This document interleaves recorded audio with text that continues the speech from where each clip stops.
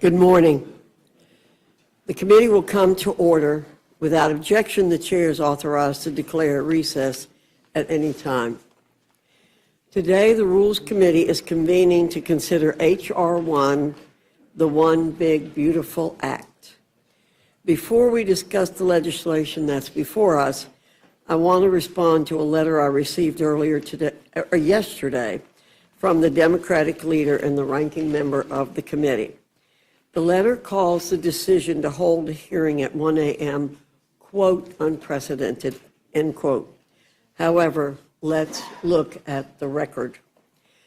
In the 110th Congress, Democrats held a meeting beginning at precisely the same time, 1 a.m., on August 2007, on the Children's Health and Protection Act. I was there. When this was discussed on the floor yesterday, Mr. McGovern responded that this was decades ago. However, we've looked back and observed that you did indeed convene a hearing at 1:30 a.m. only a short time ago in 2022.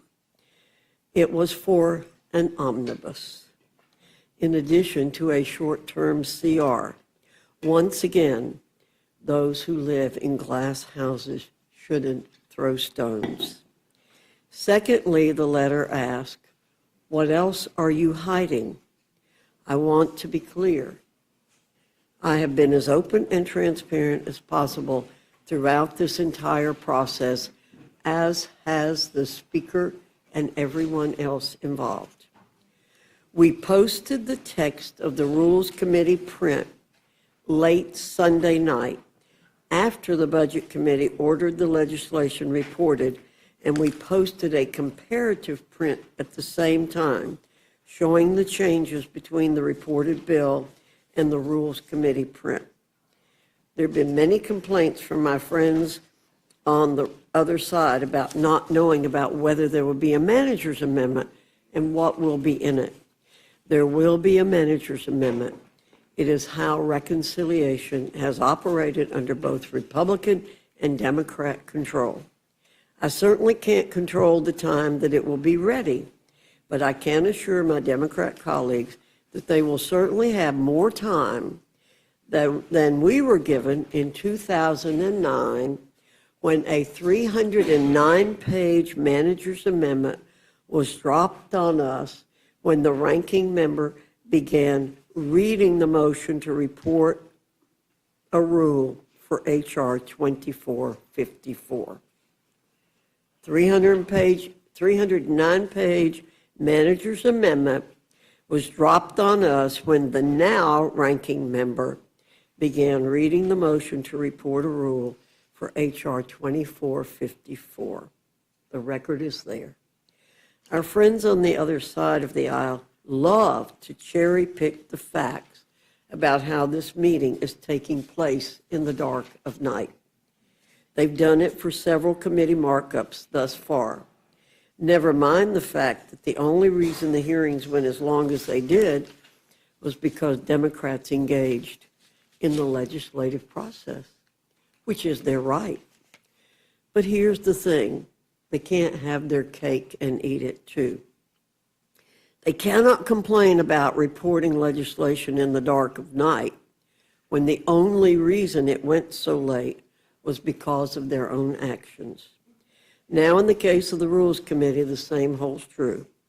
The Rules Committee has a long tradition of meeting late into the evening and reporting legislation long after most of America has gone to bed. It is our duty to advance the agenda of the House of Representatives, the People's House. Let's roll the clocks back to when Democrats held the majority in the 110th and 111th Congress. They reported legislation out of the Rules Committee well into the twilight hours. I know of what I speak. I was on the Rules Committee then. For example, HRes 587, 3:47 a.m., HRes 481, 2:09 a.m., HRes 597, 3:43 a.m., H-Res 903, 2:25 a.m., and H-Res 445 in the 116th Congress, 12:20 a.m. I do not think there's anything wrong with this. It is how the committee has operated when necessary. It has occurred under Democrat and Republican control.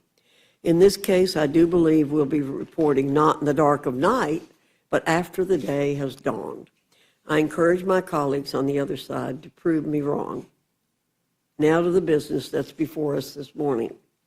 There'll be a lot of commentary from our friends across the aisle about what is not within this legislation.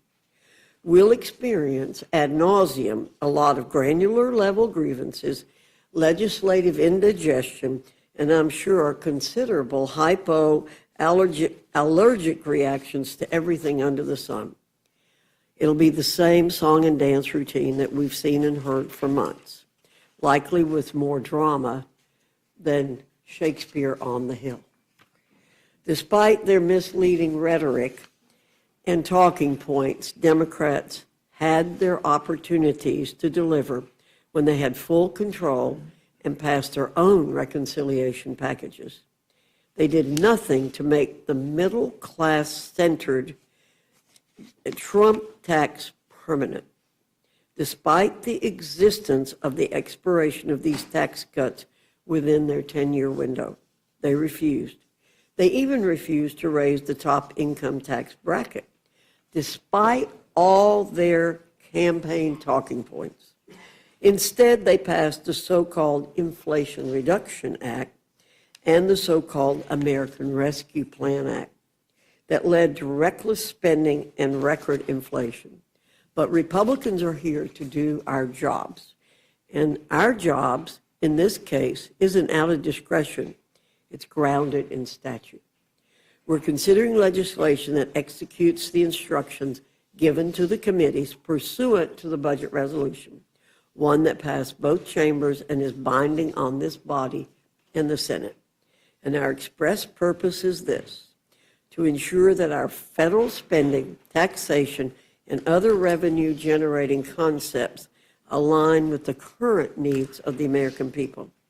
The American people and this government, by extension, cannot afford inaction. Americans need this legislation to ensure our economic survival and the sustainability of this Republican government. Americans cannot afford the largest tax hike in our nation's history.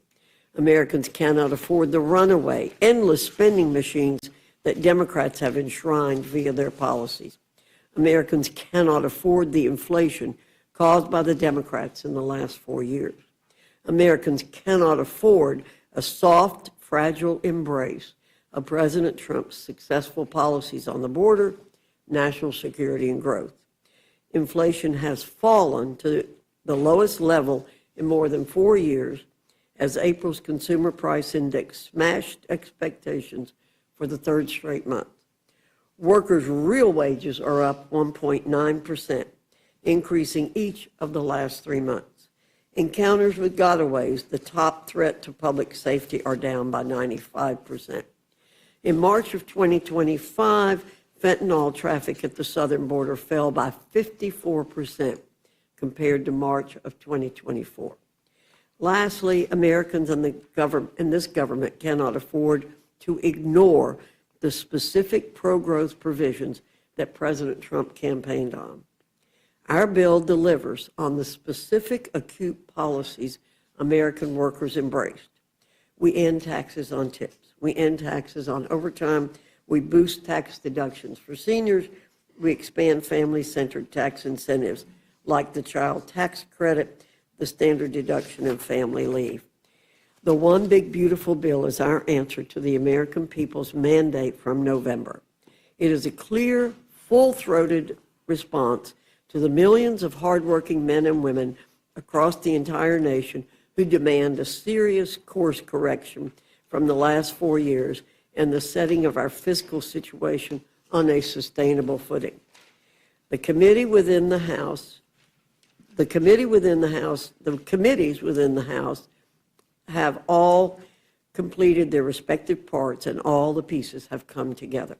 I commend all the committees, chairmen, members, and staff who worked for months, often well into the night and early hours of the morning, to craft the One Big Beautiful Bill Act. We're here to finish the job and ship this legislation to the House floor. With that, I look forward to the discussion. I now yield to the ranking member, Mr. McGovern, for any comments he wishes to make. Well, that's a lot to digest. Thank you. Madam Chair, before we get into the substance here, I've got a simple question. What the hell are Republicans so afraid of? What the hell are you so scared of that you guys are holding this hearing at 1 o'clock in the morning? It's a simple question that speaks to the heart of what's going on here, and one that I'm going to keep on asking. If Republicans are so proud of what is in this bill, then why are you trying to ram it through in the dead of night? If you guys are so proud to kick 14 million people off Medicaid, if you guys are so proud to rip food assistance out of the refrigerators of moms and dads and their kids, if you guys are so proud of shutting down rural hospitals and hurting our farmers, if you guys really think these are such great, awesome, beautiful things to do, like Trump keeps saying, then why not hold this hearing at 1 p.m. and not 1 a.m.? Why not debate this bill in prime time when most of the American people can watch?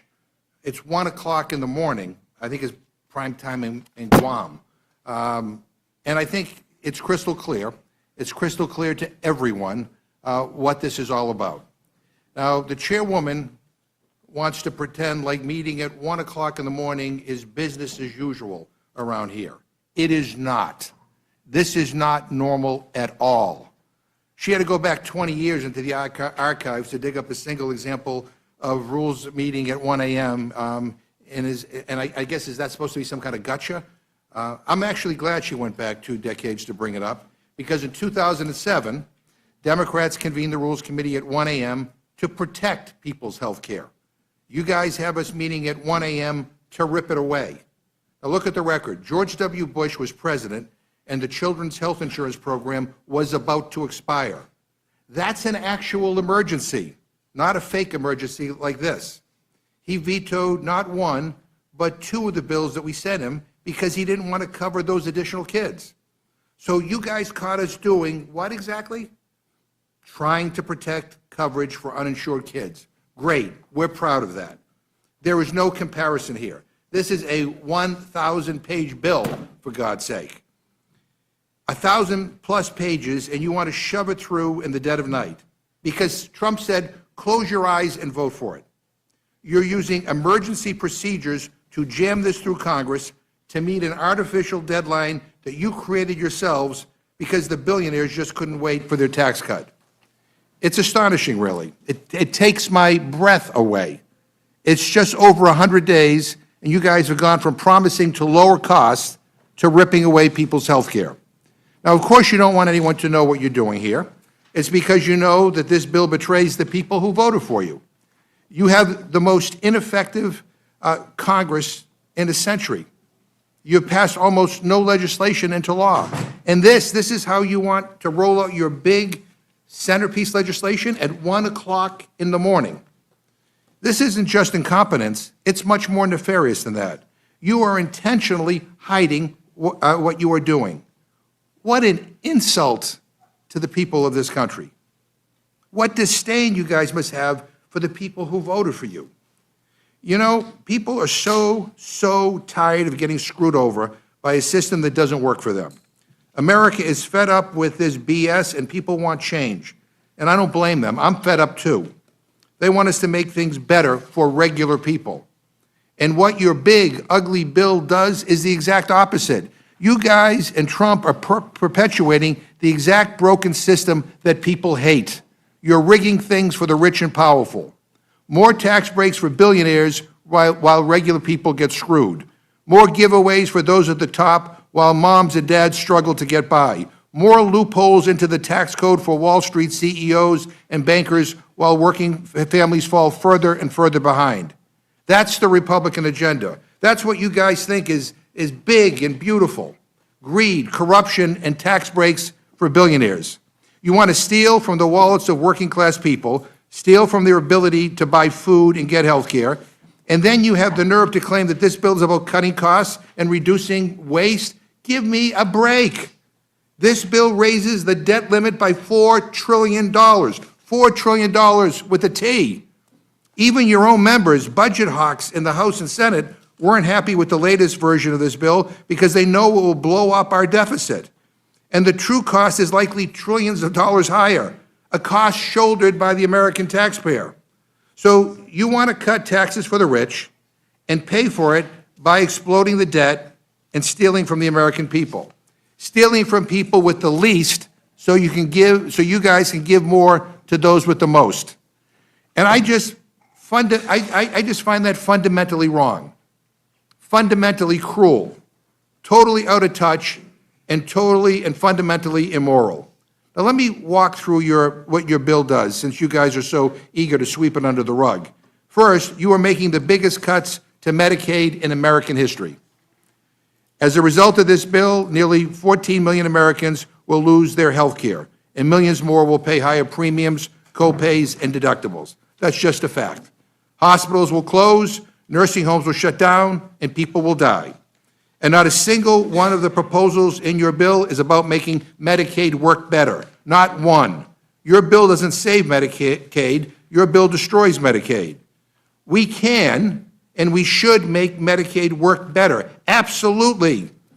Instead, your bill creates more red tape, more hurdles, and kicks struggling people off their health insurance. Now, who asked for this garbage? I mean, more red tape? Oh, boy.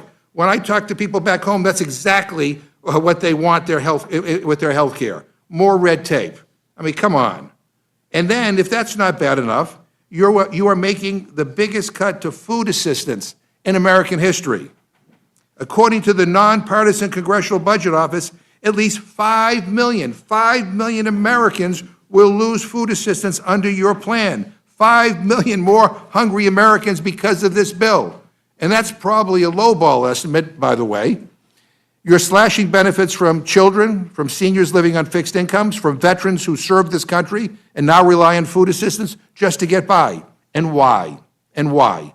So that the top 0.1%, people making over $3.5 million a year, can pocket $314,000 a year in new tax giveaways. I mean, you are literally taking food off kids' plates to buy Elon Musk another yacht. I guess he's getting a good return on his campaign donations, but I just find this whole thing disgusting. And look, at the end of the day, this is simple. It is simple. It's about whose side you're on. You guys wrote this bill for the top 0.1%. You wrote it for the billion-dollar corporations who offshore jobs and dodge taxes. You wrote it for the big oil and big pharma CEOs who rip people off. You wrote it for the rich and famous, for the people who never, ever have to worry about where their next meal is coming from or how to take care of their elderly parents. So you guys picked a side, okay? You picked the billionaires. I get it. You want to betray the people who voted for you. You want to sell them out because Trump told you to. But guess what? Democrats are picking a side too. And we are siding with the vast, vast, vast majority of Americans who you are going to screw over with this bill. We are siding with the 14 million parents and grandparents who are going to get kicked off health care if this monstrosity passes. We're siding with struggling families who are already having a hard time buying groceries, and the farmers whose incomes will drop because you're gutting the nutrition programs that create demand for the food that they grow, and the rural grocery stores that they support, and the nurses who will lose their jobs when you start closing down rural hospitals. That's who we're siding with, and that's who we choose to fight for. Now, I've seen a lot in my time in Congress. I've seen my fair share of bad bills, but this takes the cake. This is not policy. This is theft. It is a direct transfer of wealth from the working and middle class to the ultra-wealthy, and it's being done on purpose and under the cover of night. Republicans have had every opportunity to make life better for the American people. You guys have a unified Republican government. You have the House. You have the Senate. You have the White House. You could have invested in housing, in child care, in clean energy, in community health. You could have closed tax loopholes and make sure that billionaires pay what they owe. Instead, you chose to side with those at the top. You chose to line the pockets of your rich donors, and the health and security of regular people be damned. This is not a governing philosophy. It is a scam. It is a scam. A scam. And I wasn't sent here to vote for trash like this. For the life of me, I cannot understand why you were doing this. Why the hell did you choose a career of public service just to do this? Just to rip away the health care and food assistance and security of working and middle-class Americans? Is that really what you came here to do? I don't understand this. I don't understand the cruelty. And let me say this to every Republican member who votes for this. You own it. You own it. You own every hospital that closes, every child that goes to bed hungry, every senior who loses care, and every American family forced to choose between groceries and rent, between their heating bill and their child care, between their kid's birthday party and their parents' long-term care. So you guys can force us to debate this bill in the dead of night. You can do it while the country sleeps. But the American people will wake up tomorrow morning, and I guarantee you they will wake up to how terrible your agenda is. They will remember this moment. They will remember who stood with the billionaires and who stood with them. We will make sure they remember, and I'll be damned if we let this pass quietly. I'm going to fight like hell, and I know I won't be alone. This is a farce, an outrageous insult to the people of this country to bring up a 1,000-page bill at 1 o'clock in the morning, a bill that's still being written, by the way, by Republicans as we speak, in a back room somewhere, for God's sake. And then to try to jam it through Congress in the middle of the night when nobody is watching is just unbelievably cynical. This is why people hate Washington. So if you guys think this ugly bill is so damn beautiful, like Trump keeps saying, you should have the courage to debate it in prime time. Madam Chair, we should reconvene at a reasonable hour and debate your bill in full view of the American people, not in the middle of the night like cowards. And for that reason, I move that the Rules Committee do now adjourn. The gentleman, the question is on the motion to adjourn. All those in favor say aye. Aye. All those opposed say no. No. In the opinion of the chair, the noes have it. As for a roll call, Madam Chair. The gentleman has asked for a roll call vote. The clerk will call the roll.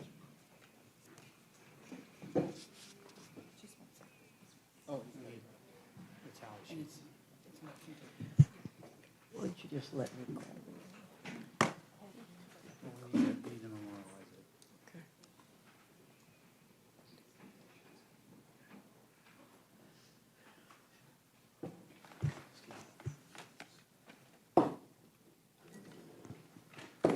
Ms. Fishbach? No. Ms. Fishbach, no. Mr. Norman? No. Mr. Norman, no. Mr. Roy? No. Mr. Roy, no. Mrs. Houchin? No. Mrs. Houchin, no. Mr. Langworthy? No. Mr. Langworthy, no. Mr. Scott? No. Mr. Scott, no. Mr. Jack? No. Mr. Jack, no. Mr. McGovern? Aye. Mr. McGovern, aye. Ms. Scanlon? Aye. Ms. Scanlon, aye. Mr. Neguse? Aye. Mr. Neguse, aye. Ms. Legge-Fernandez? Aye. Ms. Legge-Fernandez, aye. Mr. Griffith? No. Mr. Griffith, no. Madam Chair? No. Madam Chair, no. Clerk will report the tally. 4 yeas, 9 nays. The noes have it. We will move on. Without objection, any prepared statements that our witnesses may have will be included in the record. I now welcome our first panel, Chairman Rogers and Representative Smith from the Committee on Armed Services, Chairman Arrington and Representative Boyle from the Committee on the Budget, Chairman Hill and Representative Waters from the Committee on Financial Services, and Chairman Comer and Representative Lynch. There he is. Chairman Lynch from the Committee on Oversight and Government Reform. Your full statements will be submitted.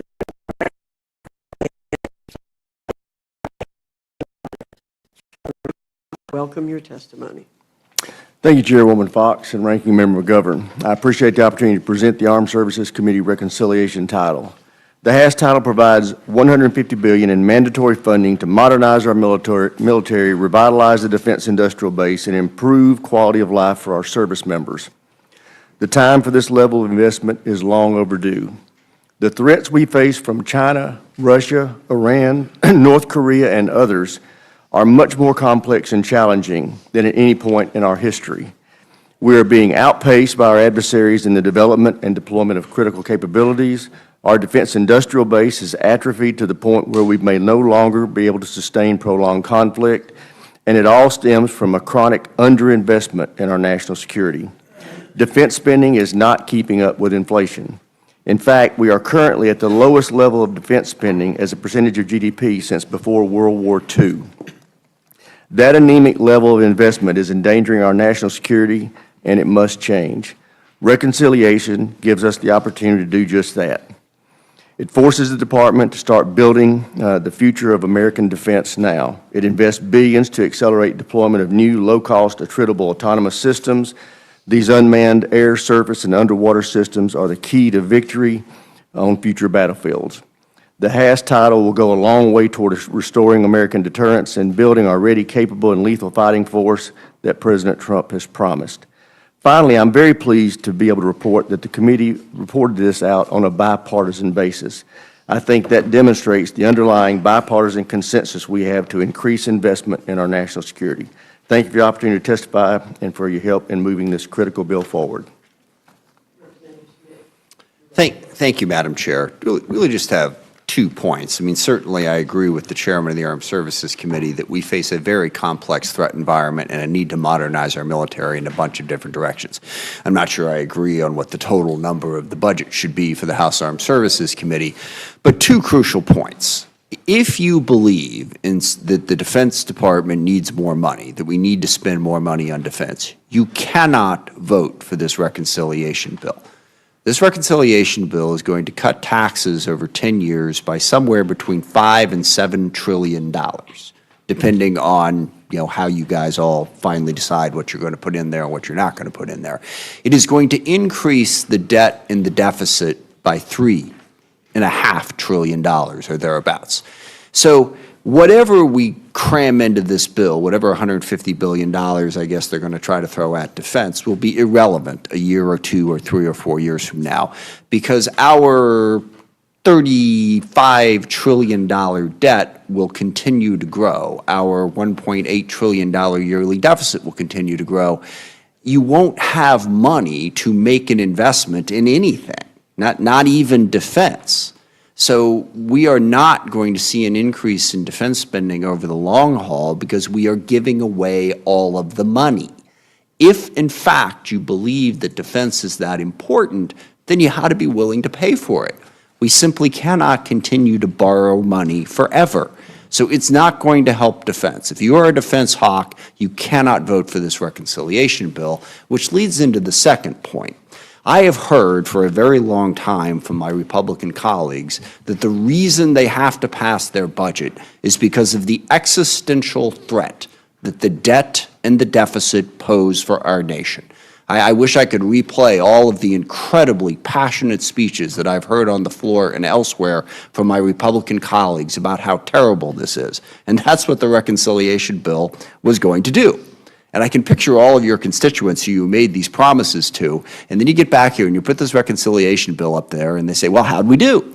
How'd we do on getting the debt down? Well, it's difficult, it's complicated, but we actually added $3 trillion to it. So the budget hawks in the Republican conference, are you going to stand up tomorrow and say we were lying to you? We never really meant it? It's just ridiculous that you would consider passing a reconciliation bill that's going to add $3 trillion to the debt after, my gosh, the speeches I heard would have made you think that not getting the debt under control was going to kill us all in like a year. So this reconciliation bill is an utter disaster for the country for a lot of the reasons. I associate myself with many of the remarks that Mr. McGovern made on all the things that are being cut. But if you care about defense and you care about the debt, how in the hell can you vote for this? I look forward to someone making that argument at some point. So I hope that the Republicans who care about the debt and care about defense will vote this bill down. And with that, I yield back. Thank you, Mr. Smith. Chairman Hill, you're recognized.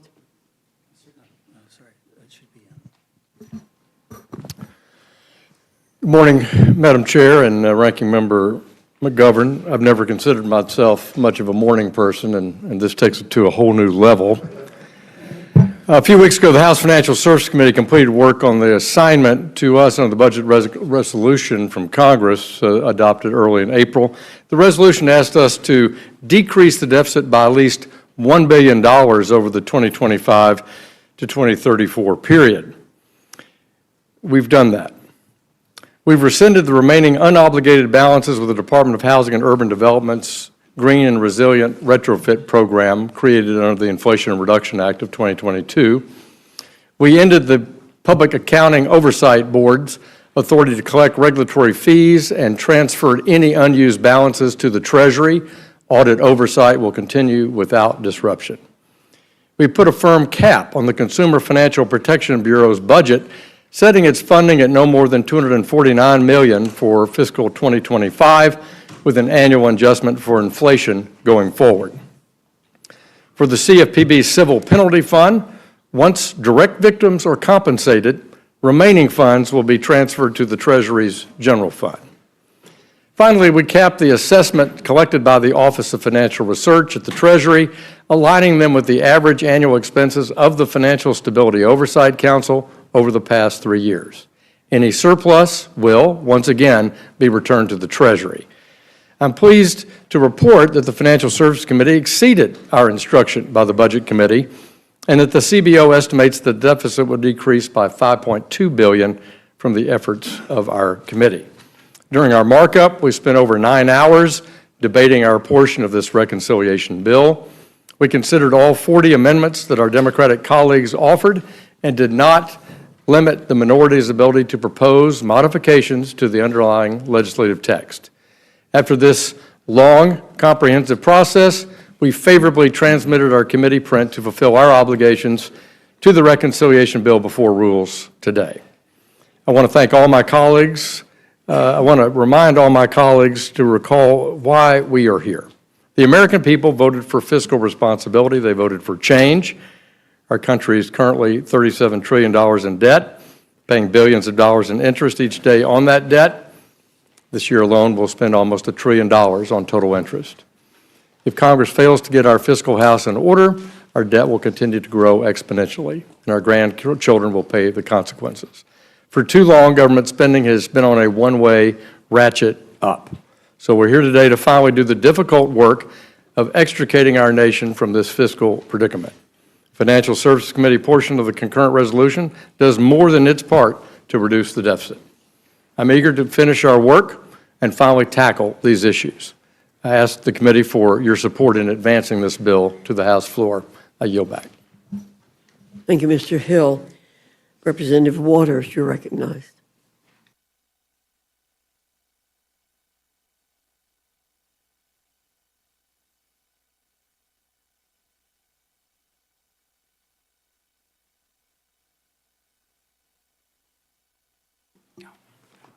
Well, I can't let that not be heard. Well, here we are. Republicans have dragged us here in the dead of the night under the guise of having a productive hearing about the GOP tax scam bill. But the truth is that Republicans couldn't care less about how bad this bill is. They're going to sit here and ignore every single thing that I and my Democratic colleagues have to say about this bill and how it will harm hard-working American families. And it's all because they are afraid of Donald Trump. They're so afraid of Donald Trump that they will gladly allow the American people to serve as collateral damage to the $5 trillion handout, $5 trillion handout to billionaires in this bill. They're so afraid of Donald Trump that they're okay with him getting richer while their constituents are getting poor. This isn't hyperbole. This is real life. This bill cuts programs that will literally make American families poor and make Donald Trump and his billionaire donors richer. I was there, at the Consumer Financial Protection Bureau after Trump and Elon Musk illegally attempted to shut down the Bureau. I heard from consumers about what shutting down the agency means for them. This is the very same agency that, following the 2008 financial crisis, which many of us in this room remember, was created to stop predatory financial institutions from ripping off our constituents. The same agency that has saved American families $21 billion by returning to them funds that were swindled out of them. Trump failed to shut the agency down in court, so now they're trying to soliciting the help of Republicans. This bill, this budget scheme, will slash the Bureau's budget by 70% and put the agency's crucial work, like cracking down on illegal junk fees, tackling discrimination in housing, and protecting service members and students from scams, to a grinding halt. This is all to cut taxes for billionaires like Mark Zuckerberg and Elon Musk. Republicans are also pushing to gut the Financial Stability Oversight Council and Treasury's Office of Financial Research, agencies that are designed to prevent another financial crisis like the one in 2008. They're eliminating funding for affordable housing construction despite a national homelessness crisis. I also showed up at HUD because I know the harm this will pose to families.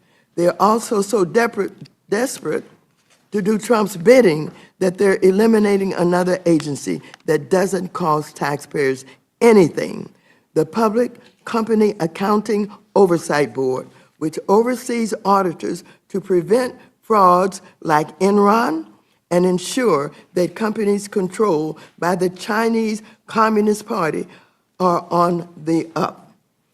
What's even more sinister about Republicans dismantling our financial institutions, that they're doing this in the middle of an economic crisis. Our economy is falling behind Europe, China, and Canada. Americans are so economically anxious that they're holding off on starting a family and buying a home. The so-called pro-family party is making it harder for Americans to have kids and ripping away the American dream of home ownership.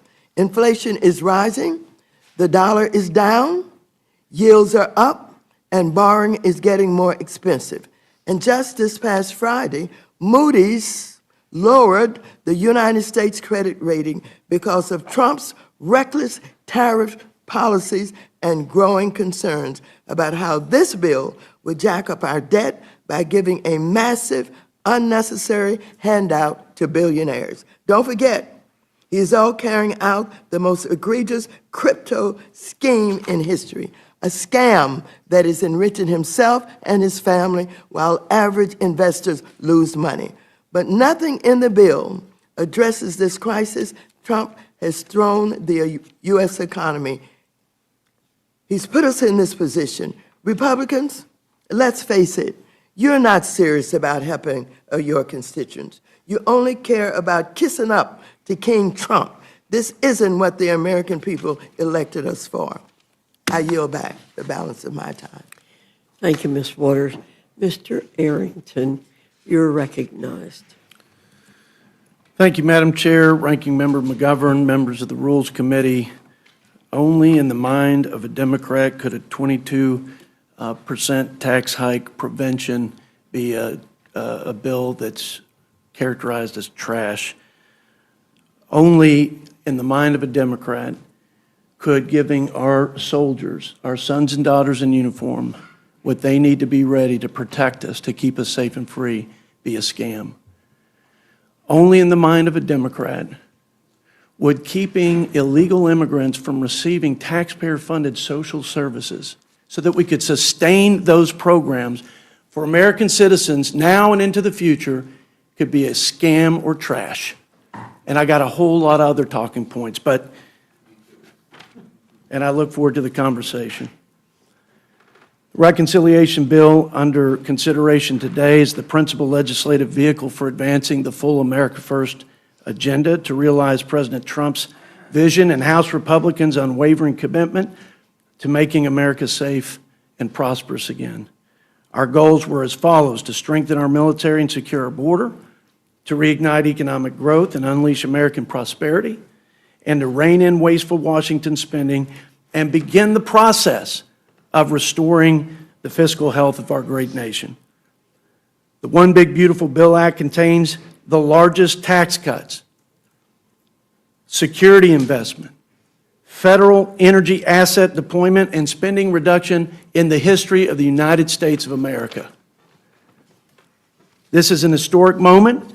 We believe it's a generational opportunity to reclaim the American promise, to renew the American spirit, and restore America's greatness. The American people gave President Trump a mandate and unified Republican leadership in Congress to reverse course on the failed policies of the last 4 years. Their message to Washington, Madam Chair, I believe was crystal clear. They want competent leaders, common sense policies, and a commitment from everybody in this room, all of the lawmakers and leaders of our great country, to be committed to putting America and Americans first. Let's give the voters what they got, what they asked for today. I yield back. Thank you, Mr. Arrington. Mr. Boyle, you're recognized. Thank you, Madam Chair, and thank you, Ranking Member, and thank you to all the members who go above and beyond by serving on the Rules Committee. When I was a teen, my late mother would often say, "Nothing good happens after midnight." Now I know what she meant. This big bill for billionaires will truly hurt working Americans. Let me highlight some of the major points.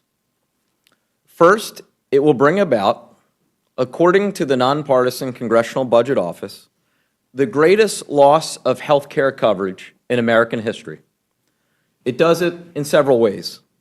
First, by providing and instituting the biggest cut to Medicaid in American history. Second, by launching devastating cuts to Obamacare. Those two combined will result in a loss of health care for about 14 million Americans. But that's not all. Just tonight, a few hours ago, the bombshell came out. The nonpartisan CBO's official numbers show this bill will bring about an over $500 billion cut to Medicare, one of the largest cuts to Medicare since the program was created in 1965. So the largest cut to Medicaid in American history, devastating cuts to the Affordable Care Act, and one of the largest cuts to Medicare in American history. And why? To help subsidize tax cuts that mostly go to the top 1%. And of course, those cuts I highlighted to healthcare aren't the only cuts that are in here. We also have included the largest cuts to nutrition assistance and food programs in American history, cuts to all sorts of education programs, and the list goes on and on and on. And does that, in the end, mean most working Americans will be better off? No, because also out from CBO just tonight are the distributional effects of this bill. It's in its entirety. And what does it show? The bottom 10% of Americans will actually be poorer as a result of this bill, with the biggest benefit going to the top 1% of Americans. What is also quite clear is that this bill is not entirely paid for. Even after all of those cuts to Medicaid, all of those cuts to Medicare, all of those cuts to the Affordable Care Act and nutrition assistance and on, they don't come close to paying for the cost of the tax cuts. So how is the rest paid for? It isn't. Just tacking on more and more to our national debt. No wonder just on Friday evening, Moody's delivered the third credit downgrade this nation has ever received. This is truly, I think all sides will agree with this, a significant piece of legislation. Frankly, I think one of the most consequential in our lifetimes. Sadly, though, I believe the consequences for my constituents, and most working Americans will be absolutely devastating. I urge you to reject it. With that, I yield back. Thank you, Mr. Boyle. Chairman Comer, you're recognized. Thank you, Dr. Fox and Ranking Member McGovern. Today, I'm here to talk about a generational opportunity to realize reforms that address the budget deficit. The provisions proposed by the Committee on Oversight and Government Reform in Title IX of this bill are part of President Trump's larger effort to improve the fiscal health of the federal government. Last November, Democrats offered to provide more of the same, but the American people instead elected President Trump to a historic second term on promises to change Washington, D.C. The deficit reductions in Title IX of the reconciliation package codify part of the President's vision for enacting his agenda and achieving significant taxpayer savings. Congressional procedure, precedent, and tradition too often contribute to an ever-expanding federal government. Meanwhile, too little is done to shrink the administrative state and make the federal bureaucracy more efficient. The budget reconciliation process provides a rare opportunity to reverse that trajectory. Fundamentally, Congress instructed the Committee on Oversight and Government Reform to advance policies that reduce the federal deficit by at least $50 billion.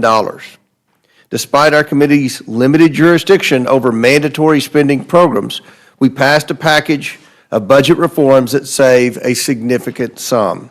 We are in a fiscal crisis. The reforms we moved out of the Oversight Committee met the moment in terms of addressing that fiscal crisis. We did the job we needed to do on behalf of the American taxpayers and future generations. The simple truth is that federal employee retirement benefits significantly outpace those of the private sector. To this point, the Congressional Budget Office issued an April 2024 report that I requested, stating that, quote, benefits for federal workers cost 43% more per hour worked on average than benefits for private sector workers, end quote. CBO stated further that, quote, benefits also constituted a larger share of total compensation for federal workers than for workers in the private sector, end quote. Most of the costs associated with these benefits are funded by hardworking taxpayers in the private sector and federal borrowing. I understand that our conference includes members that represent different constituencies. I support leadership's work to combine our package with the provisions reported by other committees into one bill that can gain the support of our conference. And I thank my colleagues for working with leadership to represent their constituents and reach an agreement on a package that advances significant budget-saving reforms. I fully support our collective efforts to advance a package that works for the House and supports President Trump's agenda. Title IX of the legislation before us today advances most of the Oversight Committee's important budgetary reforms. These reforms will save taxpayers money while protecting current retirees, as well as law enforcement officers, border patrol officers, air traffic controllers, nuclear material couriers, and firefighters who serve a clear public interest and typically have shortened federal careers due to mandatory retirement rules and early retirement incentives. Taken together, the reforms now being considered in Title IX will reduce the deficit and move us toward the more accountable federal government and the American people demand and deserve. I ask the Rules Committee to promptly advance this legislation for consideration by the House, and I welcome the committee's questions. I yield back. Thank you, Chairman Comer. Representative Lynch, you're recognized. Thank you, Madam Chair, and Ranking Member.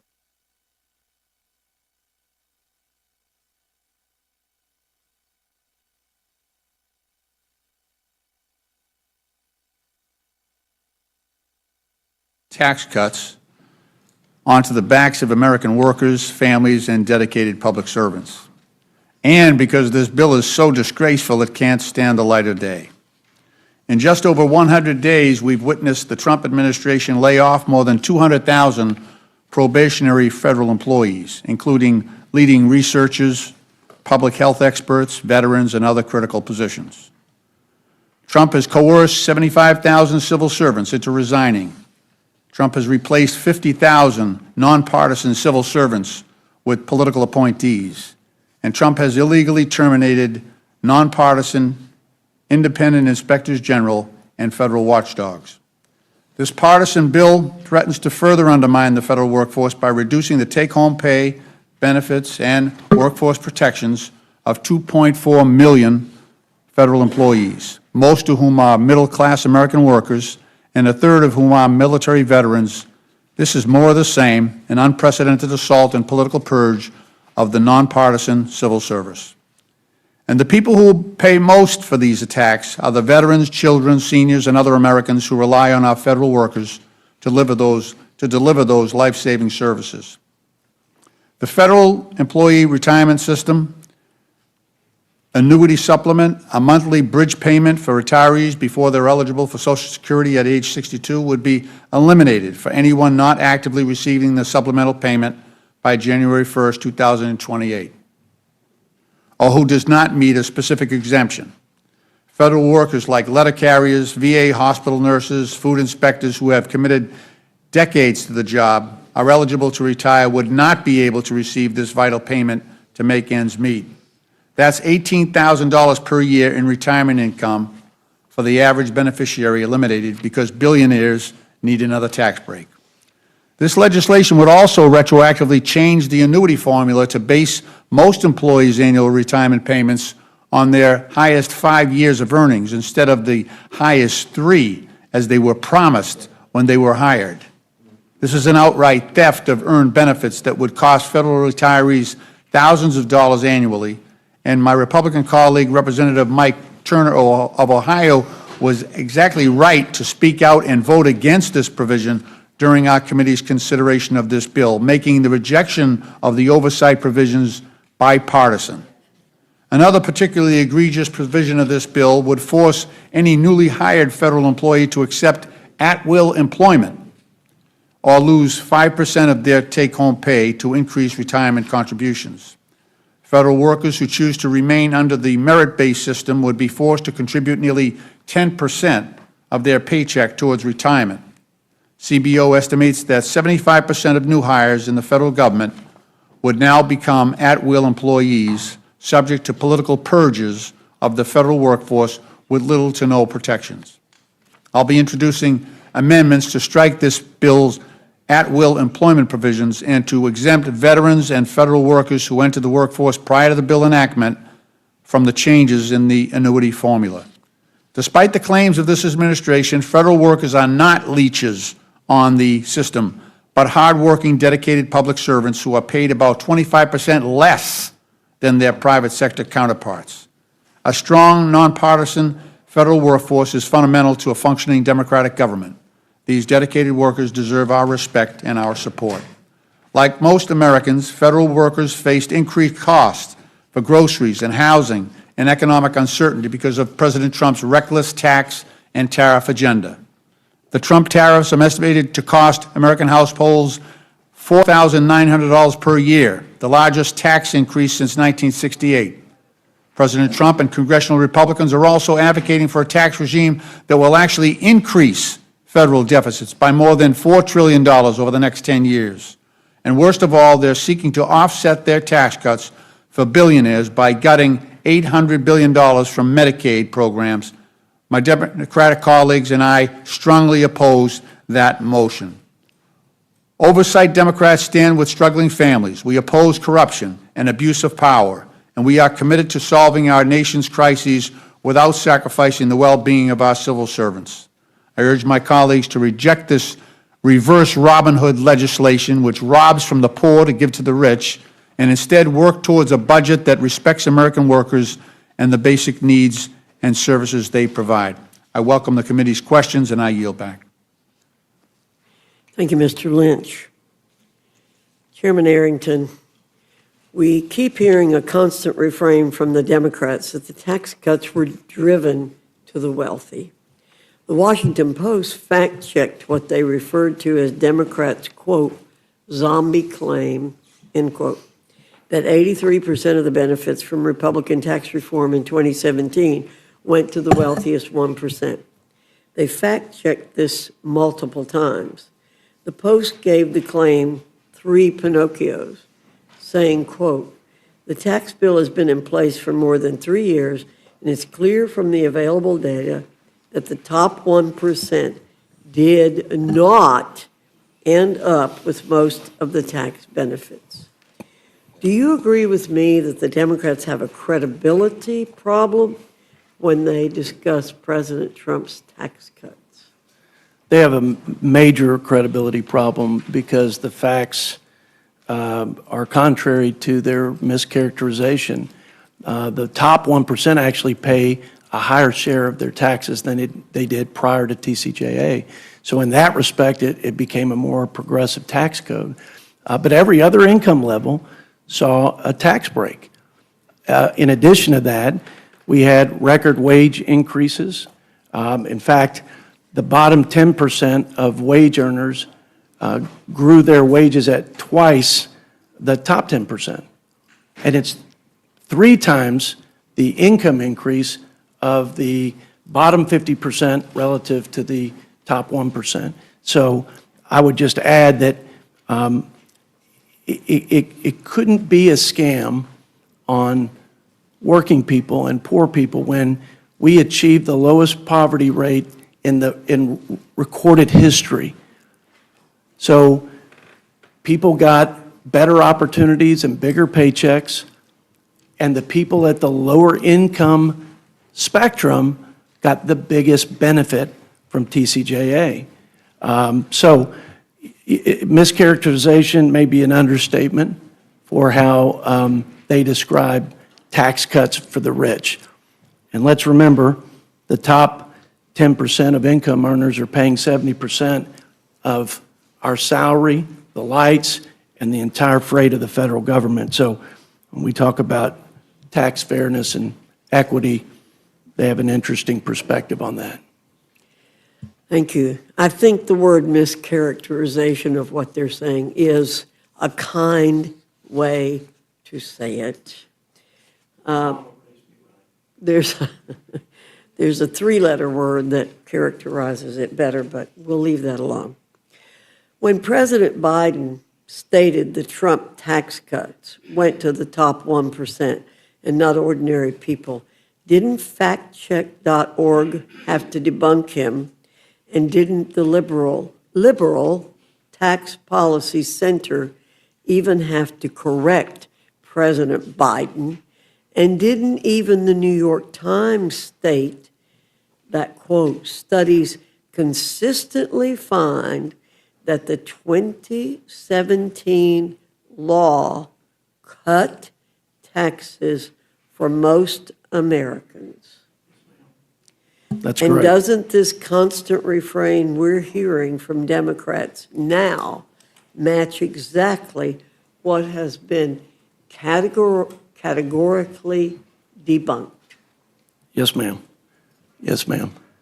And nobody knows that better than the average family of 4 who saw about a $5,000 increase in their take-home pay because of their tax relief, which was almost the opposite effect of the inflation tax they paid over the last 3 or 4 years. Thank you very much, Mr. McGovern. I think what you're talking about is not what we're talking about here today. We're talking about the Republican reconciliation package that is going to be jammed through this committee and rushed to the floor. And if I'm understanding the numbers correctly, the latest version of their tax scam, the top 0.1% stand to gain $255,000 on average in 2027 alone. That's $700 a day, every day. The people who make over $1 million a year will also get their pockets lined. On average, these millionaires will have an additional $81,500 per year, but pennies for everybody else. For those earning less than $50,000 per year, the average benefit is $265. That's less than $1 per day, and that's laughable when you begin to look at the gaps that are going to be created by these cuts in other programs. But Mr. Boyle, I have a letter here that you received along with the Democratic leader, Hakeem Jeffries, from the director of the Congressional Budget Office. And I'm looking at this chart here about who benefits from this bill. It doesn't seem to match what Chairwoman Fox and Mr. Arrington are just talking about right now. You want to comment on this? What that chart shows, and by the way, not That's not my chart. Yeah, I know. That's not your chart. CBOs. That is the official scorekeeper's chart, the nonpartisan Congressional Budget Office. And if you can show that chart again, what it shows is the poor get poorer while the rich get richer. And so let me quote again from the CBO, specifically their numbers. For people in the bottom 10%, they will experience a 4% loss of household wealth. Meanwhile, for people in the top 10%, they will see their household resources increase by 2%. It is as simple as that.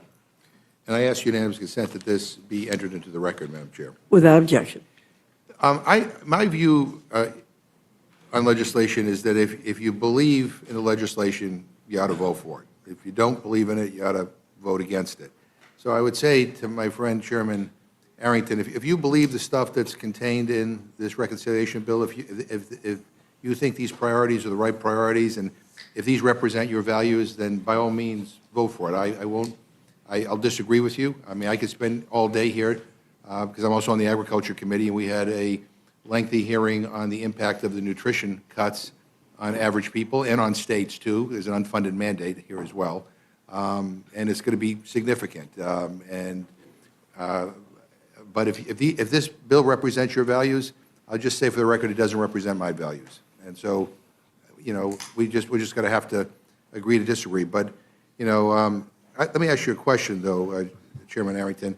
I mean, this is the Rules Committee print of what we're talking about. Is this Rules Committee print in front of us, is this the final version of the bill, or a change is going to be made?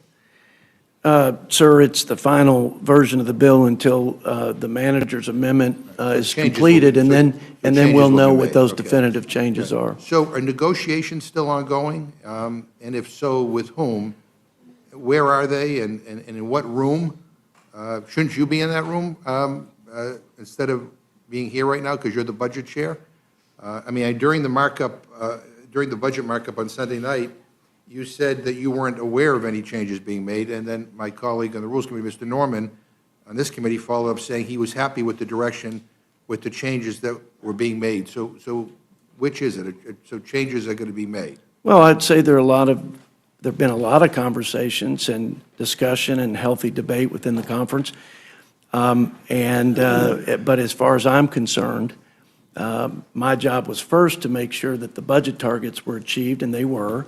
So we had a balanced budget reconciliation bill. That was our job to affirm that in the Budget Committee. As to what changes, I don't know of any definitive changes until I see it on paper. Lots of things change, as you know, in this process. But in the Budget Committee markup, you said that we would have an official score from the nonpartisan budget experts at CBO before we vote on this bill. And when will we get that score?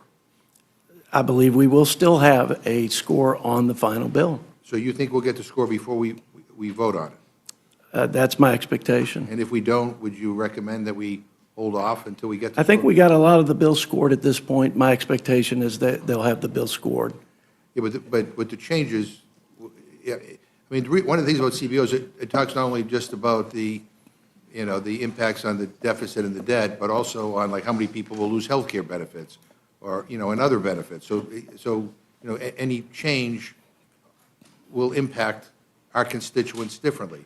And so I guess I just want to, do you think it's okay for us to vote on this bill without knowing how much it will cost the American taxpayer or how many people will get kicked off of their health care? And, if you're saying we should absolutely have a final CBO score before we vote on this, I could live with that. I just don't, I want to make sure I'm understanding what you're committing to or not committing to. I'm committing, my expectation is they'll have all the scores, Mr. McGovern, but I think they know the various machinations and what that will do to ensure a certain number of people who receive, for example, Medicaid, who are in this country illegally under the policies of President Biden, and what that will change when we put prohibitions against taxpayer funded services And going to be clear, illegal. I'm not looking for a prediction. I'm looking for kind of certainty about Yeah, what we sure. will be. Mr. Boyle, as you know, statutory pay-go, which stands for pay-as-you-go, is a law that requires tax cuts and spending increases to be offset, meaning that they do not add to the deficit. If at the end of the year, congressional legislation collectively violates pay-go, those deficit effects trigger across-the-board cuts to programs like Medicare. Does this bill trigger statutory pay-go?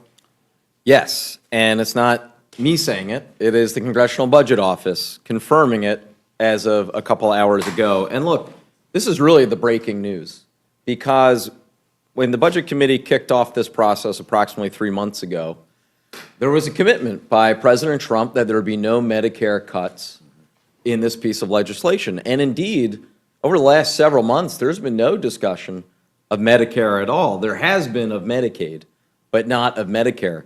Well, here we are tonight because, as you explained, because of the size of the deficits, because of the pay-go or pay-as-you-go act, that would trigger sequestration of Medicare, and it would total over $500 billion. The official figure that CBO confirms is $535 billion in cuts to Medicare. And this bill doesn't waive statutory pay-go? No, it does not. So this will have a direct impact on Medicare and the federal budget, which is, again, I think a lot of people who are, who are not following this as closely as you are probably are not aware of and will be surprised to learn about tomorrow. Chairman Hill, as you know, military service members and veterans are disproportionately targeted and endangered by financial fraudsters. And the CFPB, whose funding Republicans are aiming to cut by roughly 70%, received nearly 85,000 financial complaints from service members and veterans in 2023. And the CFPB has provided $363 million in monetary relief from enforcement actions that involve harm to service members and veterans. Our colleague from Connecticut, Mr. Himes, spoke on an amendment in your committee that would prevent funding cuts to the CFPB from harming veterans and service members. I mean, this seems like a common-sense amendment to me, yet not a single Republican spoke in favor of it. No one on your side even spoke up to explain why they were in favor of not moving this amendment forward, which, again, I think threatens the financial safety of our service members and our veterans. So at the end of the day, I mean, this amendment was voted down. So I just want to give you an opportunity to explain why cutting an agency that protects the financial well-being of our service members and our veterans is a priority in this bill. I don't quite understand it. Well, thank you, Mr. McGovern. The plan that Republicans advanced in this reconciliation plan was to save mandatory spending, and it's our judgment, going back and looking at the history of the CFPB since its inception in the Dodd-Frank Act, that it could continue its core function and meet its statutory obligations at a 5% cap of the Federal Reserve's budget, which would be about $249 million this year, and that it could meet all of its statutory obligations in meeting what Dodd-Frank directed them to do, which is for large financial institutions and non-banking companies comply with consumer compliance, and we believe they can do that. Yeah, I mean, I'm hearing great concern about the impacts of these cuts, and what I worry about in a number of areas with regard to this bill is that cuts are being made not necessarily on the merits, but just because cuts have to be made. Ranking Member Waters, the CFPB has returned $21 billion to consumers over the last 14 years. If Congress proceeds to slash 70% of the CFPB's budget, a vital agency whose sole purpose is to protect American consumers in the financial marketplace, would the CFPB be still be able to fight for consumers and seek remediation when they are harmed with this kind of cut? Thank you very much for that question, Mr. McGovern. Absolutely not. The Consumer Financial Protection Bureau is extraordinarily important for consumers. I sat on the conference committee of the Dodd-Frank reforms when we created the Consumer Financial Protection Bureau. A lot of work had been done by Senator Warren and others. But I want you to know, prior to the Consumer Financial Protection Bureau, the consumers really had nowhere to turn. They had nowhere to really lodge their complaints. And this is very important because now, with the Consumer Financial Protection Bureau and the excellent work that has been done, they've been able to return $21 billion over 14 years to our consumers. I want you to know that our consumers, the victims, are mostly the least of these. These are people in poor communities, and not only in inner city, but in rural communities. They are the victims of everybody with a kind of a broad scheme that see them as vulnerable and target them. I want you to know, without the Consumer Financial Protection Bureau, we would not have been able to deal with the big fines that we had to do some of the largest banks in this country that were literally, in many ways, had less risk management that they should have, and all kind of errors and mistakes and fraud was taking place. And so this proposed cut of 70% literally would kill the Consumer Financial Protection Bureau. And I want you to know that even, and I'm recalling, when Mick Mulvaney was acting director of the Consumer Financial Protection Bureau, he basically said, I'm bound to execute the law as written. When he first went in, he did not request any money. And then in one quarter, he and I think one other, Kathy Kraminger, when she was there, requested almost the maximum amount in one quarter of $249 million. So this is extraordinarily important. All of us, Democrats and Republicans alike, should care about our consumers, about our voters, about the fact that they need the money that they earn. Hard-working people to put food on the table, to pay the rent, getting ripped off in so many ways and nowhere to turn would be absolutely disastrous.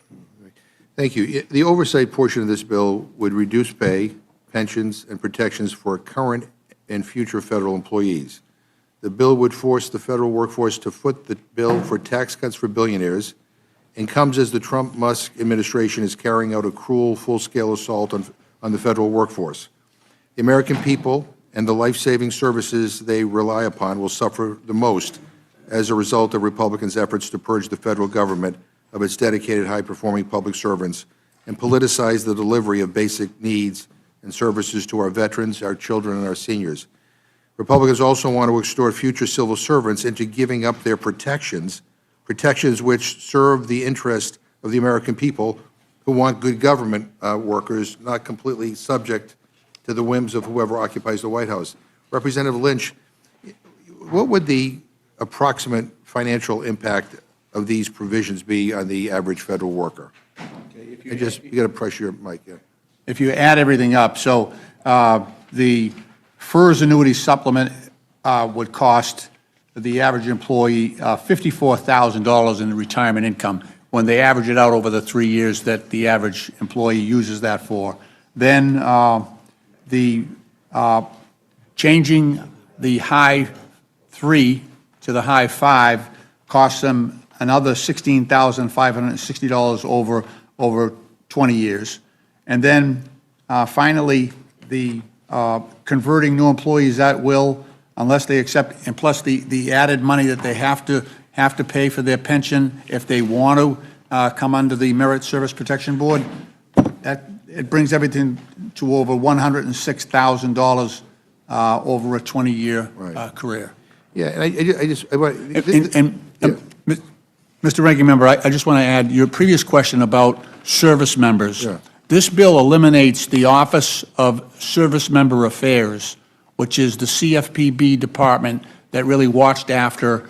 If you go to any of these Army bases, you get onto Fort Hood, outside the bases are all these money services and their short-term loans, things like that, payment systems that are exploiting these young service members and their families. That office that used to protect them is being eliminated in this bill. And what would the effect on our nation's nonpartisan civil service be of effectively extorting new hires to become at-will employees? I mean, would we see the same level of nonpartisan excellence? It would gut it. So the estimate is that 75% of our federal employees, remember, these are new people coming into the workforce, they would reject paying the extra money for their pension and instead become, they would become at-will employees. So because they have no pension at the end, they're probably going to be relying on, public assistance instead of being allowed to build a pension for themselves during their working lives. And Chairman Comer, is it correct that under this legislation, your pension contributions don't increase, but a newly hired VA nurse or Department of Defense education activity teacher who wants workplace protections from political purges would pay 5% more of their salary towards their pension than they would under the current law? Well, they would have a choice. They would have a choice. So the answer is yes, right? They would have a choice to be an at-will employee and make more money, or be a traditional Yeah. government employee, Yeah. like what you all There's something prefer. that to me is inherently wrong about all of this. I mean, we should want a federal civil service that represents the best of the best. I disagree. I think You that, you may disagree with that, that's fine. no, I But don't do. disagree with that. I think it's okay to give people a choice. Right. Give federal employees a choice. They can make decisions. The government doesn't have to make every decision for everybody, including all the government employees. Government employees can have a choice here. Right, but the incentives here are backwards, which that's the point I'm trying to make, is that I think there's an attempt by this administration, and you may agree with it, to basically politicize our federal workforce, to make everybody just say whatever the administration wants, and that's it. And I think this is about incentivizing that.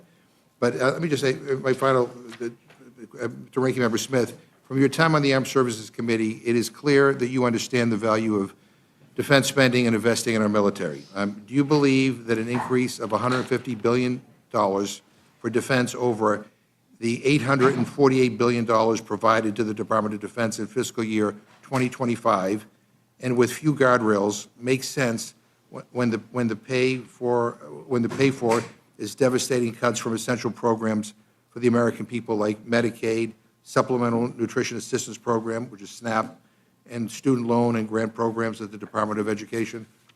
I do not, and that's why I voted against it in committee and opposed this. I mean, adding $150 billion to defense is debatable in and of itself, but where it's coming from, as I think a number of people have articulated, it's coming from all these other programs. It's also coming from just borrowing the money. And I will also say we do not yet have a national security plan from the Trump administration. We've heard that they want to cut 8% from certain aspects of it. We haven't seen what that is, so we don't know what the plan is for this $150 billion. It is spread out over 4 years, by the way, not all in the first year. And let me just add my final point here. I mean, many have expressed concerns with how Secretary Hegseth has managed the Pentagon, prioritizing loyalty over competence, decimating the military and civilian workforce, and undermining the effectiveness of the Department of Defense. Given that chaos, is now an appropriate time to gift the Department of Defense an additional $150 billion on top of the $858 billion that they already received in FY 2025?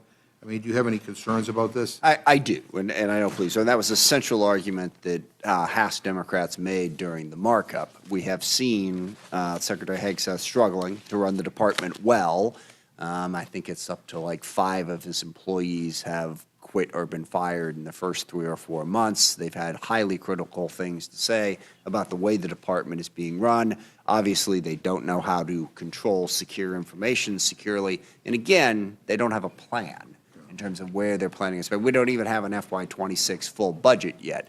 So, no, I don't think this department can be trusted with that. I want to thank all the panel for being here. Again, as I said before, this bill doesn't represent my values, and I'm going to be part of an effort to fight like hell to defeat this. This is bad for our country. I yield back. Thank you, Mr. McGovern. Mr. Scott, you're recognized. Thank you, Madam Chair. And Chairman Rogers, I'm going to come to you in just a second to talk about the investments through DOD, but I just want to make sure my understanding of the current tax law is that the top tax bracket starts for married couples filing jointly at $731,200, and that rate is 37%. Is that correct, Mr. Arrington? Yes, sir. Now, in our piece of legislation, do we reduce that 37% tax bracket for people making above that level? Do we reduce that bracket? That is the reduced bracket that we extend. It is 37% going forward, though. Yes, that's correct. It is an extension. So Yes. we're going to, the tax rate is going to be the same. That's correct. And there's a far cry from someone who's making $731,000 and someone who's a billionaire. That's And correct. so I think there's a little, as my grandfather would say on those hot summer days as we pulled in the cow pasture, a little bit of smells like money in the argument that this is billionaires when we're simply extending the bracket, and that bracket starts at $731,000 for married filing jointly. And while those people are certainly doing quite well, it's a far cry from being a billionaire.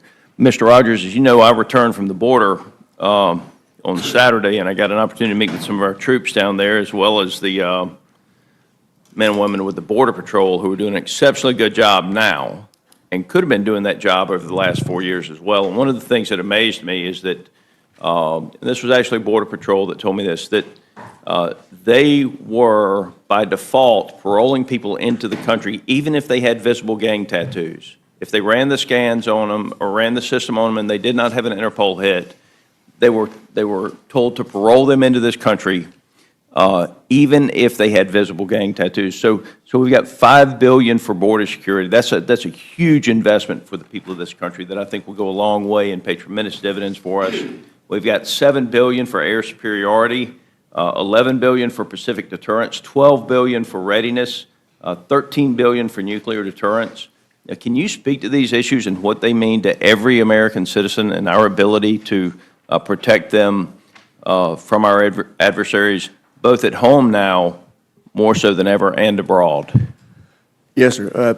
On the first issue with the border, I would make the point that every administration, going back to President Clinton, has had to send National Guardsmen to the border to supplement Border Patrol efforts. That has been a higher demand right now because of the policies of the last administration that basically opened our border for 4 years. The problem that generated for us, though, is we already are spending at the lowest level on defense that we have as a percentage of GDP since before World War II for over 80 years. So that money had to come out of Hyde. This reconciliation is going to help backfill some of the money that we've had to spend to send our guardsmen down to help secure that border. And, you know, you talked about just one leg of the triad. You know, we have a real problem with our nuclear triad, which is the most important deterrent we have to aggression in our arsenal. The Sentinel, which is going to replace the Minuteman III, the ICBMs, is way over budget, behind schedule. These are 1970s missiles that we have got to replace, and we've got to have the money to do it. This reconciliation goes a long way toward that. Our nuclear submarines, which are the most valuable element we have in the triad, we're behind on both the Virginia class and the Columbia class. This puts a lot of money toward getting them caught back up. We just have a lot of elements. You've heard about the Golden Dome, which is really a layered level of defense against attack that we have been needing for a long time. This puts $25 billion against that threat. I can go on and on. There are many threats. I really disagree with the argument that the $150 billion isn't needed. The fact is, this is just the first installment of what we need to start to get our defense back to where it should be so that we deter aggression and stay out of wars. Mr. Rogers, thank you. I want to be respectful of other people's time. There's an additional $9 billion investment for service member quality of life, $34 billion for shipbuilding, which will be a lot of jobs that we need in this country.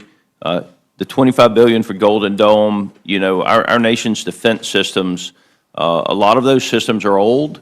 They were built to defend us from systems that are significantly slower and significantly larger than the weapons that we face today. And if we do not invest in that defense system, then I'm afraid we're putting ourselves at risk for hypersonics and other weapons that are extremely fast, extremely small. And I appreciate you, Mr. Rogers. I want to say this, Chairman Smith, it's always good to have two members who, for the most part, are able to work together. I appreciate your professionalism on the Armed Services Committee, and this is one we just respectfully disagree on. With that, Madam Chair, I yield back. Thank you, Mr. Scott. Ms. Scanlon, you're recognized. Thank you, Madam Chair, and thank you to our chairs and ranking members for joining us at this extraordinary hour. I also want to welcome our dedicated C-SPAN viewers and rules aficionados. You know who you are. For our special edition of DC After Dark. We're meeting in the dead of night so that House Republicans can try to jam through their disastrous reconciliation bill with zero transparency or scrutiny. This meeting began at 1 a.m. because our Republican colleagues know that a bill this bad can't be exposed to the light of day. 1 a.m. is when you work on bills that you want to hide from the public. Why would they want to hide this bill? This bill is going to enact the biggest cuts to Medicaid, the primary health insurance for nearly a quarter of Americans, in our nation's history. This bill is going to enact the biggest cuts to SNAP, which prevents Americans from going hungry, in our nation's history. And this bill is going to enact the biggest tax cuts for billionaires in our nation's history. Not only that, but the Congressional Budget Office has just released analysis showing that this bill is going to result in a wealth transfer, not from the rich to the poor, but from the poor to the rich. It's a bill for which there's still no agreement to guarantee its passage. That's why some of our members here aren't here right now. They're out there trying to cut some more deals with the Speaker in the White House. And these deals aren't just tweaks, but if our colleagues' tweets are to be believed, they're so significant that those deals are going to determine whether or not this bill passes at all. Although if it does pass, it's going to be a strict party line vote. So after months of debate and deliberation in the Republican caucus, certainly not bipartisan debate with Democrats, House Republicans still don't have an agreement. What have you been doing all this time, other than lying about whether or not you were going to cut Medicaid? You've had multiple member meetings, meetings with the president, committee markups that went for dozens of hours, and you still haven't ironed out disagreements. Not only is it sloppy, it's disingenuous. We're meeting in the dead of night to consider a terrible bill, and you haven't even drafted or shared some of the most critical parts of the bill. Haven't shared them with your Republican colleagues, haven't shared them with the other half of Congress, and most importantly, you haven't shared them with the American people. As the chairwoman acknowledged when she gavelled us in at 1 a.m., if Republicans are able to pass their rule tonight, it will include a magical manager's amendment that will allow them to change the bill before it goes to the House floor. A manager's amendment that none of us have seen, that we won't be able to review or debate or change. And when we do get that magical amendment, it's likely to be dozens of pages long and include significant changes to the underlying text, to make last-minute changes, changes that will move around hundreds of billions of dollars. These deserve transparency, these deserve scrutiny, and these deserve debate. As some Republicans have suggested, y'all should probably go home for the long weekend, collect yourselves, and come back to rules when you actually have an agreement. We're here in the middle of the night, of course, because the Speaker and President are trying to rush this bill through by July 4th, a timeline that doesn't seem plausible even if Republicans manage to jam their BS version of this bill through the House this week.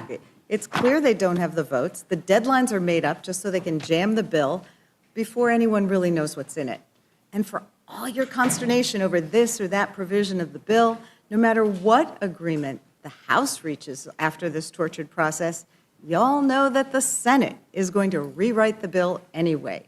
Senators, Republican senators, have said this bill is a non-starter. And in addition, since the bill has not yet been finished, we don't have a CBO score, how much this bill will cost.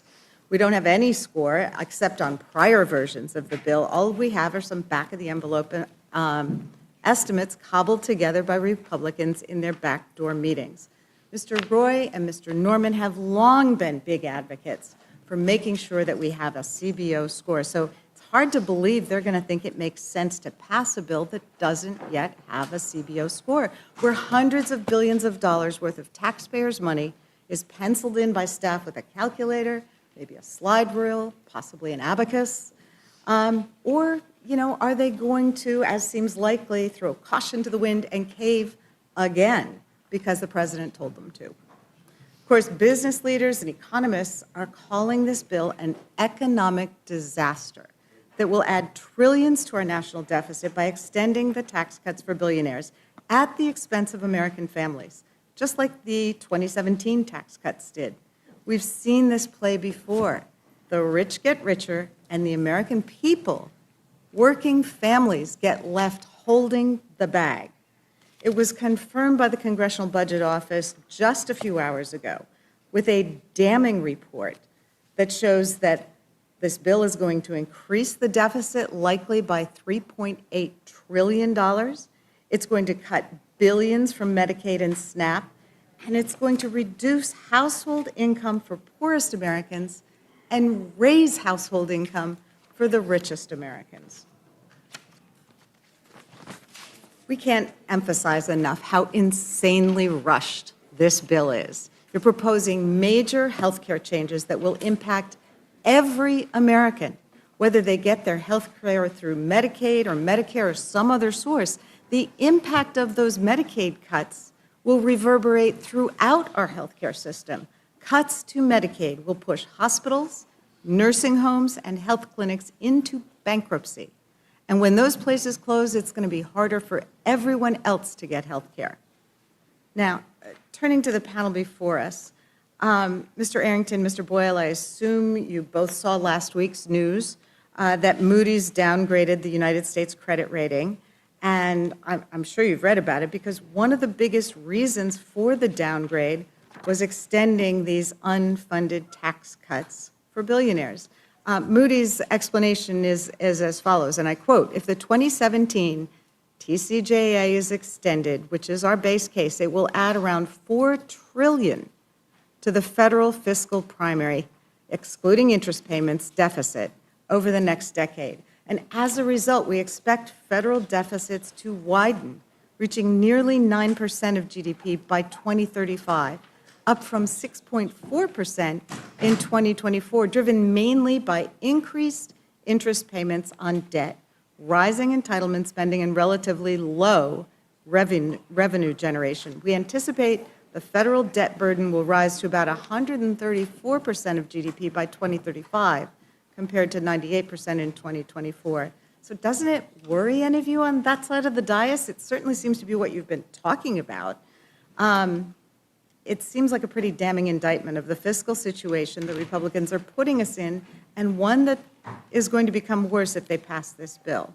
There's also this tidbit from that liberal journal, the Wall Street Journal, earlier this week. And I quote, "Investors sold U.S. government bonds and the dollar on Monday, after Moody's ratings late last week stripped the U.S. of its last AAA credit rating, citing large budget deficits and rising interest costs. Adding to the nerves about America's debt trajectory, the House Budget Committee approved a tax and spending bill Sunday that is projected to add trillions of dollars to that deficit." And another Wall Street Journal article this week was entitled "The Stark Math on the GOP Tax Plan. It doesn't cut the deficit." That article put it this way: the plan won't reduce federal budget deficits and would make America's fiscal hole deeper. While Republicans who vowed to reduce red ink say higher economic growth will fill the gap, budget analysts across the political spectrum have panned the Republican plan, warning that it worsens the U.S. fiscal picture. So there's no way around it. Your math ain't mathing. and the consequences are going to be disastrous for the entire country. Now, as we've been looking at this bill over the last few months, as it has been clear that it was going to require drastic Medicaid cuts, we do have this breaking news this evening that it's also going to impact Medicare. Mr. Boyle, this is a major revelation, and it's exactly why this bill is not ready for prime time, barely ready for the 1 a.m. time. So can you talk about how this is a backdoor cut to Medicare, which is going to cut for seniors, and what's going to happen if the bill passes? Yes, as CBO showed, because of the deficits that are baked into the Republican bill for billionaires, that would, because of something called the Pay-As-You-Go Act, or PAYGO, that would trigger sequestration of Medicare.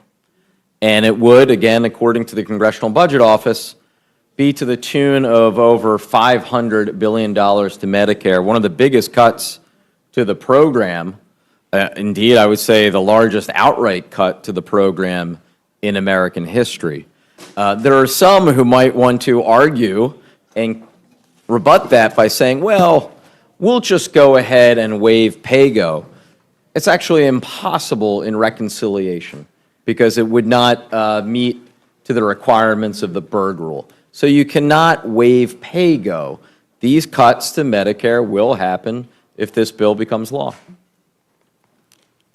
Thank you. That's obviously really concerning. Now, we've talked a little bit already about the fact that there isn't a CBO score for whatever the current version of the bill is, but we also know that there are ongoing negotiations about this bill. One of the things we've heard is that there may be an agreement on this SALT deduction, which has been so concerning to some of the Republican members. Is that agreement with respect to SALT likely to increase the deficit or decrease the deficit? Well, I mean, obviously, if the SALT cap is raised even further than what was in the bill that was voted out of Ways and Means and passed out of budget when we basically put all of the component parts into one, then basically one of two things would happen.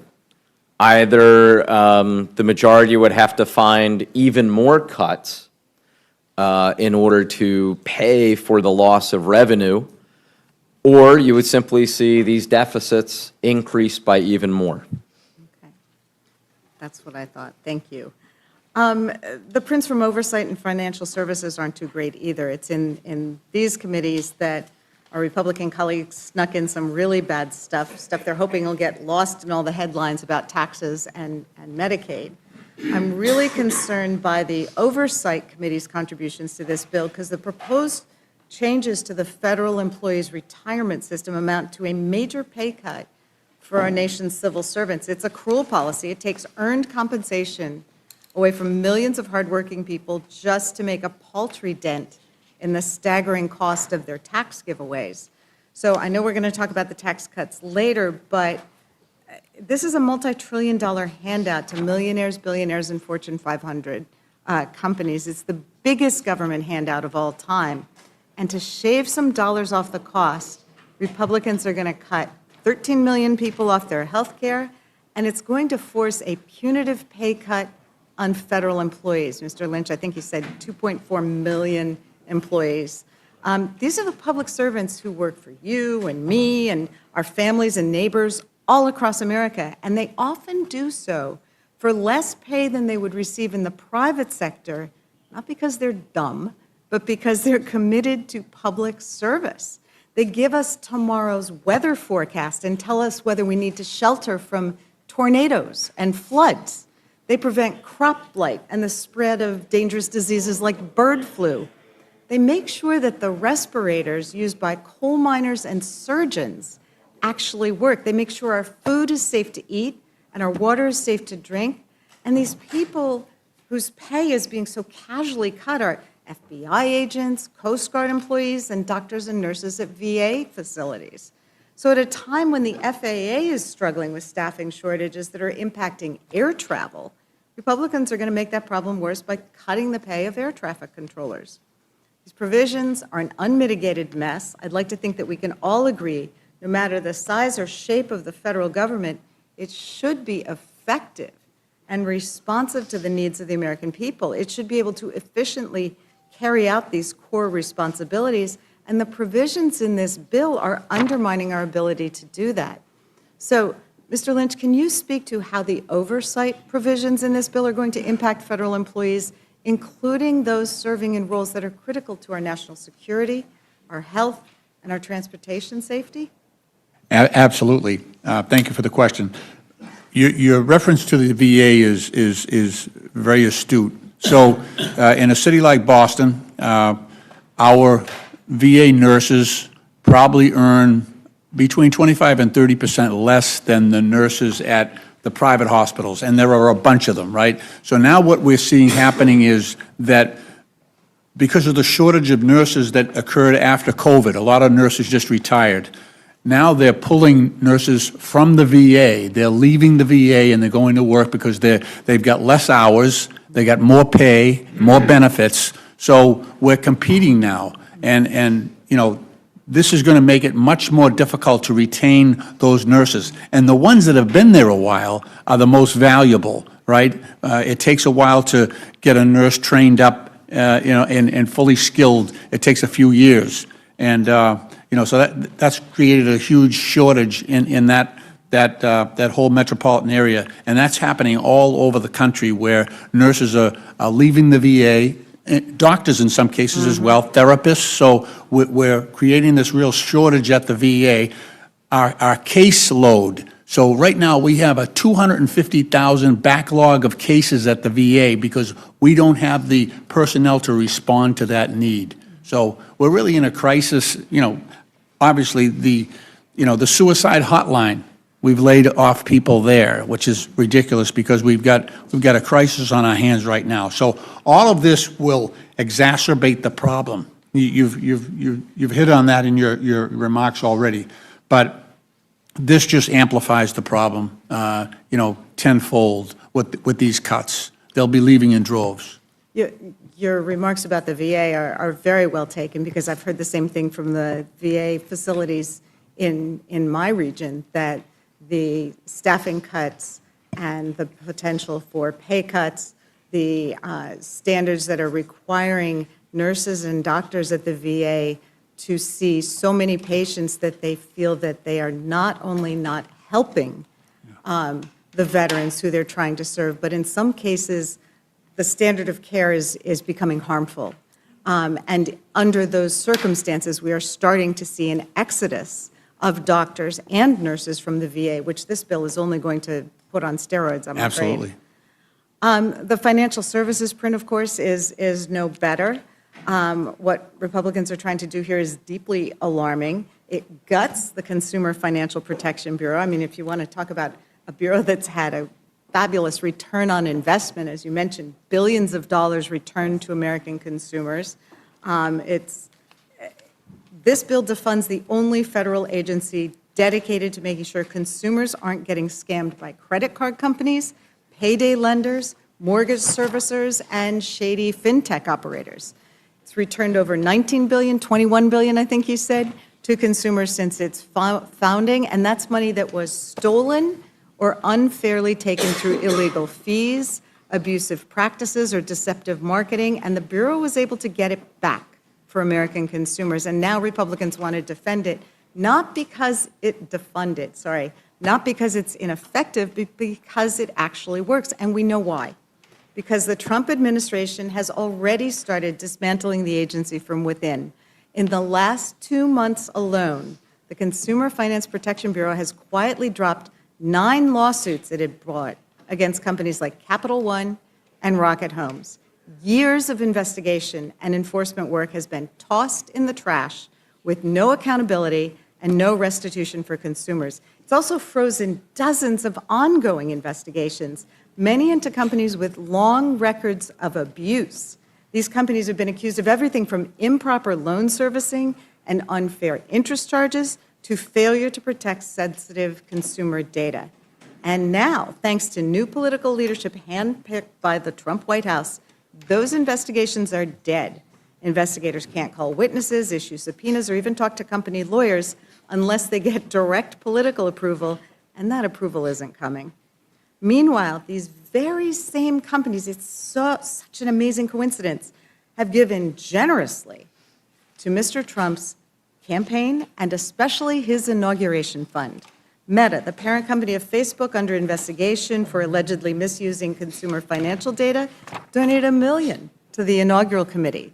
Greenlight, a fintech company accused of misleading families about debit card access, is backed by a Trump-aligned venture capital firm. And Elon Musk, whose company is launching a new mobile payments business, posted "delete the CFPB" on his social media after Trump's election. And of course, we've heard quite a bit about how much he's donated.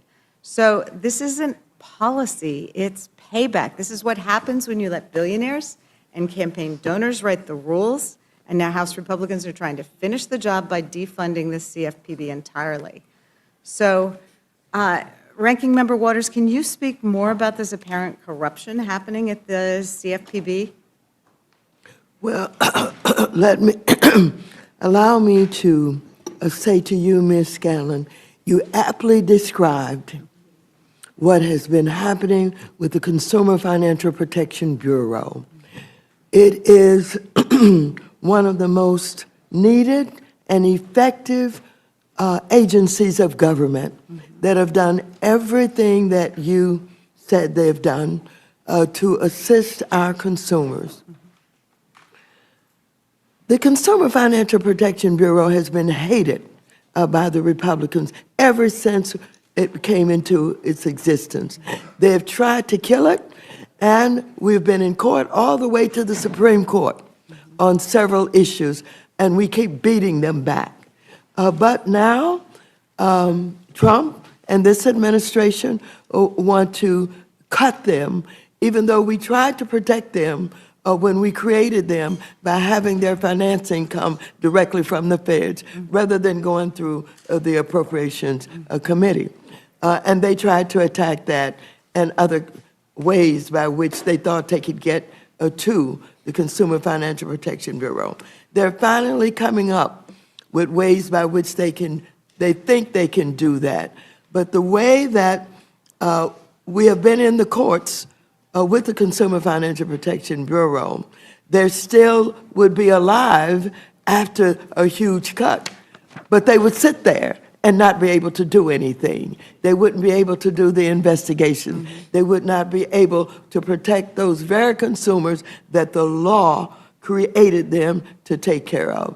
And so there are many in this country who fight very hard and are very disgusted with what is happening in an attempt to basically undermine them and get rid of them. This is a terrible thing that this administration is doing.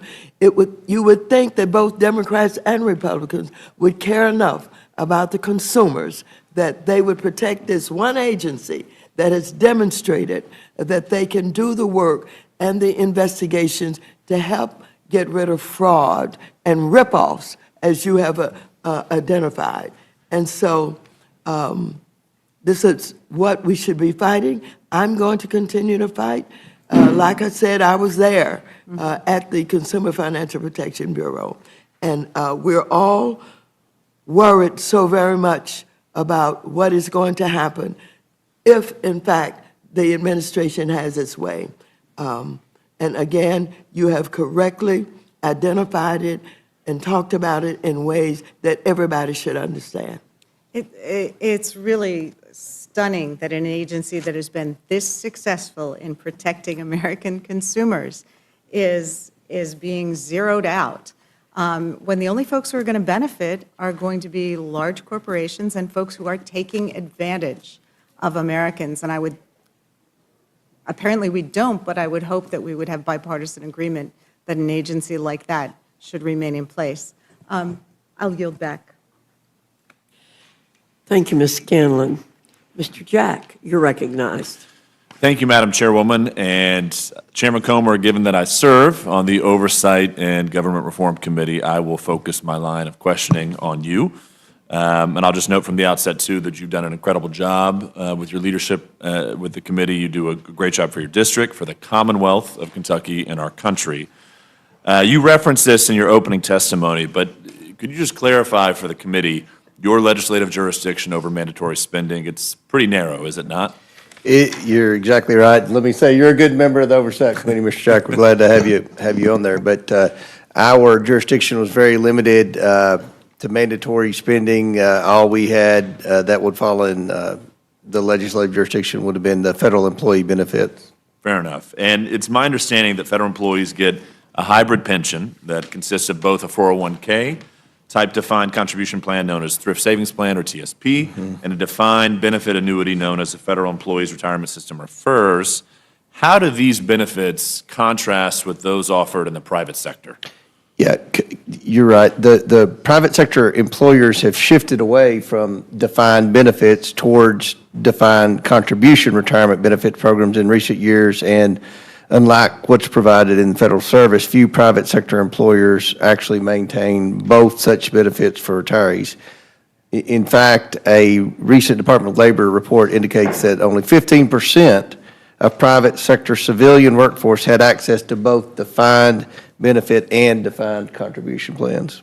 And a question many of my constituents ask is, do taxpayers fund pensions for federal employees that are generally more generous than the ones they themselves receive, and are there any credible recent studies on that?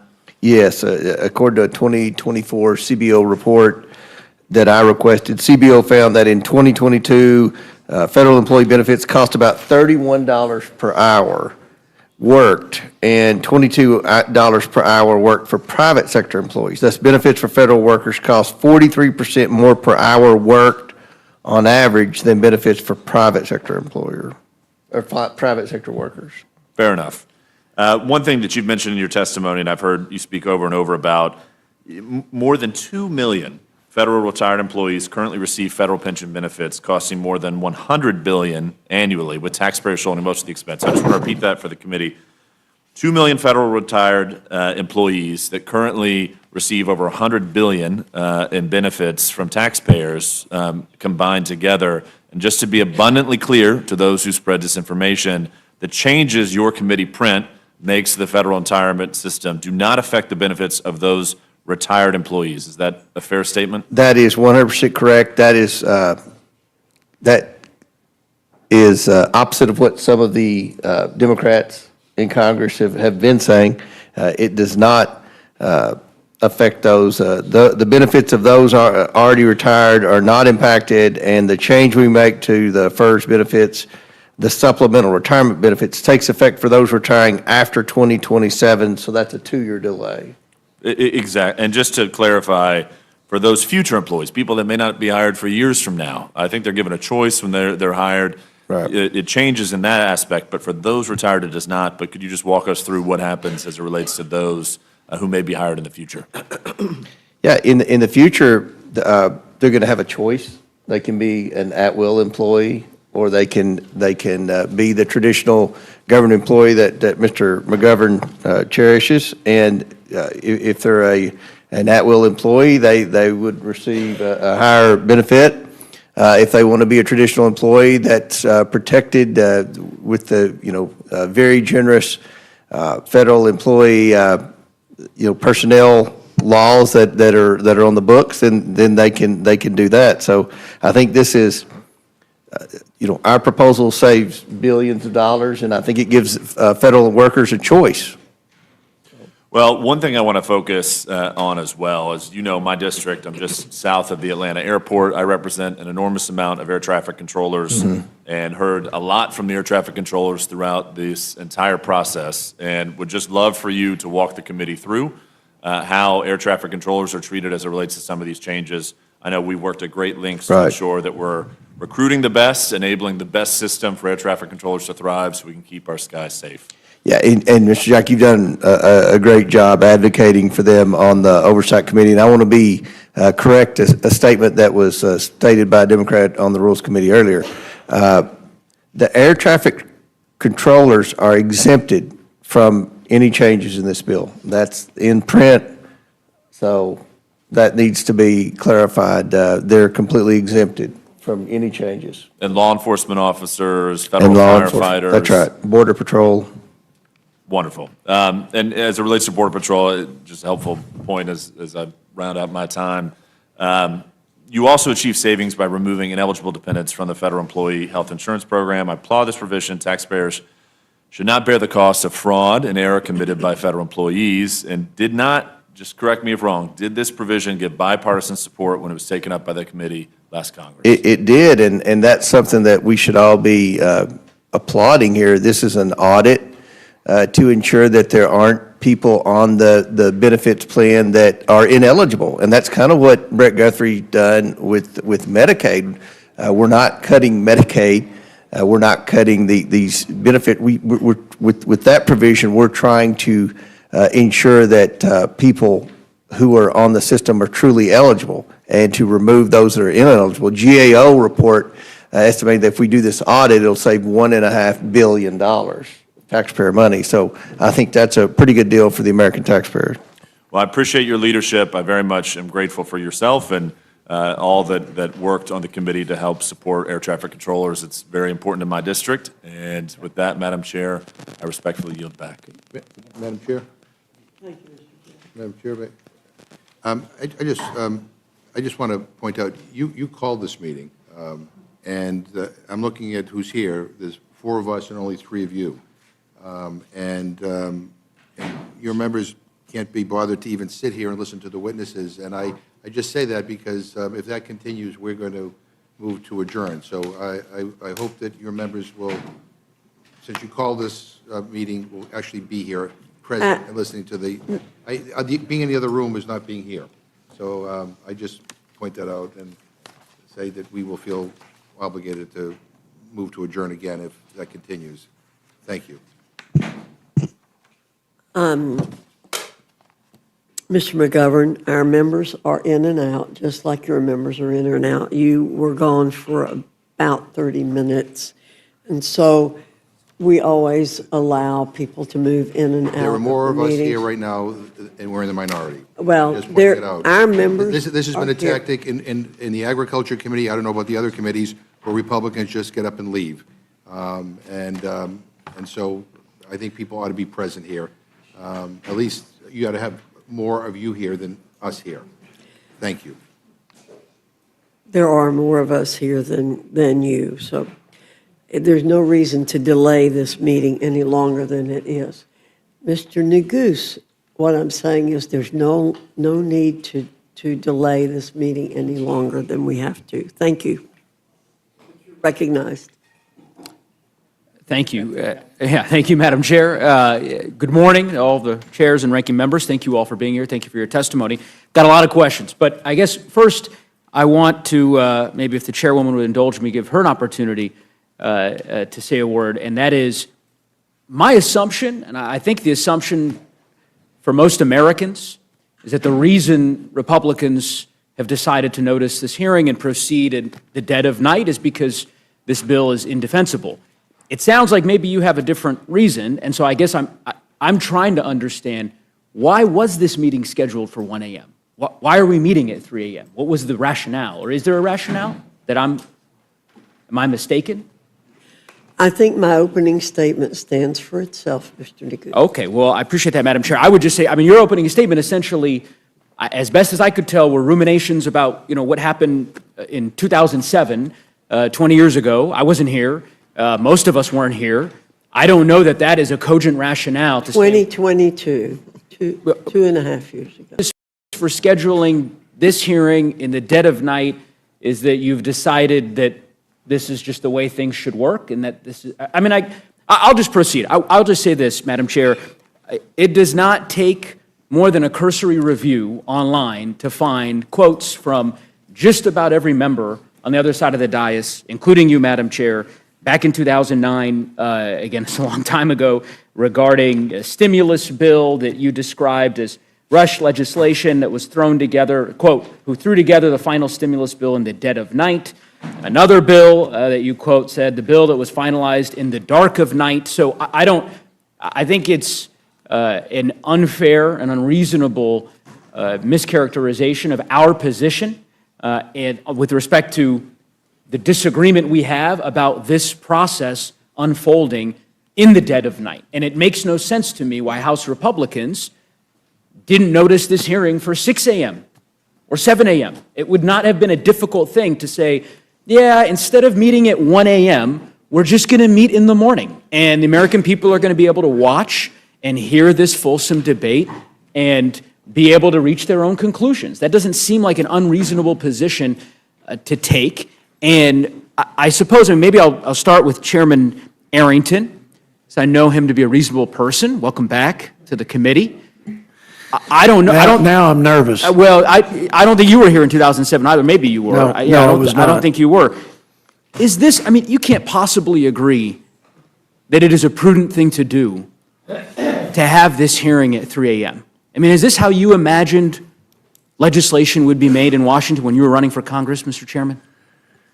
Really? I imagined that we would have the sense of urgency to complete the task in the time frame that we set. And so the 5 hours between doing it at 1 a.m. and doing it at 6 a.m., that's the urgency you're describing? What deadline is there on Thursday, or tomorrow, I guess tonight, getting this bill done? What is the... Well, as you know, there are time frames associated with each phase of the process when Sure. you are conducting regular order. I'm very proud that this has been bottom-up, committee and member-driven, and it's been a regular order process. Mr. Arrington... And the goal was to have it done by Memorial All right, Weekend. I was hoping I could... I'm not saying you would give me an intellectually honest answer, the kind of answer I think that your constituents and my constituents in Colorado and your constituents in Texas would expect, which is to say, obviously, this isn't reasonable.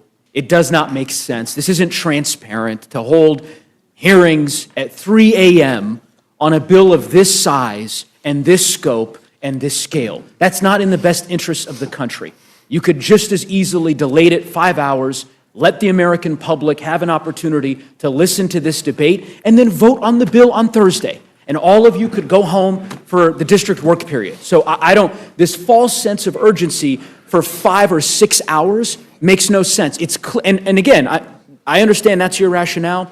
I think the American people are smarter than the House Republican caucus are giving them credit for. They know what this is about, and when they wake up, invariably, later this morning, and they find that this bill was reported out of this committee in the dead of night, I think they'll reach their own conclusions about House Republicans' commitment or lack thereof to transparency. And just for the record, because I want to be an equal opportunity advocate here with respect to some of your colleagues on the other side of the aisle who serve on this committee, who apparently have decided not to attend the very hearing that they demanded we hold in the middle of the night. But they have spent years condemning late-night rule committee markups and bills that are reported out. Mr. Norman, I'm just going to read some of his greatest hits.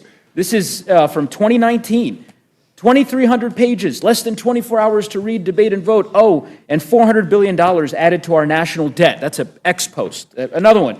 New Swamp minibus dropped at 2 a.m. It was actually earlier, I guess, than where we find ourselves today. We're expected to vote on $1 trillion in spending tomorrow. It's 1,000 plus pages. This won't be good. Diving in now. Another one. You'd never be expected to sign a 1,000-page document to buy a new car in a day. Why should Congress be expected to sign off on 1,000 plus pages resulting in $1.2 trillion in spending in a day? That's our colleague, Mr. Norman. I'll be very interested to what he has to say when we wrap this hearing up at 10, 11 a.m. later this morning. Mr. Arrington, I want to talk about the deficit. I've known you historically to be, I thought, somewhat of a deficit hawk. At least is that a fair characterization? That is fair. At least prior to this bill? Even with this bill that let's get into that. the debt. I'll ask you a couple questions on that front. Okay, so here's a press release. This is from March 25th of this year. A gentleman by the name of Ray Dalio. I haven't had the pleasure of meeting him. It says, Ray Dalio to House GOP. This is on the House Budget Committee's website. Cut the budget deficit to 3% of GDP. This was his admonition to you and to your Republican colleagues that it was a laudable goal to try to get the deficit to 3% of the GDP. Do you agree that that's a laudable goal? Yes. Is that something you're passionate about? Absolutely. What's fascinating is that the Committee for Responsible Federal Budget just issued a press release today. You might have heard it. You might have read it. I'll read you the headline. House bill would put 3% deficit far out of reach. So this goal that you have, that you seem to be particularly passionate about, is one that is not embedded in this bill that you're asking your colleagues to support, according to the Committee for a Responsible Federal Budget. You're familiar with that organization? I am. And I think they've featured you at different times. I think they've applauded you, if I'm not mistaken, in the past. They're good people, and good people can disagree. Let me read to you what these good people have said about your bill. They have said, and I'll quote, "Unfortunately, the House Reconciliation Bill, the One Big Beautiful Bill Act, would increase deficits significantly. The House Reconciliation Bill would put the 3% deficit target further out of reach." These are your allies. I mean, these are people who are fighting for a responsible federal budget, who've been imploring the Congress to take deficits seriously. A month ago, you had folks coming in saying, Mr. Chairman, get to that 3% target. Yeah. And now you have these experts that you've praised in the past telling you you're way off the mark. Make it make sense, Mr. Chairman. Well, to get to a 3% deficit to GDP, which would stabilize the debt, you've heard the Secretary of Treasury establish a similar metric, would take $7+ trillion in spending reduction. It's a great goal, and it's a clear one, and it's measurable. But just like coming out of the World War II, 120 roughly percent debt to GDP, we're comparable to that today, actually have exceeded it. It took time. And I would say this is a substantial effort and step to begin bending the curve on debt to GDP. So my analysis is different from my friends in the organization that you mentioned. Different isn't the word I would use. I mean, different it is when the bottom. Different is one opinion, is a bit of a deviation. They are saying you are wrong. I didn't quote it length. I mean, I'll just keep reading here. In 2027, we estimate the House Reconciliation Bill would boost deficits to about 7% of GDP, which is more than double Besant's, the Treasury Secretary that you referenced, proposed fiscal target, 1.8% of GDP above current law and 0.7% of GDP higher than a simple extension of the Tax Cut and Job Act's individual provisions. What they're saying, I think, is that if you just simply extended the tax bill and didn't do anything else, you would reduce the deficit more than what you've done here. I don't know how that could be even possible. Well, I'm reading their press release. But we reduced, just let's think through this. We reduced spending by 1.7 roughly trillion dollars. And they're suggesting by extending the tax cuts without that reduction in spending, we would be better off. I think I can tell you why. And I'm happy to give the ranking member of the Budget Committee opportunity. It's because of the tax breaks that you have given to the richest Americans embedded in this bill, such that at the end of the day, the savings that you've described ultimately don't put the dent into the deficit that you proclaim. Ranking Member Boyle, you can correct me if I'm mistaken about that. I like you both, but Neguse has the better side of the argument, I think quite clearly. I would point out a few things. The Committee for Responsible Federal Budget is, I have to say, admirably independent, and at times they are an equal opportunity afflictor of both sides of the political divide, depending on the piece of legislation that's coming down the pike. Their credibility is quite clear. They've been consistent when it comes to deficit and debt, and they are calling out the intellectual dishonesty in this piece of legislation. There's actually a conservative think tank called the Manhattan Institute, which indicates that the Republican bill is actually the most expensive piece of legislation since the 1960s, since Lyndon Johnson's Great Society. So it's no accident that Moody's chose this past Friday to, for the first time in American history, downgrade our debt. They've been withholding joining the other two credit agencies, one of which had downgraded our debt back in 2011 when the Tea Party Congress drove us right up to the brink in terms of whether or not we would have a debt ceiling crisis.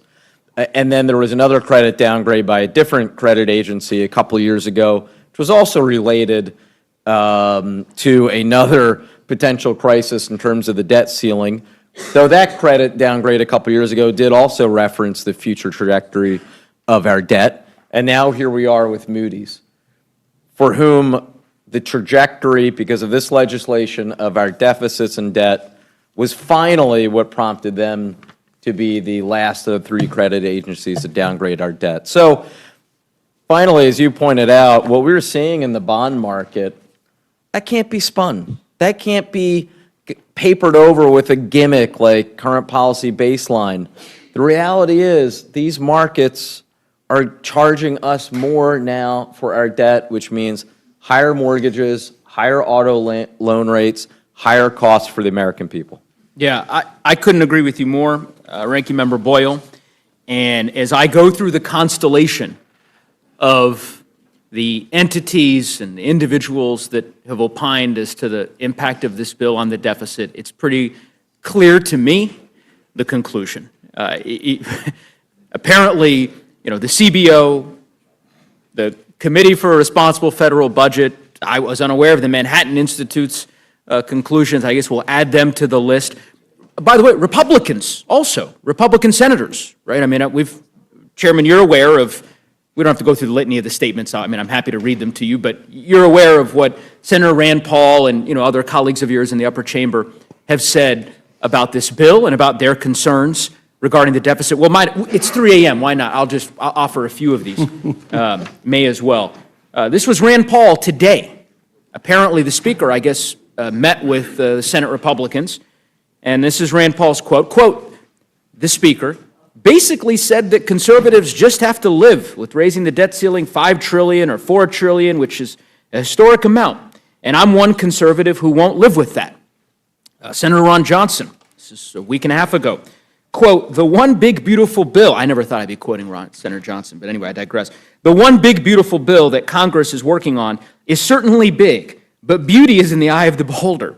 Too often, the reality of these budget debates get obscured in details, politically charged issues, and demagoguery. Under every scenario now being considered, federal debt continues to skyrocket from its current level of almost $37 trillion. And I could go on. So Republican senators, the CBO, the Committee for the Responsible Federal Budget, my Democratic colleagues, everyone who's looked at this bill seems to conclude it is going to blow up our deficit. Everyone but you, Mr. Chairman. And I just can't understand why. Would you like me to explain? Yes, sure.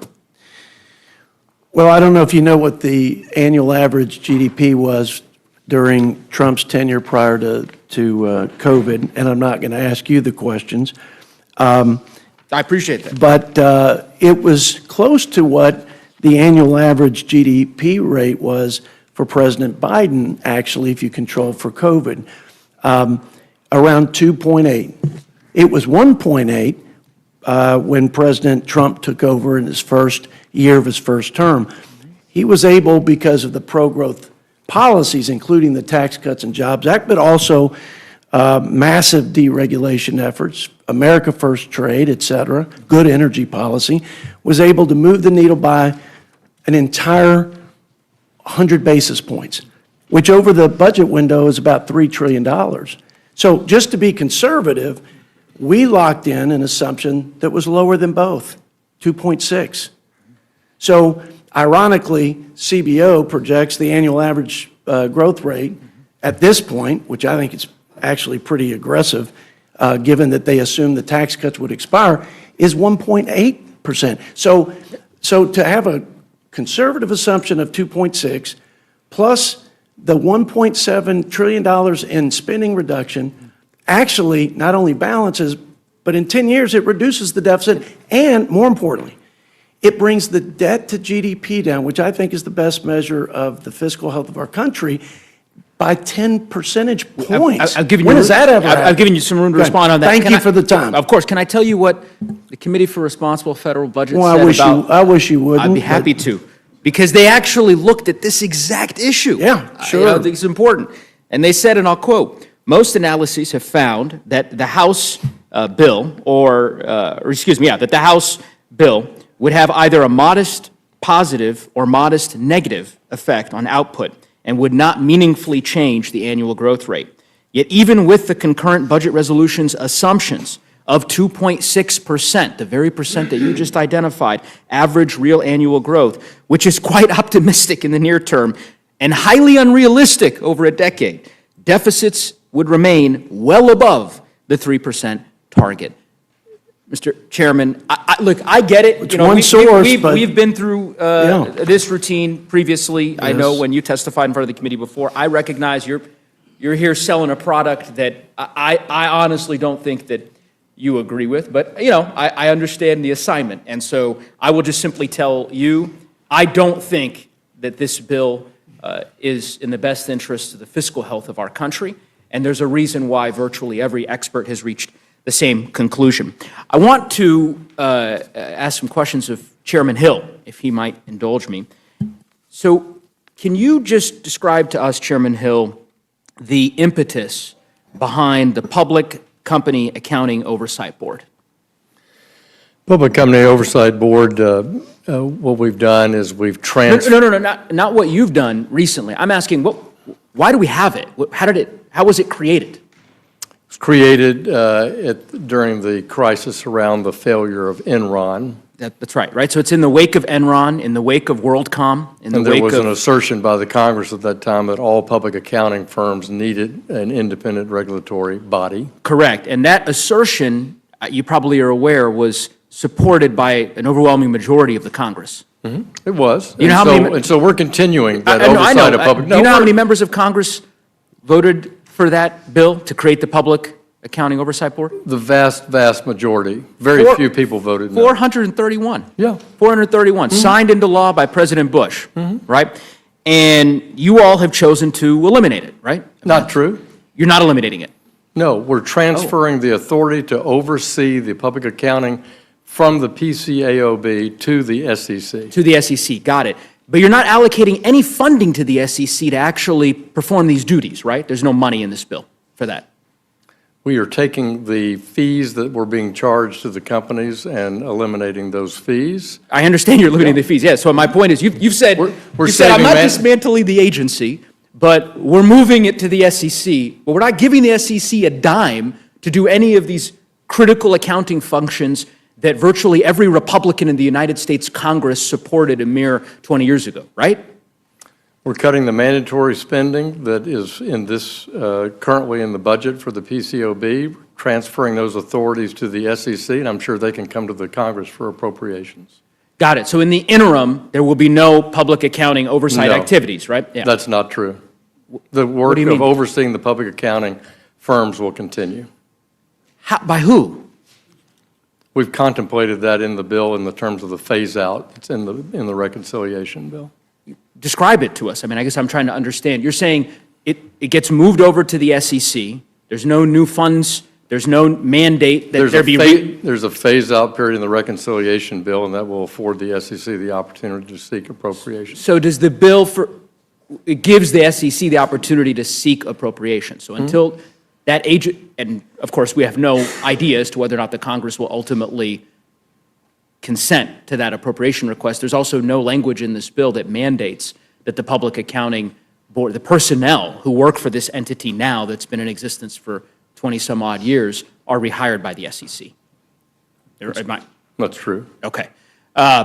This is coupled with, obviously, we've gone to great length, and ranking member articulated well the cuts to the CFPB, and I know you don't contest that, the 70% cut, obviously, to the Consumer Financial Protection Bureau. We're taking the cap of the amount of money the CFPB can request from the Fed from 12% to 5%. It's not being cut, as the gentleman from Pennsylvania asserted, to zero. It's also not the only agency that does consumer compliance in the financial services sector. I understand your rationale with respect to that secondary part, but I just want to zero in here on the financial piece? Because I guess my read of the bill was that it will significantly reduce the funds that are available for the CFPB to be able to perform the duties that it's responsible for executing under federal The law. CFPB is often lost in federal court time and time again for exceeding its authority, proposing regulations that are not statutorily approved, proposing new functions that are not statutorily approved by Congress.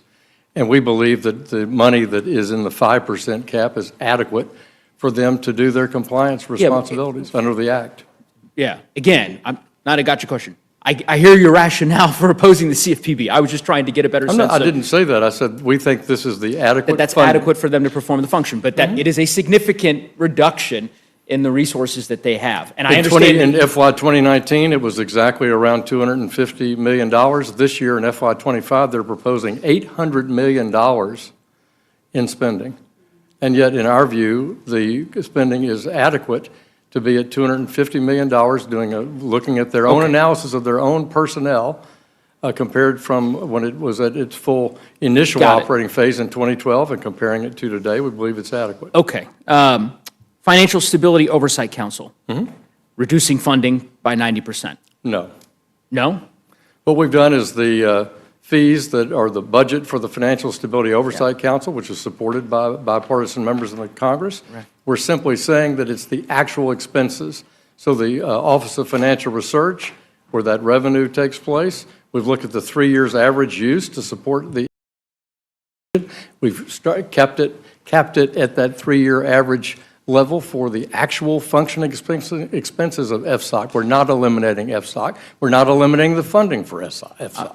I want to give the ranking member an opportunity to respond, and perhaps she can clarify if I'm misunderstanding the nature of the way in which FSOC's funding will be implicated. So I'd like to have that clarified.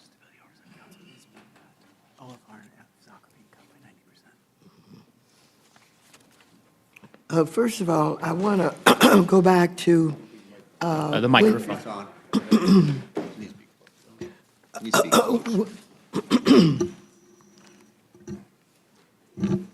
I want to say a word about the PCOB that is being transferred.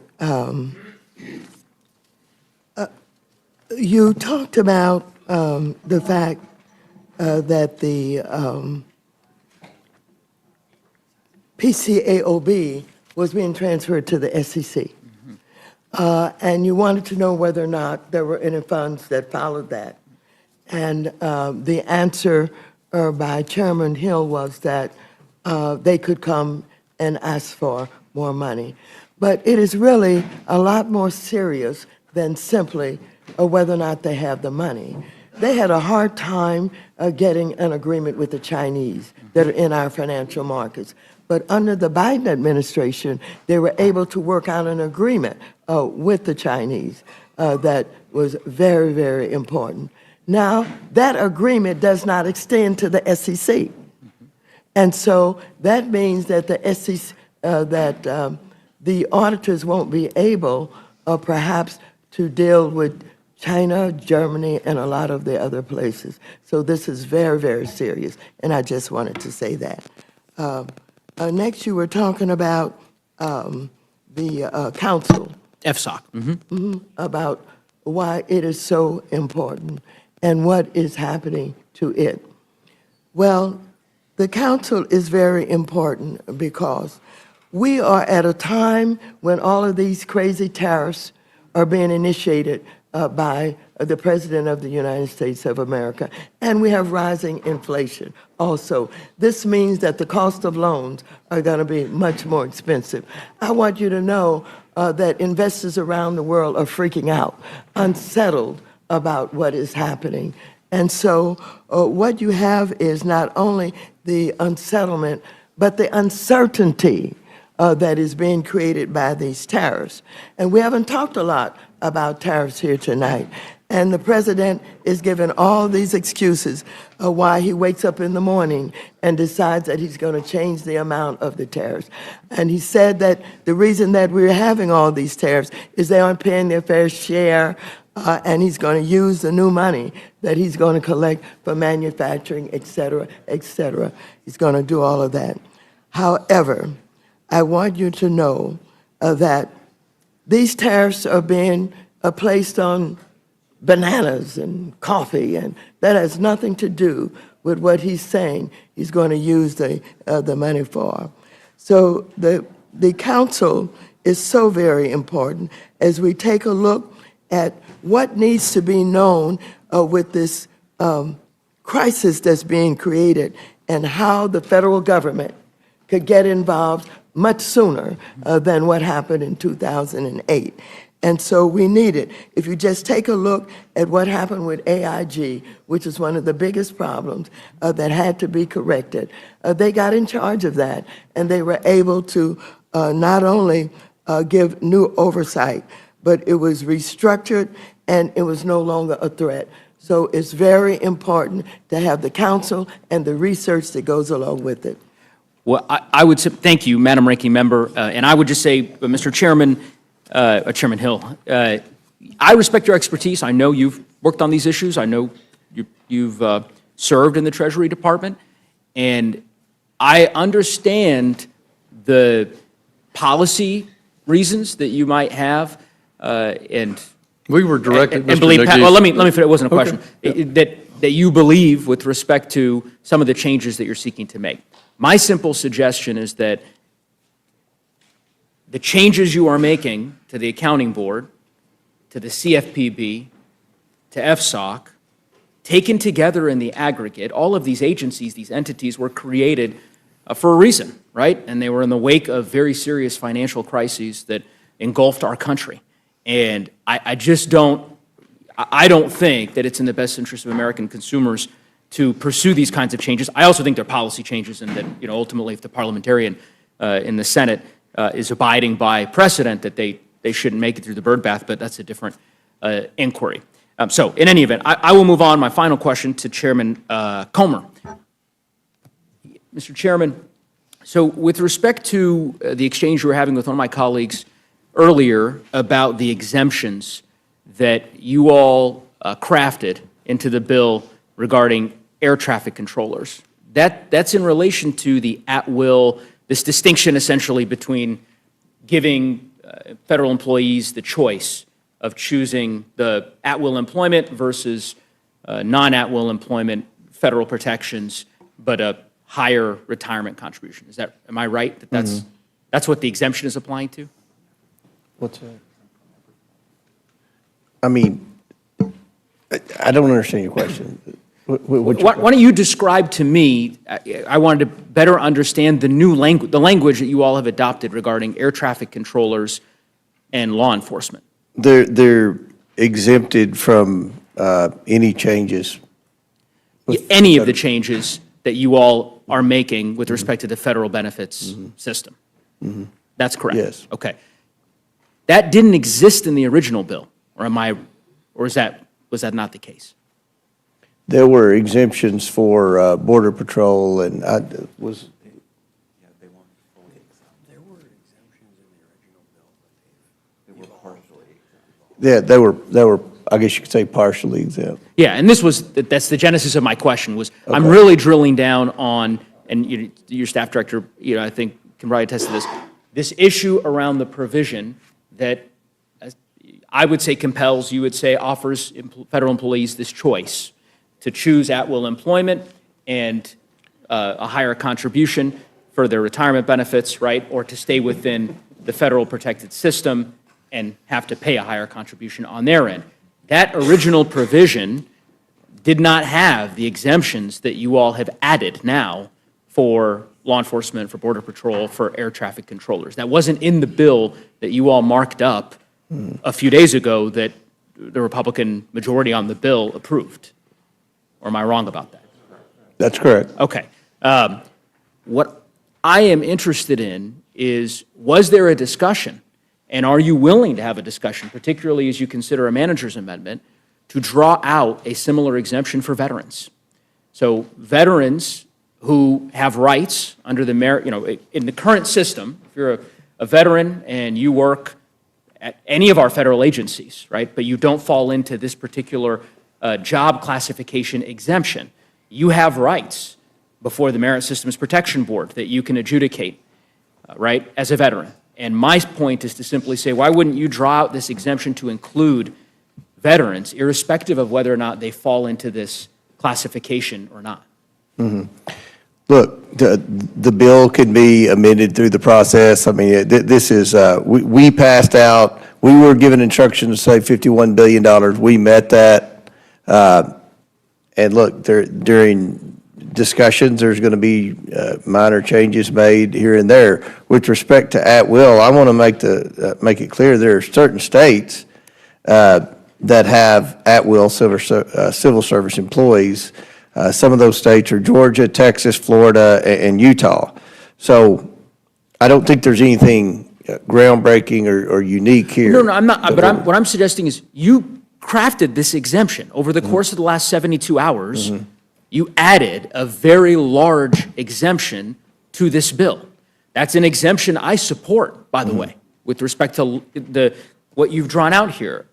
Clearly, you have the capacity to just add veterans. You could do that now. There's negotiations apparently happening somewhere in this building, and Ranking Member McGovern and Chairman Arrington's colloquy, I think, established that. So I don't really understand why you wouldn't just make the case to the leadership, respectfully, Mr. Chairman, to say, okay, if this exemption was worth pursuing, let's add veterans as well, so that we're not forcing veterans into this Hobson's choice that we've decided we did not want to force upon firefighters, air traffic controllers, and other law enforcement officials. I think that's a reasonable request to make on behalf of our nation's veterans. And as you know, a large portion of the federal workforce are veterans. So I think that this would be the least we could do. And I would implore you, I don't know if you have further thoughts on that, but I mean, you're the chairman, and I assume we've already passed our bill out of the committee, so it's not. But this amendment happened after you marked up the bill. That's my point. You passed the bill. It included no exemptions for police officers, for firefighters, for border patrol. It was a limited exemption, as your staff director noted. You've added that in the last couple of days because there were stakeholders who made clear their outrage, which, by the way, was expressed by Democrats, I understand, during the markup, and Ranking Member Lynch can comment on that if he'd like, but I think Democratic members of the committee made the case that this ought to be, obviously, we believe it should be eliminated entirely. Democrats want to spend, into oblivion. I mean, if it were just Democrats, there wouldn't be any cuts. Well, we just keep spending money. I would not call. I mean, somebody has to step up. We're on an unsustainable path. Mr. Neguse, Chairman, respectfully, Mr. I would not Neguse, call. I'm Mr. almost done, Neguse, Chair. I would respectfully you ask a question. He Mr. answered. Comer was attempting to answer He your answered. question. Okay. You know, Mr. Neguse, there is no prize here for talking the longest. Well, And Madam Chair, so, I had intended to finish, but I've got about 7 more questions. I guess I'll proceed with Mr. Comer. Mr. Comer, go ahead and finish your question, or your answer. Sorry. Look, I've stated the obvious. We are trying to do the best we can to be fiscally responsible. It's no fun when you have to make cuts. You all don't know what that's like. You've never cut anything in your life. You just continue to spend. We're on an unsustainable path. We have limited jurisdiction on the Oversight Committee. We're very passionate about eliminating waste, fraud, abuse, and mismanagement in the federal government. With respect to this bill, we had a limited portion of jurisdiction, and I think that we've been very transparent with the process. We passed out of committee a bill that saved the taxpayers $51 billion. There have been changes made, as there always is, once the bill passes committee before it's voted on the floor. So I don't know what else there is to say. So I would say to you, now that you've apparently concluded your answer, that my question was really simple. Really simple. I wasn't asking you to draw out exemptions for this category of folks and other categories of folks. It was very simple. A simple question, which was, are you willing to consider carving out an exemption for our nation's veterans in the same way that you drew out an exemption after the committee marked up this bill? I don't think that's spending into oblivion to say that our nation's veterans should be exempted in the same way that our law enforcement and border patrol agents and air traffic controllers. I don't think that's an unreasonable request. Ranking Member Lynch, do you think that's an unreasonable request? No, as a matter of fact, one of the amendments I have is to exempt them from the change in the calculation going from the high 3 to high 5. We would maintain the veterans at the high 3, and just to be clear, they could do that right now. They could, and the cost, and they've done it, as you pointed out, they've done it for a narrow subset of employees, and that, the high 3 instead of the high 5 was about $16,500 per employee over 20 years of retirement. Not a huge sum of money, but definitely appropriate, given that a veteran must have served honorably and discharged honorably for them to be eligible for these benefits. Yeah, well, I couldn't agree more, Mr. Lynch. And again, Republicans are negotiating right now as we speak on SALT deductions and tax credits and any host of issues that members of your caucus have. And I would think that the least they could do is entertain, or at least not treat it so gingerly that the response of, it's spending into oblivion because we have a simple request. It was the only question that I asked you, Mr. Comer, and so I'm taken aback by your answer. But anyway, I will yield back the balance of my time. I thank the ranking members and the chairs for being here. Thank you, Mr. Neguse. Ms. Houchin, you're recognized. Thank you, Madam Chair, and thank you to all of our witnesses for being here this evening, and particularly to our committee chairs for their hard work on this reconciliation bill. Many hours have gone into this, many hours of debate outside of tonight in broad daylight have gone on this bill. I want to make a few points before I get into questions, and that is in response to a few of the things that have been said by my colleagues on the other side of the aisle. One of the things that's been said is that this is a transfer of wealth. What I would say to that is that the only transfer of wealth, resources, and protection of the American people that is occurring right now is a transfer from the American people on behalf of illegal immigrants. That's what's been happening over the last several years under the Biden administration. This bill's also been called a scam, but the only scam that's being played is a scam by the Democrats on the American people for fear-mongering about what this bill is actually doing. Once again, and I'm going to go to my former chair, my former committee of financial services, and go to Chairman Hill on questions about the CFPB. We've heard a lot about the CFPB here this evening. And the thing that I think strikes me most about the CFPB's creation is that only in Washington would we create a federal bureaucracy to fix something that we broke. And I'd like to just submit for the record, Madam Chair, an article by the American Enterprise Institute, October 30th, 2017, a crisis caused by housing policies, not lack of regulation. Thank you. Because we have the CFPB as a result of a reaction to the banking crisis of 2008, which was driven by housing policies, not by any lack of regulation. And now we've got the CFPB that we live with, and as Chairman Hill, you noted that their budget has been expanding. Notably, their budget expanded during the Obama years and declined during the first Trump administration and expanded again during the Biden years, now to $823 million in fiscal year 25, direct from the Treasury, transfer without having any oversight by the Congress. So we've heard that consumers are going to be left without any protection if we get rid of the CFPB, or if we decrease their funding to roughly the $250 million that we've set in this budget. Is the CFPB the only federal agency, Chairman Hill, that provides consumer protection? No, Ms. Houchin, it's not.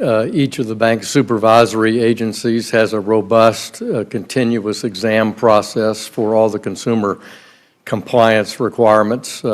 The CFPB's focus in Dodd-Frank was to focus on depository institutions, meaning banks, that were larger than $10 billion. Basically, there's 5,000 banks or thereabouts that are smaller than that, and they are having their compliance for lending purposes or deposit purposes fully supervised by the existing bank supervisors. Also, the SEC, the Securities and Exchange Commission, is deeply involved in consumer compliance responsibilities under the securities laws. And we can't forget the Federal Trade Commission, which is very involved in consumer compliance. And those are the principal federal agencies for consumer credit, consumer deposit issues, both for banks and non-banks. And then we cannot forget that the states also regulate non-bank consumer finance, and the state's attorney generals enforce those laws. So there's no lack of oversight and consumer protection in the financial services space, and therefore, that's why, in my judgment, since we're here talking about a reconciliation bill, that the Consumer Financial Protection Bureau can complete its statutory tasks under Dodd-Frank with the 5% cap of the Federal Reserve funding. And the two other changes that we made there was simply saying that there's civil penalty fund where they charge wrongdoing and collect funds for the benefit of victims. Once that fund is, the victims are repaid throughout the adjudication process. If there's any surplus money, instead of them being able to keep it, that it go back to the Treasury to benefit the federal budget. And likewise, we say that while they're a unique agency because they have no oversight, they have no congressional appropriation, they have no inspector general, they have no real full compliance with Administrative Procedures Act, for example, in their rulemaking. They've been struck down in the federal courts for overreaching their statute. We also, they have a unique position that once they take their money at their request from the Federal Reserve, they get to carry it over. I don't know a lot of federal agencies that can carry over spending and pile up cash on their balance sheet after September 30 each year. So we cap that in this bill at 5% of that annual budget that they can have. And in fact, the CFPB has a civil penalty fund sitting on about $2.5 billion, according to my account. 1.7 billion of that was a fine levied against one entity, but they can sit on that cash too. Is that correct? They can. What we argue is that that money should be allocated to settle victims' claims, and that can take some time during the legal process, so that money can certainly sit there. But the money that's not dedicated to paying a victim claim should be returned to the Treasury. So you mentioned the FTC. I'm glad you mentioned that because the motto of the Federal Trade Commission is protecting American consumers. In fact, the United States has 12 separate federal financial regulators and state regulators for securities, banking, and insurance. And it is duplicative that we do have the CFPB. We certainly don't need to be funding the CFPB at the extent that we do because, as you mentioned, not only do we have states' attorneys general who are also protecting consumers, but we also have plaintiffs' lawyers who can take class action suits as well. Madam Chair, I would like to submit for the record an article dated February 18th, 2025 by the Cato Institute, Consumers Will Be Safe Without the CFPB. Without objection. In the remaining time that I have, and I've gone over 5 minutes, but I do want to go to my Budget Committee Chair, Mr. Arrington, just with really one question. Has the CBO ever been wrong? Well, in my short tenure, they actually were off in their estimation of the deficit, and their excuse was it was hard to keep up. I'm paraphrasing. It was hard to keep up with the trillions of dollars in spending, would be $8 trillion total in deficit spending of the last administration, $2 trillion by executive actions. That was what was hard. So let's consider all things. They were off by $1 trillion, which that's a big miss. And so, yes, they've been wrong. They were wrong in their projections on revenue to the Treasury post-TCJA. We had record revenue, record corporate revenue, so they are wrong often, and sometimes they're wrong in an order of magnitude, in one case by $1 trillion. And if I'm not mistaken, sorry, I went past my second, I went down to a second question, and I'm going to be wrapping up. They underestimated the cost of the IRA, and they underestimated the benefits of Trump's Tax Cuts and Jobs Act. Is that correct? Along with underestimating the cost of Obamacare and a whole list of other things, but that is correct. I will say that JCT was the initial scorekeeper or administered the score for the IRA tax credits, green energy tax subsidies, and they were off by almost 4 times. Yeah. The actual cost. So all this conversation about how reliant we should be on CBO scores to tell us what, the cost of what we're doing is going to be, CBO has not been all that reliable, and as history has shown. Is that correct? That's correct, and if I may, Ms. Houchin, I'd say the best predictor of the future is past performance, and what we tried to do is be conservative about a growth assumption at 2.6, which was under the annual average of both President Trump and President Biden. I thought that was the responsible thing to do, which forced us as a conference to put these gentlemen in the position, among other authorizing chairmen, to dig deep on rooting out waste in this, the people's government. I'm very proud that in the end, it's reducing the deficit by about $175 billion. We need to do more. We need to rinse and repeat future reconciliation bills. But the debt to GDP going down by 10 percentage points is, in this environment, and over the last couple of decades, is just probably unfathomable, but we've achieved it. I'm convinced we will achieve it and then some, because we're not adding tariff revenue, we're not adding other things that I believe will happen because of the iron will of this president on that front, if not on others. So thank you. Thank you so much to the witnesses for your long hours of testimony. I yield back. Thank you, Ms. Houchin. Ms. Leisure-Fernandez, you're recognized. Thank you, Madam Chair. And I don't know whether to say, buenos dias, good night. We don't really have a word in either Spanish or English when you start at 1 a.m. and when you finally start asking questions at 4 a.m. But it is still nighttime. And Americans, some of them looking, we have 150 people outside standing in the rain asking us to do the right thing. I want to do a shout out to them. But Americans might have just woken up and they don't know what's happening. But let me tell you, it's a nightmare, right? We are living through a nightmare. And if you are a veteran, if you are a pregnant mother, if you live in rural America, this is a Republican nightmare. Because this bill that they are going to be pushing through in the dead of night is the biggest transfer of wealth from the poor, working families and middle class to the wealthiest, right? And CBO put it out. Now, they don't want to pay attention to CBO because they don't like the facts, right? They don't like what it actually looks like. But we know that these numbers are horrible, and we'll get into them in a bit. But when we think about this transfer of wealth, especially this chart here, it gets me. It really gets me. There we go. From the lowest decile to the highest that CBO put out. And many of the people in this room are people of faith.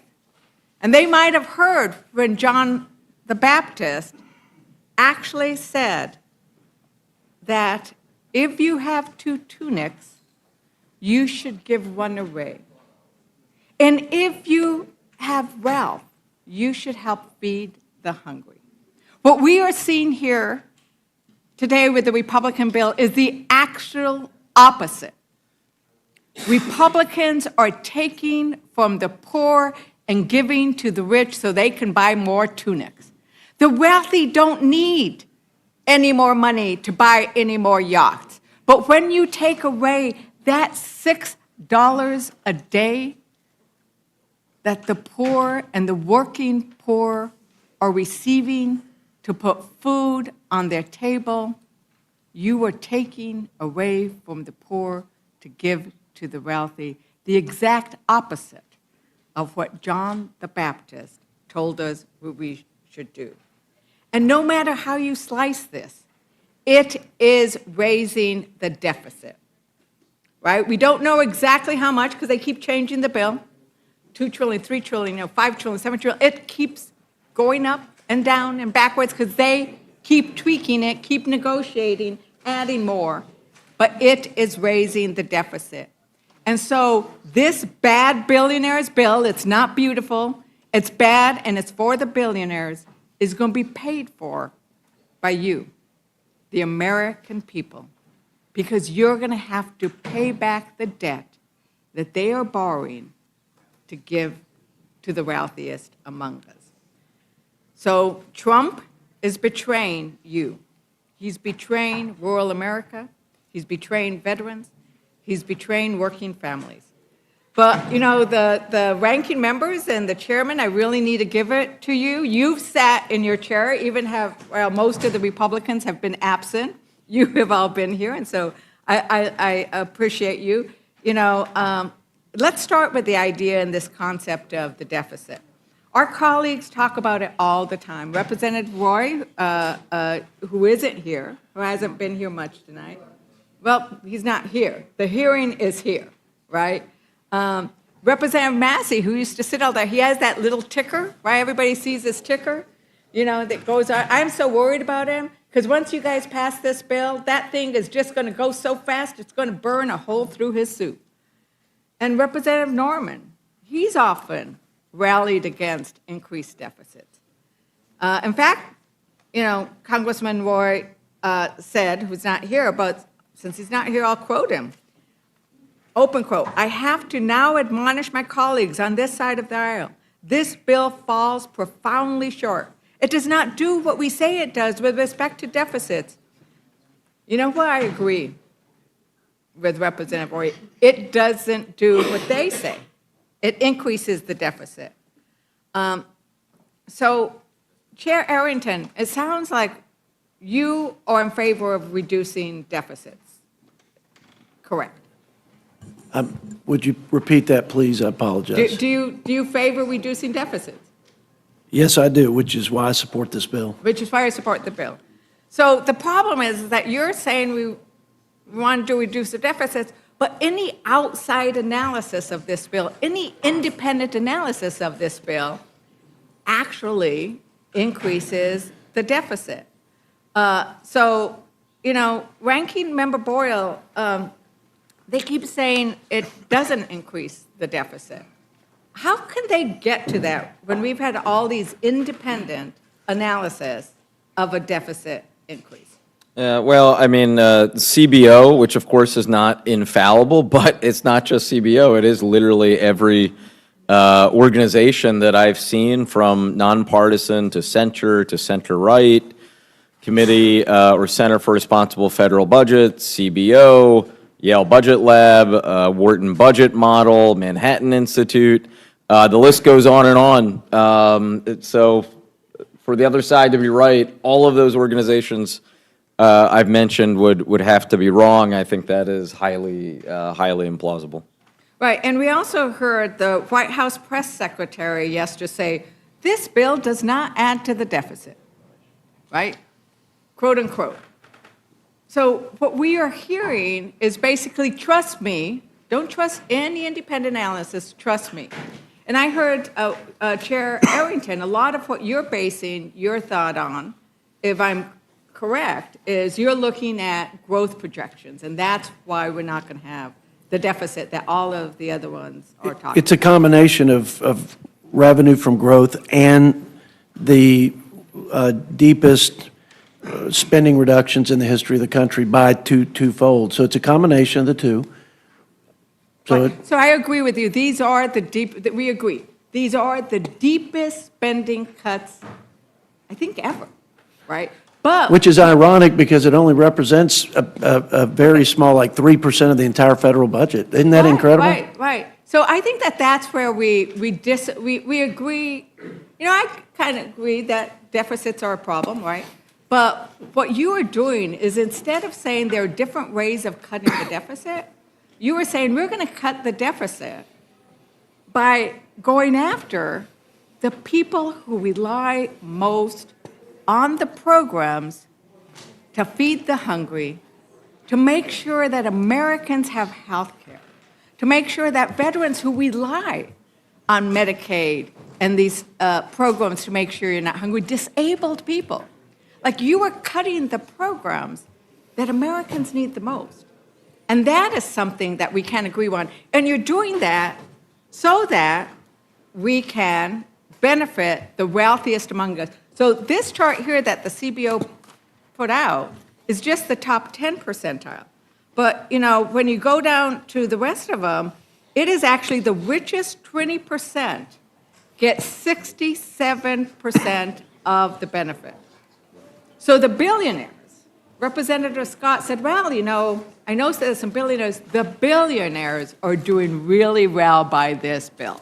The billionaires, richest 1%, get the biggest benefit, 24%.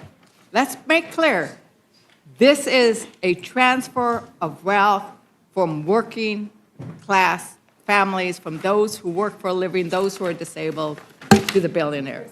Now, Chairman Arrington, you know, the Cato Institute, which is, and then, you know, it's not a left-wing institute, right? They actually, to your point of this is going to lead to a lot of job growth, says, as to the Ways and Means Committee, and it's gotten worse since then. I'm going to quote, Mr. Chair, I ask unanimous consent to enter into the record the Cato Institute. Republicans' one big beautiful tax bill needs a makeover. Without objection. And so I'm going to quote from it. It said, the Ways and Means Committee's one big beautiful bill falls short of delivering serious pro-growth tax reform. It misses the opportunity to make the most important incentives for long-term growth permanent, and includes at least 20 new or expanded tax subsidies, dramatically increasing the complexity of tax code. It says that's going to be a minuscule vote. So you're going to put Americans through all this pain for very little growth, But, you know, we've also heard everybody talk about the issue of deficits and who actually does a good job of that. Republicans seem to always talk about deficits when they want to, like, hurt working families. Ranking Member Smith, I really appreciated your comments about the fact that these deficits are really a national security issue. And when you talked about this national security issue, it made me think about a review of Democrats and Republicans, like who's increased the deficit and who's decreased the deficit. And we can look at those numbers, and it looks like Reagan and H.W. Bush, you know, they kind of like, the deficit didn't move too much under them. There were those tax cuts, there were other things, there was a slight rise. Under Clinton, the deficit fell. He actually went into negative territory where he brought down the deficit. He spent less. He balanced the budget. And then we had President George W. Bush. He just makes that deficit go up again. Another Democrat comes in, and they lower the deficit. And then Trump comes in, and he just blows the deficit out of the water. Biden comes in, he lowers the deficit. So now we're going to see that Trump is going to make this deficit go up again. So there's a pattern here that we are seeing. Democrats bring down the deficit. We're fiscally responsible. Republicans make it go up. Democrats bring it down. Republicans make it go up again. Chairman Smith, how do you see this kind of pattern with regards to looking at it from a national security issue? Who's better on the deficit, Democrat presidents or Republican presidents? Well, as I said, if you believe that the Department of Defense needs more money to meet the challenges that we face, and we do face an incredibly complex threat environment and a lot of challenges there, then you're going to need resources to do that. And if you significantly reduce the amount of revenue coming in, you're not going to have the resources to do that.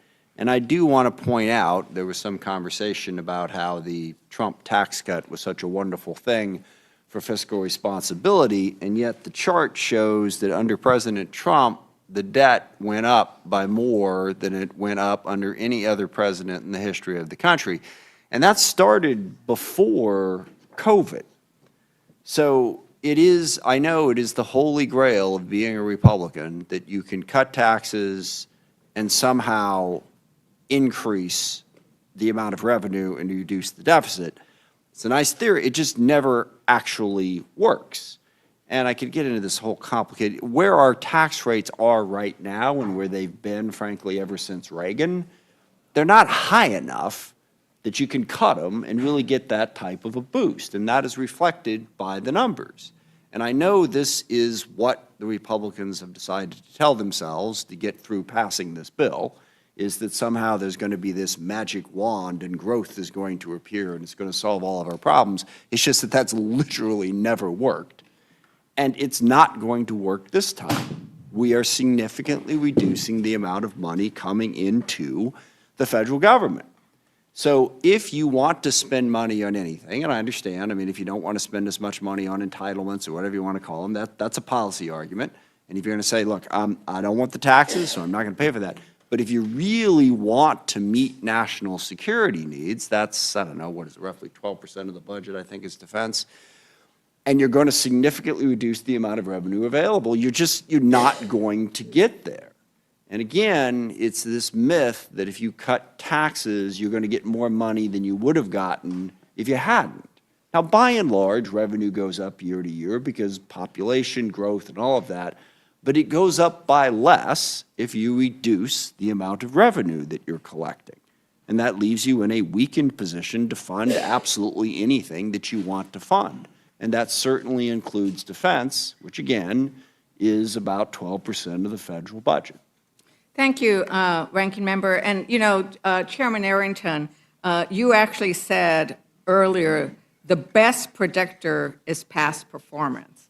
And I think that the chart, which shows that deficits have gone down during Democrat presidents and gone up during Republican presidents, is an incredible predictor of future performances. Except it's not true. I mean, if you want me to respond, I can, but if not, that's okay. But it's not true. So you mentioned my name. I just want to get that out. By the way, President Biden, under his tenure, increased the deficit by almost twice as much when you look at the partisan, not bipartisan legislation in an unprecedented pandemic. Okay? We all voted for the trillions of dollars in that time frame. But the $2 trillion in additional spending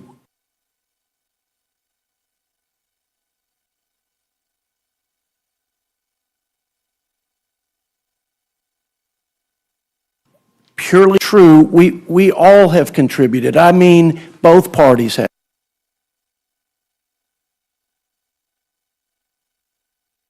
There is no question. And there are structural problems in the budget that are promises made that that we have not been willing to fund by either saving money through cuts or raising revenue. So what we've done is we've deferred the tax on our children, and we're going to stick them with the bill. So there's not a profile in courage in this town on either side in terms of the parties.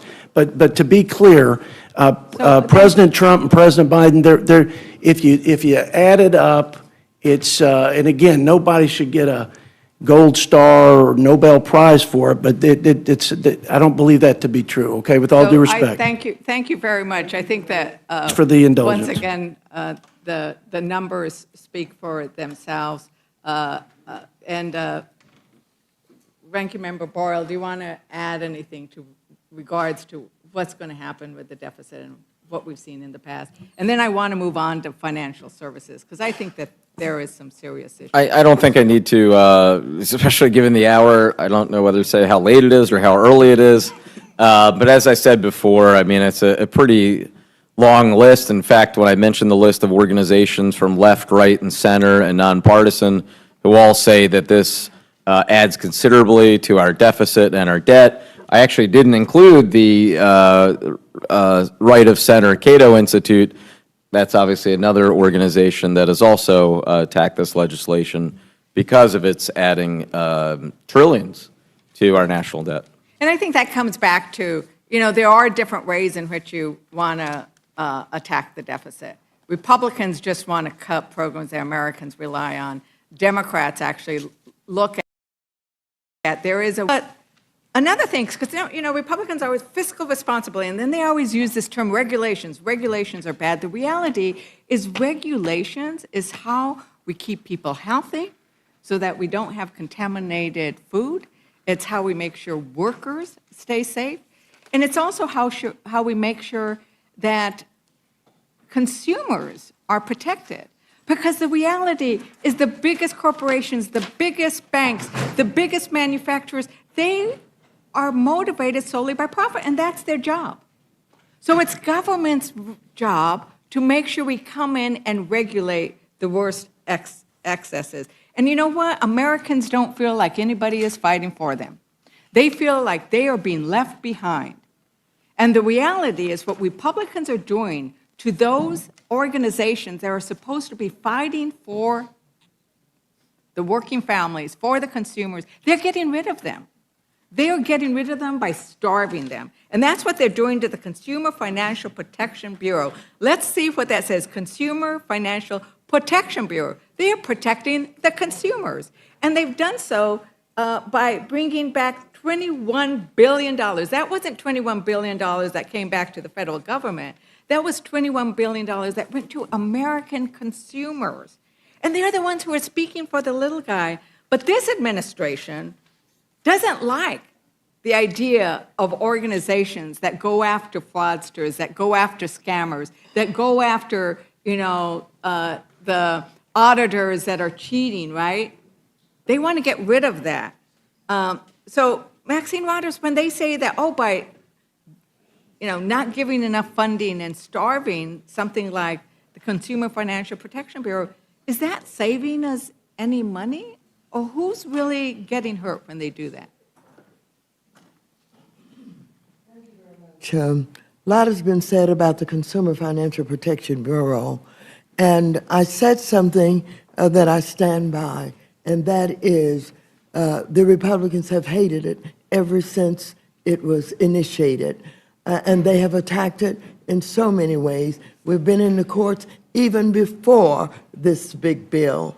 We've been in the courts at various times when they've tried to eliminate the way that they get their funding, who sits on the board, on and on and on.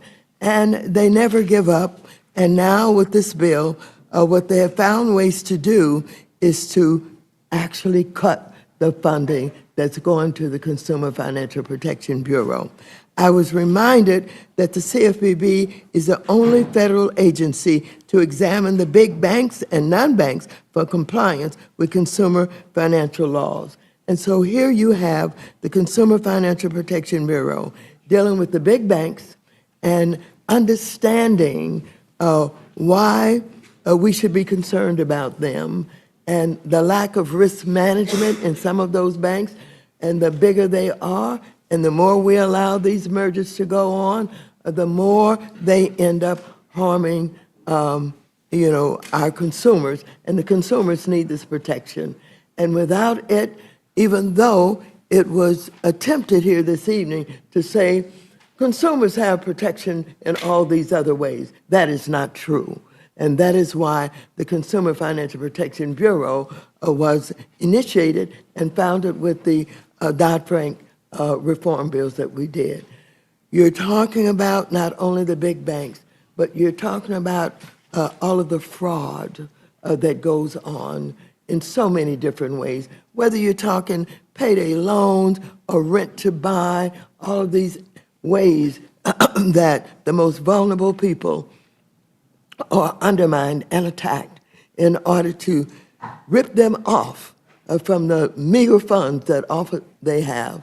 And so the Consumer Financial Protection Bureau is very important to all of our constituents, whether they're in urban areas or rural areas. And for the rural areas, sometimes they get treated even worse with no protection from that side of the aisle who do not consider the Consumer Financial Protection Bureau as important.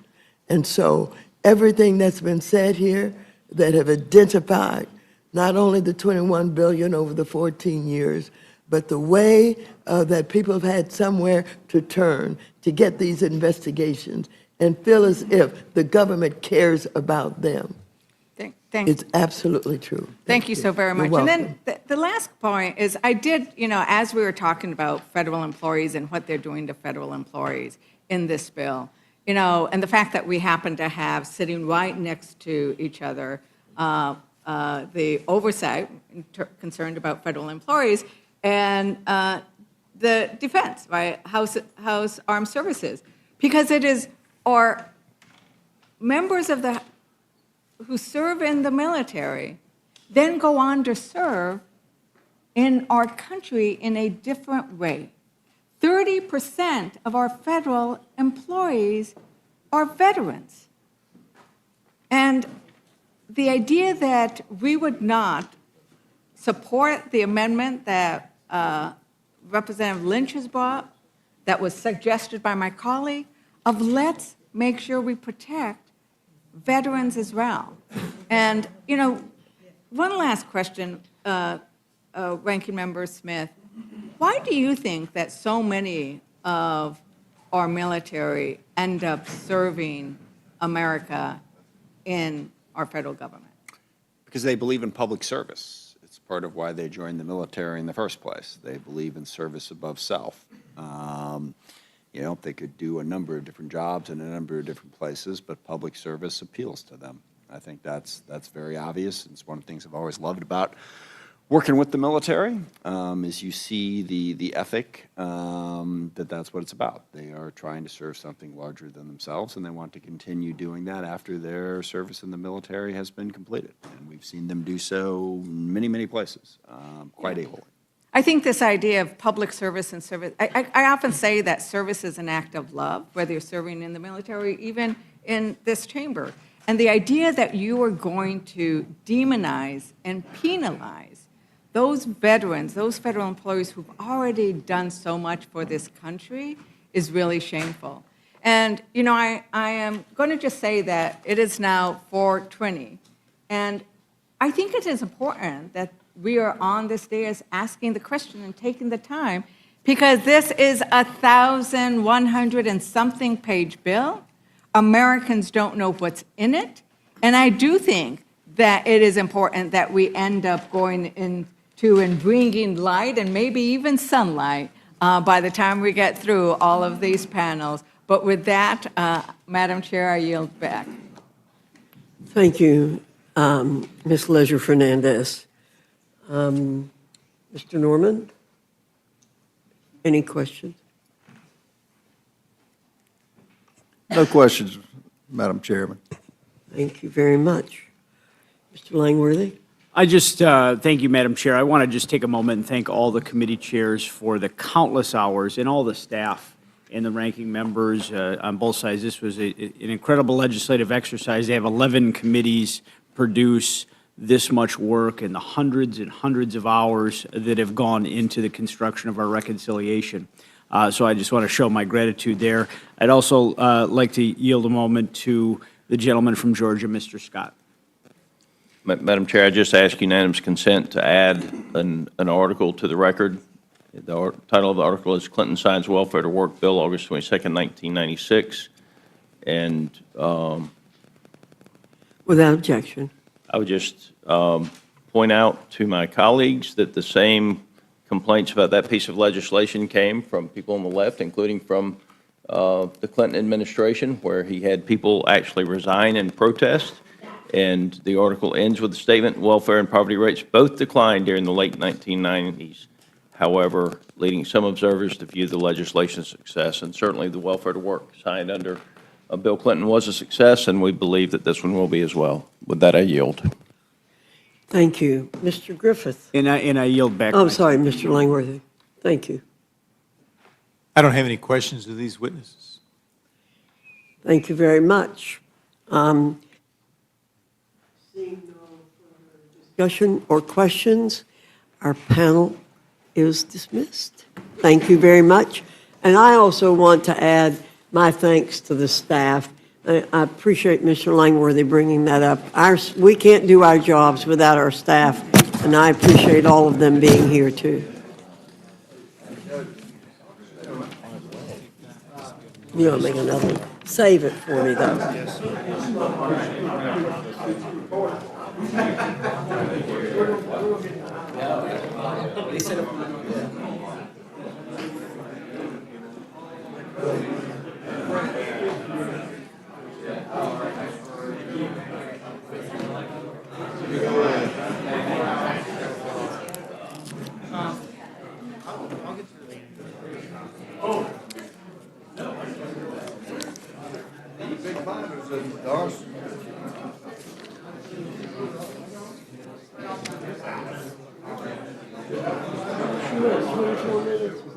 Right, just jot it down.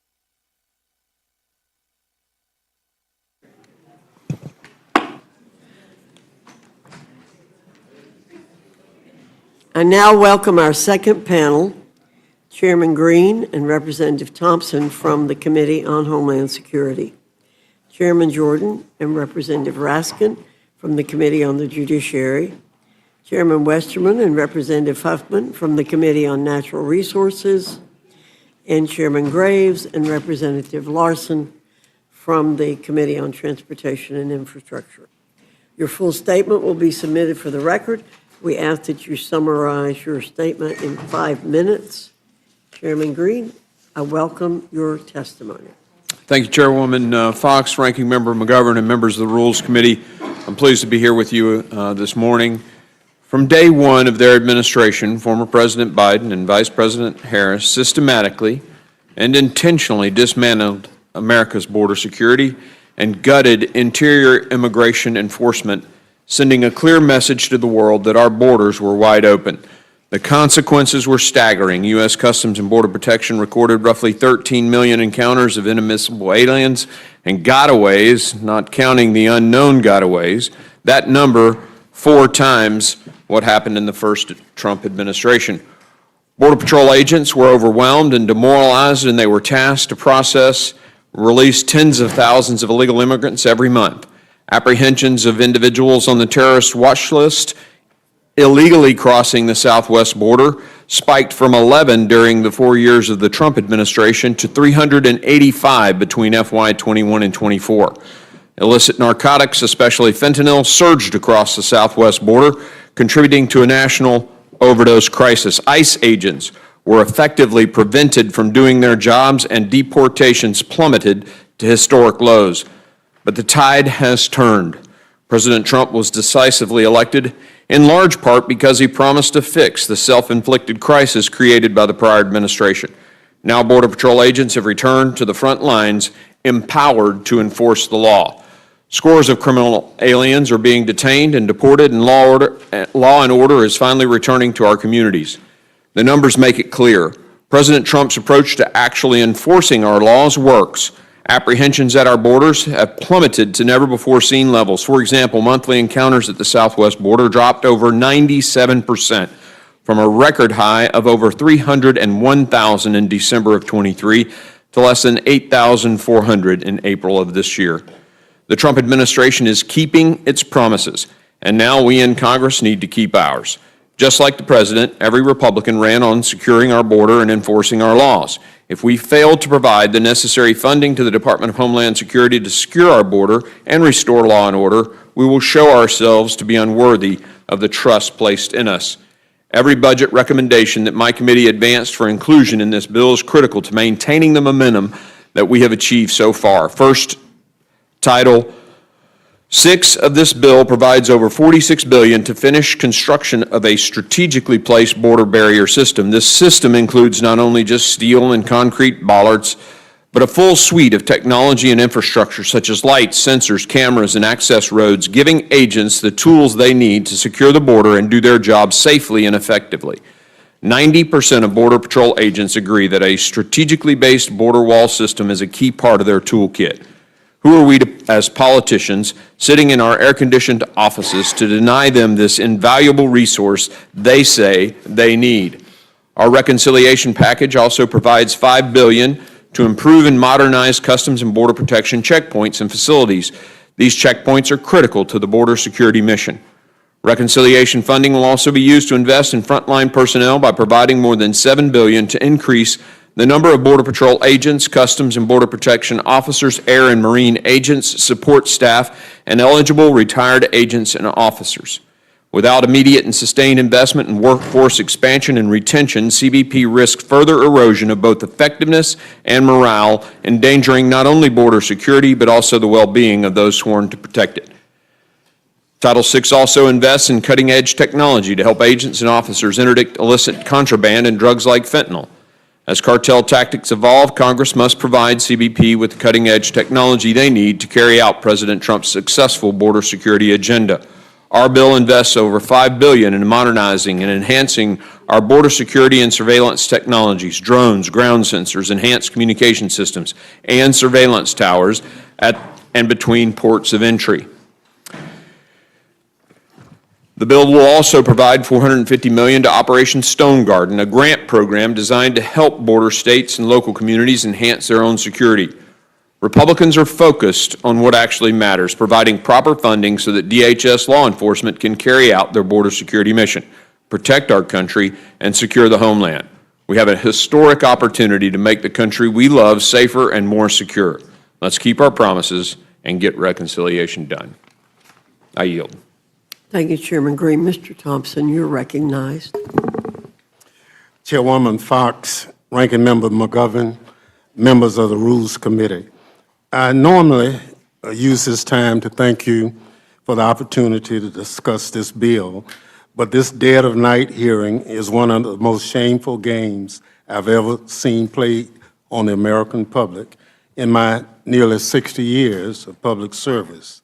The Homeland Security title of this scam of a bill was developed without any of the standard oversight and discussion with the Department of Homeland Security that would normally go along with funding numbers so big. The bill recklessly throws an enormous amount of taxpayer money at the border to buy the votes of Republicans who are reluctant to support the massive billionaire tax giveaways and devastating health care cuts that really motivate this piece of legislation. In other words, the Homeland Security title of the bill is like putting lipstick on a pig. But in many ways, the reality of these 9 pages of legislative text is even worse than that, because it steals money from the American taxpayer and gives it to the Trump administration to decimate DHS and attack the Constitution. President Trump and Secretary Noem are unconstitutionally dismantling DHS and making us less safe in the process. They are firing hundreds of civil servants, freezing grants, eliminating the watchdogs who protect Americans, and failing to respond to natural disasters across the country. Several of you have natural disasters ongoing in your district, and you have weekly requests for approval of other natural disasters. Under Trump and Noem, DHS is detaining and deporting American children with cancer, punishing students for engaging in protected First Amendment activity, and denying the due process to individuals, including those in the country legally. When the Trump administration spends its resources harassing, rounding up, and deporting American citizens, legal permanent residents, and international students in the name of border security, it is ignoring real threats from terrorism, domestic violent extremism, and gun violence. Just last weekend, a fertility clinic in Palm Springs, California, was bombed in a domestic terrorist attack.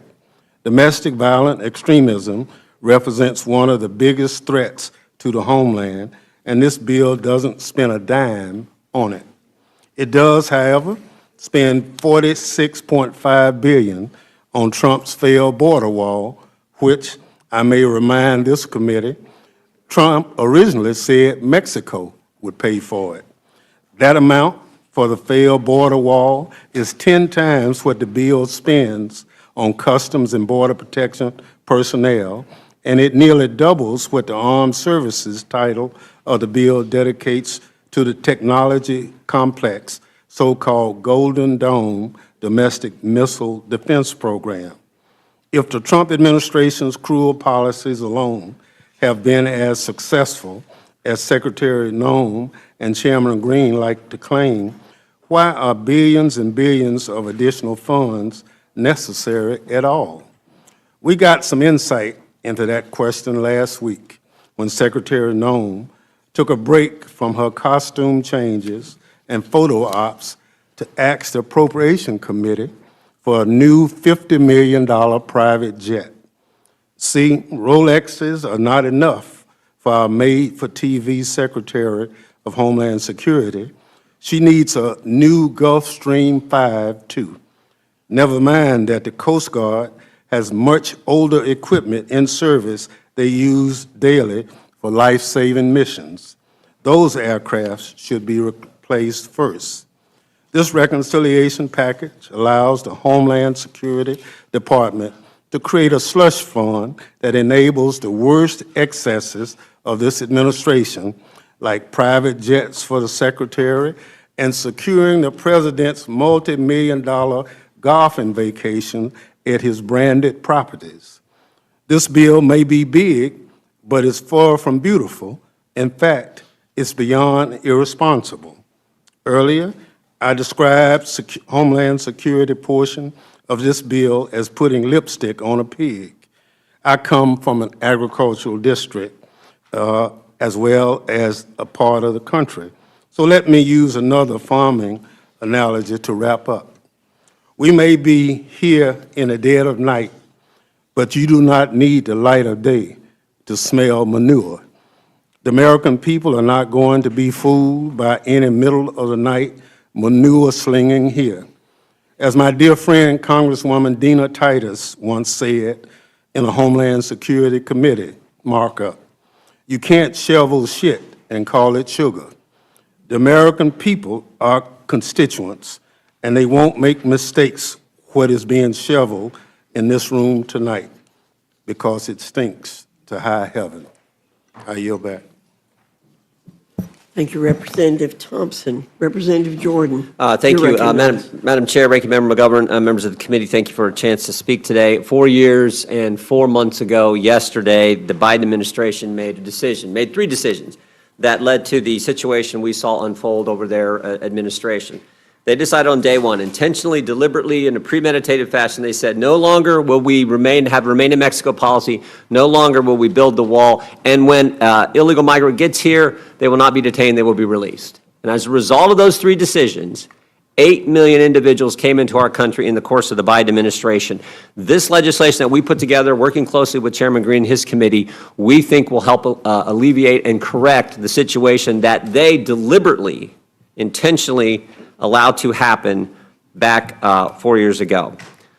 I won't read through mine. I will just say this. I think we focused on sort of three things. First of all, I'm proud of our committee's work in that the Budget Committee tasked us to spend $110 billion over the time frame.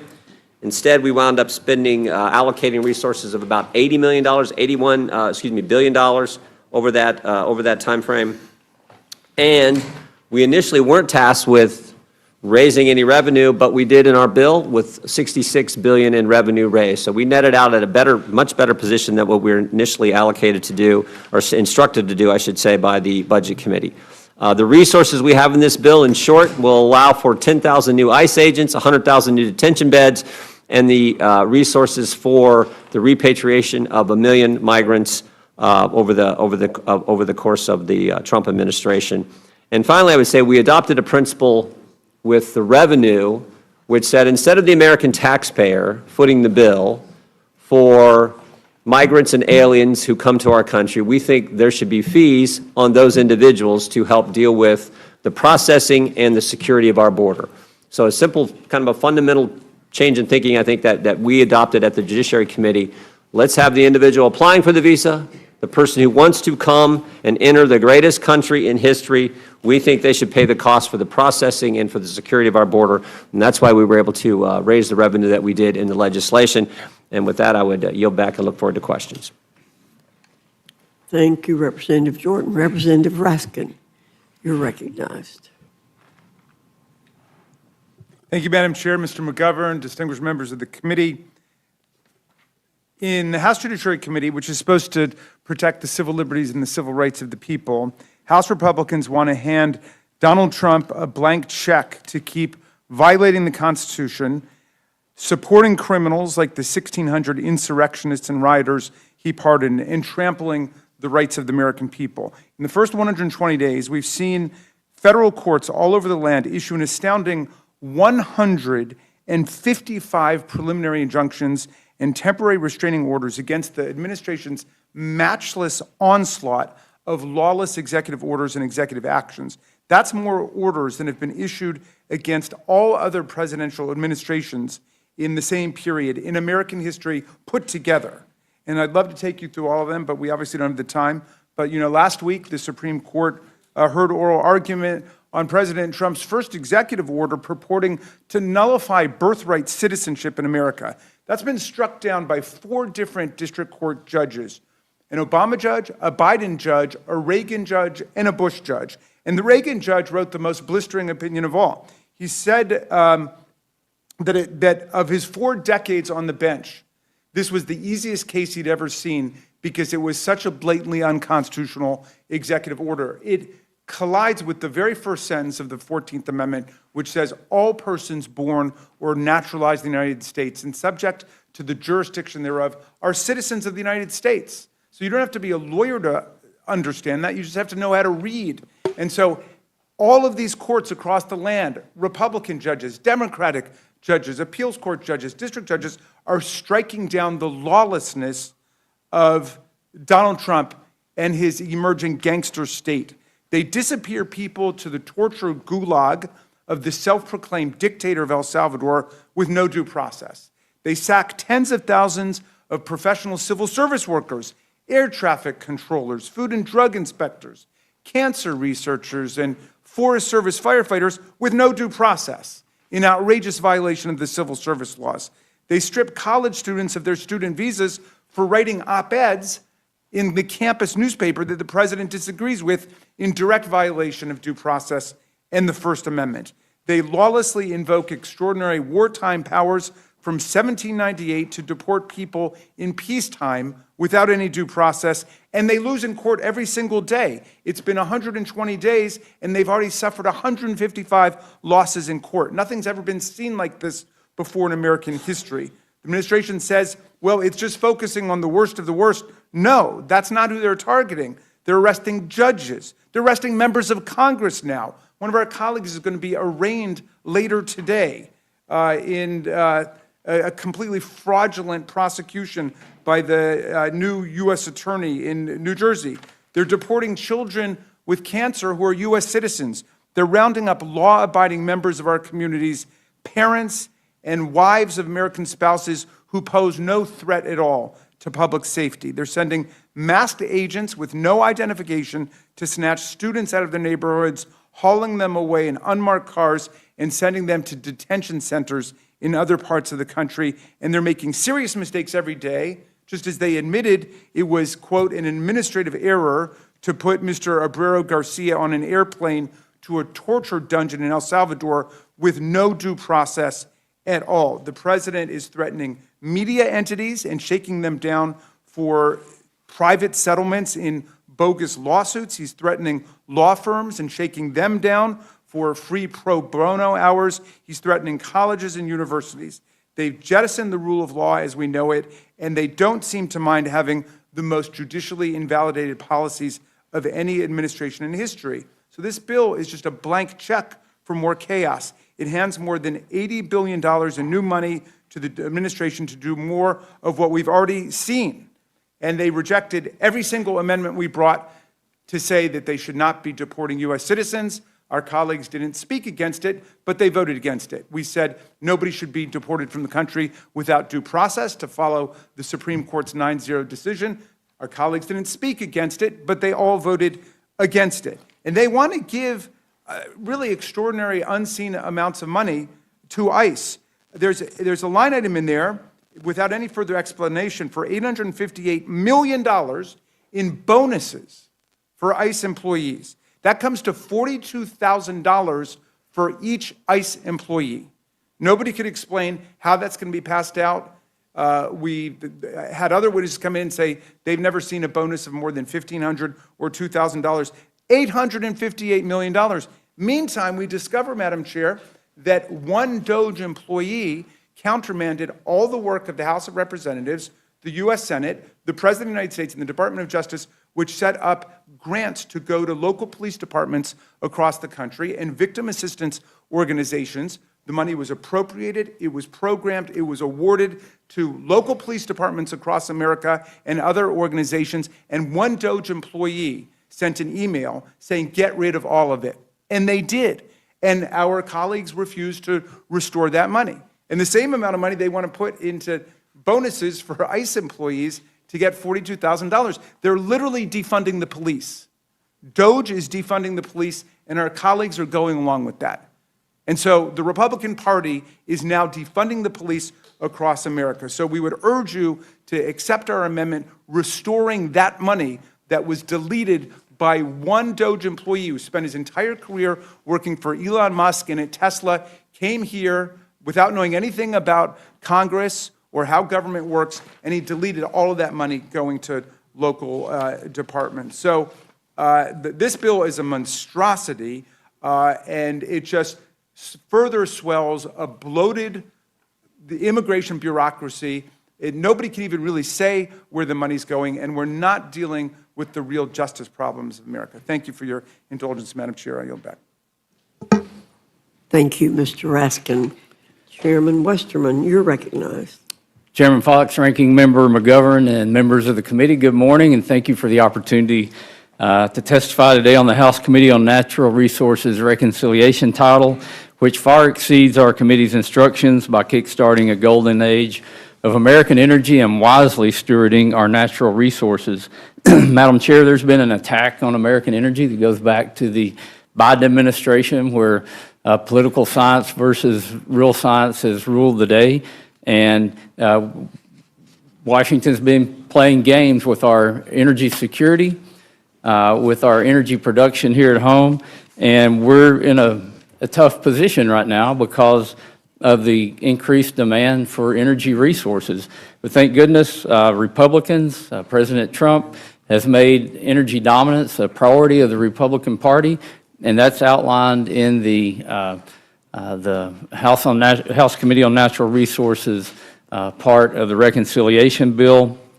And according to preliminary estimates provided by the Congressional Budget Office, our committee will generate over $20 billion in savings and new revenue for the federal government by putting the wealth of our natural resources to work and doing that cleanly, safely, responsibly, and reining in wasteful spending. But that's really only part of the story, because we've received outside scoring from the Energy Policy Research Foundation that projects that our title will generate as much as $91.5 billion of new savings and revenue.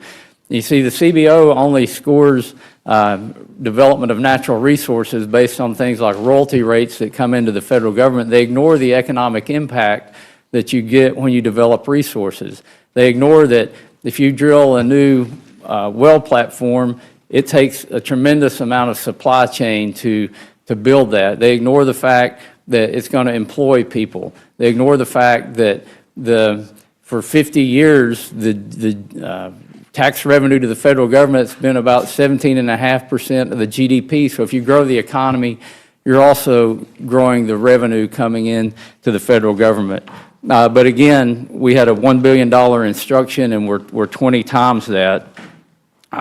Another example, an economic study by the Energy and Industrial Advisory Partners examined the impact of holding just 2 offshore oil and natural gas lease sales in the Gulf of America per year and semi-annual lease sales in Alaska's Cook Inlet. This is a plan that's similar to provisions included in our legislation. They project that these sales alone would increase revenue by $230 million annually, boost our GDP by $1.3 billion each year, and create nearly 16,000 jobs. That's the kind of economic growth that our country needs, and at the same time, we can become energy dominant while we're doing that. We've worked very closely with our dais, with fellow members of Congress, state and local leaders, stakeholders, and our colleagues in the Senate to create a new revenue and savings for the federal government by answering the call to unleash American energy dominance. And as we know, global demand for affordable, reliable energy is rising at an exponential rate. This presents a fiscal opportunity for the United States to generate immense wealth for our nation by being an energy provider to the world. President Trump has made it clear that America will rise to meet the occasion, and we're happy to help support those efforts with our language in the reconciliation bill. As I mentioned, demand for energy resources is increasing exponentially, and we can develop our own energy and our mineral resources right here at home.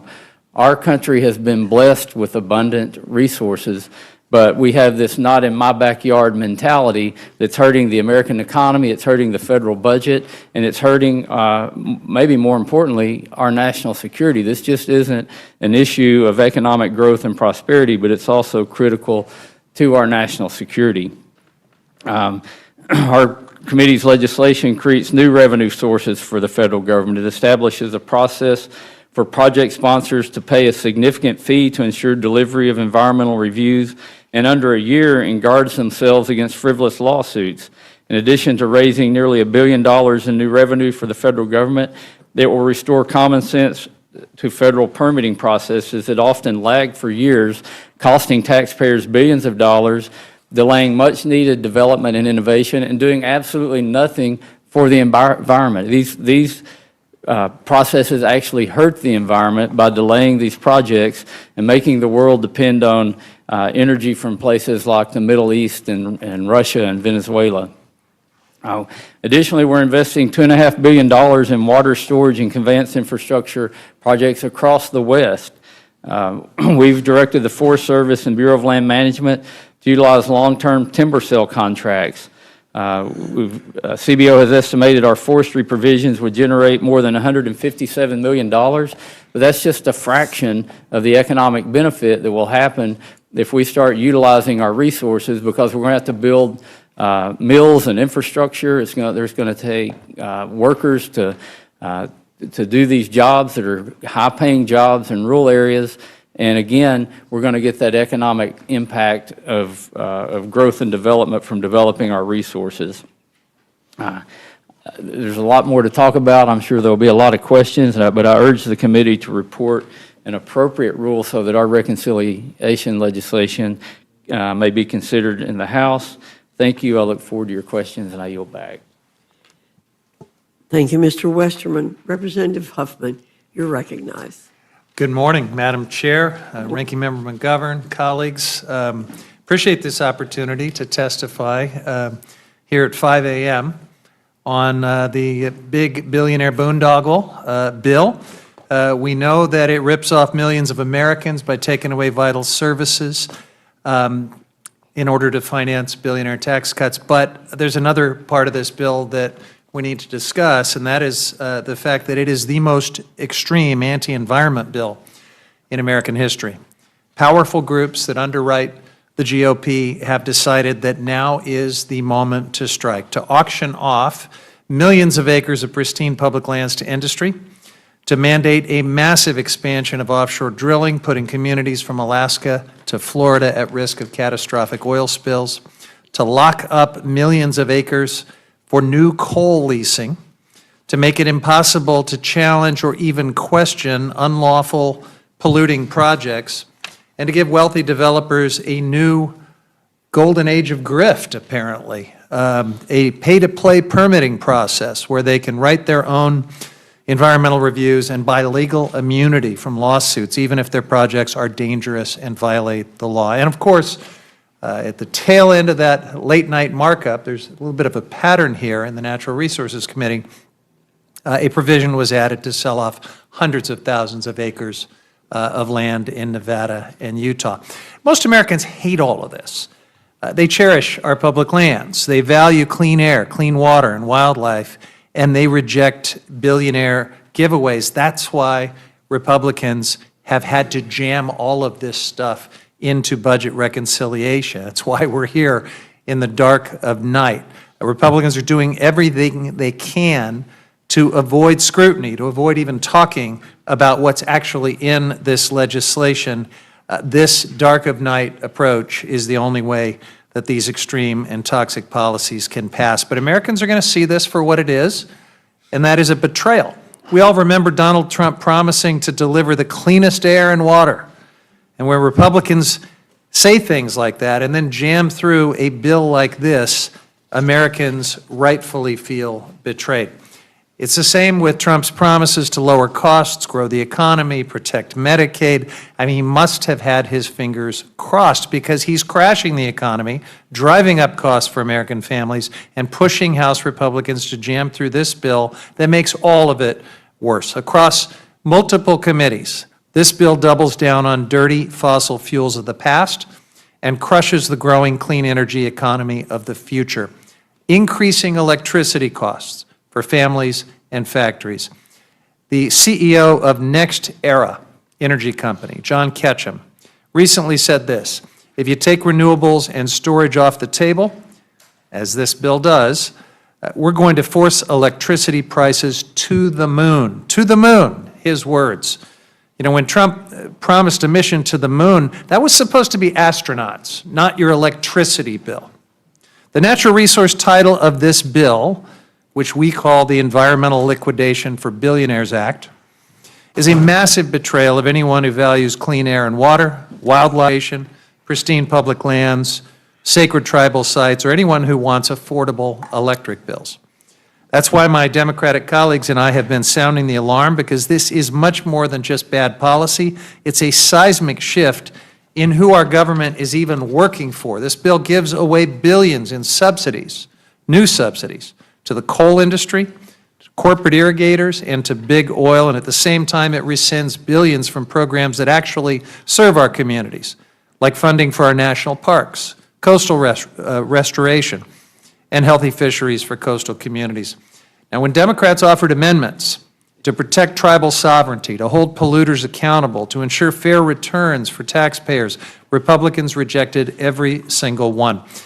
And then they slipped in that late-night provision at midnight of our markup to sell off hundreds of thousands of acres of public lands in Nevada and Utah without maps, without notice, without any explanation. Only after the markup did we learn from media reports that this bill is a thinly veiled and corrupt water grab. The through line across these provisions is clear. Prioritize short-term profits for billionaires and corporate polluters over clean air, clean water, and a livable planet for everyone else. We've seen this playbook before. Cut taxes for the rich, gut public services and protections, hope no one notices until it's too late. But, Madam Chair, people are paying attention, even now, at 5 a.m. They see a Republican majority that won't defend this bill in the light of day and won't explain why polluters deserve a free pass while families lose health care and food assistance and get stuck with higher electric bills. And the American people are going to see Democrats continue speaking out and standing firm on the idea that public lands belong to the public, not to big oil, not to foreign mining companies, not to billionaires or corporate polluters. I urge this committee to reject and strike this title. It doesn't serve the American people. It serves the people who already take too much and want even more. I yield back. Thank you, Representative Huffman. Chairman Graves, you're recognized. Thanks, Chairman Fox and Ranking Member McGovern. So the Transportation and Infrastructure Committee produced recommendations to meet our instructions by combining critical investments in border security, our national defense, and needed modernization of air traffic control with cuts to wasteful spending and some other deficit-reducing measures. For more than 20 years, the Coast Guard, for instance, has received less than half of the capital investment necessary to successfully carry out its critical missions. To support the Coast Guard, we've provided more than $21 billion to recapitalize Coast Guard assets, including the acquisition of cutters, aircraft, icebreakers, while it also funds the construction of facilities needed to support their new assets. With more than half of the total funding going towards maritime assets, we're also aligning with the President's recent executive order to strengthen America's shipbuilding capabilities. Additionally, following the tragic aviation accidents in recent months, this committee has heard directly from stakeholders and the administration about the need to improve the safety and reliability of our nation's aviation system. The FAA faces some serious operational and financial challenges due to its aging infrastructure and workforce shortages. In response, the committee provides a $12.5 billion down payment for the air traffic control modernization efforts. This down payment allows the administration to immediately begin replacing critical communications infrastructure, radar systems, and also invest in runway safety and airport surveillance, surface surveillance projects. It also replaces air traffic control towers and TRACONs and funds our air traffic controller recruitment, retention, and training issues.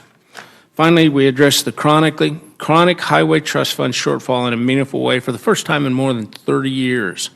The Congressional Budget Office projects a $142 billion cumulative shortfall in the Highway Trust Fund over the 5-year period following the expiration of the current authorization. So put simply, the system for funding our federal surface transportation programs is broken. And our recommendation is to implement a $250 annual fee on electric vehicles and a $100 annual fee on hybrid vehicles and deposit all of those collections in the Highway Trust Fund. For too long, EVs operated on our nation's roads without paying into the system, which is primarily funded by federal taxes on gasoline and diesel. Plain and simple, this is a fairness issue. And it's time these roadway users directly pay into the system that supports the very highways that they drive on. We all want to invest in the Coast Guard. We all want to rebuild our air traffic control system and finally address the broken Highway Trust Fund. And I believe our recommendations deliver on those objectives. And thank you for the opportunity to testify, and be happy to answer any questions. Thank you, Mr. Graves. Representative Larson, you are recognized. Thank you, Chair Fox and Ranking Member McGovern and members of the committee. Chair Graves and I appear today with conflicting views on the T&I committee title, a departure from our regular work on the committee and our preference of working together. And Democrats stand ready to advance bipartisan solutions to support the Coast Guard, to improve our air traffic control system, and to shore up investments in surface transportation. But Republican leadership has not gathered us here in the middle of the night to invest in job-creating infrastructure. This morning is about jamming through a fiscally reckless package that provides a gut punch to working families.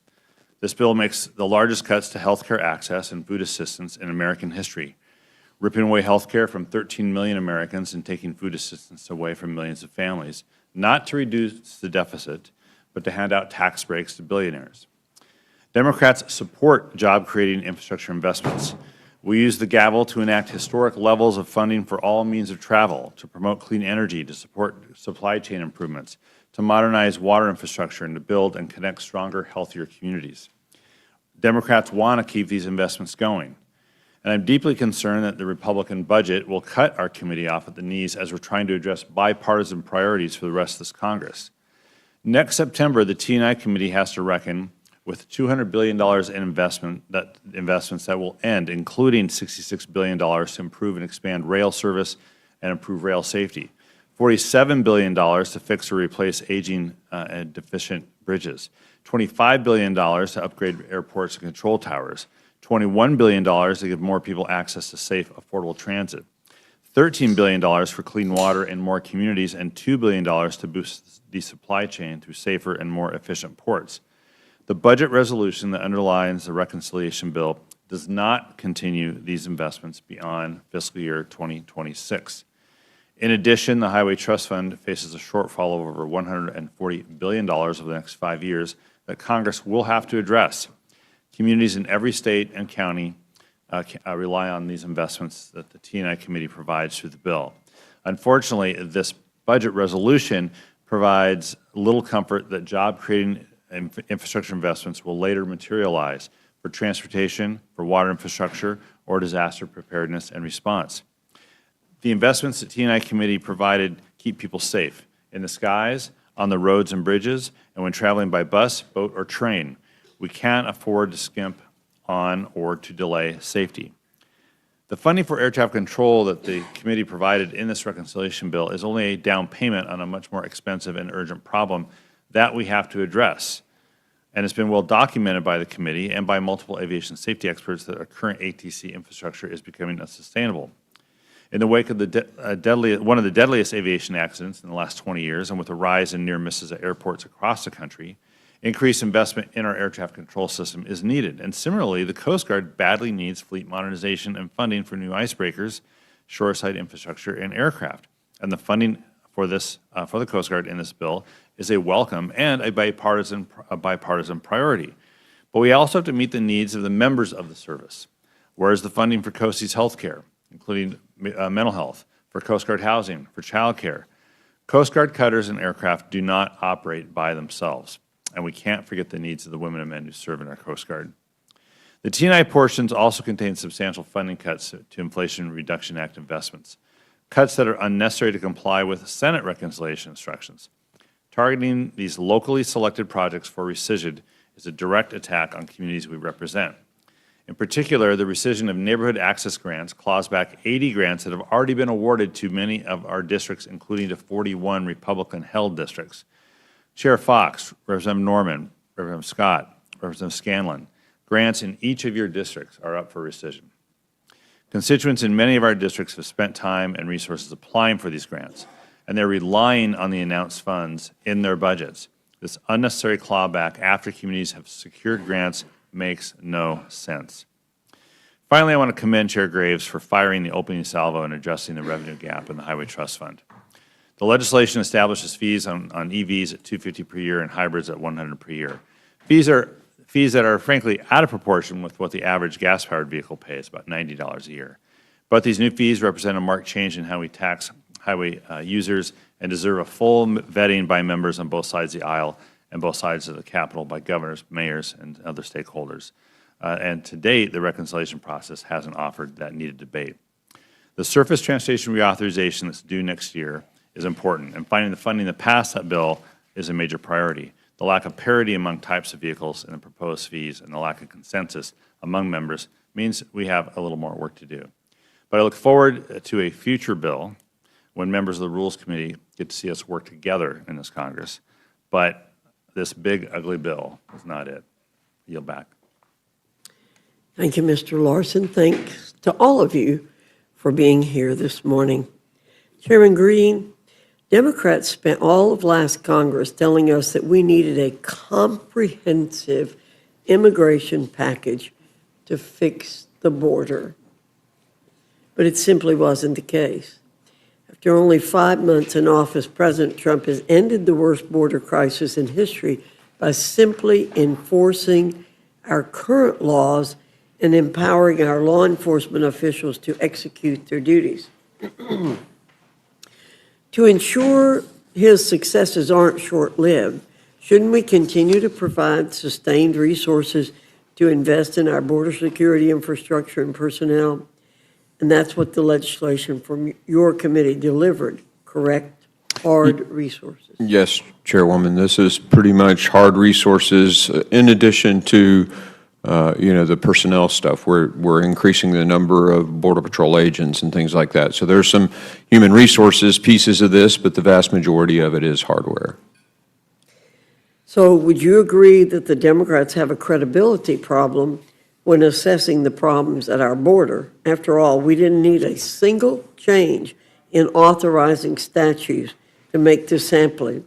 We simply needed a president who was willing to enforce the laws on the books. Yes, ma'am. The excuses that were shared were many, from increased poverty and other parts of the world that were driving people to the United States. Those things didn't change at inauguration.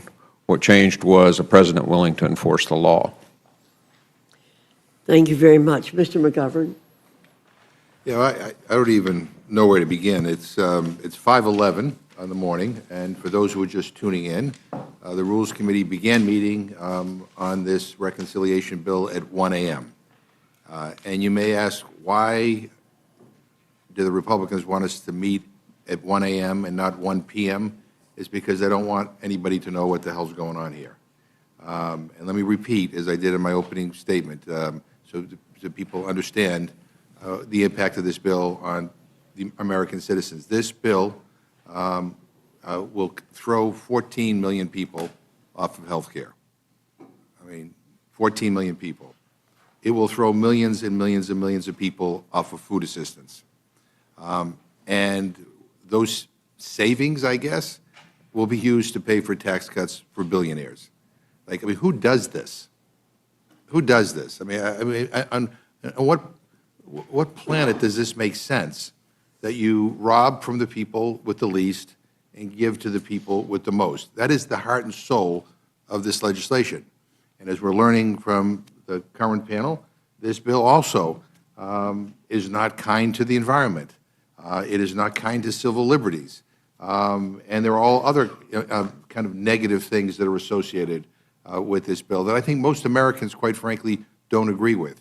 Yeah, Americans want to get our immigration system under control. Yes, they They want to make sure that, there's law and order and things are safe for everybody in this country. But they care deeply about the Constitution. They care deeply about due process. They care deeply about the environment. As I'm listening to the first panel and now the second panel, and I say this, with all due respect to my Republican colleagues, but we just don't share the same values. I think it comes down to that. And let me ask Ranking Member Huffman a question. The part of this Republican tax scam that falls under the Natural Resources Committee appears to auction off America's public lands to corporations and oil companies to pay for even more tax breaks for the wealthy and the well-connected. And even though more than 70% of the American people oppose selling off our nation's public lands to the highest bidder, so my question is, how does this title sell off and sell out public lands? Yeah, thank you, Ranking Member McGovern. So, several ways. First of all, several 100,000 acres in Nevada and Utah are sold outright under a dark of night amendment that Mr. Amodei and Ms. Malloy added at the tail end of our markup. So after weeks of being assured by Republicans that they would not sell off public lands, they turned around and are now selling off public lands, much to the dismay of some of their own colleagues, including Mr. Zinke in Montana. But then the even bigger giveaway is in the form of auctioning off vast areas, millions and millions of acres of public lands, including pristine areas, the Arctic Wildlife Refuge, and mandatory offshore leases covering millions and millions of acres in the ocean. They're doing all of that while lowering royalties for big oil and for big coal. They are offering up an area the size of Connecticut that they propose for new coal mining, and also opening up areas very sensitive in the boundary waters watershed, the most visited wilderness area in the United States, for a particularly toxic form of new mining. So the House Natural Resources Committee was instructed to raise money to help offset the tax scam, but the committee's provisions also spend significantly. Can you tell us a little bit more about the big oil giveaways in this bill? Absolutely.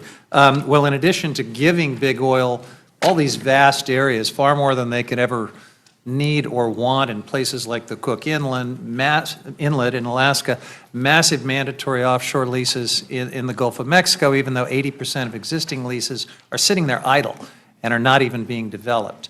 It's just more being offered up to big oil while lowering royalties and giving the Secretary the authority to go to non-competitive leasing if the market doesn't yield enough interest, which it won't in many of these cases, and then additional discretion where the Secretary can lower royalties even further, practically giving away these public resources. And so one provision of this bill will allow companies with polluting projects to buy their way out of judicial review of their environmental review documents. So what could this mean for communities impacted by these projects?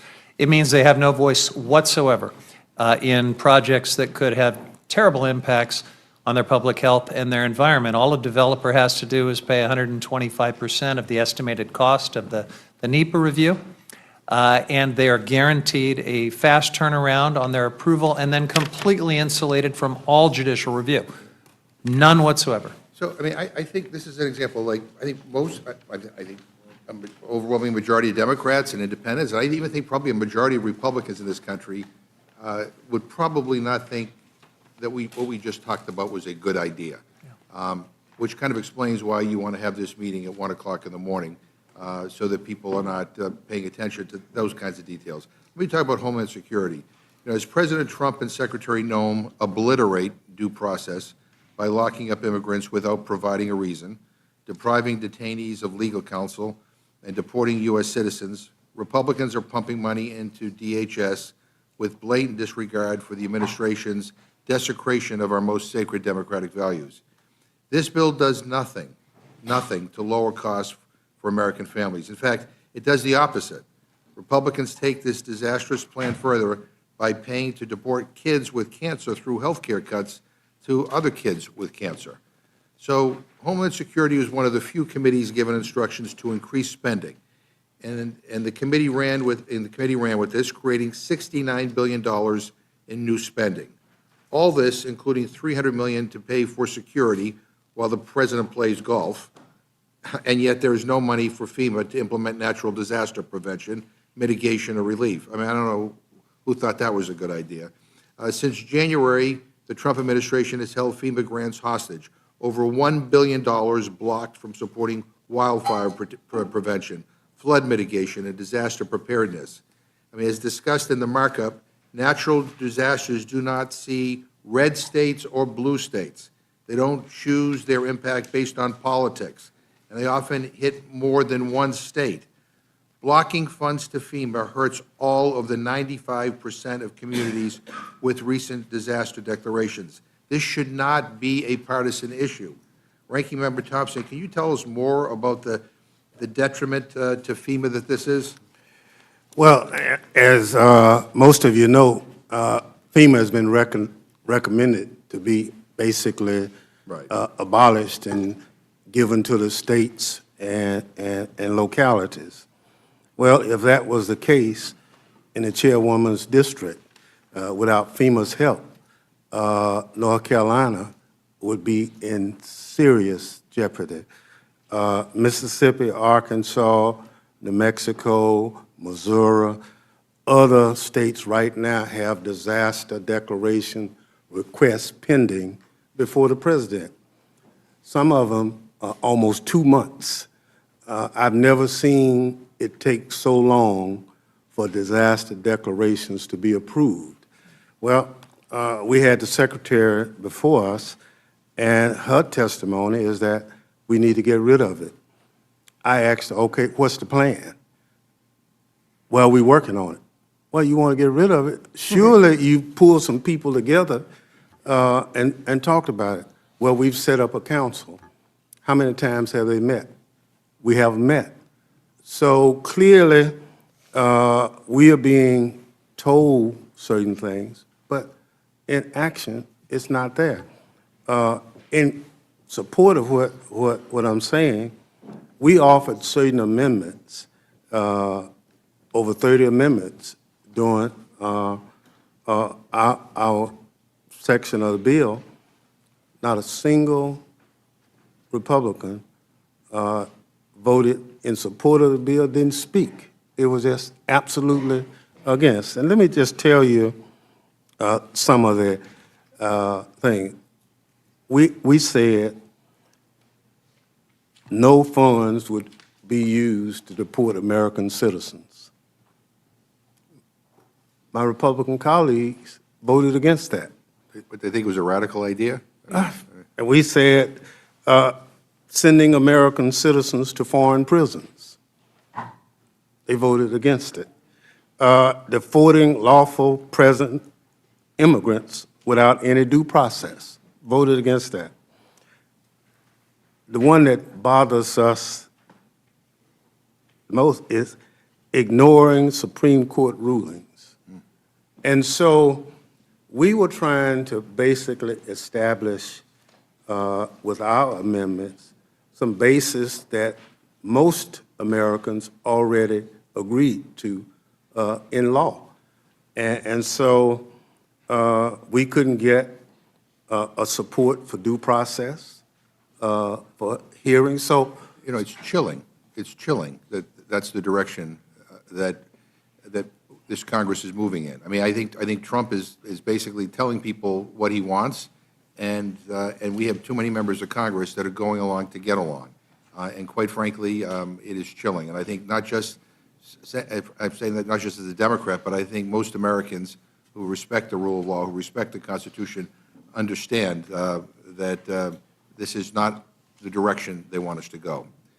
Let me ask you, Ranking Member Thompson. Republicans are spending $46.5 billion more for Trump's border wall. $46.5 billion.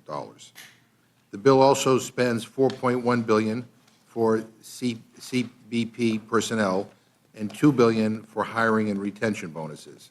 So if I'm doing the math, the Republican reconciliation bill spends 10 times the amount on Trump's stupid border wall as it does on CBP personnel. Not only that, the bill gives local police in Trump's hometowns $300 million to provide support so we can spend even more time golfing.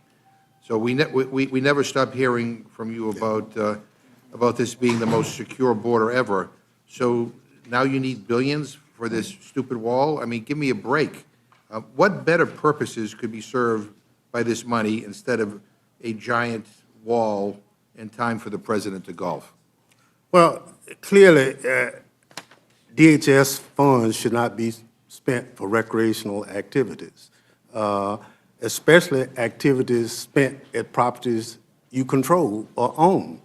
And so, again, this is part of creating the ability to make money at government expense. And the reason I say that is our Secret Service and other personnel would end up having to stay on the property while you're playing golf. We understand that, but you know, we have a lot of golf courses, if you want to play here, and people can go home. So it's not good. More importantly, so much of the other thing we are addressing is we're not providing training for our law enforcement personnel. When you pause a grant, that means you've stopped the money. And so the language is confusing to a lot of cities and counties in this country because they said we were approved and then we were told we were paused. We were trying to buy a fire truck. Now we can't buy the fire truck. We need it. We need to train our personnel.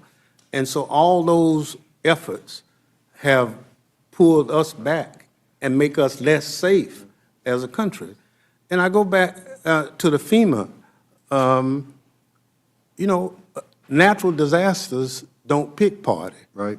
And so I encourage the committee to look at this notion that we take care of Americans in that time of distress and danger. Normally, when FEMA comes, it's because state and local resources have been overrun. Yeah. And for us to move in a direction with no plan at this moment is not in the best interest of any American citizen. Look, I think all of us have had natural disasters in our districts at some point. And I will tell you, I have had in my district, and FEMA has been extraordinary. And I don't know what we would have done without them. Mr. Raskin, I didn't know if you wanted to add anything. Thank you, Mr. McGovern. But I wasn't aware of this provision. Would you just tell me that number again? Did you say there were $30 million for $300 million Yeah, $300 million. Security for golf trips? For Basically to help. you know, I would just say from a judiciary perspective, you know, we've been talking a lot about the Foreign Government Emoluments Clause because of the very risky and dangerous idea of accepting a $400 million jumbo jet airplane from the dictator of Qatar, which is categorically forbidden by the Constitution without congressional consent. But we also have a Domestic Emoluments Clause, which says that the president is limited to his salary in office and cannot draw other money from the federal government, other agencies and departments. And I mean, it sounds to me like what you're raising really it implicates the Domestic Emoluments Clause. We're spending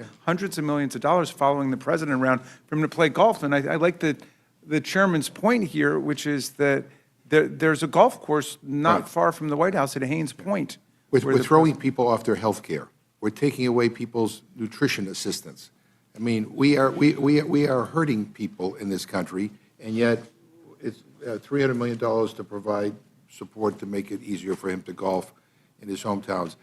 And the final thing I'm going to say, Madam Chair, you brought it up. You know what? Please don't diss the notion of the importance of a comprehensive immigration reform bill. The Senate, in a bipartisan way, came together and actually constructed one because we do need to help make it easier for people to have a legal pathway to become citizens. We need to regularize the status of many people who have been here for many, many years, including the Dreamers. We need to make their status permanent. They came together in a bipartisan way. Unfortunately, you know, Donald Trump, in the heat of the campaign, told Republicans in the House to walk away from it, and unfortunately, you all did. And I hope we, at some point, get back to it, because quite frankly, we need that. I yield back. Thank you, Mr. McGovern. I said in my opening statement that we were prepared for hearing a lot of things today and tonight, or whenever we finish up. And one of our colleagues called them misleading statements. They really are. And I want to point out the comment Mr. McGovern just made, that we don't share the same values. That is an understatement. Then we agree. We agree. Good, okay. Yeah. No debate. Good. We know that national security is the #1 issue for the federal government. And that's what members of this panel are talking about. And you talked about taking care of Americans in time of disaster. And we don't think that a border wall is stupid. A border wall is necessary to take care of Americans. I do, but I'll also terms point of out that Homeland Security is hometown security. Yes. And unfortunately, I think you guys have lost sight of that. So, Mr. Langworthy, you're recognized. I have no questions for the panel at this time. I just also want to reiterate to this panel, thank you to all the chairs and the ranking members, and for the staff of the committees for all of the hard work that they've put in and the hundreds of hours going into this reconciliation process. This is quite an exercise, and I really want to salute you all for the work. I yield back. Mr. Langworthy. Ms. Scanlon, you're recognized. Thank you, Madam Chair, and thank you to all our ranking members and chairs for getting up so at an ungodly hour of the morning to join us, and thank you again to our C-SPAN folks who are up way too early. You know, the question I've been asked most since about 36 hours ago when this hearing was noticed for 1 a.m. Is why on earth would anyone try to hold a congressional hearing at 1 o'clock in the morning? And of course, the obvious answer is because the bill is so horrible, they want to hide it from the public. So just, to do a little bit of, no spoiler alerts or anything, but to catch up from the last episode, the last hearing, we had a little bit of breaking news, a couple CBO letters that came out after 5 o'clock yesterday. One demonstrated quite convincingly that this bill will cause the household incomes of the lowest 10% of the poorest 10% of Americans to decrease, and it will cause the household incomes of the richest 10% of Americans to increase. So it is a wealth transfer. I know our Republican colleagues say that they don't like to transfer wealth between different groups, but apparently if it goes from the poor to the rich, it's okay. The second piece of breaking news is that this bill will violate the pay-go provisions and induce sequestration, which will then lead to a $500 billion reduction in Medicare. Now, we've been raising the alarm for months that this bill was going to impact Medicaid, but it's also going to impact Medicare. So I think that's something people have to put in their pipes and smoke. I want to thank all of our many colleagues for being here to do what is the purpose of hearings, to try to make a bill better, to try to expose what is in it. Certainly there are more of our Democratic colleagues here waiting their turn to testify in amendments than there are of the Republican members of this committee who, I guess, are taking their naps off camera for a change. I want to focus some of the most egregious parts of the Judiciary section of this bill. Unlike most of the directions or the reconciliation directions for most of the committees, Judiciary decided to add tens of billions of dollars to support this administration's lawless and ultimately counterproductive immigration agenda. So under this White House, we've seen mistaken and illegal deportations. We've seen wrongful arrests, including by masked men in unmarked cars. We've seen outrageous attacks on due process and First Amendment rights.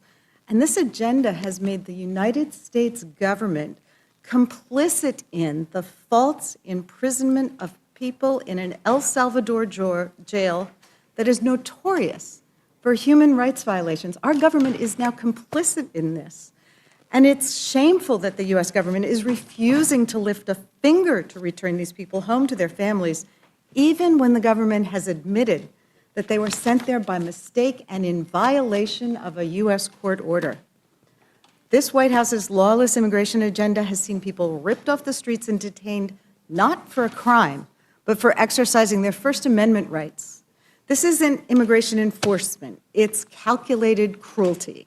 This isn't keeping our communities safe. It's an un-American attack on the truth, on the First Amendment, on fundamental human rights. It's a campaign of fear and lawlessness being carried out on the American taxpayer's dime, and no one should kid themselves.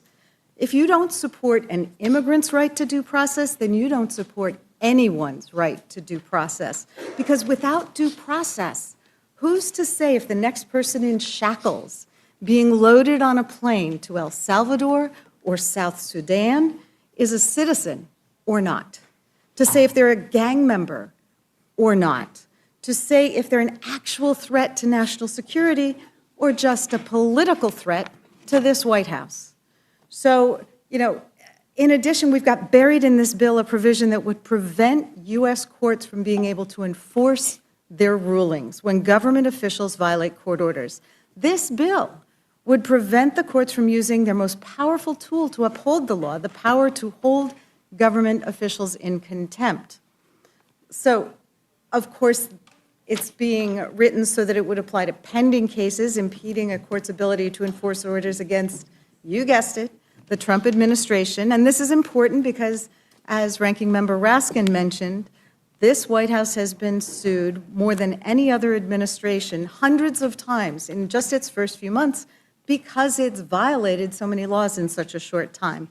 So basically, our MAGA friends want to create a financial hurdle too steep for most plaintiffs to overcome by putting an enormous price tag on Americans' right to access justice in our courts in order to challenge these White House power grabs. Federal courts rarely require bond in cases alleging unconstitutional actions by the government, and the decision to impose a security bond is properly within a judge's discretion, depending on the circumstances. This bill would change that. It would kneecap any avenue for the courts or the American people to hold an administration, any administration, accountable for unlawful or unconstitutional actions. Have our colleagues forgotten that we do not elect kings, we elect presidents, and for a limited time period? Have they forgotten that a president, his administration, his allies, including Elon Musk and his Doge brothers, don't have the right to do whatever they want just because congressional Republicans don't have the backbone to stand up and stop them? These efforts to undermine our constitutional order would destroy the very rights and liberties that have made America strong and a beacon to the rest of the world. So this bill doesn't serve my constituents.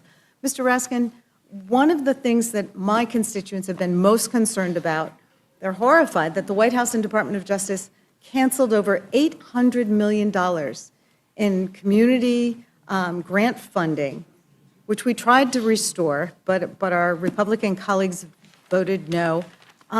We saw funding for community violence prevention, crime fighting, support for law enforcement, gun violence prevention. Using that funding, evidence-based programs have reduced gun violence in communities like mine, Philadelphia, by over 50% in the last couple years. So can my constituents think that this is a danger to public safety? Can you comment on this? Well, it's extraordinary that they're wanting to spend tens of billions of dollars on the border wall while they're cutting hundreds of millions of dollars from grants going to local police departments, victim assistance organizations, anti-rape and sexual assault groups that are actually on the ground in all of our communities. Now, this is something where I really thought we could have a bipartisan consensus because nobody knew about it.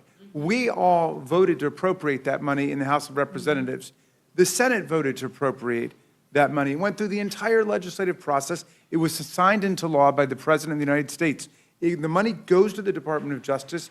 They program it in their Office of Justice Programs, and then the various police departments around the country and local groups apply for the money. And there were 365 grants that were actually awarded. They were planning on it. A lot of them started to spend money that hadn't even come in yet from other sources. And this one Doge employee, we've got the guy's name, we found out who it was, sent an email, and he just went down a list of them and said, get rid of all of these grants. So I said to our colleagues, You didn't know about this. We didn't know about this. It doesn't have to be a partisan thing, but that's not how our system works. We don't have a fourth branch of government called DOGE or Elon Musk. And yet, when we introduced an amendment to restore all that money, alas, our colleagues didn't have anything to say in defense of what DOGE had done, but they all voted against restoring the money. And so we've got the same amendment before the Rules Committee. I beseech our distinguished chairwoman, Ms. Fox, Mr. McGovern, please look at this. We're hearing about it all over the country. I think it's more than 38 or 39 states that are involved in this. These are groups and these are police departments that were depending on it, and we're literally defunding local police departments and local crime-fighting programs. One of the pieces that seems most egregious is they have defunded programs to address fentanyl abuse. They've defunded programs that address all of the opioid abuse issues. Yes, indeed. There's a lot of opioid efforts that have been undercut or eliminated because of this. But I'll tell you one interesting story, which tells me that this isn't over yet, okay? Because when we started to raise this in the Judiciary Committee, there had been no changes. Well, we began to talk about one specific program called the Officer Robert Wilson Preventing Violence Against Law Enforcement Officers and Ensuring Officer Resilience and Survivability Initiative. It's called the VALOR Initiative, and it's for mental and physical health engagement with police officers. We began to talk about that. We advertised it. We showcased it. And mysteriously and quietly, the program was restored by the Department of Justice. But nobody explained why. Everybody's refused to talk to us about it. And this is so much the pattern of what we've seen with DOGE, where they come in with Elon Musk's chainsaw, they have a personnel massacre, they get rid of everybody, and yet if you know somebody, and you know, as a Democrat, I don't know a lot of people in the Elon Musk world, but I know Republicans who've been able to get a phone number for this person or that person and get somebody restored. Well, if it's waste, fraud, or abuse, they shouldn't be restored, but it's not waste, fraud, and abuse, but none of us should be subject to this kind of treatment. And that's why I talk about the fourth branch of government. This is not contemplated in our system of government. Now, I don't know whether or not Elon Musk has been run out of town or he's just no longer popular. We don't hear a lot from him, but there are still tons of people suffering the repercussions of what he and DOGE did. And so, again, I would just beg the Rules Committee to look at this because we've heard from people all over the country about that. And unfortunately, the logic of what they did has carried over into the president's budget proposal. They want to cut $1 billion out of Department of Justice programs in the next budget. $500 million from the FBI, the ATF. There's this cybersecurity and infrastructure security center.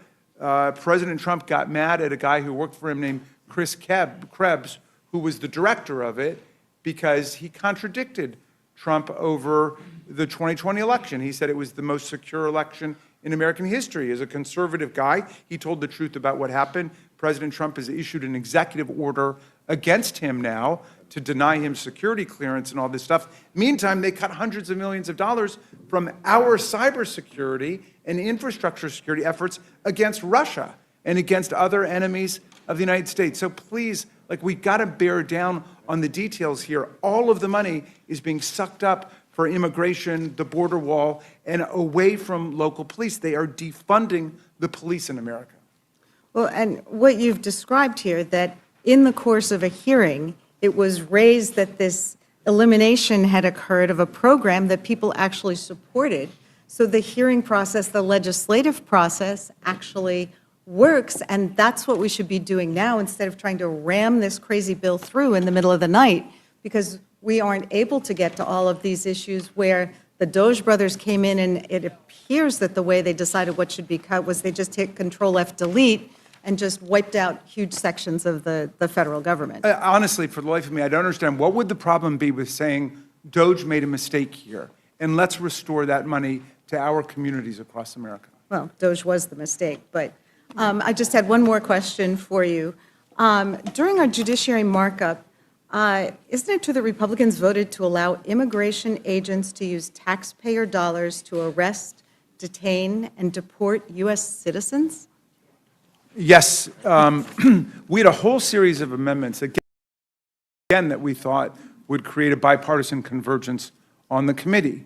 We basically were looking at things that the administration had done unlawfully, where the courts had struck them down repeatedly and categorically and clearly, judges on all sides of the political spectrum. And we said, let's put it in the legislation that the government cannot deport U.S. citizens and detain them under ICE, under immigration authorities. Let's say that nobody should be deported from the country without a due process hearing, which is what the Supreme Court has said. We said, let's not do immigration raids in churches.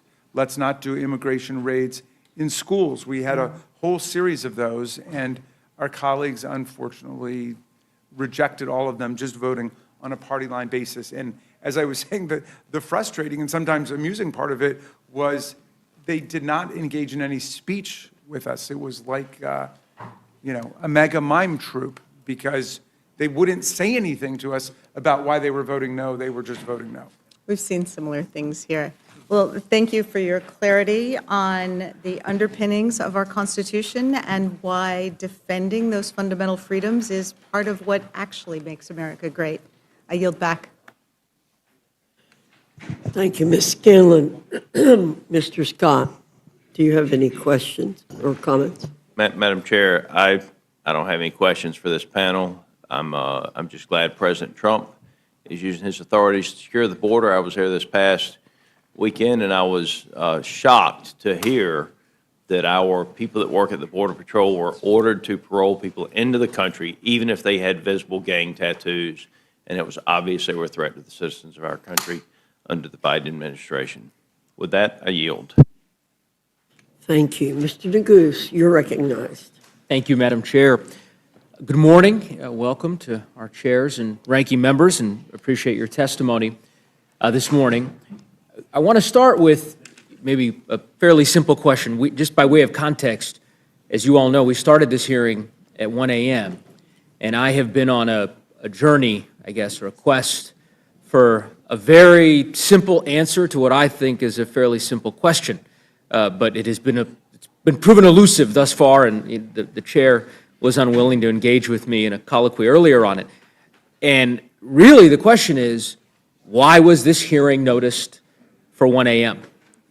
Why have we spent the past 5 hours debating this bill in the dead of night? Of course, I have a theory, and it's that this bill is indefensible and that House Republicans know that full well and decided that it would be in their interest to hold this hearing in the dead of night rather than in the daylight. But I wonder if my Republican colleagues, the chairman, have any thoughts on that front. Chairman Green, any observations you might offer as to, do you think it was prudent for this committee to convene in the middle of the night? I don't have any opinion on when the committee is called. I'm an ER physician. I work day and night. I'm an ex-Army Ranger. I work day and night. It was 3 o'clock in the morning when we flew into Baghdad. Time doesn't matter to me. Okay. How about this? How long have you been chairman of the Homeland Security Committee? I'm in my second term. Second term, so how many years? Is that 3 years? That would be 2+ this year, which I guess is 2+. Couple years? A year, 2 years and 5 months. You've held a lot of hearings, We right? have, yeah. Have you noticed any of them at 1 a.m.? We've had some markups go past. Not if they went past. Have you noticed any hearings at 1 a.m.? I have not, no. What time was the markup for your committee on this bill? On this bill, I Yeah. think 10 a.m. 10 a.m. Yeah. Interesting. Yeah. Yeah. I'm pretty sure Chairman Jordan's markup was around 10 a.m. too, because I'm on his committee. The same goes for Chairman Westerman. The question I have is why the Rules Committee decided to deviate from the protocols that the chairs have apparently established, those who are testifying in front of our committee. Why this committee, the Speaker's Committee, decided to gavel in the middle of the night to take up this bill. It's an interesting question, and I've yet to get a good answer, but maybe the third panel will perhaps provide some clarity. I was going to say, when you got a great product, you want to get after it and get it passed. Oh, is that right? This thing cuts taxes, Oh. secures the border, Let's cuts talk, taxes, let me secures. talk to you a little bit about Okay. the product, Chairman Jordan. So I want to talk to you in particular about the contempt provision. So this is Section 70302, a restriction on enforcement. You're familiar with this provision, right? Is that, you know the provision I'm talking about? I'm waiting for you to explain it. Okay, well, you're testifying. I was going to ask you to explain it. So my understanding of the provision, you can tell me if I'm wrong or incorrect, is that this provision would bar any federal court from enforcing a contempt citation in a case in which an injunction or a temporary restraining order has been issued if security, that is to say money, has not been provided or ordered by the federal court in that particular case. Is that right? That's right. Okay. I think that's existing law. I think that's, It's not existing I think law. that's what, I think that's, I'll clarify. As you know, this is under the Federal Rules of Civil Procedure, it is discretionary as it relates to cases against the government, right? That's the whole reason for this provision. Otherwise, you wouldn't include this provision in the bill. This is meant, I'm asking a question. I don't know if, is that, Well, is that right, or am I didn't hear the question. Say the question again. What was I didn't that? catch. I didn't hear the question in there. The question is whether or not this provision is as I stated it to be, that essentially it would preclude any federal court from enforcing a contempt citation in a case in which an injunction or a temporary restraining order has been issued if a security has not been provided by That the last plaintiff clause in is the that key. case. If that security has not been put up, right? Correct. And you're aware that the way in which you've written this provision, it would apply to any plaintiff in the United States vis-a-vis a case against any entity within the federal government.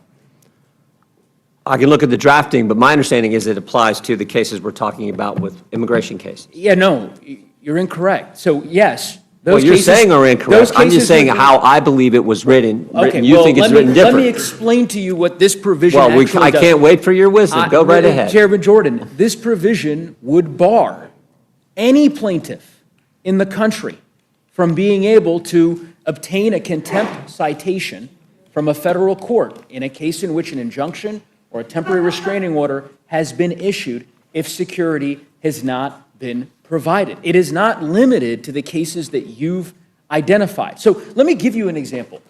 Let's say there's a citizen in Ohio, a constituent of yours, who believes that their private data has been improperly released, right, by the IRS, and they file a lawsuit against the IRS. If this becomes law, your provision, that individual would have to provide security, whatever security the court would deem reasonable. That is not something that has existed up until now. Do you understand that? Got it. Okay. So I'm trying to understand why you think that's in the best interests Well, of the our people that you understanding- represent in Ohio. Courts, Go ahead. judges were waiving this. Our understanding is this would prevent enforcement of a contempt order if security was not provided, if the security was not provided in accordance with the Federal Rules of Civil Procedure 6S. That's what we put in the legislation. Yeah, this provision, so you're saying that essentially the way that you read this language is that it's not compelling the federal court to require security of a plaintiff. That's a situation now the judge can waive it. We're saying it should compel the court to have the security there. Correct. Yeah, we're saying the same thing. Okay. Let's go back to my core example, all right? We'll walk through it together here. A constituent in Ohio who believes that their information was improperly released by the IRS. I remember you've served on the Judiciary Committee for many years. Hold on. We're talking about in the context of immigration cases. This is all cases. This is not immigration cases. The plain language of this statute that you have written applies to every conceivable case brought in a federal court, period. IRS cases, patent cases, immigration cases. If you have a constituent that sues the ATF, this provision applies to them. This is the point. And you can visit with your lawyers and maybe they can provide you with the clarity, but it is unquestionably the case that this provision applies to every plaintiff. Oh, okay. Yeah, that's correct? I think we're on the same page now. The judge can set the security at whatever level he wants. What's typically happened in these cases is he just waiving it. No one's putting it up, and they're getting this injunction that applies nationwide, Correct. which is the So, concern. I hear you. Are you okay with the nationwide injunction I hear issued by you. one single federal judge? We'll get to that part, Mr. Jordan. Okay. Let's complete the analysis on this piece, because to your point, as you said, this particular provision doesn't require a specific amount of security. It's essentially saying to the federal court, it has to require some security. And my point is that this is a deep deviation from existing federal law. This has never been the case. We've never said to constituents, hold on, Mr. Jordan, I'll finish then I'll give you the chance to respond. We've never said to American citizens and constituents that in order to vindicate their rights in federal court, they're going to be required to provide a security when their constitutional rights have been violated by their government. And I find it astounding. I'm not sure that many of your colleagues understand the full import of this. They will by the time this gets to the floor. I imagine there will be a lot of limited government advocates who will find deep reasons to be concerned about this type of provision, because as you could imagine, it will preclude folks from being able to vindicate their constitutional rights. Now, I would also say the way that you have written it, as you've noted, it's retroactive, right? So this applies to any... I just want to say the situation we're trying to address is what's been happening around the country. You didn't write it that way. As you know, a single federal judge gets cases brought to the judge, they waive the security and then issue a decision that applies nationwide to all immigrants who are in that situation. Why didn't you put nationwide in this language? Well, we can look at the language. I mean, it's 6 a.m. You're voting on this thing in like 10 hours. What are we talking about?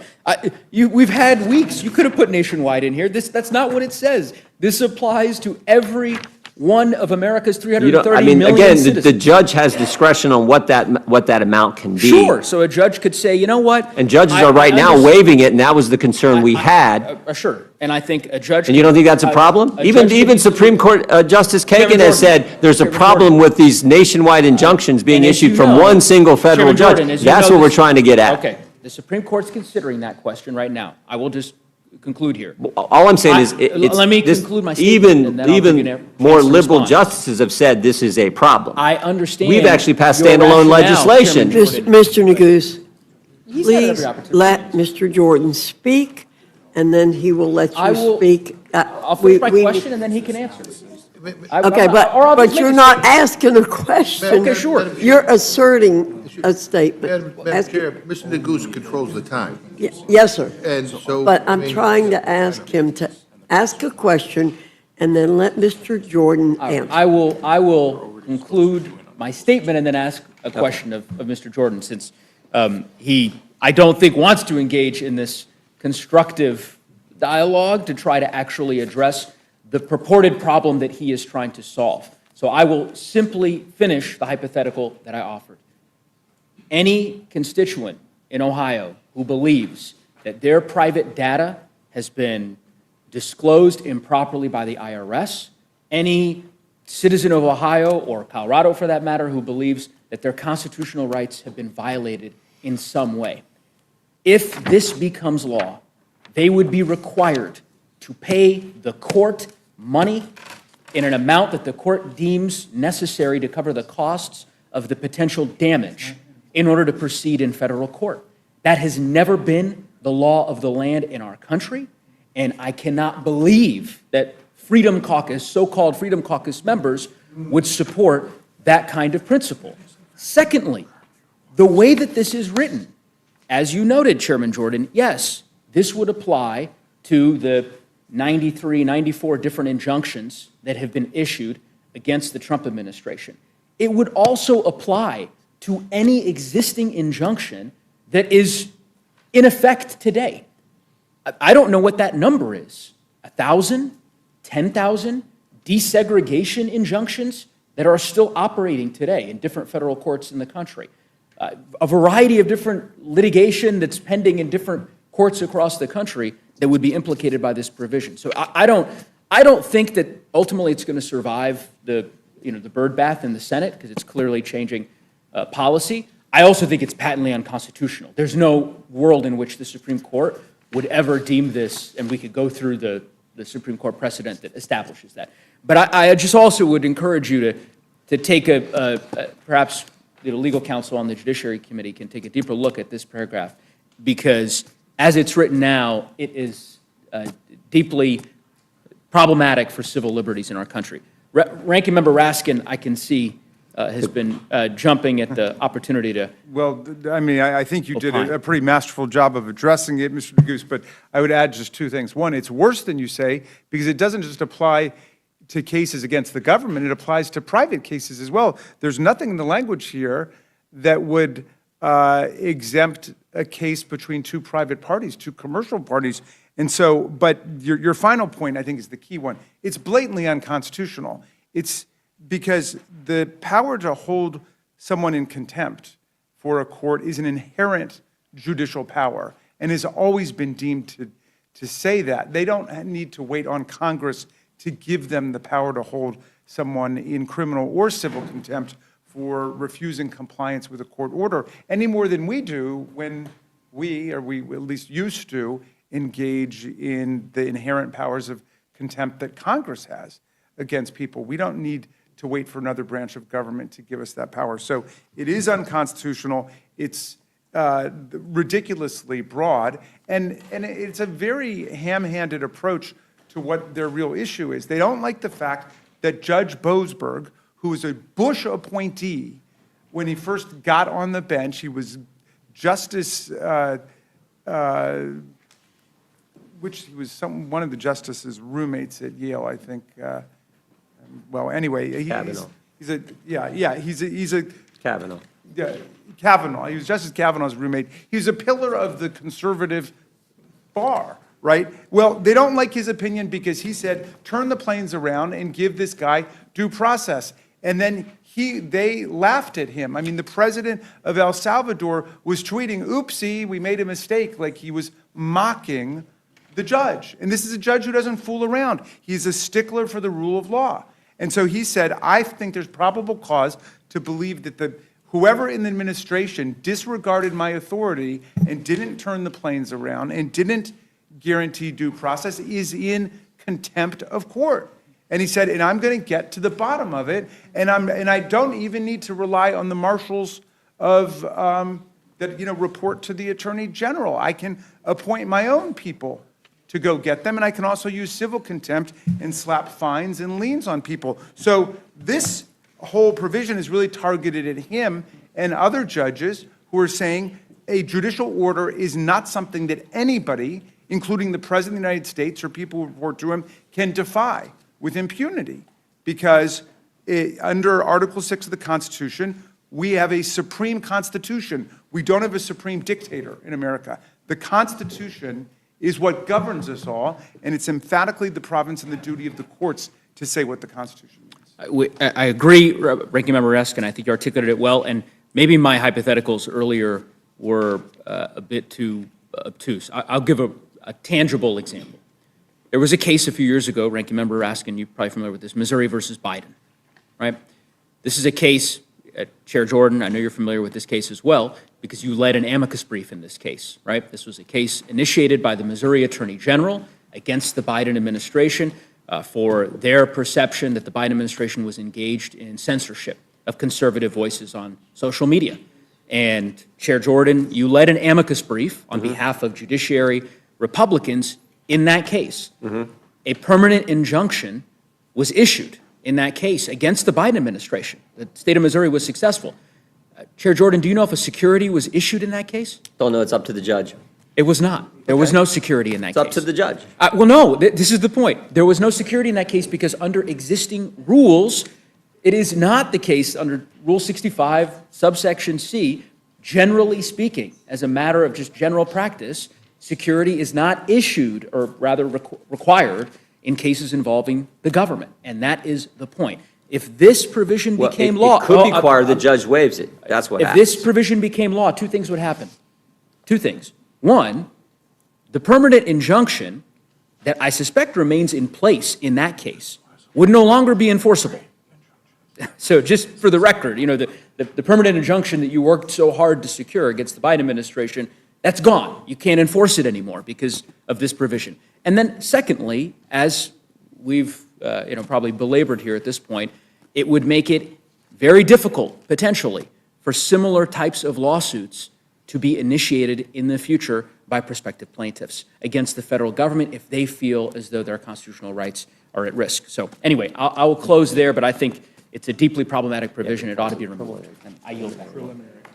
Thank you, Mr. Neguse. Do you feel properly No. instructed now? Fine, I'm fine. You're Thank you. properly Yes. instructed. Thank you. Mr. Griffith, do you have any questions or comments you'd like to make? Yes, Madam Chair, I do. Recognize. First, I want to respond to Mr. Neguse's question of why we started this meeting at 1 o'clock in the morning. And there may be different opinions, but when the chair lady was out and I was sitting in the chair in our meeting on Monday, I said to members on the other side of the aisle, I don't remember who was in the room or not, but there were Democrats in the room. I said, look, the reason we want to start is that you all will have a lot to say. We want you to have time to say it in. And if we don't start early and we want to get this done, we have to start early. And I said, now, if y'all want to put a restriction on the time, we could start later in the morning perhaps. And then there was no response directly to that, but there was a response that something along the lines of, we're glad you're not going to try to limit our time as has happened in some other committees. So, I mean, we could have worked out a different time, but, and it's true that we have set the clock as to when we want to try to get this bill across if we have the votes to do so. And that's within the majority's prerogative. But the reason we're meeting at 1 a.m., Madam Chair, in my opinion, based on that discussion, was that the Democrats did not want to restrict themselves to 2 hours or 3 hours of discussion on this. We've already been at it over 6 hours, and that's appropriate. But it just strikes me as just one of those oddities in life. You complain that we start at 1 o'clock in the morning when what we're trying to do is to accommodate the ability for members of this committee on the other side of the aisle to speak their mind. And now, hang on, I get to say my piece.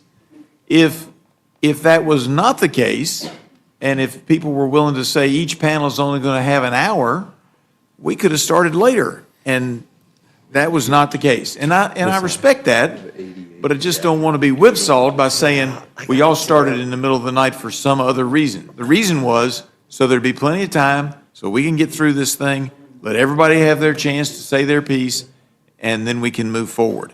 So with that said, I will ask this question of Mr. Jordan. Mr. Jordan, is there anything that you didn't have an opportunity to say in the discussion that's occurred thus far that you had great desire to say? Well, I was just going to say, I think the overall legislation is good legislation.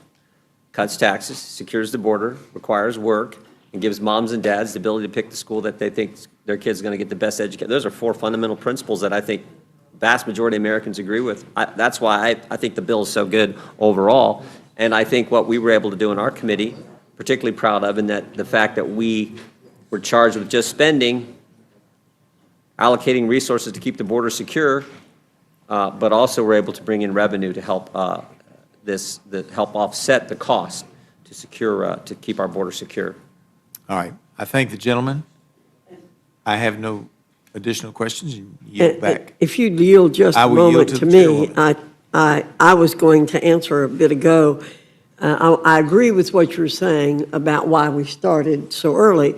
Mr. Neguse had said we'd be on the floor between 11 and 12, I believe, today. And so starting at 6 o'clock, at 1 a.m., and hopefully we'll be on the floor by that time, so we won't be passing bills in the dark of the night. But I want to quote President Obama saying, there's a fierce urgency of now. We're not the only ones that have felt a fierce urgency of now. Madam Chair? Madam Chair, I yield my time back to you. Thank you. Yeah, Madam Chair, I just want to respond by simply saying there's no urgency to pass this bill tomorrow or on Friday, or, we could easily do it when we come back. And so, nice try by saying that it's our fault that we're meeting at 1 o'clock in the morning. I appreciate that. But you know what? This is important stuff, and it's going to impact a lot of our constituents, yours included.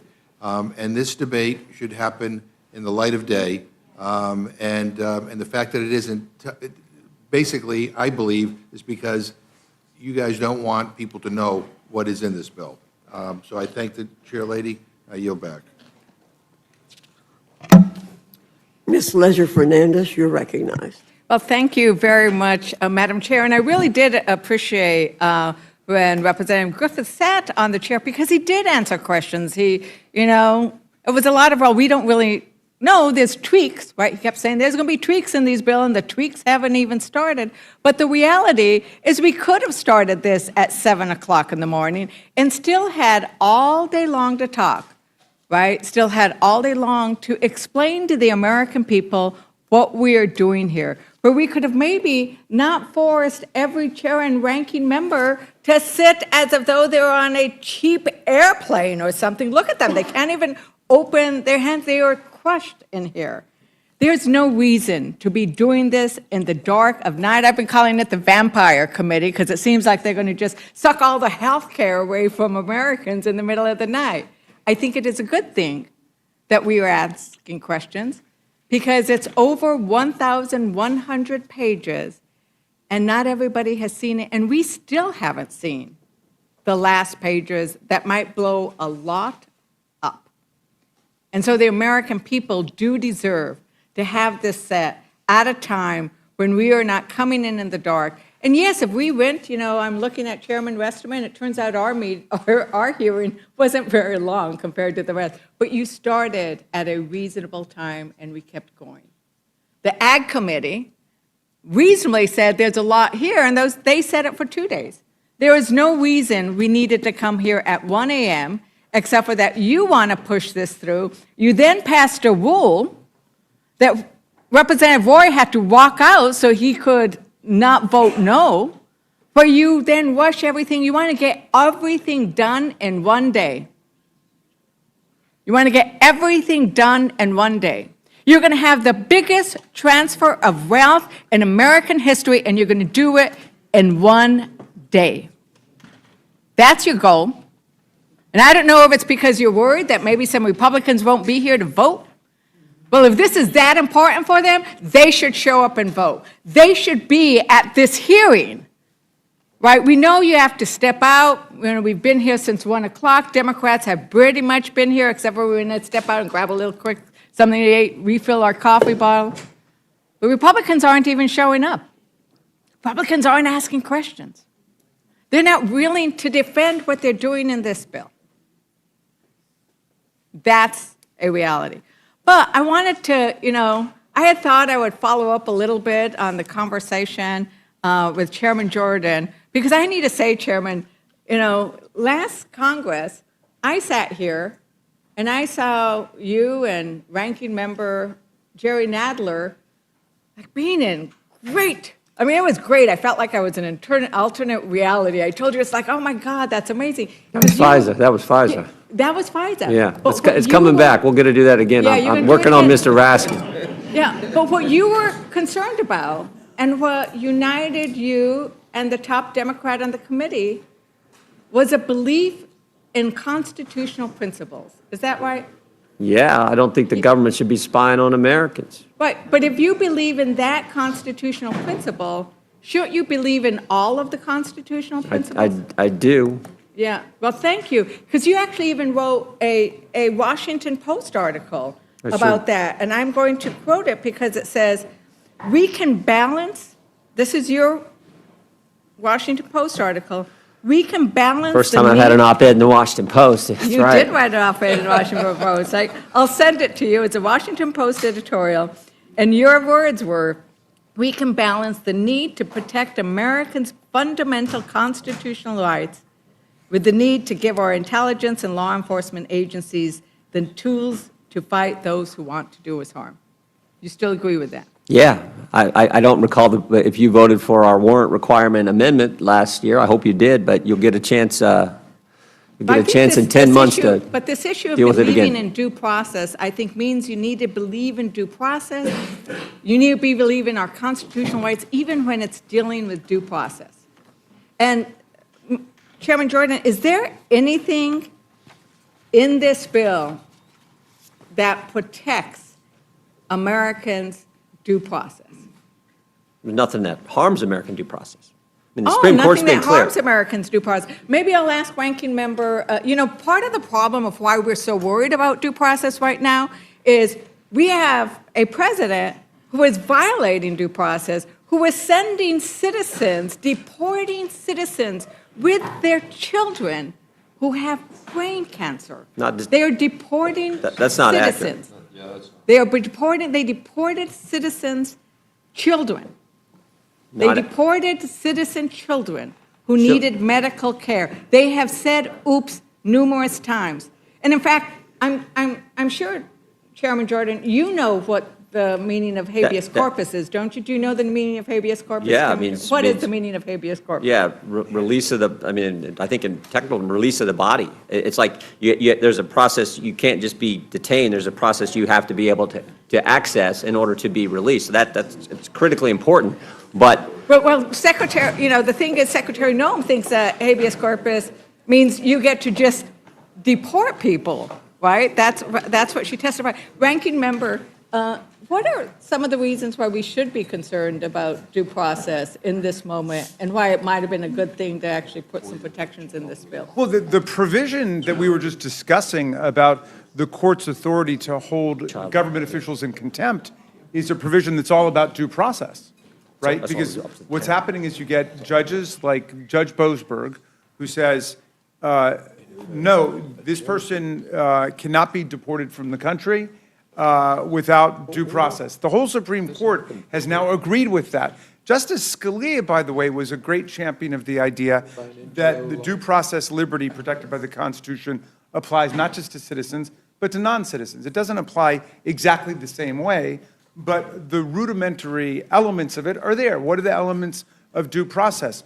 The right to see evidence against you, the right to adduce evidence on your own behalf, the right to be represented by counsel, the right to appear before a neutral fact finder who's going to impartially make a decision. That's all the Supreme Court is saying. And then the answer, that Donald Trump and his administration have been making, and unfortunately some of our very smart colleagues have followed along with this, is, well, that guy's really MS-13. Well, maybe or maybe not. Maybe he's Proud Boys. Maybe he's Oath Keepers. Who knows? Bring the evidence against him. But the point is, you don't send somebody with no due process to a torturer's dungeon in El Salvador and then say things about him after he's gone.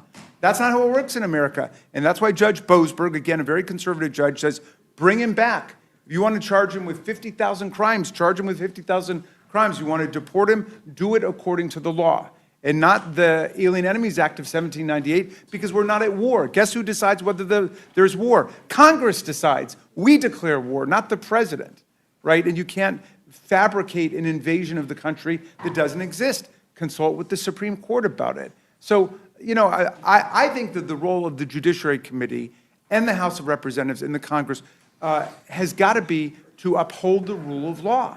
And the framers really expected us to advance the rule of law, even if the president was violating it. In fact, they expected us, especially in that case, to be defending the prerogatives of Congress. We've got the power to declare war. We've got the power to regulate commerce internationally, which means tariffs, right? I mean, President Trump invoked IEEPA, which doesn't mention tariffs and has never been used for tariffs before, right? So they're invoking a whole series of emergencies that usurp congressional lawmaking power and end up violating due process rights. So I agree with you. Right, and when you have a president or any leader just constantly saying there's an emergency, when there isn't one, there's an invasion, when there is not war, and then saying we can do whatever we want, and who doesn't even seem to know what the Constitution is. The worry is that that is a march to fascism if we aren't already there. Well, you've got it. I mean, the key trick of authoritarians is to invoke an emergency exception, whether or not it actually exists in the Constitution or not. And Carl Schmitt, who's, a famous fascist theorist, wrote about that you want to try to occupy the space of emergency so all bets are off. You can trample free speech, you can trample free assembly, you can trample due process rights. So much of what's taken place during this first 120 days is the people and those of us in Congress who are willing to stand up, and those law firms and colleges and universities and newspapers willing to stand up, defending the idea of the normal Constitution and not that we're in some kind of emergency which allows the president to do whatever he wants. And we have a president who has used the Department of Justice to attack the free press, to attack education, to attack members of Congress. And what we are doing by asking the questions tonight, by doing the amendments that Republicans keep voting down, is saying no. We are saying no to the concept that you can do away with what Americans hold dearest every time. Where is our American flag? Well, there's one. Where every time we pledge allegiance to the American flag, it's to the Constitution and the rule of law that is represented there, and people have lost their lives defending it. And in Judiciary, Chairman Jordan said, we haven't deported any citizens, but we know we have children who needed health care. But just to make sure that won't happen again, it's my understanding that there was an amendment that would have prevented Immigration and Customs Enforcement from using funds to detain and deport United States citizens. What was the vote on that amendment, Chairman Jordan? I would just point out there's nothing in existing law or this package that authorizes the deportation of U.S. citizens. The Democrats' amendment would have, related to U.S. citizens, would prohibit Homeland Security investigations from arresting U.S. citizens who engage in human trafficking, child exploitation, or narcotic smuggling. Nothing in our bill, nothing in current law allows for the deportation of U.S. citizens.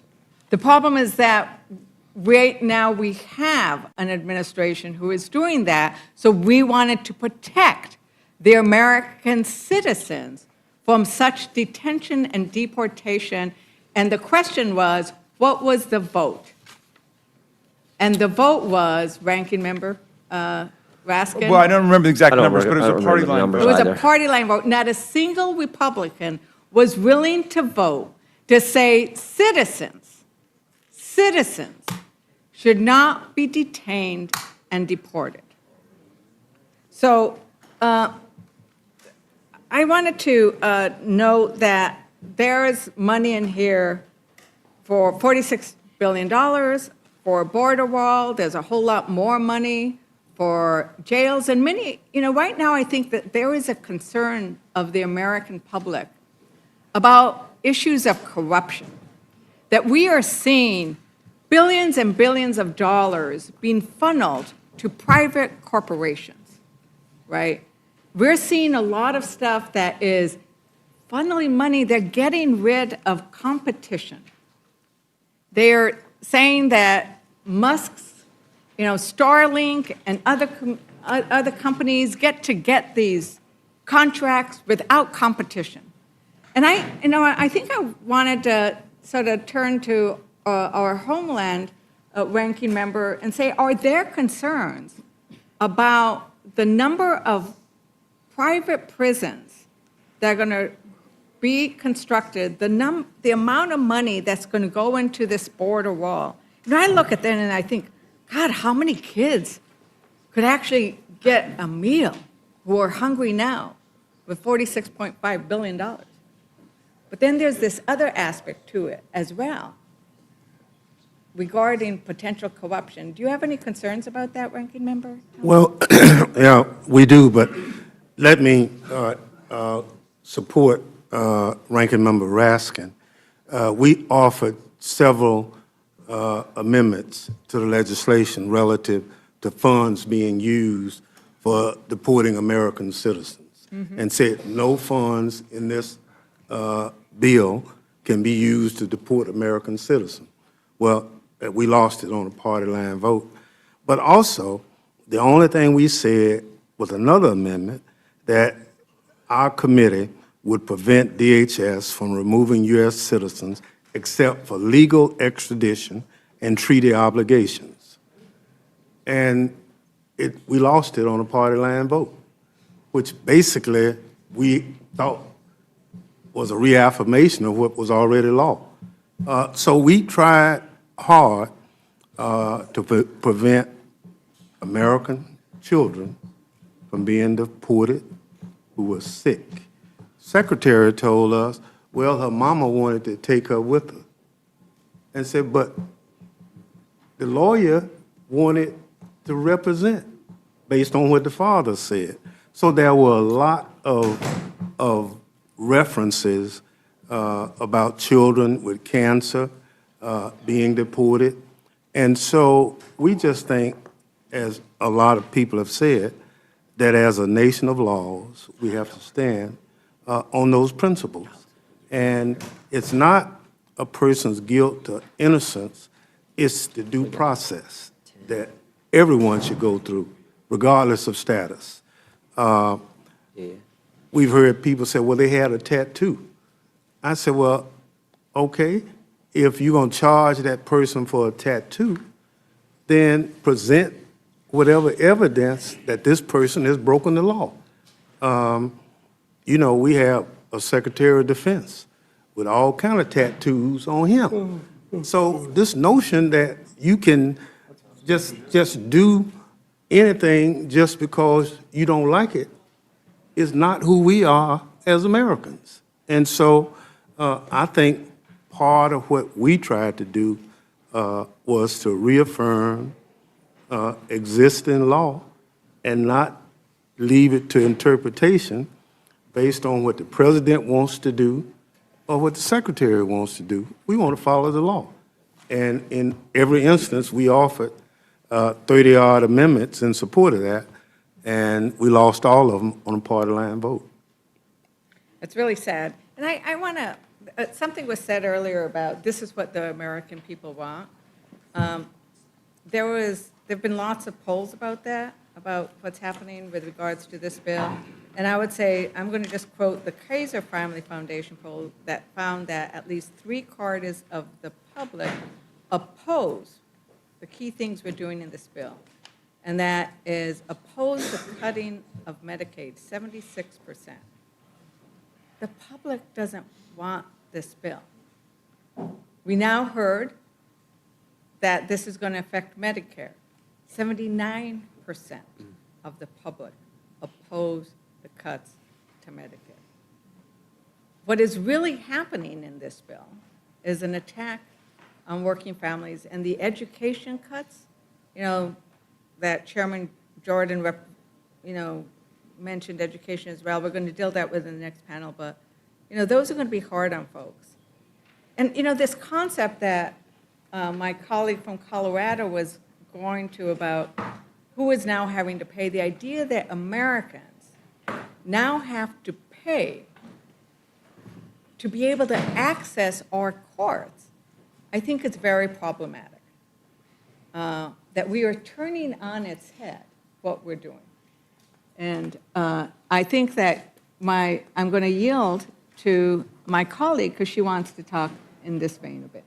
Just with respect to that, this provision that would limit the ability of the courts to enforce their provisions, I just wanted to request unanimous consent to enter into the record an article published in Just Security on May 19th by Professor Edwin Chemerinsky. It's entitled A Terrible Idea, and it provides a very thorough rundown on just how bad that provision is. Without objection. Thank you. And I would yield back to my colleague. Thank you.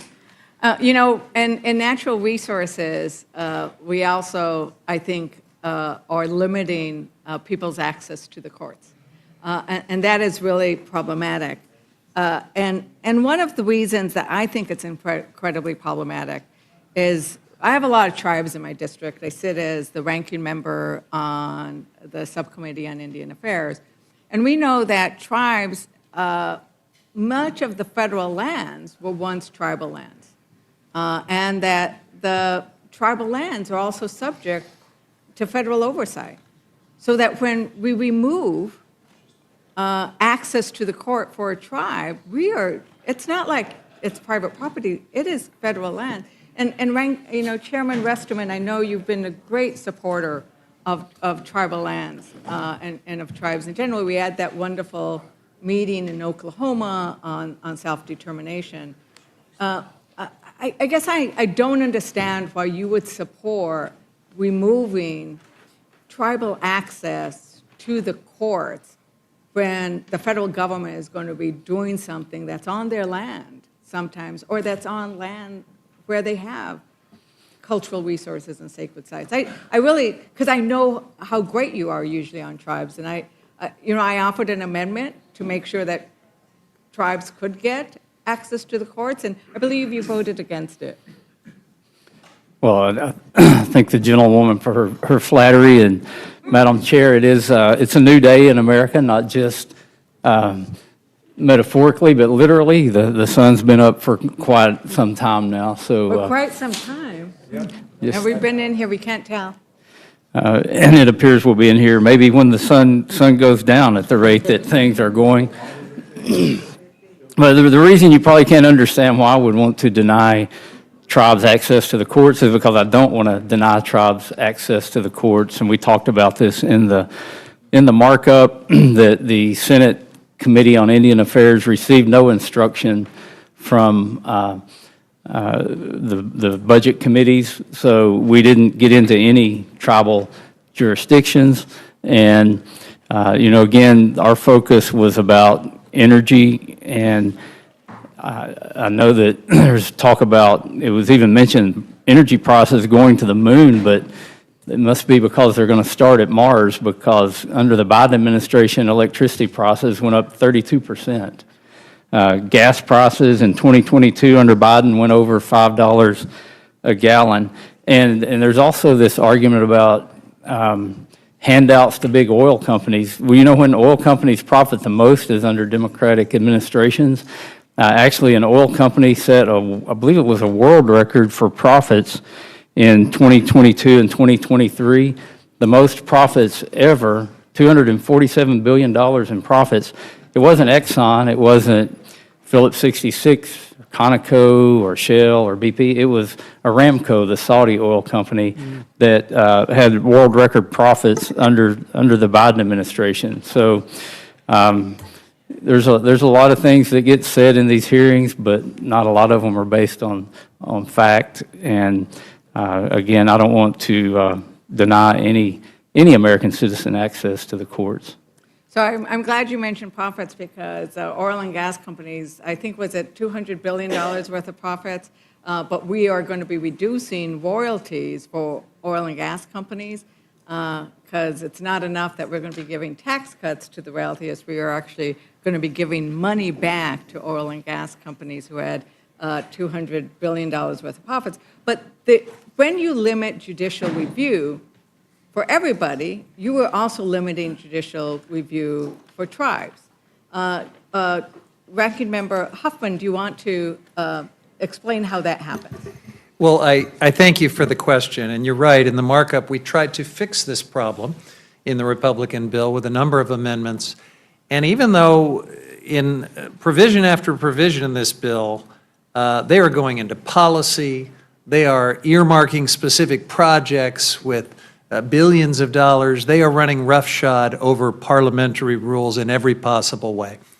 And yet, when it comes time to fixing their little problem with tribal access to the courts and judicial review, suddenly they were sticklers for the rules.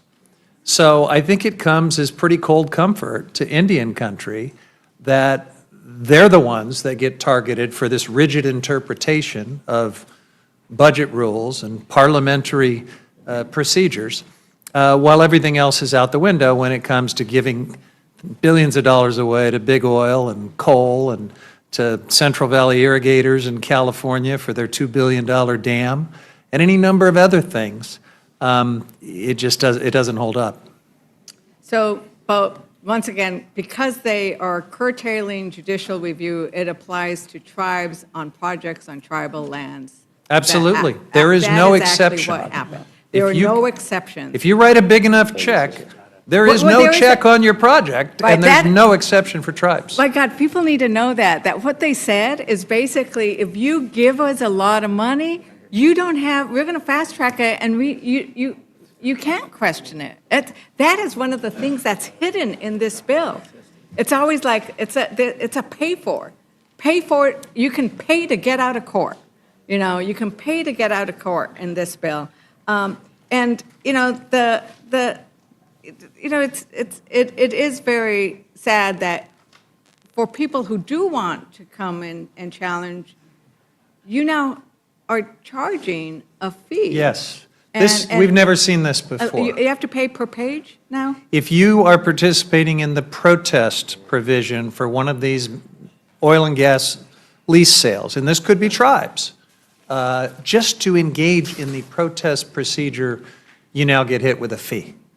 It's just remarkable.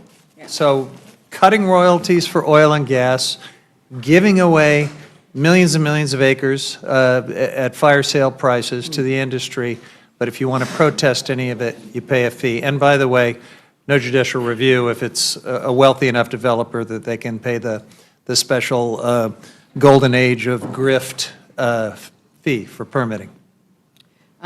Thank you for that, and I think with that, I might want to go see that there actually is some sun out there, because we're trying to bring light to what's actually happening for the American people so they can see some of these provisions. We don't have time because it's 1,100 pages long that they are ramming through in a single day, and we haven't even seen all of the provisions.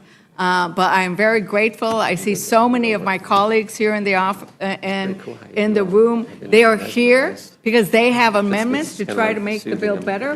Hopefully, we'll consider some amendments. We haven't been doing that much lately, but it'll be good to hear what they are so that we can talk about the unique aspects of what could be fixed in this bill if we only had a chance. And with that, is there anything else anybody wants? Any other comments from, I'm the last Democrat, so this is when I don't know, Republicans might want to say something. Actually, I do have a question on this tattoo thing. I have kids, and 2 of 3 of them have tattoos. How many of you guys have kids? It's all guys. Yeah. How many of you guys have kids? We got 4 kids and 8 grandkids. How many of our kids have tattoos? None of mine. No, yours, wow. Wow, that's really, I thought it was good with 2 out of 3. But our kids have tattoos, right? So many people have tattoos, you cannot go anywhere without seeing tattoos. So the idea that we're using a tattoo as an indicator for you get kicked out of the United States without due process is really scary. Thank you very much, Madam Chair. I yield back. Thank you, Ms. Leisure-Fernandez. Ms. Fishbach, you're recognized. Thank you, Mr. Chair, and there's so much I would love to unpack from the last 25 minutes, but I recognize that we are trying to make sure that we limit our time. But I do want to just say, first of all, the sun is up. It's a little overcast, so if Ms. Leisure-Fernandez wants to see the sun, it's a little overcast. So, yeah, a little overcast. And we are not, and I just have to address the fact, we are not ramming this bill through. Every one of these bills went through committee. They were put together in committee process. They've all been through budget. They've all been out there. And so ramming something through is, I think, an inappropriate way to discuss this bill. This has been through the process. Yes, we are sitting in committee and we are working this through and we are hearing testimony and allowing people to ask questions. But I think it's a disservice to the American people to say that this has been rammed through, because it has been through various committees. And with that, I am going to yield back, but I just wanted to make sure that someone said that this is not accurate. Thank you, Ms. Fishbach, for saying that, because even one of our colleagues said earlier these bills had been months in the making. Yes. And someone did need to say that, and I appreciate very much your saying that. Madam Chair, I also sit on the Agriculture Committee, and I should say on that committee, they actually, we did not have a full and open process. They cut debate off, and they prevented dozens of amendments from even being offered. And yes, we'll be able to discuss that. This is being rammed through because we don't even know what the text of this bill is going to look like.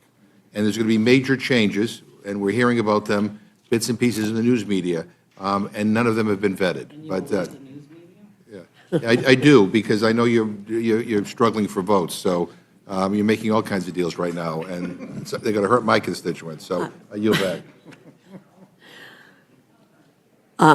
I too will resist saying more. No sense in prolonging this. If Ms. Houchin, you're recognized. Thank you, Madam Chair. I'd just like to ask Chairman Green, how long was your markup on your section of this bill? I think we started at 10 a.m. and ended like around 4 or 5, I think. 4 or 5 p.m., Yeah. yes. Chairman Jordan, how long was your markup on your section of the bill? 8 hours. And Chairman Westerman? We started at 10 a.m., I believe, and finished at 12:42 a.m., so, or was it 1:42? It was a long time. A long time, Yeah. several hours. 12, 14 hours, something like that. Chairman Graves, how long was your markup? 7 hours. So, and were these markups televised? Yes, they're televised. The whole kit and caboodle. Our 26-hour and 28-minute hearing in Energy and Commerce was live on C-SPAN for the whole time. So the thought that this is being done in darkness is absurd. I yield back. There are negotiations going on in the back room right now Thank you. that none of us know anything about. So please, let's not talk about an open process.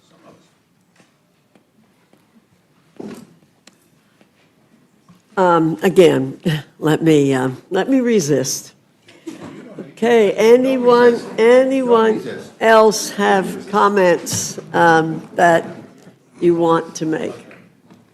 No? Well, I thank our witnesses for being here this morning and appreciate the time and all of the comments that were made, and you're dismissed.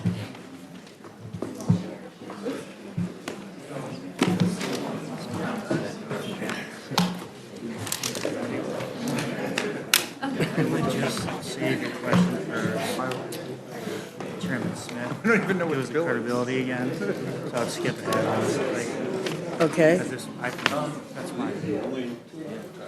Okay, here. Okay.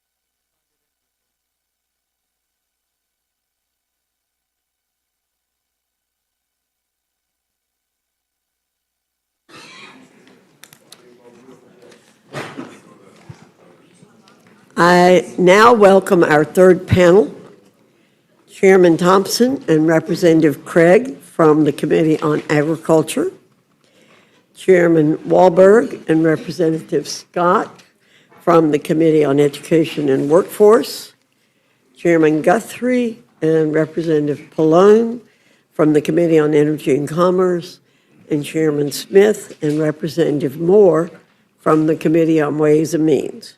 Your full statements will be submitted for the record, and we ask that you summarize your statement in 5 minutes. Chairman Thompson, I welcome your testimony. Well, thank you, Chairman Fox, Ranking Member McGovern, and members of the committee. I appreciate the opportunity to come before you today concerning the agriculture title of the One Big Beautiful Bill. The Agriculture Committee was tasked with $230 billion in net deficit reduction, and I'm proud of our product and proud to report that we exceeded our instruction. These savings are achieved through necessary changes to restore integrity to the SNAP program and preserve the program's ability to serve the most vulnerable long into the future. These reforms ensure SNAP works the way Congress intended it to by reinforcing work, rooting out waste, and instituting long overdue accountability incentives to control costs and end executive and state overreach. This program is in dire need of reform. Just since 2019, SNAP costs have skyrocketed from $60 billion to $110 billion annually. That's an 83% increase, while enrollment has grown from 36 million to 42 million. And in 2023, over $13 billion in erroneous SNAP payments were sent out. This is disgraceful, not only to the taxpayer, but also the SNAP recipient. The Rules Committee print includes several improvements to the SNAP program, including preventing future administrations from unilaterally increasing SNAP benefits beyond inflation, focusing on a core principle that everyone receiving the benefit that can work should work, and modernizing the work requirement and closing loopholes that allow for widespread waivers. Closing various loopholes that states exploit, such as gaming the system to artificially increase SNAP benefits, and increasing incentives to ensure states run the program more efficiently and more effectively. SNAP is the only federally funded state-administered entitlement program where the state has zero skin in the game on the benefit. It is a human nature to be more careful with your own money than you are with others. And that is why we put forward a cost-share structure that requires all states to pay a minimal 5% cost share of SNAP, the benefit beginning in fiscal year 2028. However, for states with high payment error rates, that is over 6%, the cost share scales up. In exceeding our instruction, we also were able to make several vital and time-sensitive investments in rural America. It's imperative for Congress to rebuild the farm safety net. These investments mitigate further unbudgeted ad hoc spending and prevent a full-blown financial crisis in farm country that could devastate the food and ag supply chain and, quite frankly, the national economy. Finally, on the investment front, we take care of a few other important items like investments in trade promotion, animal disease preparedness, specialty crops, dairy, research, and some programs with outstanding baseline.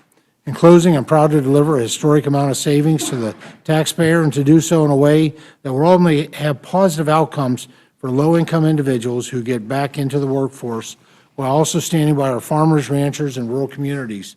That's a win-win. I have a great respect for the chairwoman, the ranking member, and the members of this committee, and thank you once again for the opportunity to come before you today. Thank you, Mr. Thompson. Representative Craig, you're recognized. Thank you, Chairwoman Fox and Ranking Member McGovern. You know, I had hoped that for my first appearance here before the Rules Committee, the chairman and I would be coming to you arm in arm in support of a 5-year, 12-title bipartisan farm bill.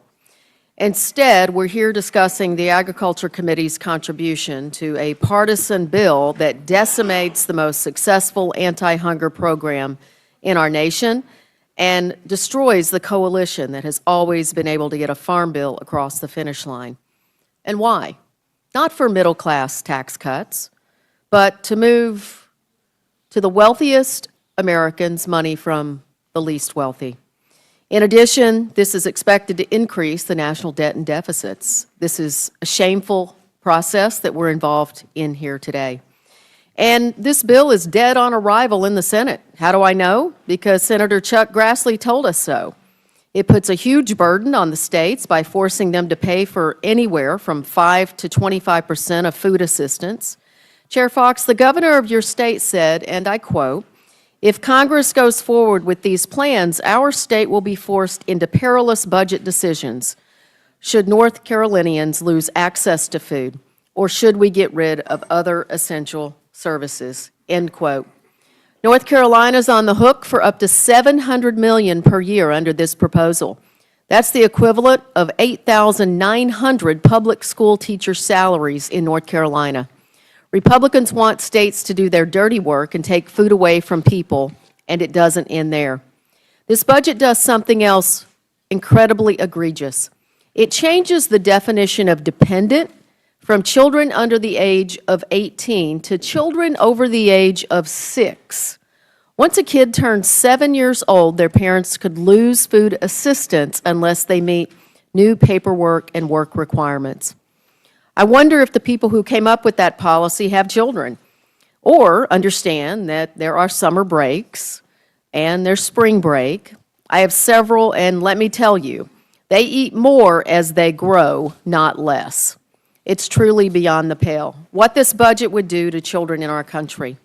And let's be clear about what we're talking about here. The average person receives $6 per day in food assistance. Let me say that again, $6 a day. No one chooses to sit at home and not work for $6 a day. $6 a day doesn't build you a life. It can, though, build you a bridge to the next paycheck, the next opportunity, the next moment of stability. CBO estimates that the new work requirements, paperwork requirements alone, will take food away from at least 3 million people.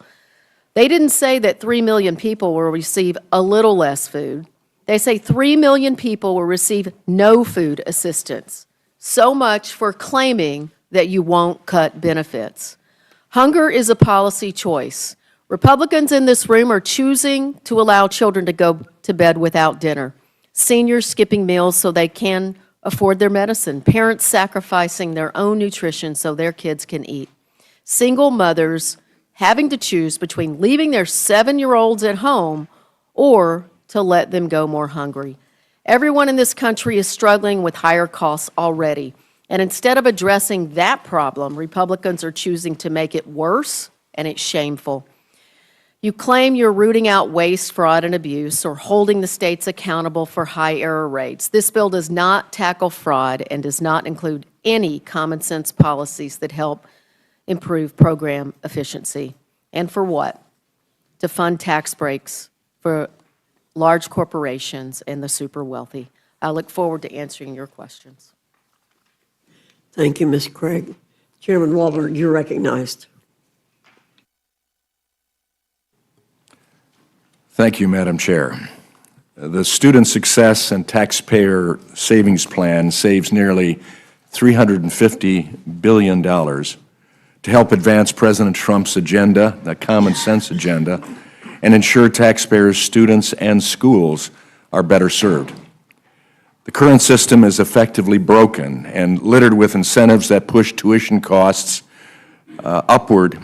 Schools have no reason to lower costs or ensure degrees align with employers' needs, all while students and taxpayers pay the price.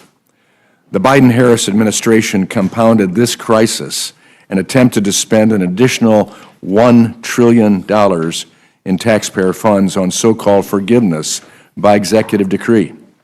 Dumping more federal money into a broken system doesn't mean that system will work. In fact, government spending on higher education has reached record highs, yet millions of students supposedly benefiting from those funds will ultimately end up with a degree that doesn't pay off or fail to finish school. This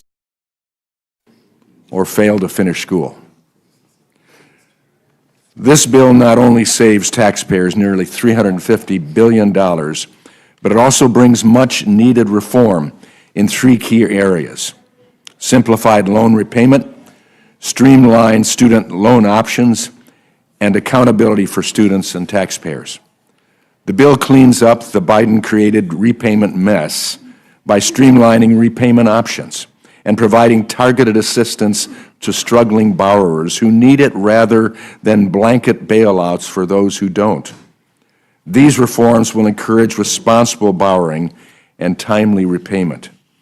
Colleges have exploited the availability of uncapped federal lending and generous forgiveness programs to raise prices.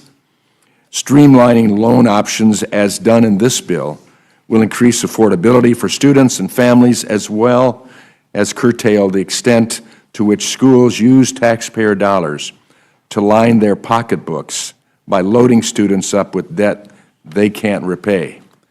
Most importantly, the bill ensures that hundreds of billions of taxpayer dollars no longer flow unchecked to low-value institutions and programs by holding colleges accountable for student outcomes through skin in the game. Colleges will be financially accountable for the loans they give out, and schools that go above and beyond to provide high-quality, affordable, and accessible education opportunities will be rewarded.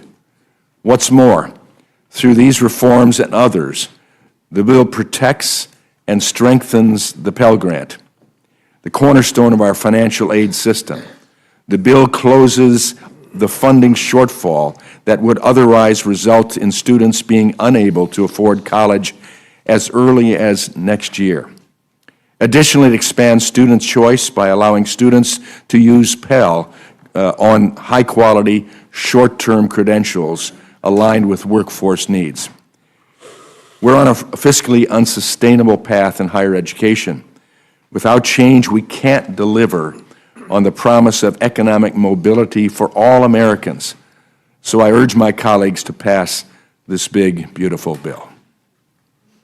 And I yield back. Thank you, Mr. Walberg. Mr. Scott, you're recognized. Thank you, Madam Chair, Ranking Member McGovern, and members of the committee. I'm here to speak in opposition to the reconciliation plan. In fact, we're considering this in an overnight committee hearing. That tells you all you need to know about how bad a bill it is. And after reviewing the big bad billionaires bill, it's clear that the central theme is to make life harder for everybody but the wealthy. Just consider the numbers. Under the bill, 4 million students are estimated to have their Pell Grants reduced or eliminated. Up to 18 million children are estimated to lose access to free school meals. And over 13 million people are set to lose their health coverage. And what is the purpose of all of these cuts? To give tax breaks to millionaires, billionaires, and corporations. But now, as ranking member of the Committee on Education and Workforce, I want to focus on what this does to education. It's currently drafted. The bill will increase costs for students attending college. It'll increase students' exposure to low-quality, higher education programs, which would then reduce the likelihood that they'd actually find a rewarding or successful career. It will divert federal money into private schools and reduce the number of students who will be able to get free lunches, and then take all of those savings to pay for more tax cuts for wealthy and the well-connected.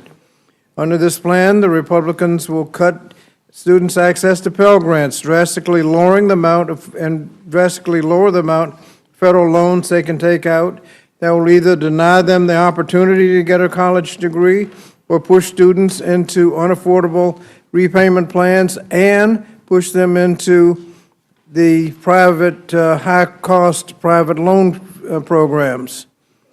Under this bill, loan payments will be less affordable. For example, single borrower making $45,000 a year will see the student loan payments just about triple. Under the SAVE plan, which was President Biden's final plan, the borrower would have been paying about $41 a month. This bill will have them paying $150 a month. And making it more expensive to attend college isn't bad enough. The bill will also increase their exposure to low-quality programs. That's because the bill eliminates existing regulations that protect students from predatory, low-quality, for-profit programs. In addition to making it harder for low- and middle-income people to afford college, the proposal will significantly impact public school meals program. For some students, the food served at school may be the only nutritious meal they receive that day, and when children are fed healthy, nutritious food, they not only are more likely to show up at school, but their academic achievement increases.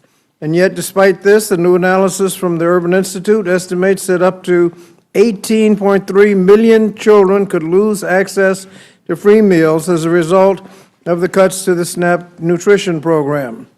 And this is just what the SNAP program does to the students. We've not received the complete analysis on what other parts of the bill do. Last week, Ranking Member Boyle and I wrote to the Speaker requesting specific data on the number of children and families that would lose access to free or reduced school lunches, critical WIC services, and grocery benefits through the summer EBT program, all due to SNAP and Medicaid cuts in the Republican reconciliation plan. We haven't received a response, and we should receive a response before we have to actually vote on the bill. Finally, I'd like to point out that the bill includes language to fund privatization of public education that would constitute the first nationwide federal voucher program, effectively diverting taxpayers' money and resources into private schools, away from public schools, which will be serving 90% of the students. That tax credit program was drafted by the Ways and Means Committee, but this committee has put in additional language that is clearly within the jurisdiction of the Education and Workforce Committee, including language preventing federal, state, and local governments from adding oversight mechanisms or guardrails that could protect students. I'm disappointed that the Education and Workforce Committee didn't have an opportunity to comment before that ended up in the bill.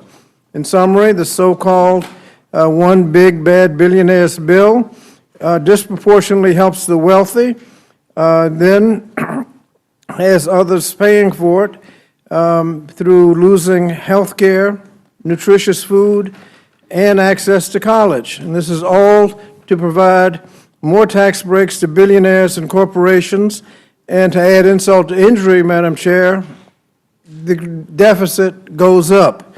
And we know how to reduce the deficit.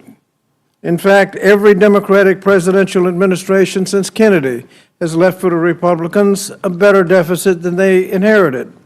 And every Republican since Nixon has left a worse deficit for the Democrats that succeeded them than they inherited. We should reduce the deficit. We know how to do that, and for those reasons, I oppose the bill and ask that we start from scratch and produce a bill that reduces the deficit, fiscally responsible, and addresses the needs of the American people. With that, Madam Chair, I yield back. Thank you, Mr. Scott. Chairman Guthrie, you're recognized. Thank you. Good morning, Chairwoman Fox and Ranking Member McGovern. Thank you for holding this hearing. And the Energy and Commerce Committee, we had a marathon 26.5-hour markup of our reconciliation instruction. It was a unique opportunity to consider issues spanning the full jurisdiction of our committee. We worked through legislation that will unleash American energy, end costly EV mandates, and advance American innovation, along with strengthening the Medicaid program for the most vulnerable Americans and improving their access to quality care. Our committee was tasked with identifying $880 billion in savings and new revenue, and I'm proud to say we exceeded that goal. We've worked diligently to meet the target by ending wasteful Green New Deal-style spending, supporting the rapid innovation of American industry and federal agencies, and eliminating waste, fraud, and abuse in Medicaid that jeopardizes care for millions of women, children, people with disabilities, and elderly Americans. To ensure American energy dominance, we are securing our energy infrastructure by taking steps to refurbish and refill our Strategic Petroleum Reserve, which strengthens our energy security and supports our national security. Further, we're taking steps to streamline the process for LNG, exporting LNG to our allies while promoting more American energy production. Through an increase in federal revenues, we are streamlining the siting and permitting of new pipelines to transport energy around the country, which is critical to meeting the energy demands and winning the AI battle with China. We are saving $172 billion over the next 10 years by repealing the burdensome Biden-Harris administration regulations, and over $100 billion by eliminating the EV mandates imposed on the vehicle emission and CAFE standards that have failed to serve American taxpayers. And through major investments to modernize the Department of Commerce, we will integrate AI systems and upgrade IT systems to make the department more secure and effective. To protect the integrity of this project, we are implementing guardrails that protect against state-level AI laws that could jeopardize our technological leadership. Our legislation raises $88 billion of new revenue through a historic agreement reauthorizing the FCC Spectrum Authority while protecting U.S. national security. Biden-era inflation has left Americans struggling to access affordable health care, making programs like Medicaid critical for the vulnerable Americans who rely on them, making it more difficult. The issue has been exacerbated by the decisions of left-leaning state governments to spend taxpayer dollars on illegal immigrants. House Republicans make no apologies for prioritizing Americans in need over illegal immigrants and other able-bodied beneficiaries who are choosing not to work. Our priority remains the same: strengthen and sustain Medicaid for the expectant mothers, children, people with disabilities, and the elderly. That is why our legislation stops billions of dollars of waste, fraud, and abuse in the Medicaid program by beginning to close loopholes, ensuring states have the flexibility to remove ineligible recipients from their rolls and removing beneficiaries who are enrolled in multiple states. These are all common-sense policies that will save taxpayer dollars and refocus Medicaid on those who need it most. Medicaid was created to protect health care for Americans who otherwise cannot support themselves, but Democrats expanded the program far beyond the core mission. That's why we're establishing common-sense work requirements for capable but unemployed adults without dependents. Let me be clear, these work requirements only apply to able-bodied adults without dependents who don't have a disqualifying condition like a disability or substance use disorder, encouraging them to reenter the workforce or give back to their communities and regain their independence. All of this part of our effort is to strengthen Medicaid for those who need it most. When President Trump delivered his second inaugural address, he promised a revolution of common sense that would launch a generation of growth, prosperity, and health. This reconciliation bill is critical to that promise the President and congressional Republicans made to the American people. And today we're discussing a bill that unleashes American energy dominance, advances innovation, and protects access to care to our most vulnerable. When we were able to accomplish all of the outstanding developments for our constituents and extend the 27 Trump tax cuts, we'll have delivered a generational win for our constituents. And I'm proud of the work to re-spark the American dream and ensure our country will always be the land of opportunity. I yield back and look forward to answering questions. Thank you very much, Mr. Guthrie. Representative Pallone, you're recognized. Thank you, Madam Chair, and good morning to everyone here today. And I'm always happy to come before the House Rules Committee, but I have to say that convening a hearing at 1 a.m. in the dead of night when most Americans are asleep at home to pass a bill with catastrophic consequences for millions of Americans is wrong, and we should be debating this bill when the American people can follow along and when they're able to call the representative to voice their opinion about the legislation. At its core, this bill takes health care away from millions of Americans in order to give tax breaks to billionaires and corporate interests who I don't think need them. It's a reverse Robin Hood scheme that takes from the poor in order to give handouts to those who really don't need them. And the bill makes a series of devastating cuts to clean energy, killing jobs and gutting our efforts to combat the worsening climate crisis. It auctions publicly owned spectrum and uses that money to give tax breaks to the rich rather than reinvesting that funding for the public good. And it includes a massive giveaway to big tech at the expense of Americans by basically prohibiting state and local laws to regulate artificial intelligence for 10 years. And I'm going to go through some of the provisions of the bill in a little more detail, but I did hear your suggestion that we try to summarize, Madam Chair. So, and Mr. Pallone, it's 7 o'clock. It's I not know. 1 o'clock. I know. And nobody told you that? No, but you're right that that people now hopefully can listen, but they were not able to from 1 o'clock till now. So with regard to health care, for months now, President Trump and congressional Republicans promised the American people that they would not cut Medicaid benefits or strip away people's health care. But just yesterday, President Trump told House Republicans behind closed doors, do not F with Medicaid. And then House Speaker Johnson promised, we're not going to touch Social Security, Medicare, or Medicaid. Well, the nonpartisan Congressional Budget Office released their latest accounting of this bill yesterday, and they found the bill that advanced out of this week will cut nearly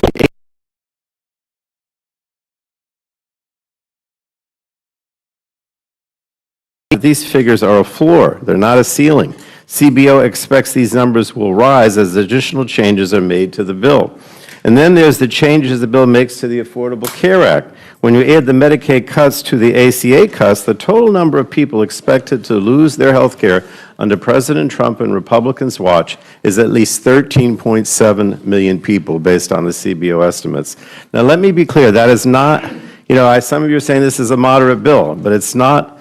And it's, focusing on waste, fraud, and abuse, but that's not true. I mean, Republicans are intentionally taking health care away from millions of Americans so they can give these tax breaks to the ultra-rich. And Medicaid, as all of you know, is a life-saving program that 80 million Americans count on every day. It provides health care to 1 in 3 Americans and nearly half of all children in the United States. It covers close to half of all births, and it's the largest source of funding for long-term care for seniors and people living with disabilities. But with this bill, Republicans are intentionally taking health care away from millions of Americans. I'm going to keep stressing that. They're putting all sorts of burdensome and time-consuming roadblocks in the way of people just trying to get by, all so they can kick them off their health coverage. And if someone loses their coverage through Medicaid, the bill bans them from getting coverage through the ACA marketplace with any kind of subsidy. And this is just one way this bill essentially repeals the ACA for most people and makes it more difficult for people to get health coverage. And Republicans are making it more difficult for states to finance their share of Medicaid costs by preventing them from implementing new provider taxes. This will be catastrophic for states as their health care needs change over time. Cuts will not just impact people who count on Medicaid. Hospitals, particularly those in underserved and rural communities, are going to close. They've been telling you that. Nursing homes will close, and seniors will lose the care that they rely on. Emergency rooms will once again be overflowing as people are forced to delay care until it's life or death. Now, for decades, Democrats have been working relentlessly to make quality health care more accessible and affordable. It's worked. Thanks to our efforts, the number of uninsured Americans reached historic lows. But that's now all at risk as Trump and congressional Republicans look to strip health care away from almost 14 million people. When we passed the Inflation Reduction Act 3 years ago, Congress took a massive step towards lowering energy bills for American families. However, that progress could all be reversed by this bill. And this bill, if it passes, will wipe out all of that progress by rescinding programs that are lowering energy costs and helping to build clean energy manufacturing here in America. Also, Republicans can again give tax breaks to billionaires. And not content to gut the Inflation Reduction Act, this bill will go even further by creating a mockery of our environmental laws. It allows big oil and gas to simply bribe government agencies to acquire permits free of scrutiny. It sets up a pay-to-play scheme for fossil energy permitting that allows polluters to pay $10 million to the Trump administration to obtain pipeline permits and ignore environmental laws while clean energy gets left behind. It's essentially a complete dismantling of our energy permitting infrastructure in the country. Vital protections for the public interest, clean water and clean air would all be completely set aside. States would lose any say in energy infrastructure within their borders, and courts would not be able to address any further violations of our weakened laws. Now, briefly on the environment. The bill is also a disaster for the environment. It would gut critical environmental protections and programs harming the health and welfare of all Americans. It both repeals and rescinds unobligated funds for every single Environmental Protection Agency program included in the Inflation Reduction Act. It would also repeal clean vehicle standards, jeopardizing air quality and domestic manufacturing, giving a leg up to the fossil fuel industry. When Congress passed the IRA, Democrats made a critical and historic down payment towards a stable climate and a clean future for all. But this bill proposes to throw that all away by eliminating the environmental protections that keep families and communities safe while doing nothing to lower energy costs, all in the service of providing these tax breaks for billionaires. Now, lastly, Madam Chair, I want to talk about artificial intelligence. The bill will also impose a 10-year ban on states' ability to enforce their own laws protecting consumers from harms caused caused by artificial intelligence and automated decision-making systems. So let me be clear, this is an unprecedented giveaway to big tech. The 10-year enforcement ban will allow big tech to run roughshod over American consumers, including our children and teens whose lives are increasingly intertwined with AI models and automated decision-making systems. Last Congress, at the request of big tech, the Republican leadership refused to move a bipartisan comprehensive privacy bill that would have provided important guardrails on the use of consumers' personal information by AI systems. It was an unfortunate giveaway to big tech at the American public's expense. By contrast, states across the country have been working hard to protect their residents from harmful uses of AI. They've enacted laws that protect consumers' privacy, prohibit the use of AI to commit financial fraud and to steal elections, prohibit algorithmic bias in housing and credit, prohibit harmful uses of facial recognition technology, and protect consumers from AI systems that put their mental health and physical safety at risk. Now, Congress, in my opinion, should be learning from the work done by the states. We should be working to enact federal laws that protect consumers from the negative consequences of poorly understood AI models and badly designed automated decision-making systems. But instead, House Republicans are leaving American consumers, and especially our children, at the mercy of big tech and their powerful and invasive algorithms. If this policy becomes law, states will be powerless to respond to harmful uses of AI and automated decision-making systems for the next decade.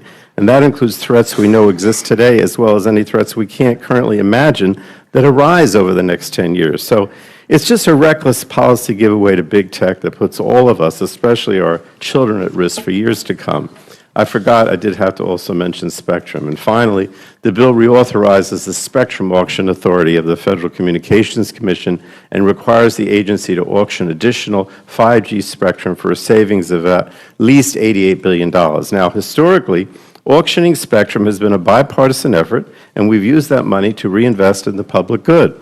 However, under this bill, Republicans are tunneling the money to tax breaks for the rich instead of directing the savings to fund grants like Next Generation 911 or to make high-speed Internet more affordable for American families.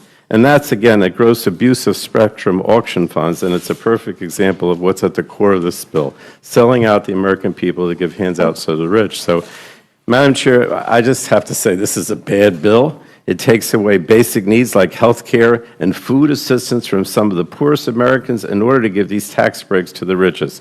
And we don't need to take from the poor in order for the rich to have more than they already have. Republicans should abandon this effort, work with Democrats on a bipartisan basis to pass a fair tax bill that lowers costs for the middle class and ensures the wealthy and corporate interests pay the fair share. And with that, Madam Chair, I yield back. Thank you. Thank you, Mr. Pallone. Chairman Smith, you're recognized. Thank you, Chair Fox, Ranking Member McGovern, every member of the committee. It's a great opportunity to testify on the historic tax relief for working families, farmers, and small businesses included in the One Big Beautiful Bill. This legislation makes the successful 2017 Trump tax cuts permanent, and it delivers on President Trump's priorities of no tax on tips, no tax on overtime pay, no tax on auto loan interest of autos produced in the United States, and tax relief for seniors. Families and workers will benefit from additional tax relief with an expanded standard deduction and a larger child tax credit, as well as receive help with the high cost of adoption, education, childcare, and health care. Main Street will benefit from a permanent small business deduction that has been expanded to 23%, helping small businesses grow, hire, and compete with larger corporations. 2 million family farms and millions more family-owned small businesses will benefit from a death tax exemption that is permanent, larger, and also indexed to inflation. This bill will also help revive American manufacturing, renewed R&D amortization, immediate expensing, and interest deductibility, combined with the new 100% immediate expensing for construction of new manufacturing plants. It will help turn America into a manufacturing powerhouse again and lower taxes for those who build it right here in America. Opportunity zones will ensure distressed communities, particularly in rural areas, share in this surge of new investment and jobs. Working class Americans voted for President Trump because he puts their interest over elite special interest. Wealthy universities will pay an endowment tax as high as the corporate tax rate. Bad Biden-era tax policy that rewarded the wealthy, the big banks, and China with tax breaks and giveaways will be replaced with good tax policy that benefits working families and small businesses. Illegal immigrants will no longer be eligible for refundable tax credits. Foreign countries will no longer be able to steal American tax revenue. The result will be economic prosperity for workers and families like the boom times of President Trump's first term. Take-home pay for the typical family with 2 children will increase by as much as $13,300. Annual real wages for workers will rise by as much as $11,600. Pro-growth tax policy will save up to 7 million jobs, while the permanent and expanded small business deduction will add 1 million new jobs each year and expand small business economic output by $1.5 trillion. And Ways and Means was able to deliver pro-growth, pro-worker tax cuts below the committee's reconciliation instruction of $4 trillion. I suspect Democrats will make the false claim that this bill rewards the rich at the expense of the poor. But that tired talking point was wrong following the enactment of the 2017 Trump tax cuts, and it is definitely wrong under this bill today.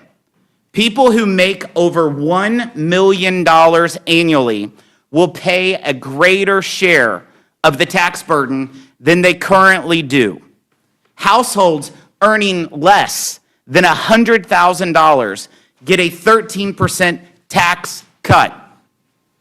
If you make less than $100,000, you get a 13% tax cut. Not only do we stop a looming $1,700 tax increase on the average American family, if these tax provisions expire, we actually deliver that same family an additional $1,300 tax cut compared to what they pay today.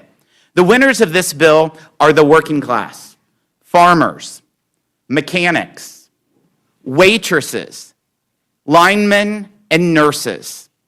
My focus has been on delivering for America's working class because I'm a product of the working class. I grew up in a single-wide trailer in a small town of less than 5,000 people.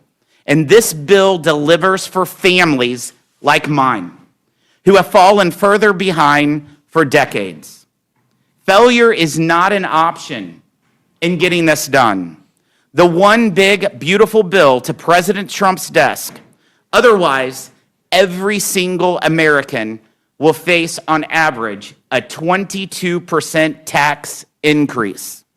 Nearly 30 million small businesses will lose the small business deduction and pay a tax rate above 43.4%.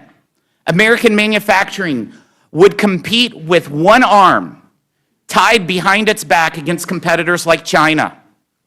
Families would have to sell the farm just to pay the IRS. Congress must deliver on the priorities expected by the 77 million Americans who voted for an America where workers and families will thrive again. Main Street and rural towns will grow again, and America wins again. Thank you for your time, and I look forward to your questions. Thank you very much, Mr. Smith. Ms. Moore.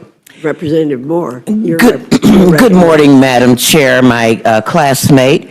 I count it all joy to be here with members of the Rules Committee, Ranking Member McGovern and others, and I count it all joy to be able to testify on the behalf of the Ways and Means Committee and of my constituents and all those who are the least lost and left behind in America. I want to talk about the tax provisions of a so-called One Big Beautiful Bill Act. I really can't argue with the president over the fact that this bill is big. It's 1,000 pages of a big bonanza for billionaires. I know that we have been accused of characterizing this as a bonanza for billionaires, and the numbers will bear that out. I know, Madam Chair, you're fond of fact-checking, so I hope that you will do that on behalf of the American public when it comes to talking about how those folks under $100,000 are going to experience such a great growth in wealth and income. You've heard a lot about work requirements and how that's going to generate all these savings. You heard about how these lazy little boys that are in the basement playing video games and saying to mom, you bring down some more potato chips, are going to, that's going to cost $800 billion in savings. How many of these boys do we have? Are there that many video games? I would have to ask. We talk about how we're just going to rout out waste, fraud, and abuse, and that's somehow going to generate over $1 trillion in savings. I'm asking you, even those of you who are not that good in math, to try to figure this out with me. Let's begin the analysis of this bill, not with all the numbers that we're all going to be throwing around here this morning, but let's just begin this analysis with a moral question.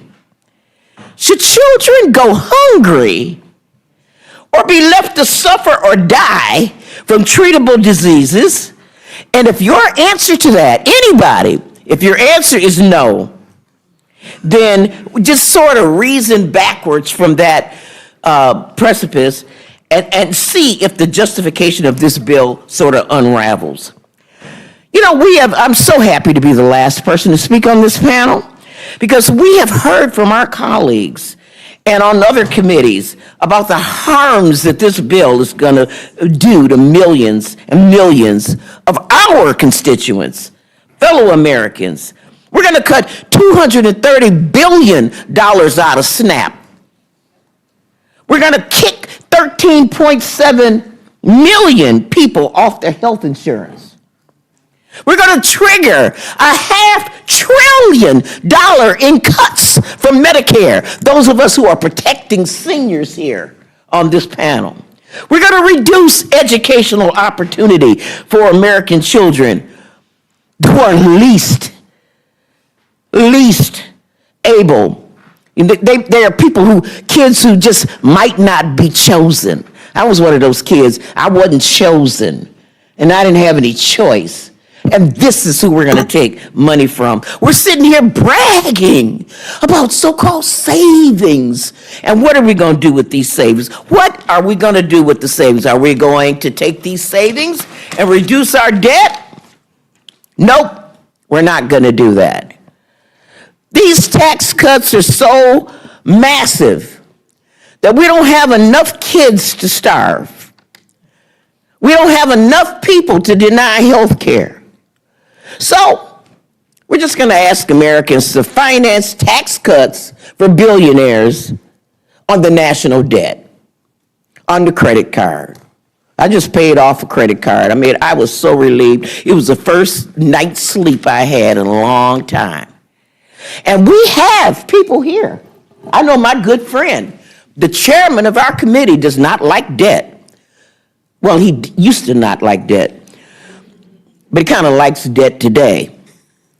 The JCT scored this bill at $3.8 trillion. $3.8 trillion. But that's not even the real score. Why not? because of all the budget gimmicks in there. You know, they've got all kind of budget tricks in this billionaire bonanza bill, like cutting the budget window after 9 years and making dozens of provisions that benefit regular Americans temporary to get them through the 2026 cycle, to get them through President Trump's tenure as president, assuming that he won't get a third term. Otherwise, he's going to have to do something else. But that being the case, I mean, it is so cynical to tell people we're going to give these to you. We're going to have permanent tax cuts for wealthy people. But we're going to make this temporary, just long enough to trick you into believing that it helps. So, what is the cost of this bill after we strip away all the gimmicks? It's going to be, not including the interest on the debt, it's going to be at least $5 trillion. So, my twist on Mark Twain's statement, there are lies, damn lies, and then there's trickle-down economics. You know what? We've heard, at least, I'm 74 years old, and I swear to God, I can remember when the talk of the trickle started.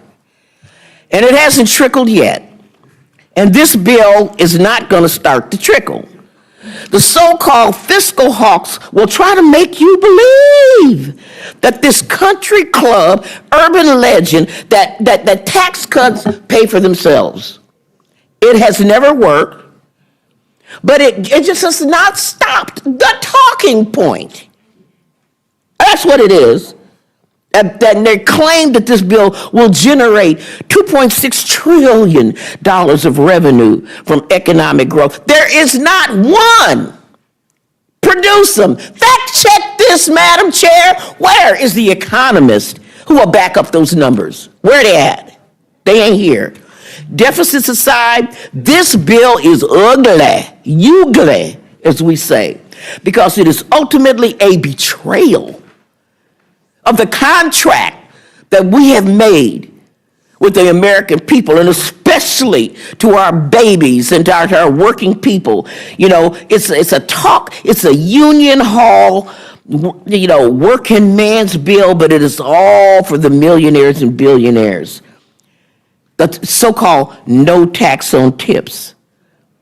That's a distraction from the windfall that they're giving to the richest people in the country. Let's just put the facts out. Let's talk some numbers. I've been just hollering and hooping. Let's put some numbers out. Fact check this, Madam Chair.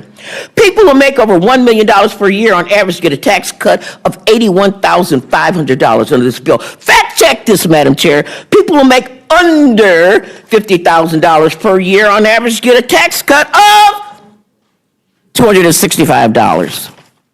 That means a person who makes over $1 million per year on average gets 310 times what a person making under $50,000 gets. Now, this notion that if we don't pass this one big, beautiful bill, that taxes are going to go up for everybody, this is a choice. Tax breaks for billionaires and millionaires is not tethered to our doing something for regular people. Y'all chose to do that. It's perfectly possible to draft tax legislation in a way that doesn't provide the most fortunate among us with a windfall. But y'all chose to do it. Now, in the Ways and Means markup, we stayed up all night, and I do empathize with you, Madam Chair, for having to stay up all night, because we stayed up all night. And I see some of my colleagues are still here, staying up all night again. We offered 33 amendments, 33, to keep the wealthiest from getting the benefit, most of the benefit from this tax cut. So we suggested that, there shouldn't be any tax cuts for individuals making over $400,000 a year. Republicans voted no. We suggested that, if they make $10 million, We shouldn't give them a tax cut. Republicans voted no. We said, how about $100 million? Republicans voted no. We said $1 billion. They voted no. You know how they voted. No one was just too rich for this tax cut in the worldview of our colleagues on the other side of the aisle in the Ways and Means Committee. Now, if that wasn't bad enough, the JCT numbers show that this bill is even worse for people on the bottom rung. By 2029, according to JCT numbers, after the temporary tax cuts for people making under $30,000 for a year, on an aggregate, they're going to, as a group, they're going to be paying $5 billion more in taxes. That's a big tax cut, Madam Chair. Fact check that. Now, imagine that, Madam Chair. There's so many ugly things in this bill, in this 1,000 pages of this big, beautiful bill. My 5 minutes could not possibly do them justice. Making it easier. I couldn't believe it when I saw this, Mr. Chairman, Madam Chairman. I couldn't believe it when they proposed to take away the taxes on silencers for guns. What, Madam Chair, why? There's a $200 tax on buying silencers for guns. And then we're going to kick 2 million children off the child tax credit. You know, they brag about doubling the child tax credit, but Madam Chair, the poorest, the neediest, the most vulnerable children get nothing, unless their parents earn money. You know, and what I say is that, why don't we just make the kids go to work? Just cut to the chase. Tell kids, y'all got to start working. Maybe cut some of them school hours and go work as the shampoo girl so that your mama can get money to do what we know did. We cut poverty in half when we expanded the child tax credit to include the poorest, the 17 million kids that this bill doesn't cover. So, at the end of the day, the main thing, let's keep the main thing, that this legislation before us will make Americans more in debt, will make them hungrier, will make them sicker, will make them more ignorant. They'll be falling behind other nations, will be upending national security, all to lavish more and more and more and more on the luckiest and wealthiest among us. And Madam Chair, I am so, and I just want to point out to y'all, full disclosure, I'm woke, and I yield back.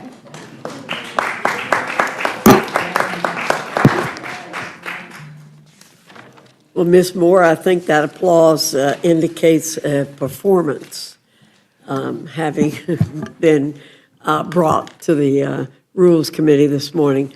I do have a lot of fact checks, but as I've done a couple of times this morning, I am going to resist. But I'm sure you will. But I'm going to wind up entering some things into the record that were said about the TCJA when it was passed, to show that the same kinds of things are being said now, and they're wrong, and they're going to be proven wrong, just like the things said in 2017.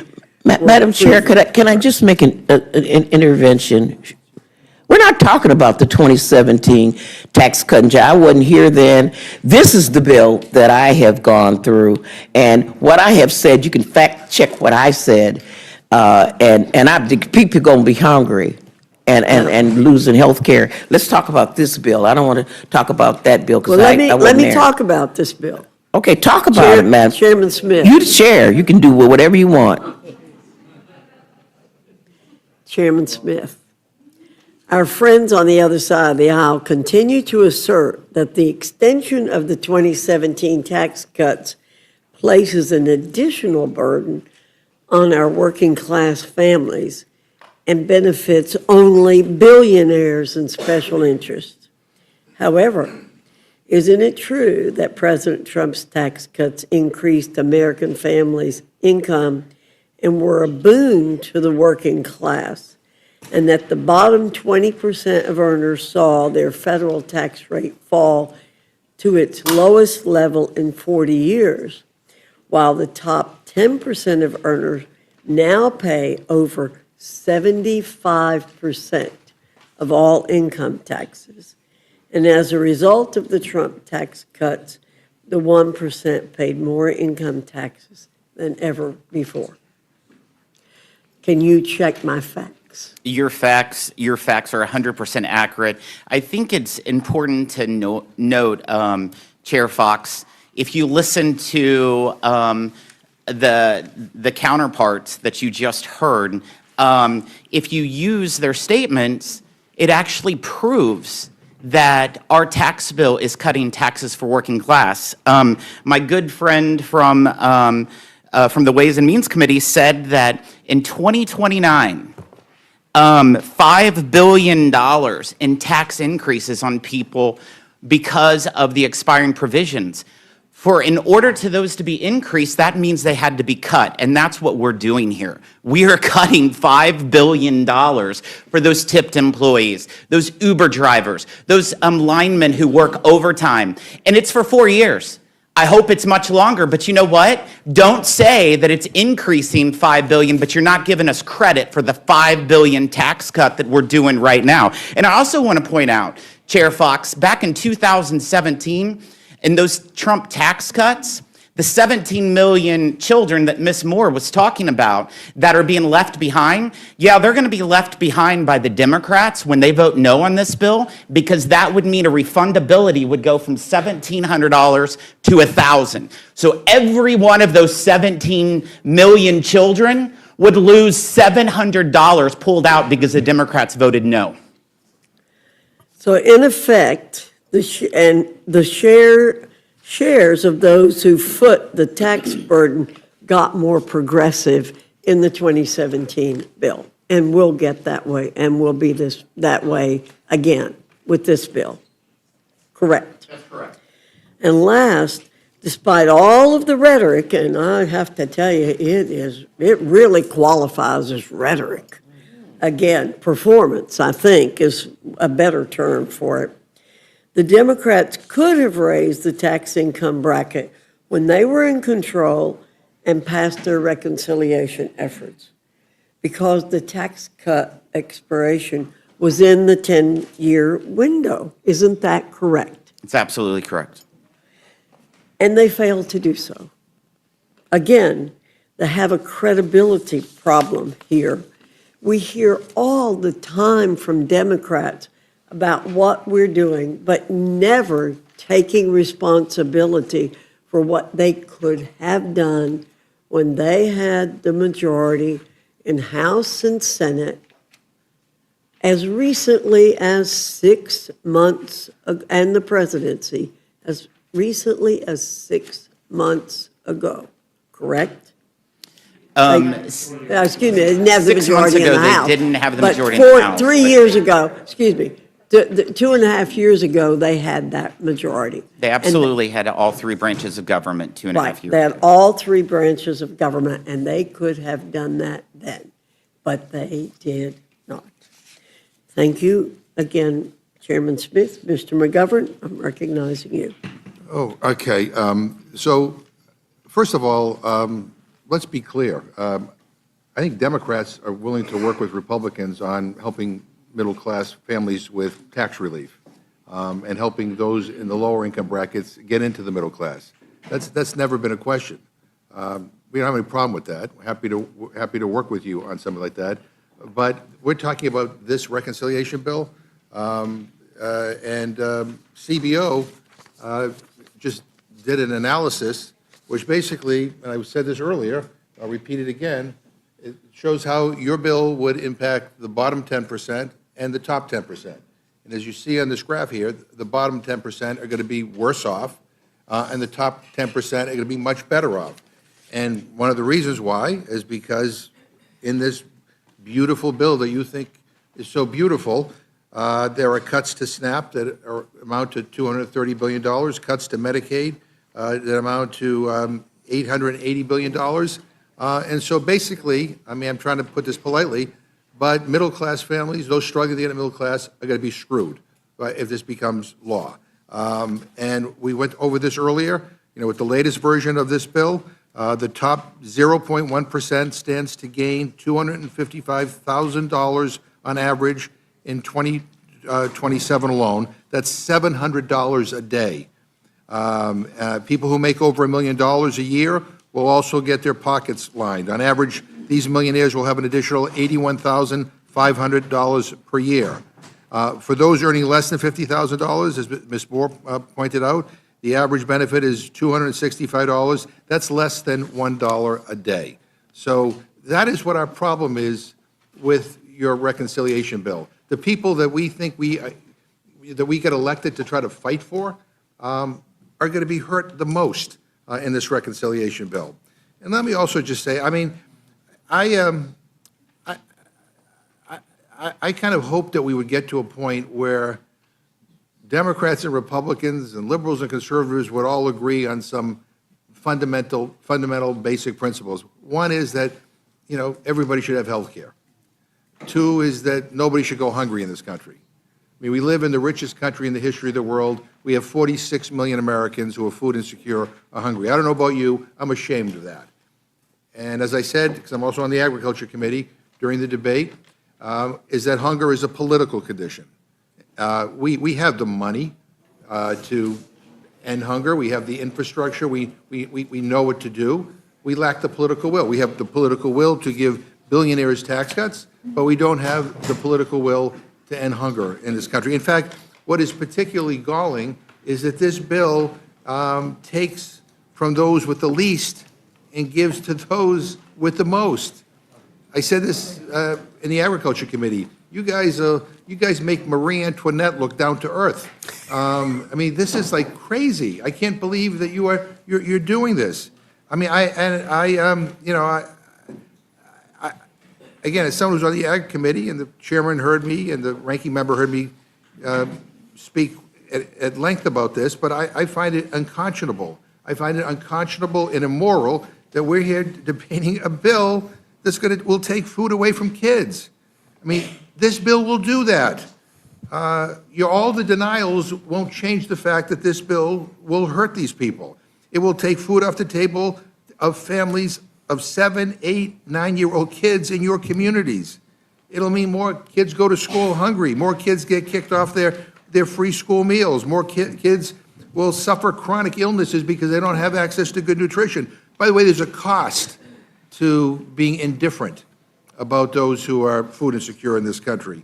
And because of this bill, more and more people are not going to go without health care, they're going to go without food. And for most of last week's hearing in the Ag Committee, and, most Republicans, this is the thing that really bothers me, most Republicans on the Agriculture Committee couldn't even bother to show up during the debate. I mean, I made a comment, I think that almost got my words taken down. I said, look, I mean, we're all arguing about work requirements for people who are poor.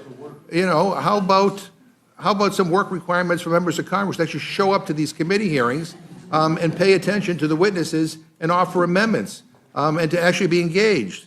I mean, most of them came in for 5 minutes and then left. Well, guess what? I sat there for virtually all of the 13 hours. I heard firsthand how much this bill is going to screw over kids and seniors and working families and so many other people. People who voted for Republicans and who I think now are going to feel betrayed by Republicans. They're going to lose their food assistance. Now, I don't know why so many people didn't show up, but I think it's because many of you know how deeply unpopular what you're trying to do here is among the American people. And since you guys don't want to talk about it, I'm just going to talk a little bit about it. Your bill cuts SNAP, a program that provides kids, seniors, veterans, and people with disabilities with, on average, of about $2 per meal to afford food. You're going to cut it by over $313 billion. You know, when the chairman of the Budget Committee was here a month and a half ago advocating these cuts in food assistance, I asked him a simple question. I said, what is the average SNAP benefit? He had no idea. He had no idea. He didn't know it was $2 per person per meal or $6 a day, and yet was advocating these huge cuts. But that means you're cutting 1/3 of the entire program. That is the biggest cut in history. And, you know, your bill takes food away from families with kids if their single parent is struggling to find a job or can't access child care. Your bill forces older adults up to age 65, many who have limited educations and dismal job prospects, off of benefits in 3 months. I mean, who's hiring a 64-year-old who was recently laid off? I mean, do you really think that you can change careers at 64? It's not easy. Some people can. It's not easy. Your bill prevents future increases to benefit calculations, meaning families will have less money for food in the future as costs rise. I mean, really, this is $2 per person per meal. That's what it is. And your bill threatens food benefits for 16 million children, 8 million seniors, and 4 million people with disabilities by shifting the cost of benefits onto states whose budgets cannot support the hundreds of millions of dollars that have to put up every year to maintain benefits for these individuals. Chairman Thompson, I want to ask you a pretty simple question. This bill, the bill that you wrote, takes benefits away from families with kids as young as 7 years old if their parent loses a job and cannot find another job. So let's say you're a single dad with a college degree, you live in a small rural town, there may not be a lot of jobs available, you have a college degree, but millions of single dads in this country are in this position. And let's say you get laid off from your job with no notice, no warning. And let's say it's March. So you now got 90 days to get a new job or you lose your portion of the SNAP benefits, which means less food in the fridge for you and your family. So yes or no, Mr. Chairman, do you think it's right for the government to punish those kids because mom or dad can't get a job, locked down in 90 days? And let me just also add, the majority of able-bodied people who are on the benefit actually work. They actually work. They earn so little, they need the benefit. But I asked the question, I mean, do you think that that is an okay thing to have happen? Well, Mr. McGovern, being on the Agriculture Committee as long as you have, I think I really felt like you'd have a great grasp on the entirety of the nutrition title of the Farm Bill. States have had and will have waivers in those situations so that that they can exercise. When you got a single parent, like you said, there's not two parents there. Obviously, there's provisions if there are two parents, one parent would apply, the other parent it would not apply to in terms of any kind of work, volunteer, or education opportunities, which we pay for. And there was also, I mean, there's a deduction from SNAP income for SNAP eligibility for uncapped amount of child care expenses, which includes child care. And then we have federal government also funds subsidized child care through the Child Care and Development Block Grant, not to mention the Child Tax Credit and the Child and Dependent Care Tax Credit. So absolutely, there should not be a loss of access to supplemental nutrition. I know that one of the things that's talked about was CBO made the comment about 3 million people, I believe, that were coming off of SNAP. Well, those are individuals who choose not, they choose not to engage in work, volunteer time, or education, or a big part of that and you're right, it's not half though, yet at the most it's 27% of folks on SNAP are working. But some of those folks are coming off because they've worked their way off, which is the American dream. They no longer are living in poverty. I'm going to yield to, that's kind of a word salad, but the bottom line is if that single parent can't find a job, I've heard word salad. they lose their benefits. It's that simple. I mean, they lose their benefits. And by the way, we have a child care crisis in this country, too. I don't know whether Ranking Member Craig wants to add anything. No, I would just add that one of the most egregious parts of this bill is changing that scenario where that single dad, when their child turns 7, then would have work requirements. And again, childcare crisis in our country. And, add on top of that, that if you're married, actually, only one of you has work requirements. So, it's crazy. You can stay home and still be eligible for the benefit if you're married and your spouse goes to work. But if you're a single mom or a single dad, the new dependent age for someone is 7 years old. And by the way, the vast majority of people in this country who are on SNAP are kids. They're seniors and they're people with disabilities. And veterans as well. In your home state, Mr. Chairman Thompson of Pennsylvania, they'll be, under this bill, they're going to be on the hook for over $1 billion in benefits alone if this bill is acted. So what if Pennsylvania or any other state can't meet that cost? I know you think they can, but what if they can't? I think the governor of your state says the bill will make groceries more expensive, close down local grocery stores, and force kids to go hungry. But I want to just say, this state cost share that you all talk about, saying that we're not going to cut benefits. Well, again, if Pennsylvania had to absorb $1 billion, that's a lot for a state budget. What if they can't do it? Did they then do benefit cuts? Well, I actually reject your premise of your question that states will refuse to cover 5% of a supplemental nutrition assistance program, given that they have 2 years to adjust their state budgets. SNAP, as you know, is the only state-administered entitlement benefit that is fully funded by the federal government. And states are already paying anywhere from 25 to 50% of the cost of Medicaid benefits in their states. States are fully capable of paying for SNAP, and every single state has achieved an error rate below 6% in the last 10 years, which would bring them down to that base cost share.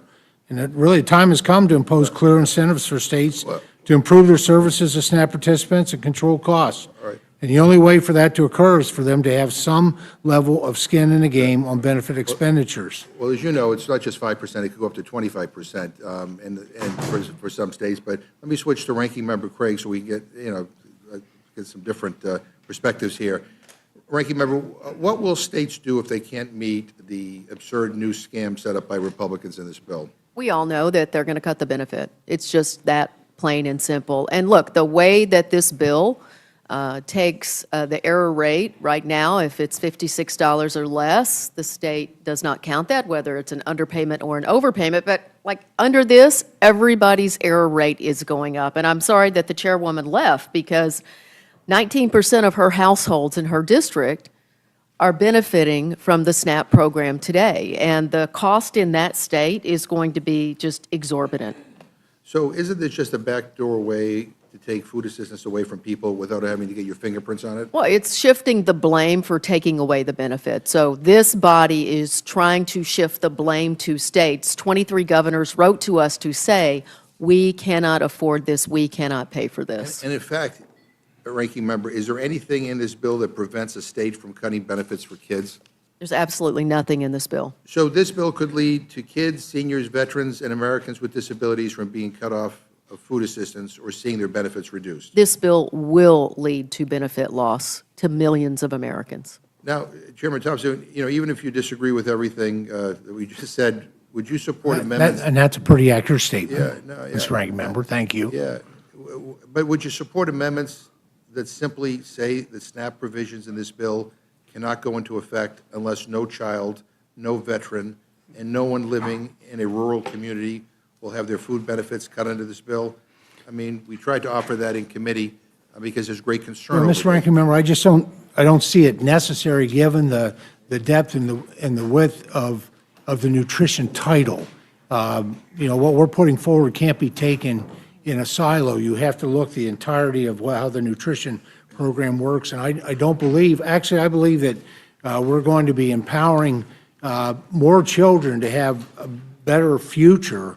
And there may be parents out there that will choose not to engage in work requirements that, by the way, we've had since the 1970s. Right, this is not something new. Not with kids at seven and 8-year-old, 9-year-old. If you go back and you look at the general work requirements, it's age 6. We move it to 7 And I don't with know- this bill. And I don't know how I don't know how we provide children a better future by providing them less food and nutrition, as they're growing up. I mean, I don't know how we guarantee a better future if we do everything we can to keep children stuck in intergenerational poverty. Well, first of all, a lot of people who are on SNAP, who have been on SNAP, have gone on to be very successful people. This kind of stigmatization that if you're on SNAP, that somehow you're going to always be stuck in poverty is just not the reality. I'll go to Ms. Craig and then to Ms. Moore. Mr. Chairman, I'm offended by your last statement. My own mother was a single mom who was going to school at night to get her teaching degree for 9 years to become a teacher. Yep, she did it, but under the scenario we just outlined, my mom would no longer be eligible for benefits once I turned 7 years old because my mom is going to school, not able to work during 80 hours a month. That is the truth, and you know it. And look, 11 million people, according to the Center on Budget and Policy, including 4 million children, live in households that would be at risk of losing these benefits if this bill passes. Well, and if I can, I'd just say, you read the bill, it's an average of 80 hours a month. That's 20 hours a week. Doesn't have to be 20 hours. It just has to be an average of 80 over a month. And it is work. And like the ranking member said, approximately 27% of SNAP recipients are working today already, but they're living in poverty. But it can be volunteer work, but it also, your mom would qualify because she was actually getting education, and that is a qualifier for not 80 hours a week, not 80 hours a month. And let me just, we throw around these numbers, 13 million people will lose their health care, 5 million people will lose their food assistance benefits. And I worry sometimes that there are people in this chamber, who look at those numbers and kind of view them as statistics and fail to appreciate kind of the human element behind them. One of the things that I've learned in this job is that people's lives are complicated. And one glove doesn't fit all. And as much as we want to, say that this should apply to everybody or this should apply to everybody and this, and it is complicated. And my experience, especially with a lot of single parents raising kids, they want to be good parents because that's the best thing they can do to make sure their kids have a bright future. And to have to add on to that now, if I don't meet this new requirement, I will lose my SNAP benefit, and there'll be less food in the house. I don't understand why this is something that my Republican friends feel that they have to do. But, Ms. Moore? Mr. Ranking Member, we can also say, that has been a quandary of certain folks in certain situations. You're right. It's complex. People have very different lives. What happens if child care is not available? And that is why the state What happens if there's no and will transportation? retain flexibility with waivers to be able to meet those individual needs. We just need to make sure that the states administer their programs according to the intent of Congress. Lots of luck with that. And I would just, again, say, I think a better way to do it is to not make these cuts and maybe not give tax breaks to billionaires. But Ms. Moore. Thank you so much, Mr. Chairman, and I do appreciate this vigorous discussion.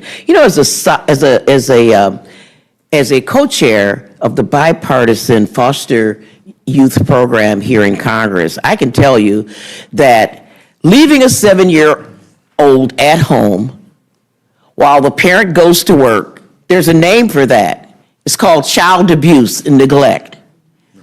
That will get you a case. And I know people who have had their children removed from their homes for that very reason. They were at work, couldn't afford child care, and left their child at home. Let me just say this. As a survivor of childhood sexual assault, I guarantee you that Chester the molester is going to know that your child is at home on a regular basis while you're out working to meet these work requirements. And they will find an opportunity to pretend that your mom told them to come by, or you've seen them, or come on, go to the store with me. And if you're 7 years old, you're vulnerable. I can tell you that if the house catches on fire while that 7-year-old is in the house because they tried to make themselves some chicken nuggets and turn the stove on, that is going to be a little bit of a problem. I also want to mention another thing about this 80 hours. I think this 80 hours is very interesting. I remember my daughter once working for a daycare center, and I mean, the minute she hit that 19th hour, no matter how busy they were, they sent her home. Right. Because they didn't want to incur the payroll tax charges. There's employers make decisions that low-wage people, low-income people, people that you're targeting, don't have any choice about it. You're working in the fast food restaurant, they're not going to let you work 40 hours a week, so they have to pay workman's comp. They're not going to let you work 20 hours a week in order to do it.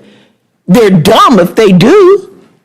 Because they don't, the whole point is to have people churning in and out. So I don't want to, this is, I so appreciate my colleagues here from the Ag Committee that have greater information about this particular part of the bill, but I just could not let it pass without talking. So if you want to change anything, this 7-year-old at home alone, it's a name for it. Child abuse and neglect. Thank you. You're back. I just want to ask a few quick questions to Chairman Smith. Chairman Smith, you keep saying that if we don't pass this beautiful bill, it will result in the biggest tax increase in history.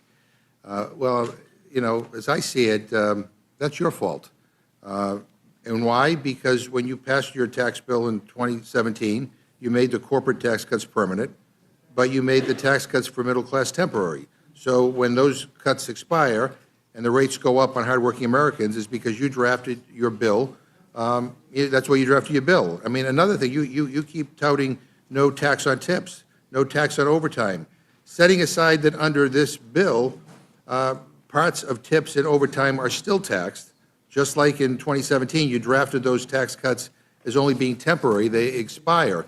So if these are an important centerpiece to help working class Americans, why are you making them expire? Why are those tax cuts temporary?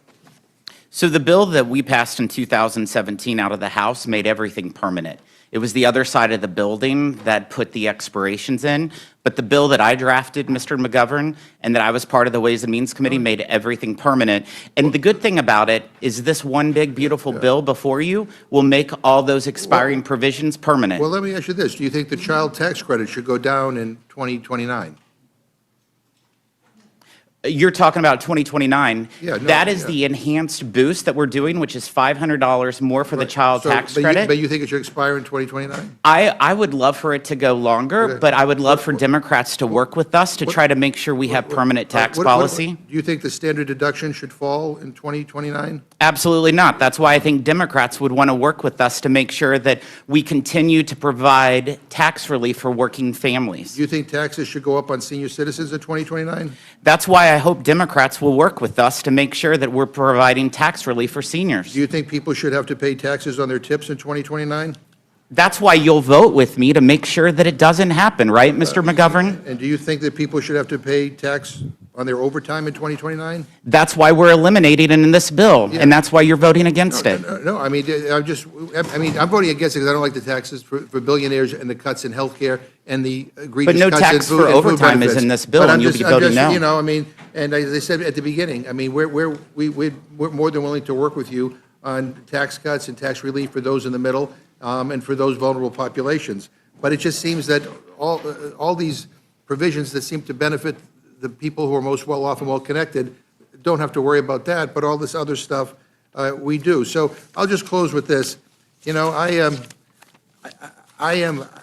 think this is an awful bill, and I understand why we began meeting at 1 in the morning to talk about this, because I think my Republican friends don't want people to know about it. The idea of people losing health care benefits, and the idea of billionaires getting tax cuts, and people losing their food benefits, I said this in the Ag Committee. I said that there's a special place in hell for people who take food away from hungry people.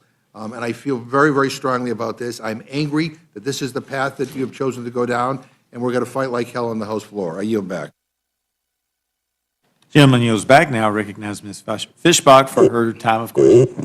Thank you, Mr. Chair. And I can tell who got a full night's sleep, so that just kind of shows. But first, I want to start out by thanking Chairman Thompson for all of your work on your portion of the bill. I know you've been working a long time, and you have not only the America's farmers in concern, that you're concerned with them and you're working towards them, but also the people that are affected by the bill. So I appreciate your work. And Chairman Guthrie and Chairman Wahlberg, appreciate what you've done. I mean, you have done wonderful things, and I know that you've been working on it for months and months and months. It went through your committee, and we've all been working on those things over a great span of time. And Mr. Smith, Chairman Smith, excuse me, I have to say, I thank you for your work on Ways and Means, and I was honored to work with you on that. We've been working well over a year, working through all of these provisions and making sure that we are addressing the issues that we need to keep the economy going, to offer tax breaks to the middle income, and all of those things that we did. And you mentioned some of the provisions, or a lot of the provisions that were and we've discussed a few of them that are in the bill. And, I wanted to get just a little more specific, because some of, as we were talking about, we need to talk about people, we need to talk about what's going on. And, we heard about how important 199A, over the year that we worked, and I'm sure everybody has heard from their constituents, we heard about how important the 199A 20% deduction is, and we were able to increase that to 23%. I'll just tell you, in my district, that affects 55,000 small businesses and family farms. And you know what? I don't think they're billionaires.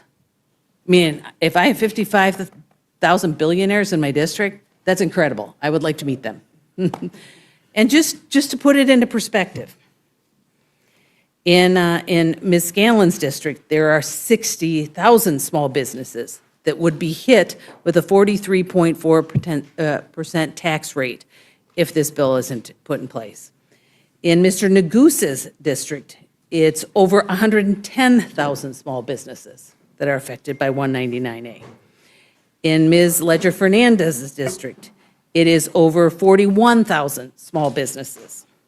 And in Mr. McGovern's, it is 67,000 small businesses that are affected. And these are not billionaires. They're not billionaires. These are small businesses, the backbone of our communities. And that's why that's so important. This bill does invest in tax relief for workers, families, farmers, rural communities in a way that we haven't seen before. This is incredible. And if we talk about the child tax credit, we talk about the enhanced child tax credit. In my district, 75,000 families are affected by that provision. In Ms. Scanlon's district, there are 83,000 families that are affected by that. Mr. Negus's district, 73,000 families that are affected by the child tax credit. In Ms. Ledger Fernandez's district, 75,000. And in Mr. McGovern, almost 100,000. And all of those people would see their child tax credit cut in half without this bill. These are regular people, regular middle-income people that will be affected if we do not take to heart those provisions and pass this bill. This is about making sure that people have what they need and the middle income are there and supported. And I also just wanted to say, we've made some mention about the length of time and that these provisions haven't been made permanent. And just as a side note, just to throw it out, when Democrats in 2022 passed the Inflation Reduction Act, they only extended the enhanced premium tax credits through 2025. Was there an election in 2024? Yeah. Because I think that was the implication, that we had somehow done it because of an election. But instead, what was prioritized in that bill was wealthy individuals trying to buy electric vehicles.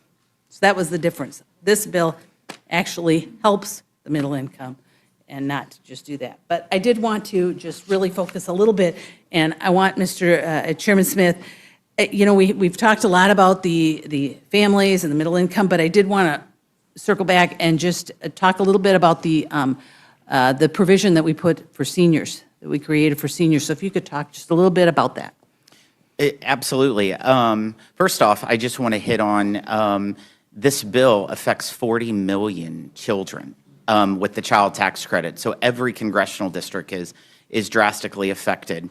In regards to the tax relief for seniors, this is currently in the tax code.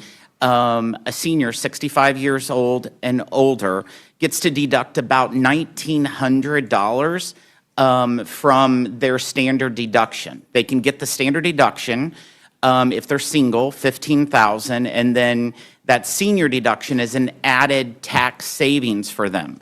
What we did, we actually increased it $4,000. So now they'll be able to deduct almost $6,000 of that standard deduction, and that is equivalent. That is the equivalent of a person who makes $75,000 or less a year not owing any on Social Security, any taxes on Social Security. And Chairman Smith, I just have to ask so we can make sure that everybody understands, are those billionaires? If someone makes less than $75,000 a year, they're definitely not billionaires. Thank you for clarifying that for me, because I hear that a lot, that we are just, benefiting billionaires, and it's absolutely not true. The American people are positively affected by this bill, the average middle-income family, and I thank you for putting it together, and I thank the chair for all of the input for this bill. And with that, I yield back. Gentlelady yields back. Now recognize Ms. Scanlon for her 5 minutes of questioning. Thank you, Mr. Chairman. Good morning to our witnesses. Thank you for joining us here. You can thank the speaker for scheduling the early morning wake-up call for everyone. For some reason, I keep thinking of a song, There's Got to Be a Morning After. It was from a disaster film, which may be an appropriate analogy here, because we all know that you don't schedule a 1 a.m. hearing unless you have a disaster of a bill that you want to hide from the public. And we don't have to look far to see why they want to hide this bill. It's an all-out assault on the American social contract. They're trying to sell it as some kind of economic growth plan. Thank you, trickle-down fictions again. But if you look past the press releases, what you find is a Frankenstein monster of a bill that kicks people off their health care, cuts nutrition assistance for working families, guts clean energy investments, and hands out trillions of dollars in tax breaks to the wealthiest people of the country. And as we learned from a CBO report overnight, it's going to cut $500 billion from Medicare in addition to the cuts to Medicaid, and impose or initiate a wealth transfer from the 10% of folks in this country who have the lowest income to the 10% that have the highest. So not saying that there aren't lots of tax cuts in here, but it's at whose expense, I think, is the question. If Ms. Fishbach wants to have a conversation about tax cut for small businesses, we would love to have that conversation, but it was never brought up for discussion with the entirety of Congress. What we have seen, and in my district, maybe it's not the same thing in her district, but we've seen that tens of thousands of people will lose their health insurance, tens of thousands of families will lose SNAP benefits, and that's just unacceptable. Let's start with the cuts to food assistance. At a time when food prices are high and getting higher because of tariffs, when wages haven't kept up with the cost of living, when families are still recovering from the financial strain of the pandemic, this bill takes a sledgehammer to SNAP. We're talking about a program that helps feed nearly 42 million Americans, 1 in 4 children in this country, one of the most effective anti-poverty programs that we have. It lifts millions out of poverty every year, and it does so with efficiency and dignity. At a certain level, it even provides a form of corporate welfare so that big businesses don't have to pay their workers a living wage. But Republicans aren't satisfied with that. Instead of working to expand access to food, this bill imposes more paperwork requirements, shortens eligibility windows, and slashes benefits. Republicans are claiming this will promote work, but the overwhelming body of evidence shows that their work requirements don't actually increase employment. They just make it harder for people to eat. You can't work if you're hungry. You can't hold down a job if you can't afford to feed your kids. Kids can't succeed in school if they're hungry. And no one can pull themselves up by their bootstraps if they're stuck in a hole that Congress has already dug for them. According to the Center on Budget and Policy Priorities, the SNAP cuts in this bill could result in nearly 2 million people losing access to food assistance. That's 2 million seniors, veterans, people with disabilities, single moms being told by the government of the richest nation on earth, sorry, you're on your own. And to what end? So that Republicans can claim to save a few $1 billion at the same time that they're extending the Trump tax cuts for the top 1%, a move that is going to cost this country over $3 trillion over the next decade.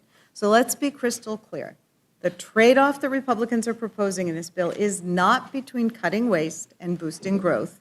It's between feeding children and giving billionaires another yacht.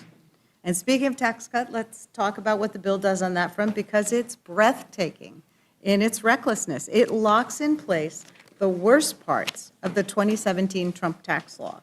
It extends tax breaks for corporations, slashes taxes for people at the very top, and opens up new loopholes for the ultra-wealthy to exploit.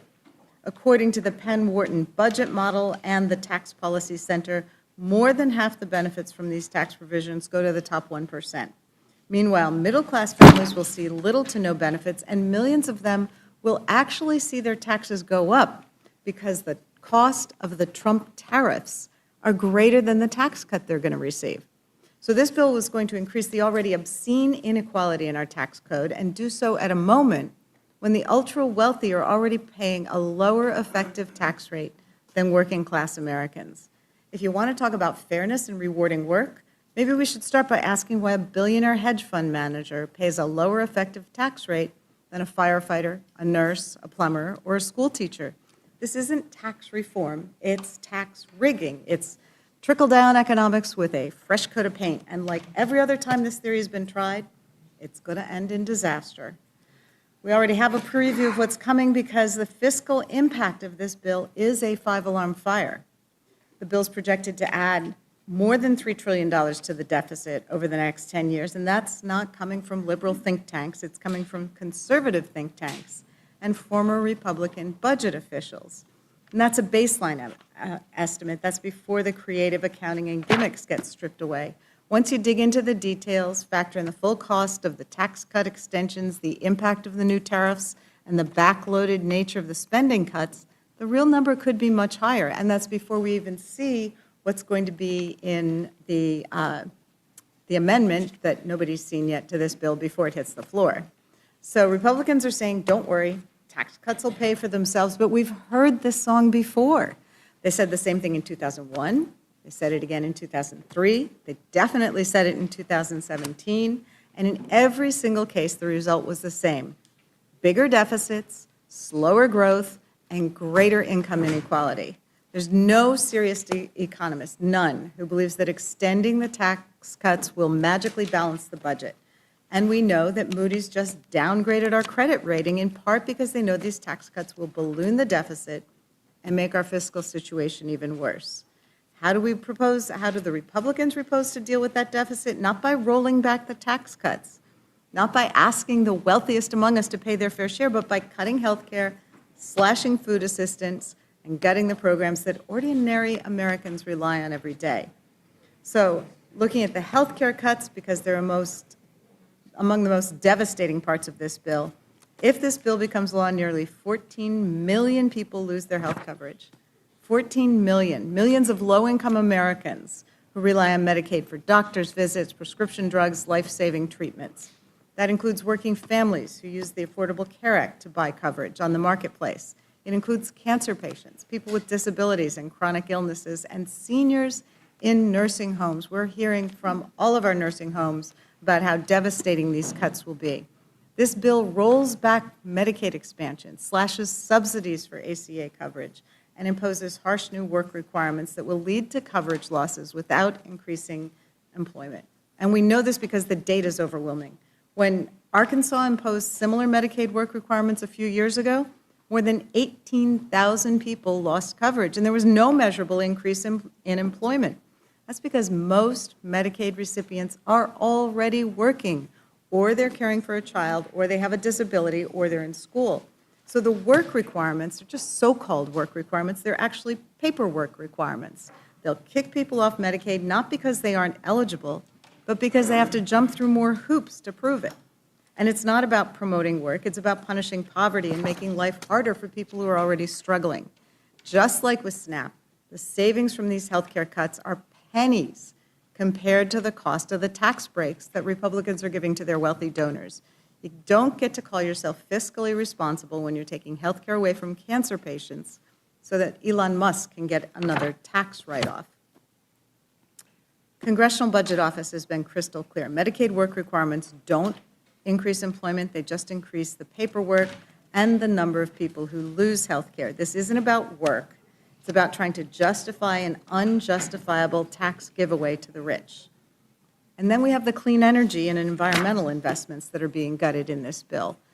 At a time when we're seeing record wildfires, catastrophic flooding, skyrocketing insurance premiums due to climate-related disasters, Republicans want to gut the very programs that are helping us fight back. This bill rescinds billions of dollars in clean energy tax credits, slashes funding for renewable energy deployment, blocks support for home energy efficiency that many homeowners in my district have been able to use to upgrade their furnaces and water heaters and reduce their energy costs. And it even goes after investments in climate resilience and environmental justice. So this is just sabotage. These clean energy investments aren't just good for the planet, they're good for our economy. They've created jobs, they've reduced household energy bills, and they keep our air and water clean. And they help our communities, particularly disadvantaged communities, prepare for and respond to climate threats. But because these provisions were passed by Democrats and they help us transition to more sustainable energy sources and reduce our reliance on fossil fuels, Republicans are determined to tear them down. And the irony is that a lot of these projects are happening in red states, Texas, Oklahoma, Iowa. They're leading the way in wind and solar development. But this bill is going to pull the rug out from under that progress, all to make a political point. The American people deserve better than this. They deserve a government that works for them, not one that caves to corporate lobbyists, science deniers, and billionaire donors. So just looking at the whole picture, this bill cuts food assistance from working families, kicks millions off their health care, hands trillions in tax breaks to the wealthiest Americans, blows a multi-trillion-dollar hole in the federal deficit, and sabotages our fight against climate change. So it's not a big, beautiful bill. It's a big, disgraceful betrayal of the American people. It's a bill that punishes the poor, rewards the rich, and threatens the stability of our economy. And the fact that it's being rushed through the House with no real debate, with new things being exposed about it practically on an hourly basis, no final CBO score, no transparency, no accountability, should alarm everyone here, regardless of party. So obviously, I'm not a fan of the bill. We have to do better. The sun is up. The American people are looking. Ranking Member Craig, this bill includes the most significant cuts to SNAP in decades. Can you explain what this means for working families and children and seniors who rely on SNAP to put food on the table? Yeah, it's devastating. It is the largest cut in American history to the most successful anti-hunger program in American history. I mean, we're talking about, and let me make sure my Republican colleagues understand this. The nutrition title is a title in the Farm Bill. This absolutely destroys the Farm Bill coalition that we have worked for decades to establish in our country. One issue that is raising a lot of concern in Pennsylvania, which I represent, as does Mr. Thompson, is that for the first time ever, this bill would require states to start paying a portion of SNAP benefits. What would this kind of cost shift, Ms. Craig, mean for the state's ability to serve their residents? Well, at the end of the day, every state's going to make its own decision about what they can accomplish here, and the net effect is going to be in many states around this country, they're going to cut the benefit. States already share 50% of the administration cost of this program. That goes to 75%. Most states, including Pennsylvania, are going to be on the hook for 25% of the benefit cost after this bill passes. Well, I know that our state legislators are already gravely concerned about the reduction in federal benefits coming to the Commonwealth, and this is not giving them any ease. Representative Moore, the majority claims this bill is a middle-class tax cut, but analysis shows that people earning under $50,000 a year would get an average tax cut of less than $1 a day, while the top 1% would get nearly $300,000 a year. Does that sound like a fair or balanced approach to tax policy? Absolutely not. Absolutely not, Ms. Scanlon. You are correct that it really increases inequality. And if, for those of us who remember our history, when we went into the Great Depression, it was the biggest inequality we had experienced in American history. And, you know, and this sort of resembles putting us in that direction. This bill is the top 1% get 20% of the benefit in 2027. The top 5% get 40% of the benefit. The top 10% get 52% of the benefit of this bill. Ms. Scanlon, if you'll just indulge me for a moment, I just want to talk a little bit about the quote-unquote small business benefit. I noticed that Ms. Fishbach referenced the numbers of small businesses in all of the Democrats' communities that would be affected. And so I just have a real question. Is or is it ain't a small business? I'm looking at one of the things I think is particularly egregious. One of the most expensive pieces of this big, beautiful bonanza for billionaires. That's the 199A deduction. They claim it's for small business, this pass-through. And, you know, they wax on about, you know, how important it is. In 2022, that was the year that we were able the JCT was able to find data. In 2022, taxpayers claiming the 199A deduction with adjusted gross income, all of it qualified business income, in the neighborhood of $200,000 a year. That small business claimed about $6,500, $6,500 on average. Taxpayers claiming the 199A deduction with adjusted gross income in the neighborhood of $10 million. Still, this is small business. They claimed about $520,000 of this deduction on average. In 2022, there were about 800 taxpayers. You know, they're supposed to be, I know, you know, Mr. Smith here is going to tell you that there are limits on how much you can earn in order to qualify for the 199A, but not so much in this bill, nor in 2022. There are about 800 taxpayers with adjusted gross incomes exceeding $100 million that received the 199A deduction and claimed $11 million of the deduction on average. And I mean, I'm not going to be picking on Republicans here in their district. I'll just talk about people in my community in Wisconsin. Dick and Liz Eline in Wisconsin saved over $40 million in taxes in 2018 by claiming this 199A deduction, and they received $115 million. Now, the next question is, oh, well, these are our job creators. And I know I'm being performative.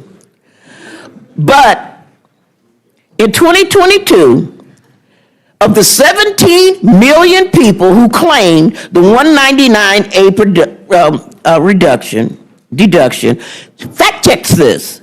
84% of these businesses had 0 employees, 0.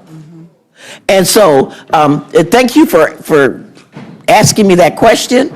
And yeah, the benefit goes primarily to rich people. And like I said, just in the examples that you've given, the average taxpayer not talking about business, but individual is going to receive $265, at least until it expires in 2029. I appreciate that, and I have a few more questions for you, but I wanted to yield to the chairwoman for a minute. Yes, ma'am.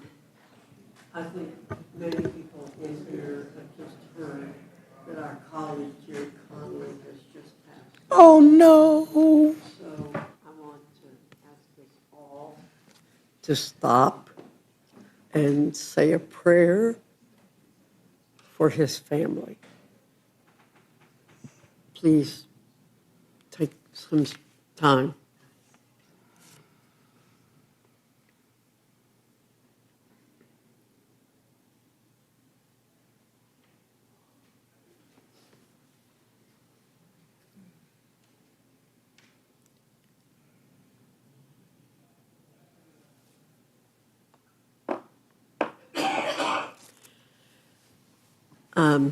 Thank you, Madam Chair. Everybody, Ms. Scanlon. And thank you, Madam Chair, for doing. Thank you. Oh, it's absolutely the right thing to do. You're Appreciate recognized, Ms. Scanlon. I appreciate that. Certainly a valued colleague, and this is quite a loss. Representative Moore, we had just talked about the fact that the top 1% or top 0.1% are going to get a $300,000 per year tax break, which is almost 4 times the median household income in my district.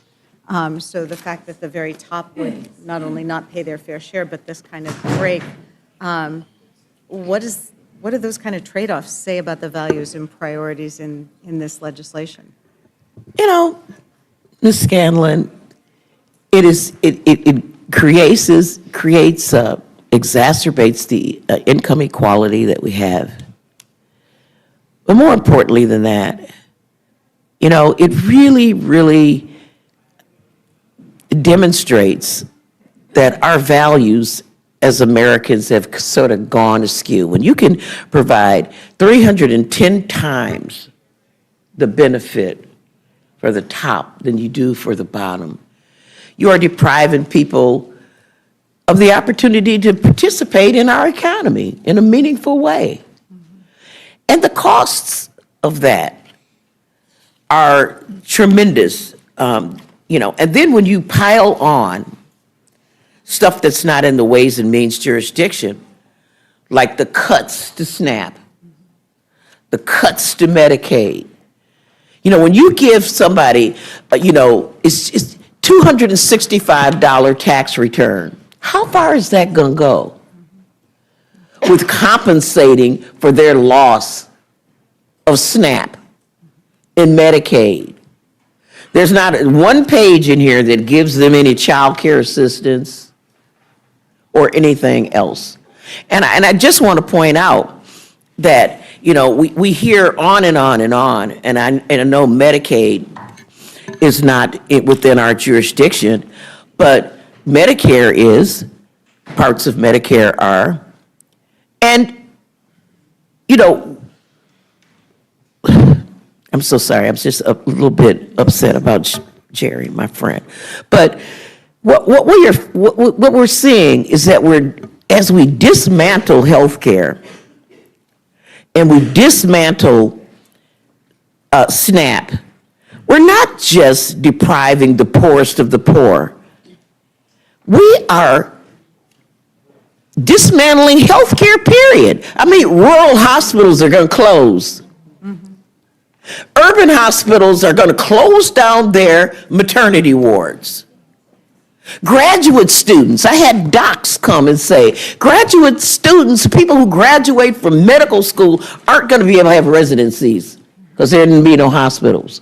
And even if you have the best health insurance, the premier, you're rich, when you have your heart attack, you're not going to make it when you got to drive 35 miles to get to the ER. So when you think that it's just only them lazy boys in the basement that are going to be hurt, you better think twice. You're going to better think twice. When your provider leaves the area because there are too many Medicaid patients and go somewhere, Scottsdale, Arizona or something, where there are rich people to practice so that they can, and you have no providers at all. Well, I wanted to pursue that line with Mr. Pallone. In our community, we actually just lost the major healthcare system. It was bought out by a private equity entity and bankrupted, and we have been unable to find anyone to take it over because the Medicaid funding source is so unstable or not sustainable, or these cuts were threatened. So can you talk a little bit about what this is going to mean, these cuts to Medicaid for the entire community? Well, as you point out, or already been stated, when hospitals and all healthcare institutions depend on some kind of reimbursement, either private insurance, Medicare, Medicaid, whatever it is. And if your hospital or your nursing home or your community health center, whatever, is highly dependent on Medicaid, which many rural hospitals and institutions are, then they just don't get the reimbursement rate. And now these people are coming to the emergency room and they're going into the uncompensated care because they can't afford to pay the bill. And so what does the hospital do? Well, most states don't have the ability to make up for that. Some don't have much pay out much uncompensated care at all. And so they either close because, now they can't make it, or they try to pass that on to private payers or other government, or other government payment programs.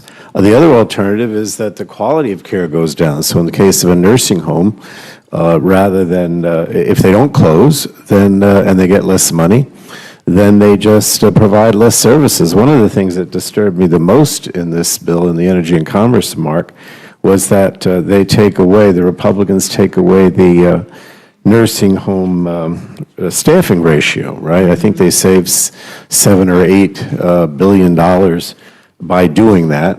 What happens then? There's no nurse there at night. There's no nurse. And people die because there's nobody to take care of them. The services go down. I remember years ago in my state, we had terrible nursing home situations, safety, health hazards, nursing homes burned down, people died in the fires in my hometown. I don't want to go back to that. We made a lot of progress, and we certainly don't want to go back to that. But if I could just add, when the gentleman from Wisconsin said that, from the Energy and Commerce perspective, we're not involved with the taxes, and I do think that, lower income or even middle income people are going to pay more with this bill in taxes. But we're concentrating on all these other affordability issues, right? In other words, we spent our time when we were in the majority trying to expand options so people could live and it was more affordable. So expanding Medicaid was an example of that, right? Making, expansion of SNAP, having affordable connectivity programs so people could afford, to pay for the internet. LIHEAP, right? All those things are on the chopping block now. Some of them are on the chopping block in this bill with the Medicaid cuts, but, the president is essentially eliminating LIHEAP. The Republicans refuse to renew affordable connectivity. In this bill, they have up to $35 copay that's mandated, so people have to pay more out of pocket. So what are we talking about here? Everything in this bill, and I don't even get into the tax issues now, everything in this bill that's within our committee makes things less affordable, right? At a time when the president said, when I'm elected, prices are going to go down, everything's going to become more affordable. It's the opposite is happening. Groceries cost more, inflation's going up, everybody's, and this is just aggravating that situation completely. It is the reverse Robin Hood. That's exactly what it is. Take from the poor and give to the rich. Not just with the taxes, but also with everything else, because all these things are paying for tax breaks primarily for wealthy people and corporate interests. Well, you've touched on so many issues that are of really paramount concern for my constituents. The LIHEAP cuts obviously are huge in our northeastern cities where we have cold winters and hot summers. The Medicaid copay, as I understand it, that was something that many of our Republican colleagues were unaware of, the fact that this bill would impose a Medicaid copay. The issues with respect to hospitals, we hear quite a bit about how these Medicaid cuts are going to hurt rural hospitals, but they obviously also hurt our frontline urban hospitals. And we just had an article in the Philadelphia Inquirer this week about how many of our urban hospitals we've lost because they were dependent on Medicaid. So that remains a huge issue. Could you comment at all? As I understand it, there's a provision in this bill that would impact the expansion of Medicaid coverage for new mothers, which is something we've been trying to work on with the Black maternal health crisis in this country, and the fact that we have women dying at a rate in this country that is 3-4 times the rate of other developed nations. And one of the proven tactics for reducing maternal mortality is to make sure that women have health care coverage for the first year after birth.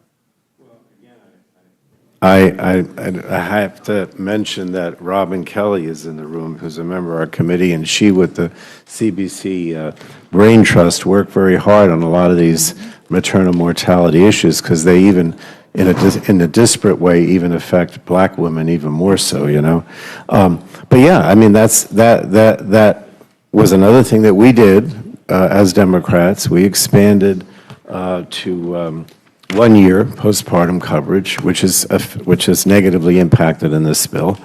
And again, it's another example of how Democrats were trying to make things better and more affordable and keep people healthy, as opposed to Republican efforts, which will all go in the other direction. Representative Scott, Pennsylvania has a disproportionately high level of folks who have student loans, and they have a greater dollar value on average than most states, and that may be in part because of problems with funding our state universities, but nevertheless, we have a lot of people who have a lot of student loans that they are struggling to pay at this point. Can you comment on what this bill would do with respect to student loans? Well, there are a couple of things on student loans. One, it limits the amount of student loans you can take out, so a lot of students will have to choose between going to college or taking out private loans to make out the difference. But on the repayment is much more expensive. And so it's much of a problem they have now. It'll be even more. So they limit the amount of aid you can get, so a lot of students won't be able to go to school. Those that do will be paying more. And for longer. And I mean, it's an issue that is really something that over our lifetimes has really just taken on a whole new structure. I mean, when I went to college, I could work as a lifeguard and get a little help from my family and take out a few loans and could manage to do that. But now you can't, without a college degree, you can't make enough money to even begin to start paying for college. Well, a few decades ago, the Pell Grant covered the 80% of the cost of going to a state college, tuition, room, and board. Now it's about 30%. Yeah. And that's where the student loan crisis came in, because families don't have that kind of money. Sure. They have to, if they don't have a lot of money, they have to come up with, make it up with loans. Yeah. And by limiting the amount you can borrow, you may not be able to get enough to be able to go, so you don't go at all. Or you get into the private loan market and pay all kinds of extra fees. And then after you've gone, the repayment is more expensive. Right. So it's just a bad deal, particularly if you're going this far into debt. People ought not be worse off. So we've got bad news on the food front, we've got bad news on the health front, we've got bad news on the education front, we've got bad news on the tax front for our working families. I think it's a bad bill, and we shouldn't move it forward. Thank you. I yield back.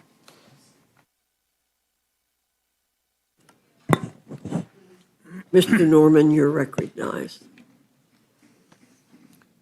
I've listened to this filibuster for a good while, all of us have.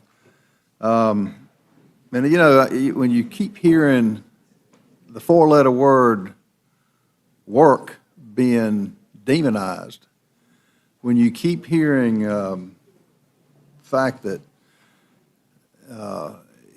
you're because somebody has to go to work, your children are dying, mothers are starving. It's really, that's really an insult to the working Americans, to that plumber who works 80 hours a week, to that electrician who works nonstop, to that waitress who is on her feet all day long. And when you look at the work requirements, fact check, Ms. Moore, you know what it is? 20 hours a week. 20 hours, that, I think, if my math's right, that's 4 hours a day. Mr. Norman, would you yield just 1 second? It's 80 hours a month, which comes out to 18.4 hours per week. So. Fact check. Fact check. Okay, 18 hours a week. Okay, that is an insult to whoever's watching this, this hearing. That's an insult to the hardworking Americans that, regardless of what you do, work brings dignity. Work brings a cause, a sense of purpose. Work brings a reason to get up in the morning. Work helps you find your God-given talent. And to say work is going to kill children, work is going to kill mothers, fathers, you're just wrong. You're not telling the truth. That's not right. America was built on work. And I can hear over and over and over again this rich, poor, billionaires. The identity politics, thank God 77 million people said no to that. They're tired of it. And America is a great country because of work, and people are willing to do it. And it's really, when you look at the fraud that's going on, and I think from what, if you check your facts. Would the gentleman yield? We've got, no. All right. There's 13 billion, that's, if you check the facts, 13 billion of fraud, like in the SNAP cases, people getting money when they shouldn't have. 13 billion per year. That's 1.3 billion per month, if I check my facts right. Americans have had enough of this. And I'm sorry, I know you learned it from the President Biden. Free education, free food for 15 million illegals that came into this country. Free housing. I'm sorry, that's not how this country was built. And I admire all of you for the work that you do. Each one of you do work. And for those who keep identifying as, demonizing work and demonizing those who have been successful, you never know the long hours that they put in, the long hours that they took to build a business, the long hours that they didn't get a paycheck. So you're hurting the very people who you could give hope to. And by demonizing this, Americans are just tired of it. You want to know somebody who's a definition of hard work? Right here. Came from nothing. Look at what she did. Many of you, and if you want to say rich, I think if you've got your health, you're pretty rich. If you've got your health. Jerry Conley would get it back. So I resent you saying that, and I really, it's a sad day that we've gotten to that point in this country when so many people are doing that. And are you asking me a question, sir? No, ma'am. Oh, I didn't think you would. You filibustered long enough. I think you would actually ask me a question about work. I did not ask you a question. I'm not asking you a question. What I'm saying is, it's my time, Ms. Moore. I didn't interrupt you. You went on I counted, you went on for 20 minutes, which is fine. And you are entertaining, I'll give you that. But I'm really smart. Ms. Moore, it's my time. All I'm saying is that the day of demonizing work, the day of demonizing America is over with. And Americans, people got it right. And we're going to continue to have a great country. This bill this big, beautiful bill will help this country out. It's got some things we got to work out, but it'll help this country. And the other thing I will tell you is the taxes are the people's money. Government is y'all's God. The taxes are the people's money.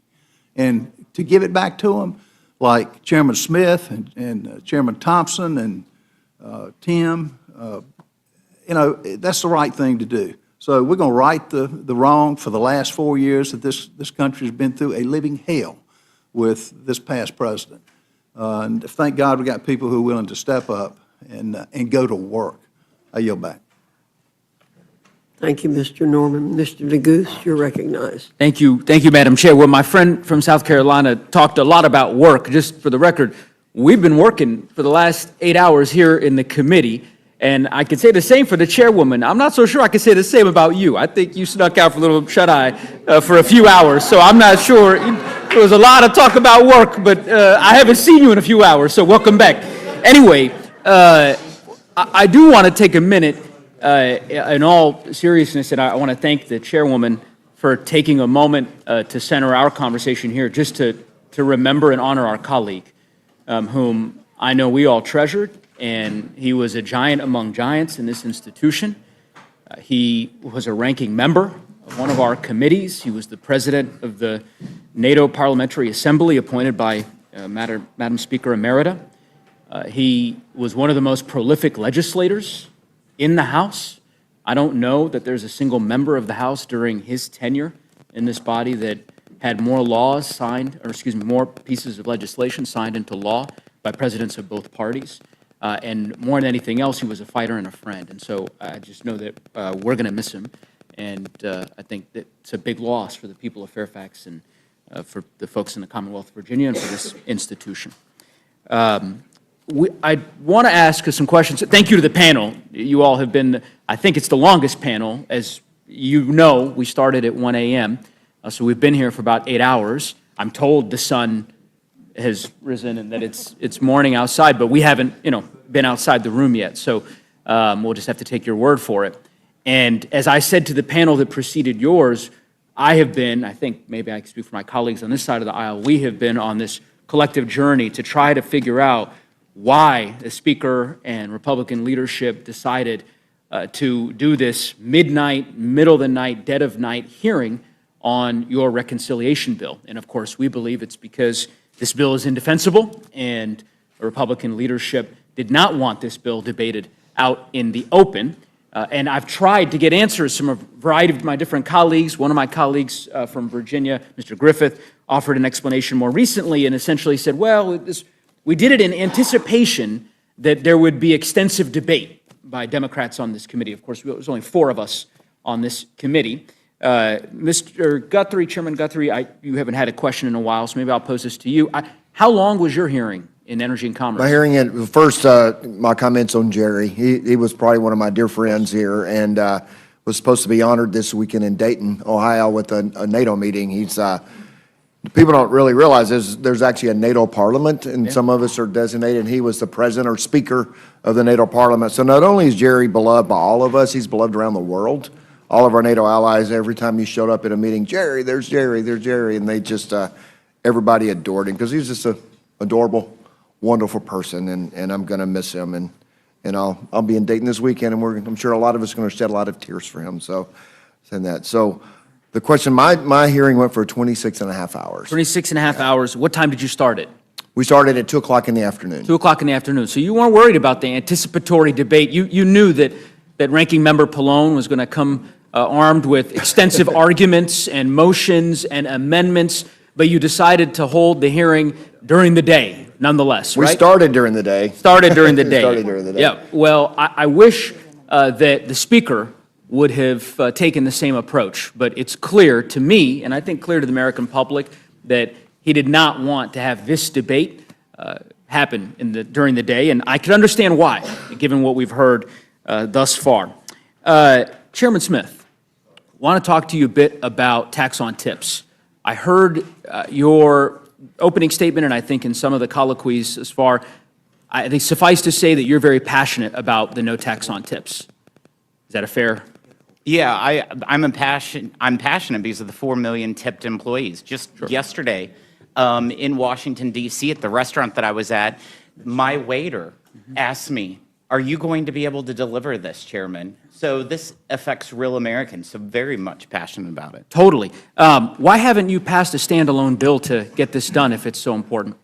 Because there's a 60-vote rule over in the Senate. The Senate just passed their bill yesterday. Which is unconstitutional because all taxing Of has course, to originate from the I'm well House. aware, but I think, I guess I heard your first explanation was, well, there's 60 vote Senate barrier, so of course we could never get it passed in the Senate. But then Ted Cruz and Jackie Rosen, my understanding is, they passed the bill by unanimous consent. Of course, as you said, there's the constitutionality issue. So I just don't understand why the Ways and Means Committee doesn't just mark up a bill. I think the sponsor of the bill is sitting right behind you. He's been in this hearing since like 3 a.m., Mr. Horsford. He's got a great bill on this. I think we could get this on the bill tomorrow. I think there'd be bipartisan strong support. Clearly, there's unanimous support in the Senate. I mean, if you're so passionate about it, why don't we get it done? Mr. Neguse, you know that I have tried to work on tax policy, bipartisan tax policy the last Congress, that we got 82% of the vote to move it forward. Unfortunately, it died in the Senate. So sometimes bipartisan tax policy does not work. I believe the no tax on tips, the no tax on overtime, the tax relief of seniors are so urgent that I would not allow a tax bill to move forward unless it includes that in the House of Representatives. That's why I'm delivering for working class Americans. Yeah, no, well, anyway, I guess I don't want to belabor the point here. You keep referencing the Senate. Unless I'm missing something, I thought the United States Senate passed on unanimous consent without any objections Ted Cruz, Jackie Rosen, Democrat, Republican bill to not tax tips. And so I'm not really understanding the hurdle there. But anyway, you have a different worldview as to, I guess, the way to effectuate it. Can you give us a sense of where the state and local tax deduction piece is going to end? What are we going to be voting on later today? What I'll say is that the $30,000 deduction that we passed out of the Ways and Means Committee, capping it at people who make less than $400,000, the Ways and Means Committee felt like that was a reasonable compromise that would help provide necessary tax relief. And that's what the language is right now. Okay, but I mean, you're the chairman of the committee. We're supposed to be voting on this bill in a few hours, is what I understand. There's rumors of a manager's amendment or maybe a secondary manager's amendment, or they'll come up with some other way to describe a third manager's amendment. I'm not sure. There's a lot of reporting on it. Who would I go to talk to figure out what we're voting on later today as it relates to the state and local tax deduction? I would say that's going to be the discussion of the Rules Committee when the manager's amendment is offered and debated. So you'll probably know before most members of Congress. I hope so. We've been here for 8 hours, and we've yet to get any indication of that. And I'm not, I mean, this would apply to Chairman Guthrie as well. I mean, we've heard a lot about the IRA phase-outs. I don't know if do you have anything to share with the group about where that stands? That would be Ways and Means Committee jurisdiction, not Guthrie's. E&C doesn't have a lot of committee of jurisdiction. Well, I'll let you two battle that out. But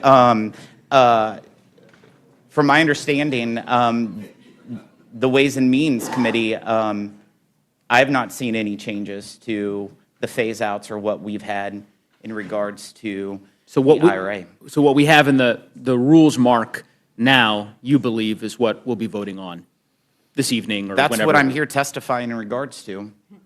Okay, well, that's a different answer. But I can appreciate your position. I guess my point here, and I know I was hoping to ask Mr. Roy this question because I hadn't seen him the last 8 hours, but he appeared, well, yeah, apparently he's negotiating it. So maybe he can come in and he can give us some indication as to the answers on both of those fronts. Oh, I see.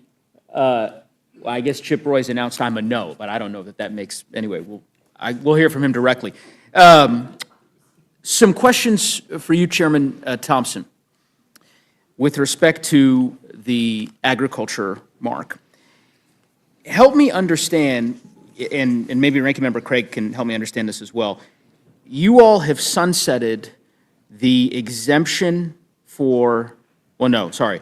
You've included an exemption for veterans within what you've determined to be the able-bodied requirements in SNAP. Veterans, homeless, and young people that age out of foster care up to age 24. So veterans, homeless, and then what was the third? Foster youth. Foster youth. Yeah. But you've sunset that exemption in 2030. That exemption only lasts through 2030, correct?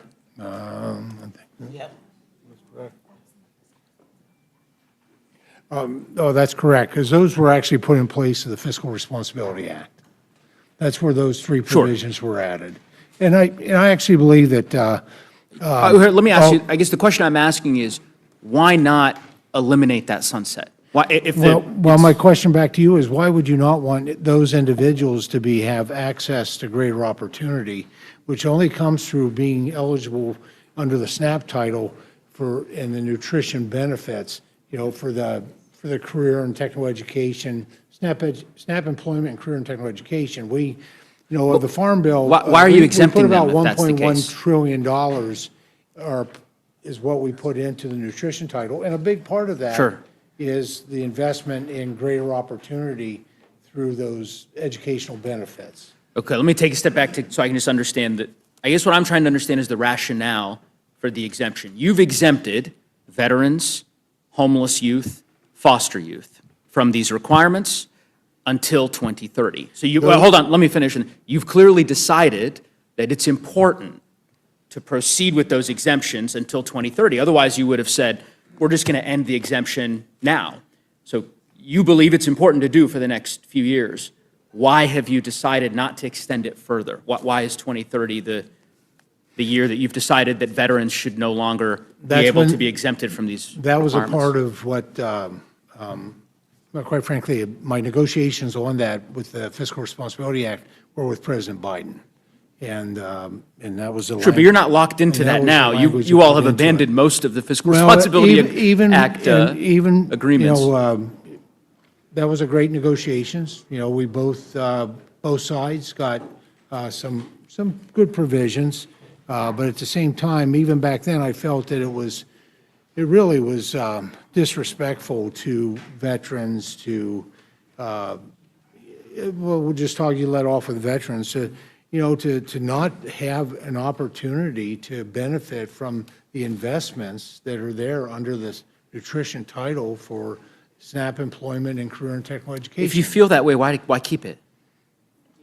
I don't understand. I guess you're saying we have this exemption, it's important for foster youth and for the homeless and for veterans, but also we believe that we shouldn't have this exemption, and so that's why we're comfortable with it ending in 2030. Well, usually taking somebody off a cliff immediately is a really bad idea. We don't really do that with this bill. Even with the state share, we provide. I agree with you about describing it as a cliff and not an opportunity. I mean, that's exactly what my sort of point is, So right? we look closely at poverty cliffs, and and I think taking folks off of that that 2030 expiration really will serve those the veterans population particularly, and I also think that the youth coming off out of Sure. foster care. How much money do you think it would cost, your team may have a better sense of this than I would, to extend that out to 2031 or to 2032? Do you all know what it costs per year for that exemption to have continued? I'm not sure the CBO has provided it for. Yeah, we don't. I mean, are we talking tens of millions, hundreds of millions of dollars? Well, we'd have to look back, you all would have to look back at the Fiscal Responsibility Act to see what the score was on that. Here's why I ask. To me, it seems like really what we're getting at, right, is a question of priorities, resources, and values. And it would not take, I don't believe, a lot of resources, a lot of investment to be able to avoid that cliff hitting these veterans and these foster youth in 2030. Right? And let me give you an example, right? There's a simple way. Are you familiar with the tax on silencers? You're familiar with that? I am. Provision of tax. And you're aware that this bill repeals that tax? That's correct. All right. And that tax, do you know how much that's going to generate in terms of revenue over 10 years? I don't, it wasn't in my It's one- jurisdiction, but No, I understand. Let but me tell you. I can tell you It's as a former 1.4 healthcare Let me finish. professional, You said you don't know, so let me tell you. These suppressors I hear you. are a healthcare measure. I in terms of understand. I hearing hear you. protection. So let me just explain it to you. Over 10 years, the Joint Committee on Taxation estimates that this particular repeal generate $1.4 billion. Think about that. Hold on. I'm not asking you a question, Mr. Chairman. 1.4. Well, you did ask me a I'm not question asking you a originally question about now. I'll give you an veterans. opportunity And what in a moment to question I answer the have for you, question. what do you have against Mr. veterans Chairman, being- I will give you having an an opportunity to opportunity finish. to climb I'm not a- asking you a run a little question. higher in the ladder of Mr. Chairman, opportunity? I'm not asking you a question. We're really I'll good at redirect that. it to the ranking member since I'm not asking you All this right, question. just Ranking remember, member. it is the member of the committee's time, and. Thank you, Mr. so Chairman. We So- can't have the I will simply say this. back and forth. And I'll address this towards the ranking member. $1.4 billion that will be generated by virtue of this repeal of the silencer tax. This is a tax that has been on the books since the mid-1930s, 100 years. That's during Republican administrations, Democratic administrations. I don't remember Republicans, or President Trump for that matter, trying to repeal this tax in 2017, when you all were pursuing this the first time around. And yet you've decided on this course to repeal this particular tax that would generate $1.4 billion in revenue. Just imagine, Ranking Member Craig, what you could do with that $1.4 billion to address the cliffs that the chairman of the Agriculture Committee had described with respect to veterans and foster youth. The poverty cliff, I think was the phrase that he used, that they will face under this bill in 4.5 years. Ranking Member, I'm happy to give you an opportunity. Well,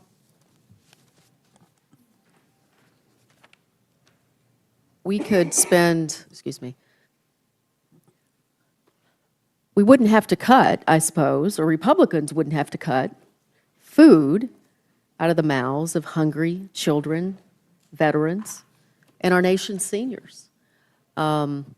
What's happening in this committee is egregious. You just think about the revenue savings that you're cutting from a title of the Farm Bill. And I know I keep saying that, but I know my Republican colleagues across the aisle know that the nutrition title is part of the Farm Bill. And they know that these cuts, $313 billion to a title of the Farm Bill, outside of a 12-title, 5-year process, is putting a Farm Bill in jeopardy. And my colleagues are coming after food.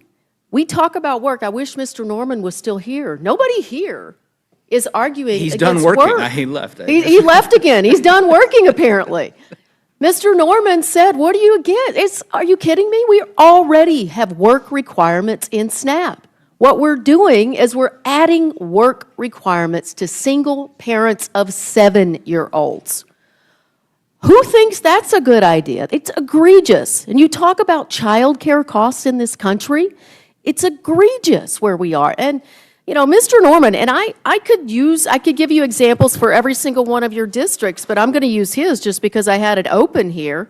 We're talking about 11% of the state population in South Carolina that he's going to cut. We're talking about $321 million a year to the taxpayers of South Carolina in additional cost shifts. We're talking about $1 billion a year to the state of Pennsylvania. These are real dollars if we move forward with these. And so I have no idea why we think it's a good idea to repeal a tax on silencers when we are going to feed fewer children in our country as a result of this. It's a moral damn failure is what it is, Congressman. I couldn't say it any better. Ranking Member Craig, I think you articulated it well. And I guess it is just full circle in some ways, given that this was the last panel that we're going to hear from. But it makes a lot more sense in retrospect now why Republicans decided to proceed with this particular hearing in the dead of night. Because I think when you begin to see the full picture, it's only when you have the chair of the Ways and Means Committee to talk about the various priorities they are pursuing, repeals of taxes on silencers by way of example, and hear from the Agriculture Committee about the priorities they are pursuing, massive cuts to the social safety net, that you begin to understand the full picture holistically that is reflected in this bill. And I think that is ultimately what House Republicans did not want the American people to hear or to see. Regrettably for them, we're going to have an opportunity throughout the rest of today and when this bill invariably gets to the floor to continue exposing it to the American public. And I think the more the American public learn about this bill, the less they're going to like it. So with that, I will yield back, Mr. Chairman, I think. Gentleman yields back and now recognize the gentleman from Georgia, Mr. Scott, for his time of questioning. Thank you, Mr. Chairman. There's been a lot said about a lot of different numbers here. But I want to come to you, Mr. Smith. I mean, my understanding is that the current tax rate for 2025, the top rate is 37%, and that is going to apply to people that are making, they're filing jointly, married filing jointly, $731,200, somewhere right there, and that if this bill passes, that tax rate at 37% is still going to be 37% for 2026. Is that correct? That's correct. So all of this talk about tax cuts for billionaires, what the accurate statement would be is we are not allowing tax rates to go up. We're keeping the same current tax policy with all the rates because every individual rate, if Congress does not act by the end of this year, goes up, the lowest tax rate and the highest tax rate. And what this bill does, it just makes permanent current tax rates. Okay. I'm going to come to you, Chairman Thompson, because I want to talk about SNAP and the work requirements and other things. And I want to say this. We met on two separate occasions, and there was an accusation made that you shut down debate. My recollection is that we met the first day, and then we came back and we met a second day, and we went from 10 to 10. And I read the various amendments that Democrats kept submitting, and it was basically the exact same amendment. Like they plagiarized each other with the amendments that they were submitting. And so finally, we went ahead and we had the votes on the amendments. And is that your recollection? Well, that plus the fact that none of the amendments were submitted within the deadline. It's within the rules package that was unanimously adopted. Absolutely. And there was quite a bit of repetition, absolutely. Okay. So what percentage of Farm Bill spending currently goes to SNAP benefits? Approximately 82%. 82% of Farm Bill spending now goes to SNAP benefits. That's correct. And while the Democrats say they want to work in a bipartisan manner to pass a farm bill, their demand is that 82% of Farm Bill spending must go to SNAP benefits, which means that production agriculture is going to end up with less than 10%. Now, if you're not taking care of production agriculture, then you're not taking care of the food supply for anybody in this country, whether they're on SNAP or whether they are at the highest tax bracket in the country. Is that fair to say? That is more than fair to say. If farmers fail, we have food insecurity. And no matter what the programs look like, what the rules are, what the regulations are, we have food insecurity, which quite frankly is national insecurity. Right. So only 4 Democrats on the House Agriculture Committee voted for the Farm Bill in committee last year. Is that correct? That's correct. Ms. Craig, I don't think you were one of them, were you? No, sir, I didn't, but I noticed Okay, Republicans thank you. didn't bring it to the floor because you didn't have the Yeah. votes. Well, because of the demand that 80+% of it go to SNAP benefits. 45 million Americans versus 1 million Americans. That's the split in the Farm Bill between those two programs. Explain those numbers, please. SNAP covers 45 million Americans. The farm program covers about 1 million Americans. Yes, That's ma'am. the And those split. 1 million Americans provide 100% of the food And- for the American citizens. and your cuts This is to my time, SNAP- and you can wait. This I'm going is to come to you. gentleman's time. Okay, Because I want to talk about some of the votes you've cast on the Inflation Reduction Act and the Ready. American Rescue Plan. But without the 1 million farmers in this country, there's no food for the people who have SNAP benefits to buy. That's all there is to it. So, but I appreciate you coming clean on that. I'm not coming clean, it's a fact. Sure you are.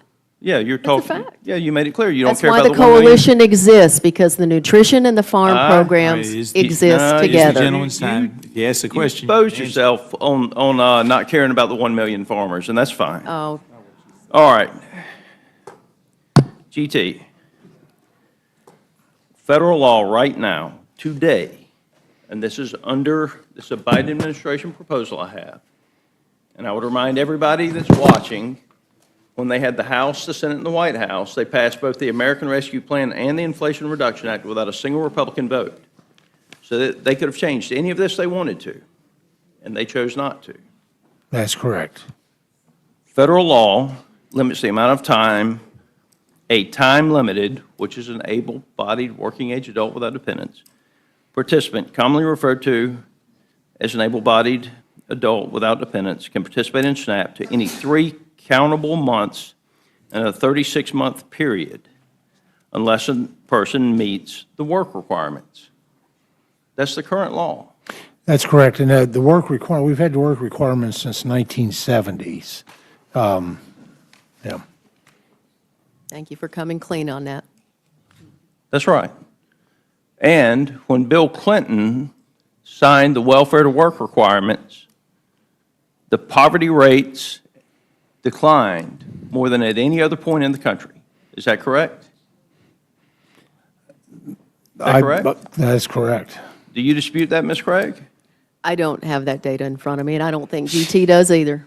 Oh, come on. Democrats have routinely taken credit for what Bill Clinton did in the welfare to work.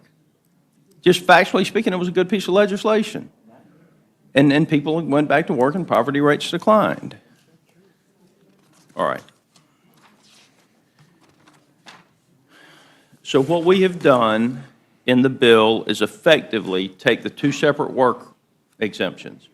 One is a general work requirement exemption, and we have made them match with the able-bodied working-age adult exemptions. Is that correct? That's correct. Reducing hopefully going forward, then reducing the confusion and the complexity for the participants to be able to gain better access. Gain better access to what? To SNAP. Look, This is a gentleman's time. work is good. Work is good. Work is great. You know, and without the 1 million American farmers, nobody in this country has food to eat. With that, Mr. Chairman, I yield. Gentleman yields back. Now recognize Ms. Ledger Fernandez for her time of questioning.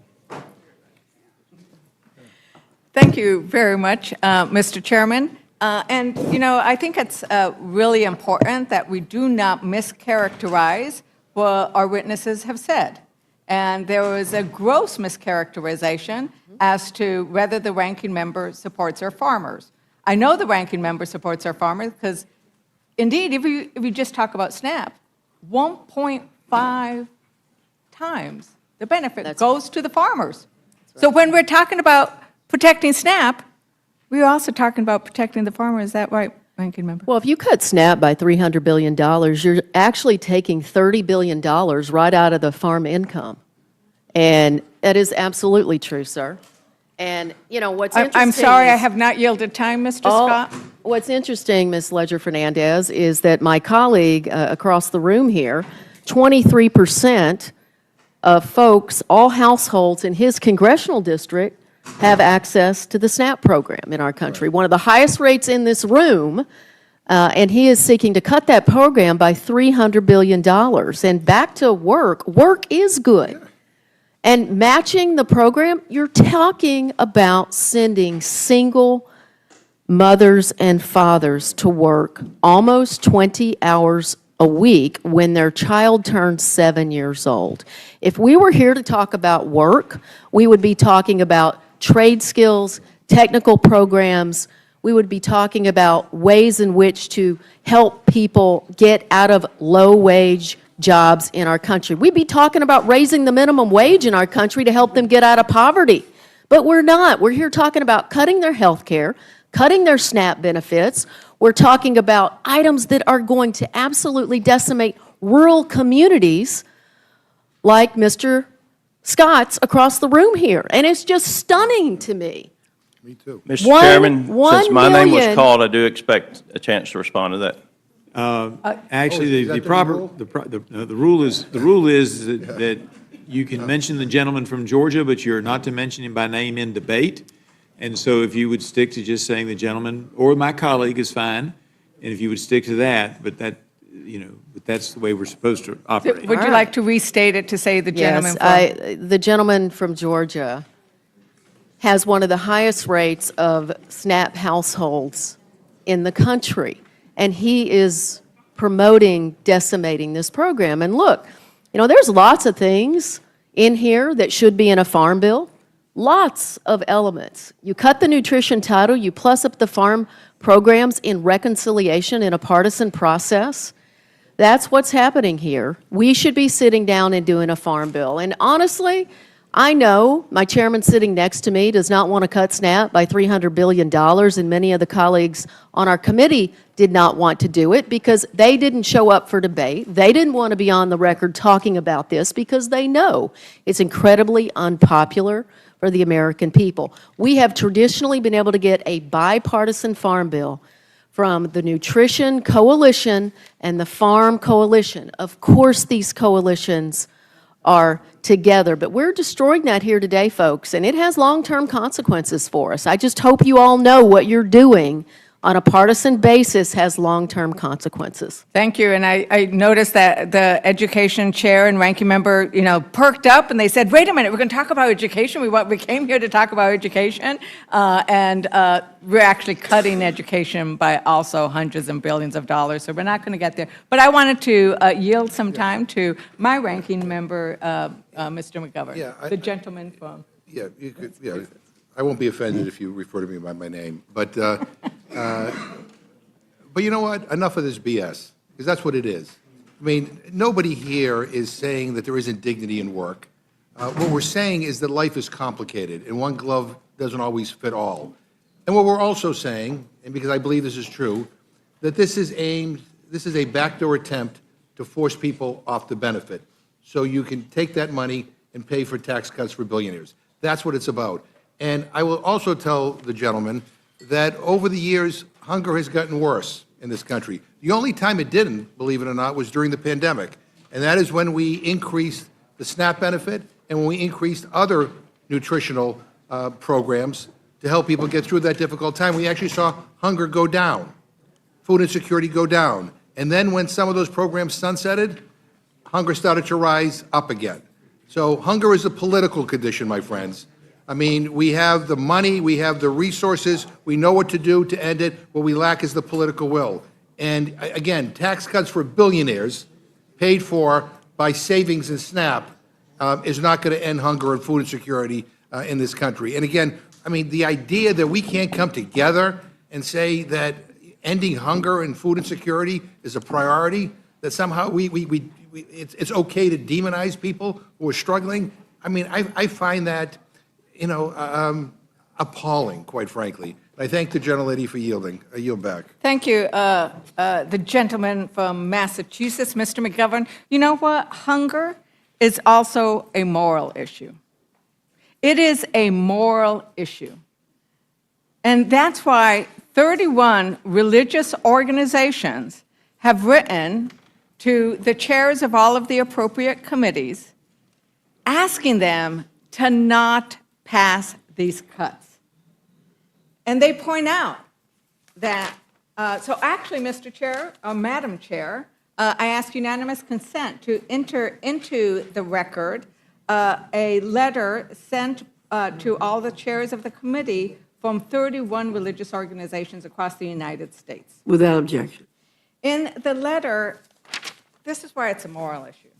And they say it out loud. They say, they wrote it down, it is an abdication of the government's moral responsibility when the government seeks to reduce its investment in programs for the poor. Complacency can become greed and selfishness when the funds saved from the Medicaid and SNAP programs are used to ultimately widen the gap between rich and poor. budgets are moral documents that outline a nation's priority.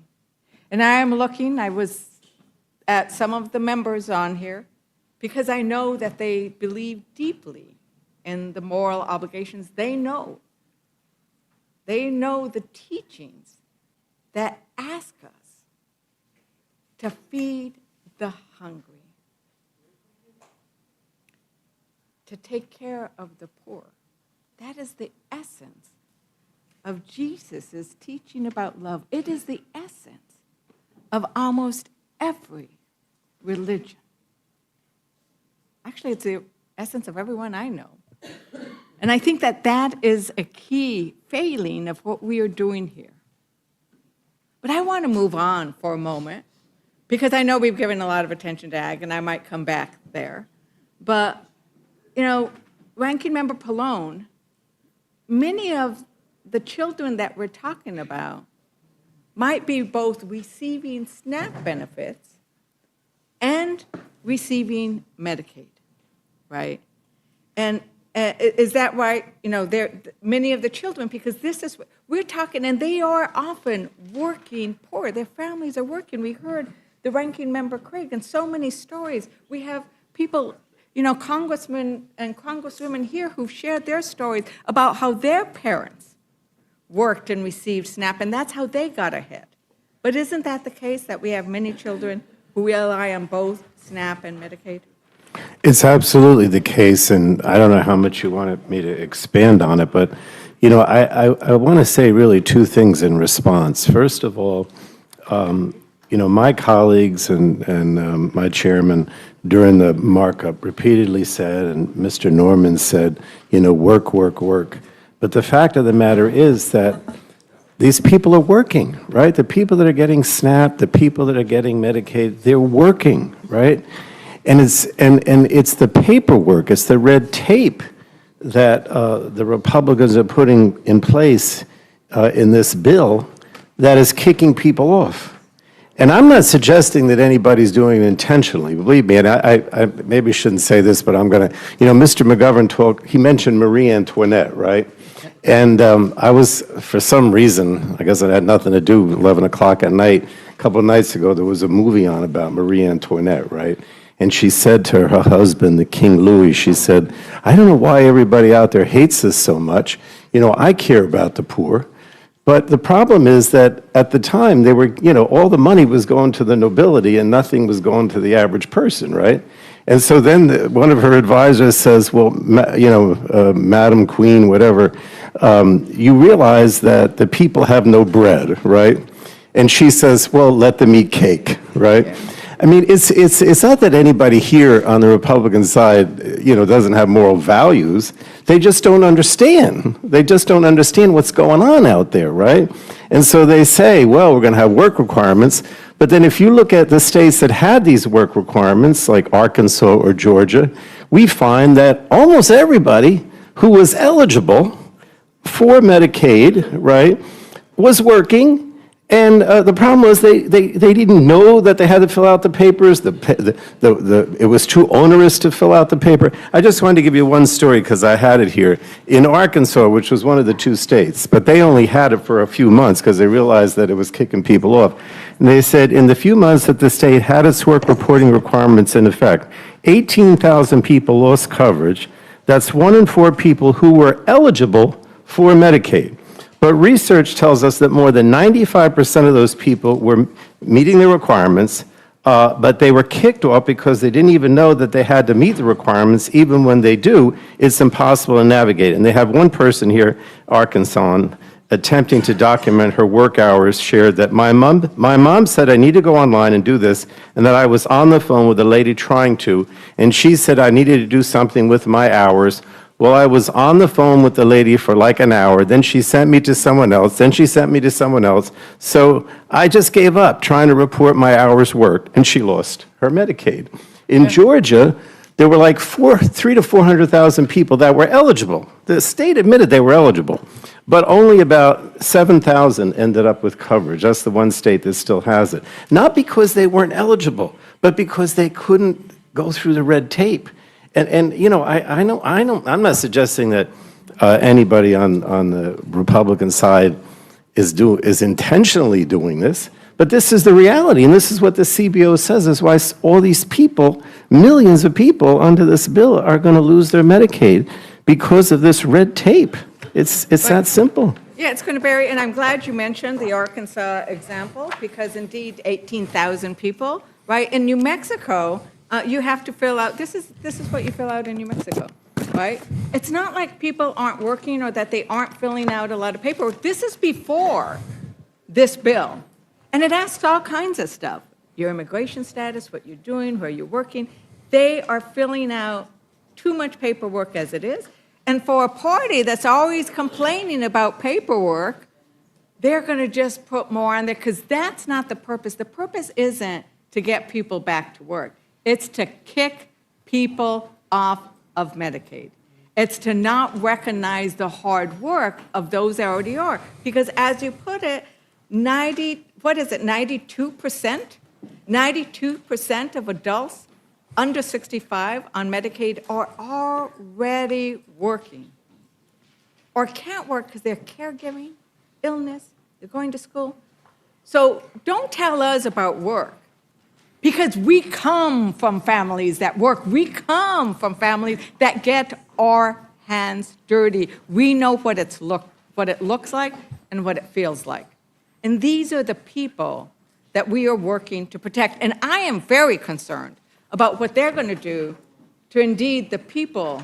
When I go to my rural areas, when I went, to the dairy farms and talked to the people in my rural areas, and they said, we are the people who get our hands dirty, because I represent a large rural district.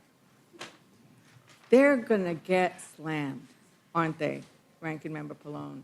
Because rural hospitals are going to go under.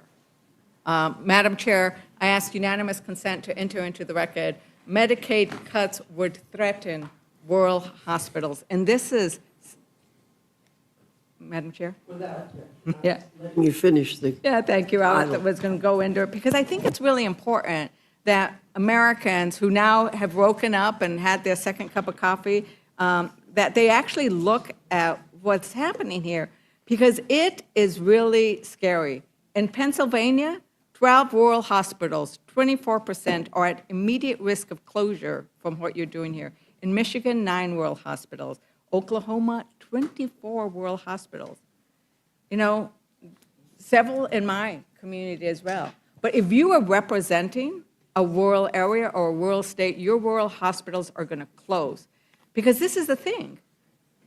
We're going to kick you off of Medicaid, and then we're not going to let you get onto the Affordable Care Act with the subsidies. Is that right? So they're going to show up at the hospitals and not have any care, right? Absolutely, and I want to explain why, because I'm not sure everyone knows that the CBO estimated that those 8.6 million under the bill that, or at least most of them, that would lose Medicaid because of the red tape, would immediately, or at least they would try to move over to the ACA and get a subsidized insurance policy under the ACA. But because of that, all of the savings that were going to be, go to the rich and the corporate interests under this bill would have been lost. Because if those people moved over to the ACA and got a subsidized insurance policy, the government would have to pay for their subsidy, and therefore there was no savings, or very, very little savings under the bill. And so then they put in the prohibition that if you were denied Medicaid, you could not go to the ACA and get a subsidy. You had to pay full freight, which of course none of them could afford to pay, right? So that is strictly to make sure that there's money saved to pay for the tax cuts for the wealthy and the corporate interests. That's the only reason that's in there.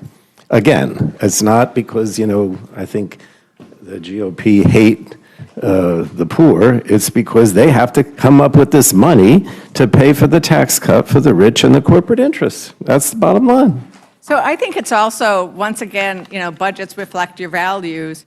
Chairman Moore, I was wondering if you happen to have the bill, if you would mind reading the title of section 111106 on page 901, line 20 in the Rules Committee print. Oh, sorry, Chairman Guthrie. I was about to say, you had made me a chairman. I was just going to say, I I didn't hear your accept. question then, I'm sorry. I didn't hear, I didn't know it was directed at me, I'm sorry. What, will you ask again? Okay, if you'd go to page 901. Page 901, line 20 of the bill. Do you have the bill in I front don't of you? have the bill in tonight? front of me, but Yeah, read the, I'll pass this down to you. okay.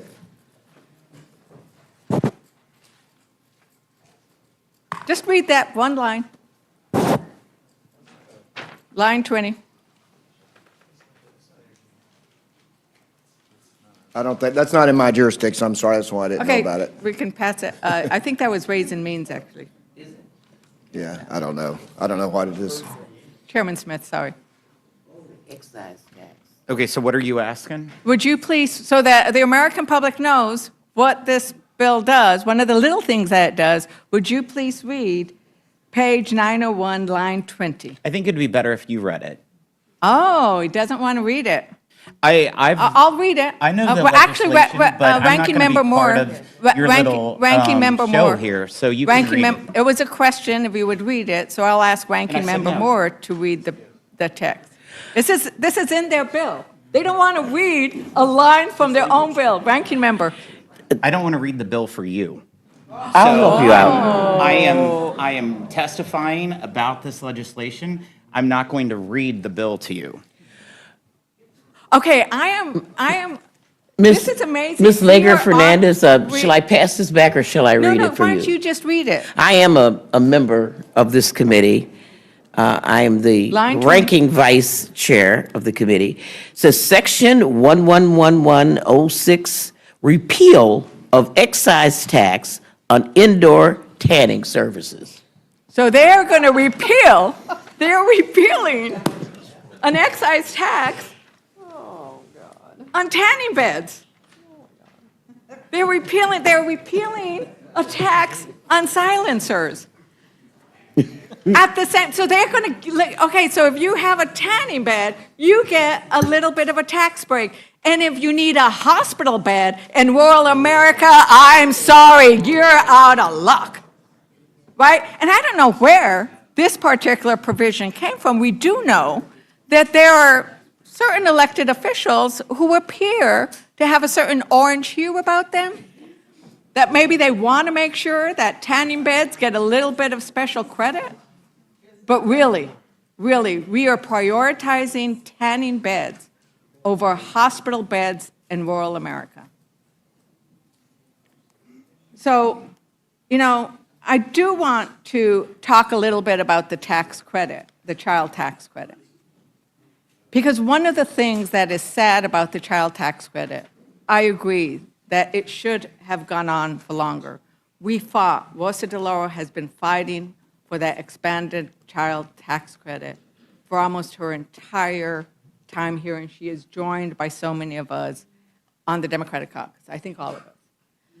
Now, sadly, it didn't get extended, but it didn't get extended because we could not get the Republican votes to extend it in the way it was. And right now, what they have in this bill would actually deny the full value of the child tax credit to 17 million children because their families don't make enough money to qualify for it.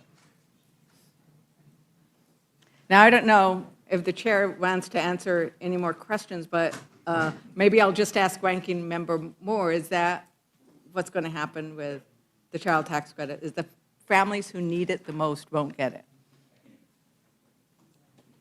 Well, does the child tax credit extend to all the families So what of this America? legislation does, of the 17 million children that you're talking about, they're going to make sure that their refundability is $1,700. At the end of this year, it drops to $1,000. So we're making sure that they are staying whole of where they are currently. If this bill does not pass, those 17 million children will only have a $1,000 child tax credit instead of a $1,700. But there is a discrepancy. Representative Moore. Thank you so much. And you know, Chairman Smith knows that that this is very important to me. This is the reason that I came to Congress. And so while I appreciate the fact that this committee has finally recognized that as an OECD country, we need to provide some kind of child supplement to children. I mean, everybody else has figured that out before we did. And while people want to give women $5,000 to have babies, I just think it's a lot more practical to take care of the children that we already have. I guess the thing that and we're going to get to talking about work requirements again, but as people have pointed out, about 96, 97% of people who are under the age of 65 and that receive any of these benefits they work. And if they're not working, they've worked the year before, you know, they received any of these benefits. They worked a year after they've gotten it. And the 6 or 7% of people who don't work, as Mr. McDermott has pointed out, they have Mr. McGovern, have very complicated lives. They're taking care of elders, they're taking care of children. So if a woman finds herself in a situation, for example, where she, for whatever reason, cannot work, you know, there are 17 million children who will get zero. And these are the poorest kids that there are. And they need support. It's, you know, a child supplement is supposed to recognize that child rearing is expensive. You know, the kids don't earn money particularly, but they need their Cub Scout uniform. You know, they have sports equipment. They can't participate. I can remember growing up when I couldn't go on a field trip because I didn't have $5 for the bus fare. And we're going to leave them out.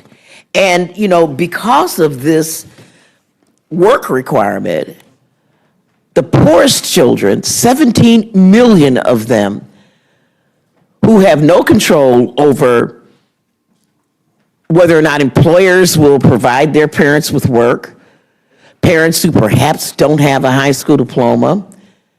You know, I know people who wouldn't hire people because all their teeth were rotten. And that wasn't a good look for working in the restaurant.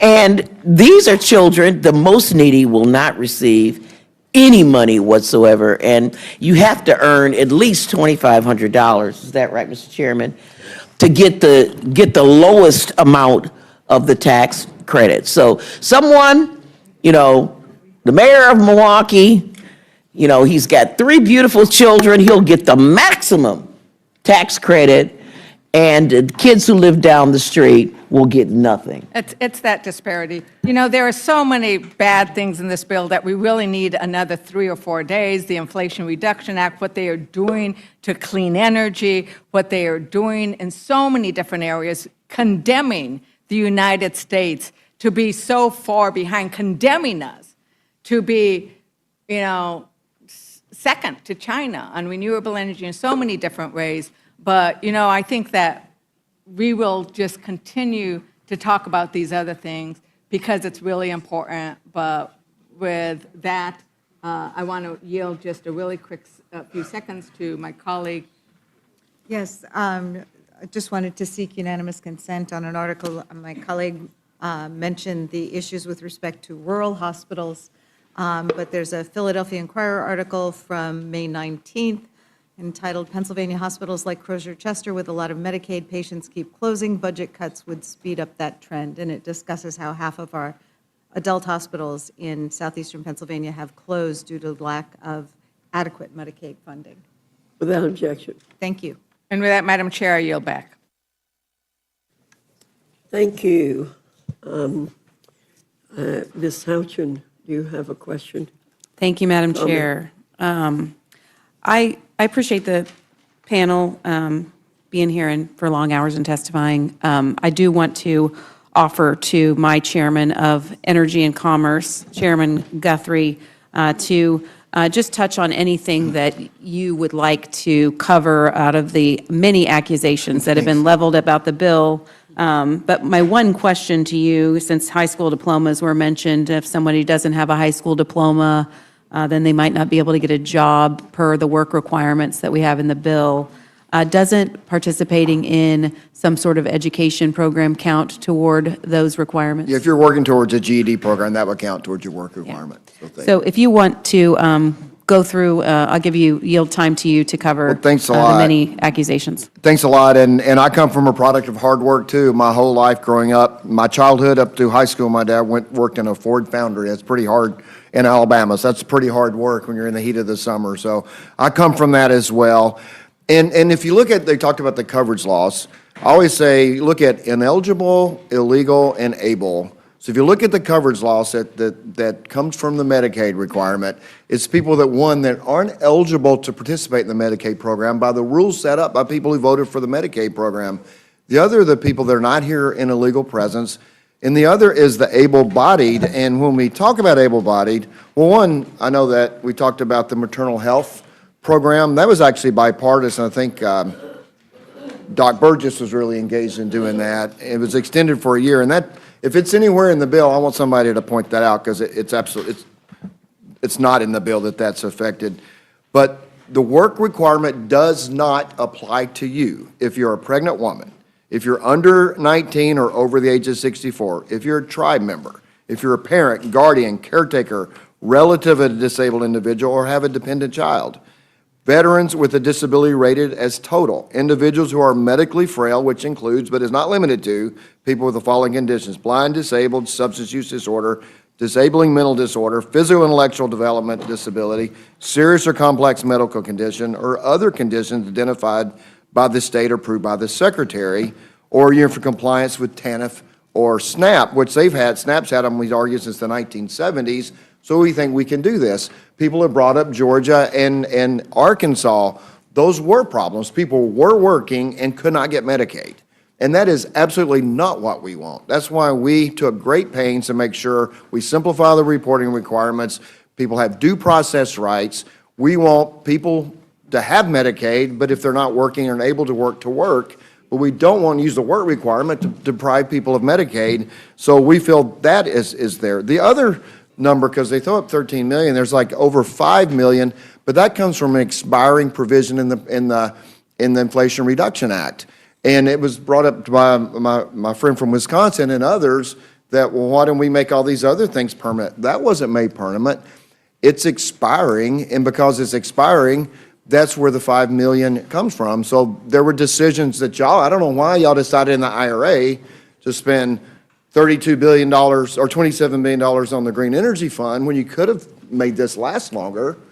And then my friend from Massachusetts talked about, well, this is for the well-connected. We had a hearing yesterday where there was a nonprofit that was started by a well-connected individual, had $100 in the checking account of the non-progressive forward, and got a $2 billion grant, which the CEO's salary of that is over $800,000. So she's getting paid 5 times a member of Congress to implement a grant appropriated by Congress. And if that's not well connected and right, and that's money that could have been spent for these. And with rural hospitals, I love to see when that article was written, because we really sat down, all of us, we got a lot of energy and commerce people here. I went to rural hospitals. It's urban hospitals. It's any hospital that has a high Medicaid population, which typically also has a high Medicare population. So the low reimbursement rates for those programs affect those hospitals. That's what we're talking about here. And if you look at an item came up that I didn't know as much about, state-directed payments. We sat down, and that's probably what they're writing about, because there were people saying that those should not stay where they are. And we sat down with hospitals, we all did, we looked, and we said, yeah, this really ups the reimbursement for hospitals that have high Medicaid so they can stay open. So we held harmless that provision. Now going forward, there's reform in it, but it held harmless. States said that they had difficult times with their budgets, and the provider taxes helped them get through. President Biden called them a scam. President Obama wanted it to be 3.5. So a lot of people know this is sending money up to match federal money. But we said, okay, we realized it would be a big burden on states if we took a big approach to it. So we held harmless. We said, we're going to freeze where you are. You can increase, but we don't want rural hospitals on the edge closing because we took away state-directed payments, because we lowered the provider taxes for states. And so if anybody's closing tomorrow because of this bill, then it means they were already going to be closing anyway, because this bill doesn't affect that. And then there were people that are ineligible for Medicaid, so on the ACA. So that was another one. So they said if you're on Medicaid and you fall off Medicaid, you can't go to the ACA. The ACA sets up the provision that if you have other coverage, you can't go on if you have other coverage. So if somebody has Medicaid, this is what our argument wasn't save money, but if somebody has Medicaid and the only reason they become ineligible because they are able-bodied under all the exemptions that I read, but they're able-bodied and they fall off Medicaid just because they won't work, then they shouldn't have the opportunity to go get a subsidized plan in another form. And so that's what that provision was there for. So this whole committee, Energy and we're all saying we spent a lot of time making sure that we reform a program that's grown twice the size of inflation. I mean, one state has spent $26 billion more on Medicaid in the last 3 years. We felt it was unsustainable. We walled off. There's two groups. There's the Affordable Care Act. So if I'm a healthy Kentuckian and I go to the hospital, the federal government pays 90%. If I'm a disabled child in Kentucky, go to the hospital, the federal government pays 72%. Talk about values. But we have left that alone in our bill because of the states have budgeted and put their hospitals around that. So unfortunately, that's what was put into law under the Affordable Care Act. And so we looked at all of that. How do we get a handle on the growth in Medicaid and make it sustainable and protect it for mothers and pregnant women, mothers, children, the disabled, what the program was originally intended for, because most of the great growth is in the expansion population. And it was, I think this proposal was well thought out. I received a letter from the Kentucky Hospital Association. I said saying that thank you for the path that you took, because this is something we can deal with. I sat with hospital executives when they listened to the rhetoric and they saw where I thought our plan was going, and I could say, look, this is where I think it's going. They would all say, wow, we can all live with this. So we've given a product that saves the program. It puts it on a more sustainable path. It's still a growing program. It's going to spend over 1.1. We're going to spend $700 billion this year, 1.1 trillion 10 years from now after this bill's in full effect. So we're not cutting Medicaid. What we're trying to do is deploy the resources for the people that need it the most and reform the program and let states have to take more responsibility in the future, but hold them harmless today, so we don't have these hospitals on the edge, like my friend from Pennsylvania mentioned, on the edge, being affected by what we do here in the next few days. So, Mr. Chairman, I want to thank you. You did spend time with hospitals from my state, talking to them about what we were doing in this bill. I really appreciate the time that you took there with them and with many other members, any member who had hospitals with questions, you took time to visit with, and we are grateful for that. I just want to make a few exclamation points on some of the things that you said. Medicaid alone is on pace to outpace defense spending. Medicaid alone is on pace to outpace defense spending. That's it's going up from $700 billion out of $1.1 trillion under this bill. That is not sustainable. And Mr. Chairman, what happens to the Medicaid population when we can no longer afford that level of spending? Well, it's the fear when the interest on the debt just gets so big, it overcomes it all. And so I said to hospitals, a lot of hospital CEOs that I've talked to, yours and others, and I said, look, this is a beginning to bend the cost curve. This will be a much different conversation when we get to the point that we can't borrow money anymore because our debt's too high. And we need to have this conversation now because we can do things that's sustainable and can keep everybody operating. But we get to a point where we can't borrow anymore. It's a different conversation. And we've been talking about safeguarding Medicaid for the people who need it most. Mm-hmm. You said it best. We are preventing the ineligible, the illegal, and the able from accessing benefits and taking dollars away from the very people who this program was designed to help, pregnant women, children, the disabled, seniors. If we did nothing, would there be more or less money available to take care of the traditional population? Well, if you think about it, if you're a state program and you get 90 cents, in my state, you get 72.90. So 90 cents for one patient and 72 cents for the other. If the incentive is there, I don't think it was intentional, it was to get states to expand, but now the incentive is there to spend more, have more access and care for the higher reimbursement. And finally, we are saving approximately $700 million in Medicaid over the 10-year window because of making sure people who are ineligible, illegal, and able are not accessing benefits designed for the people who Well, need the it able most. access them if they work, but the If able they access- work, yeah, if that's they right. work, yeah. But we're saving money, but we're still increasing spending in Medicaid. So when Democrats say we're slashing Medicaid, we're still increasing our overall spend in Medicaid over the window. Is that From about correct? $700 billion to $1.1 trillion. Thank you, Mr. Chairman. I yield back. Thank you. Mr. Langworthy.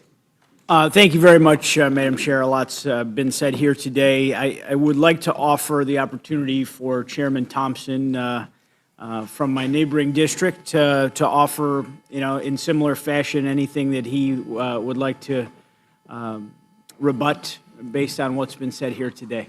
Oh, I thank my neighbor to the north for yielding some time. I just want to start out by saying, contrary to the disparaging remarks we've endured today, based on fear, not facts, the goal is not to hurt those struggling in poverty. The goal is to fulfill the purpose that is in law of the nutrition title. In the nutrition title, as of the FRA, by the way, any of those who voted for the FRA were the ones that approved those benefits that we talked about for the homeless, those aging out of foster care, and veterans.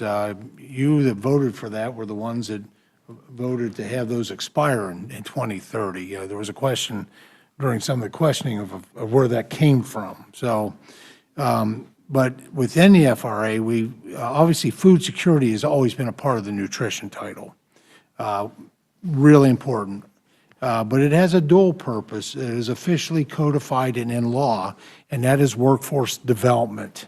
That became a part of that purpose. And I would say we also, not in law, but my own personal perspective is we need to achieve sustainability of this critical program, and not to have cuts. And I've said all along, we've had that discussion in committee, and I read too often about cuts that are happening, and there are no cuts. The House Committee on Agriculture is leading efforts to restore integrity to the SNAP program, the Supplemental Nutrition Assistance Program.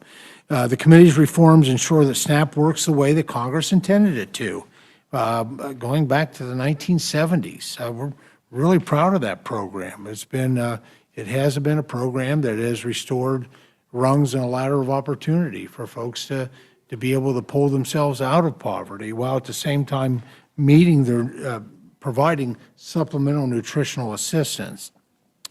And the goal is, and we do that in terms of the program integrity in areas by reinforcing work. Those who can work should. And there certainly are plenty of waivers and provisions so that to address kids, the reason that it's always been 6 years and younger as a waiver under the general work requirements is because it was recognized that if you had a preschool child at home, that you would have to be able to care for them. It also applies if you have someone in your house that is disabled, including maybe a parent that you have to provide care for.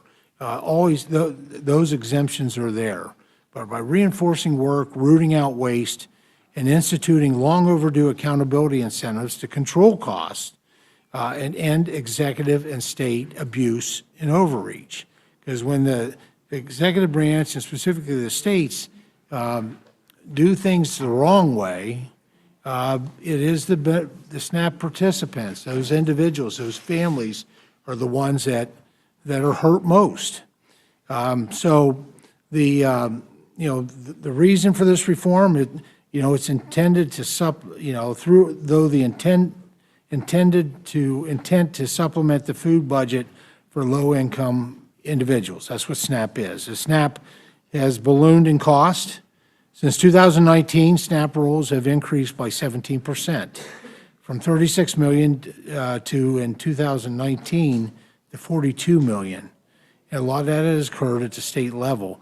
And while the overall cost of the program has grown by 83%, ballooning from 60 billion to 110 billion annually, states do administer the program. They administer the program. There's a cost share for administration of the program, and the collectively, the states make $13 billion per year in erroneous payments, both overpayments and underpayments. And both of those hurt the beneficiaries, the people that we've been spending hours now talking about how do we help them. The national average error rate is 11.68%, and that has nearly doubled just since 2019. So what is the impact? Obviously, we all know what the impact is when it's an underpayment. That single-parent mom with 2 little babies the states are not providing sufficient assistance in putting money into their SNAP EBT card, and that's obvious how that hurts those families. But I will tell you that the overpayments, which there's more overpayments than underpayments based on the data, has even, I think, greater harm. If you're that single-parent mom with 2 little babies and the card gets charged, you're going to use whatever's on that card, and that's fine, because that's the benefits you were given, and when you go, and by the way, SNAP beneficiaries use an average of 2 to 3 forms of payment when they go. They're not using just SNAP. That's obviously supplemental to cash and to checks or debit cards. So how does the overpayment hurt them? Well, because the states will come back and claw that back. It may be 3, 4, 6 months later. Now, where is that single-parent mom with 2 little babies supposed to find that money at that point? That's where program integrity is so important. It protects, one of the things it does, it protects the beneficiary. It protects that single mom from that. And so the error rate by these states is completely unacceptable. And you know what? Why do they do it? Because there's no skin in the game. They don't have there's no accountability. They get the money, they execute the program, and if they don't do it right, which is with these error rates is a significant amount, I believe, Pennsylvania doesn't do it right. It's double digits. And there's a lot of Pennsylvanians that are hurt because of these error rates. And that's unacceptable. States have to do a better job. So what we provide is, we could have come in and just done a punishment, but we did a carrot and a stick.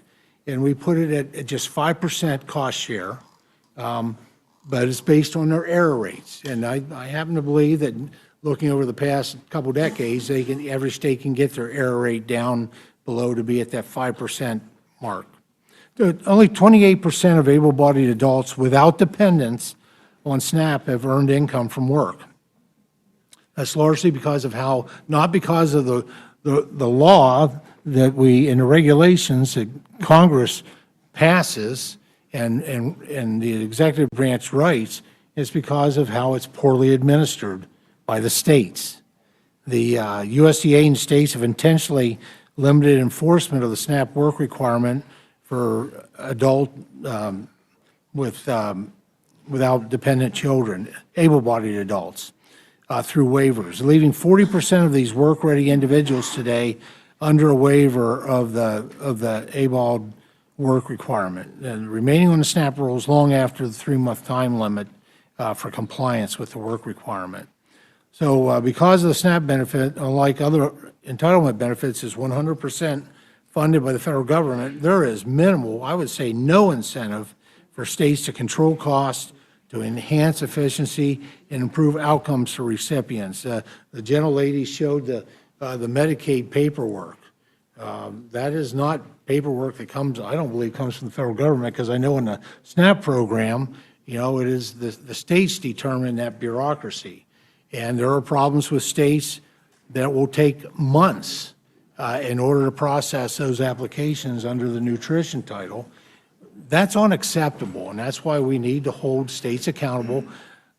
And I don't believe that no state out there is going to cut SNAP benefits. You heard about the passion for that assistance on both sides of the aisle and here. And so I think you're being pretty much unrealistic and disrespectful to our colleagues that work in state capitals to think that this program would be any less important to them.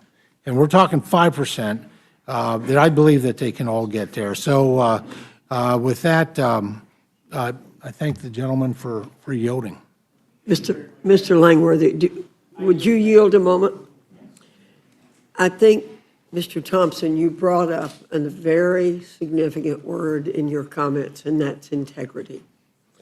And what we keep hearing on our side is we want integrity in these programs to save them. But integrity, and we're hearing that these are moral programs. Well, integrity is moral too. And we want integrity in the programs so that we can save them. And I think you've just outlined that extremely well.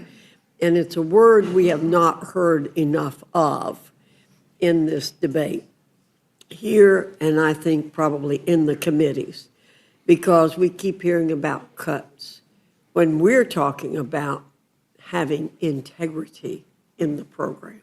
So thank you, Mr. If the gentleman from New York would yield just a few minutes. Certainly. We did not roll back the daily amounts that these recipients receive. There was an increase when the market basket analysis was done at the direction of the 2018 Farm Bill. And again, I agree, it's only like $6 a day, something like that.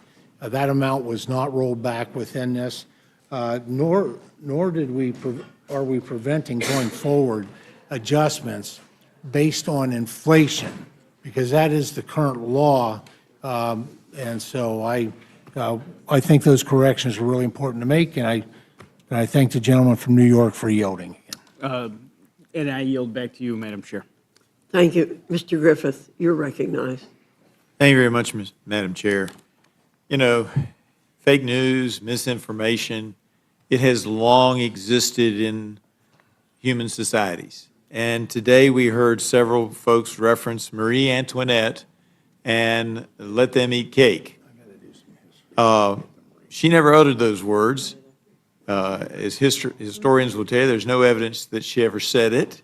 I understand the intent in which it was used, but she never said those words. In fact, the rumor, let me finish. I just say you guys make Marie Antoinette look like she's down to earth. No, not going there. But the rumor that she said those words started circulating in the streets of Paris a couple of weeks after her head had been severed by the guillotine. And as everybody knows, the brain only functions for 2 seconds. Scientific data done at the guillotine by a French scientist showed the brain only functions for 2 seconds, 2 blinks of the eye subsequent to the head being severed. Misinformation is still out there, and sometimes it's both sides of the aisle that we start these stories or these rumors in the minds of people. And one of those that all of us have been guilty of is talking about work requirements related to this bill, because it's actually community engagement. So if you're going to school, as we've heard some testimony today, if you're engaged in your community in any way, going to school, getting a drug treatment program, it counts. Volunteering in your community for that 18.47 hours a week counts, or 80 hours. It doesn't have to all be done in a week. 80 hours over the course of the 4.33 weeks in a month counts. And so I heard, because we fall into that trap, I heard that, well, how can you work when you need daycare? Well, you could be volunteering with the local daycare and count as community engagement. So we need to try to get the facts straight in this point in history, or else 200 years from now, they're going to be talking about work requirements when in fact it's community engagement. Just as we have heard today that Marie Antoinette said, let them eat cake, which she never did. Now, we have also heard other disparagements today which are not accurate. The gentleman from Missouri threw shade on the Energy and Commerce Committee earlier by saying that it didn't have great jurisdiction. Now, having heard some of this, I'm sure his opinion has changed, and knowing that in order for him to make final comments, he will need to be recognized by a member of the Energy and Commerce Committee. I'm sure his opinion has changed in the last few hours as we've been debating this, and I would now ask the gentleman from Missouri if he would like to correct any things that are misunderstood that have been said today or that somehow otherwise need correction, so the historical record will be complete. I want to thank the gentleman from Virginia for yielding, asking that question, and also for serving on a fairly decent committee. So I appreciate the work that you all have been doing. This bill is a bill for working Americans. I'm a product of the working class. Like I said earlier, I grew up most of my life in a single-wide trailer, and then we upgraded to a double-wide. My dad was one of those 199A employees that would benefit in this bill. He was the employee of one. He had a 2-car garage. He was the best transmission overhaul mechanic that you could find. And I was the first in my family to ever graduate college. They were the first in their family to ever graduate from high school. And so the community that I represent, my hometown where I live today, is less than 5,000 people. The per capita income is just at $24,000. $24,000 a year. My grandparents never had running water on the farm that I live on. I was the first one to drill a well, so we didn't have to use an outhouse. I understand the struggles of working Americans, and that's why for over the last year, Chair Fox, we have traveled throughout this country. We've had 15 different field hearings from a homeless shelter in Chicago to an Indian reservation in Arizona to the second largest port in Staten Island. We went all over this country to hear from real small business owners, real working moms, real farmers of the issues that they're facing in today's economy. And that's what this bill delivers on. This bill makes permanent what is expiring at the end of this year. Every individual tax rate will be made permanent. The 10% tax rate will be made permanent. Every single one. The child tax credit, which affects 40 million Americans, 40 million children. If Congress does not act by passing this legislation, you will see the child tax credit go from $2,000 to $1,000. To $1,000. That affects working families. The guaranteed deduction, which 91% of Americans use when they file their taxes, that gets slashed in half if we don't pass this bill. But guess what? This bill also increases that guaranteed deduction, $1,000 per individual. That's real tax relief for the 91% of Americans that use it to file their taxes. We also enhanced the child tax credit, $500, to make the child tax credit $2,500. Inflation's gone up a lot since 2017, and we're indexing it for inflation. We're also delivering on the promise that we made to the voters of no taxation on tips, no tax on overtime, tax relief for seniors, also allowing you to be able to deduct your interest from autos made in the United States. I'll tell you, the senior citizen who's an Uber driver is going to benefit the most from this tax package, because no tax on tips, senior tax relief, and also they can deduct their interest if that car is made in the United States. These are real impacts for real Americans. In fact, an average family of 4 under this tax bill will see their tax cuts of $1,300. $1,300. Where I come from, $1,300 is a lot of money in the paychecks of working families who are struggling just to get by. In this tax bill, what it does for small businesses, there's 26 million small businesses right now that are wondering, is their tax rate going to be 43.4% next year or 23 to 28%?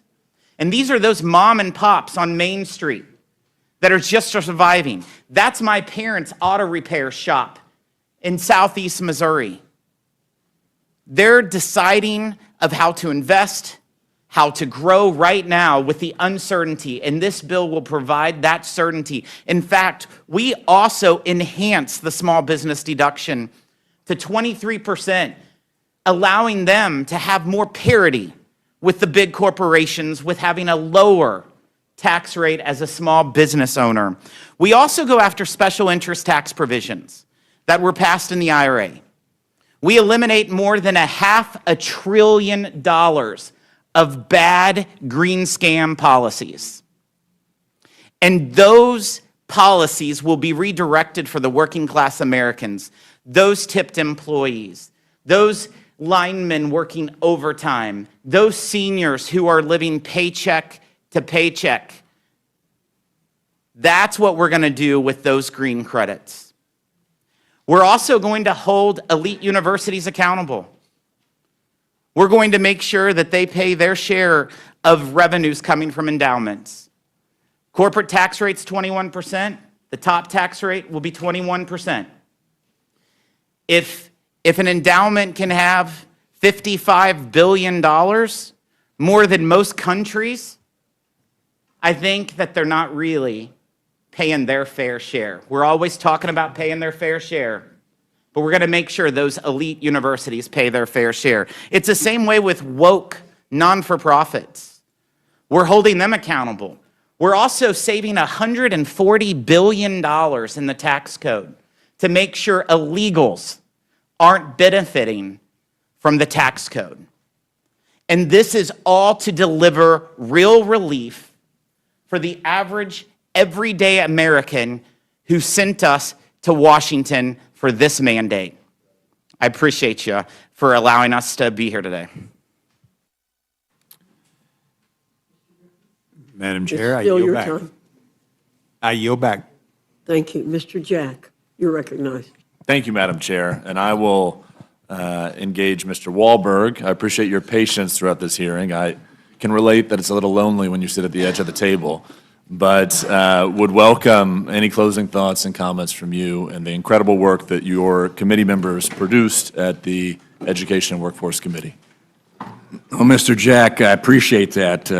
Bobby and I are feeling like Rodney Dangerfield down here at the end of, I served on the Ag Committee, my first term in office. Great committee. Got a great Ag district that I represent. I served on Energy and Commerce up until I took the chairmanship of this fabulous committee. And I never wanted to serve on Ways and Means. It's not up to my standards yet. Now, I love you, Jason. I love you. I just had to get that in. But I do appreciate that.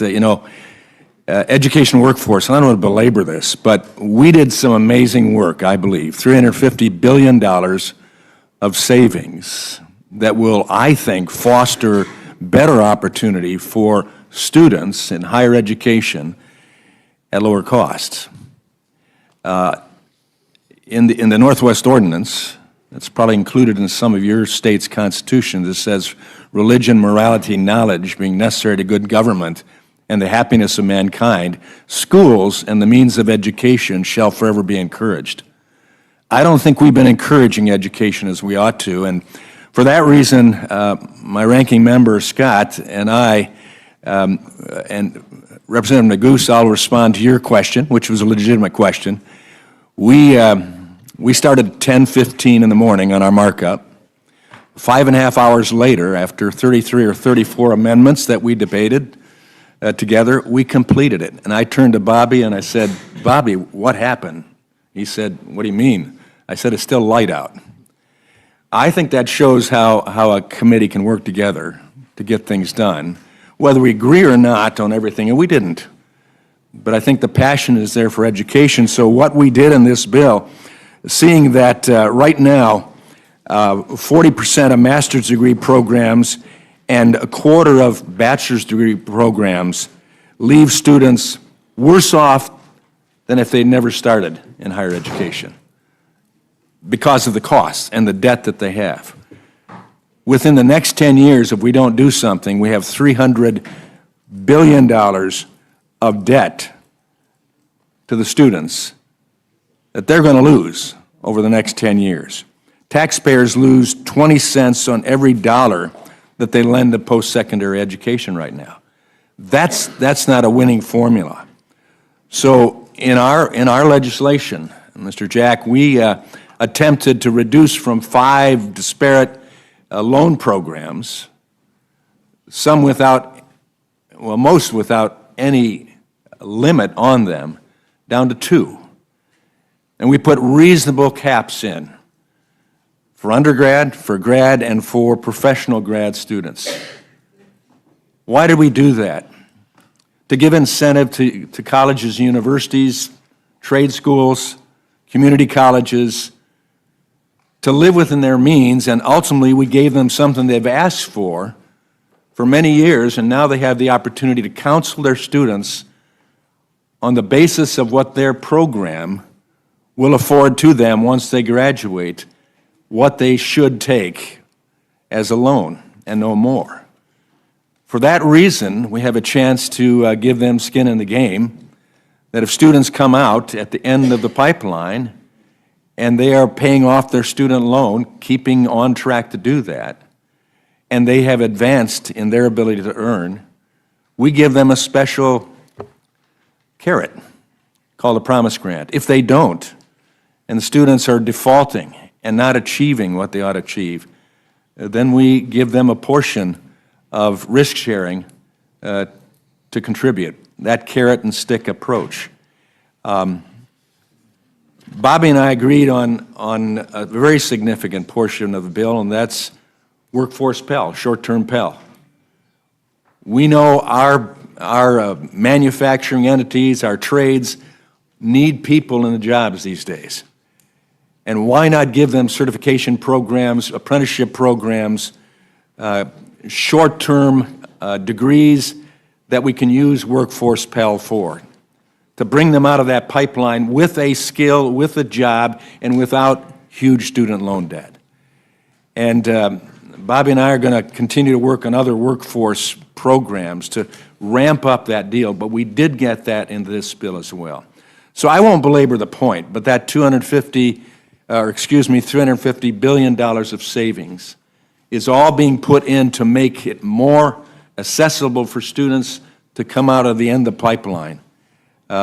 We don't agree on all of that. I get that. But that's the approach, and I think in the end, we're going to see a better higher education system. I wonder if the gentleman might give the ranking member a chance to.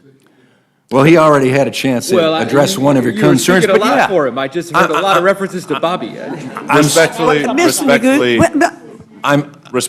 Neguse, I reclaim my time, and I appreciate your comments, Chairman Wahlberg, and obviously appreciated your testimony throughout this hearing, Mr. Scott. And with that, I yield back to our chairwoman, Ms. Fox. Madam Chair, can I publicly thank Rules Republicans for all those profound last questions? You just did. Just did.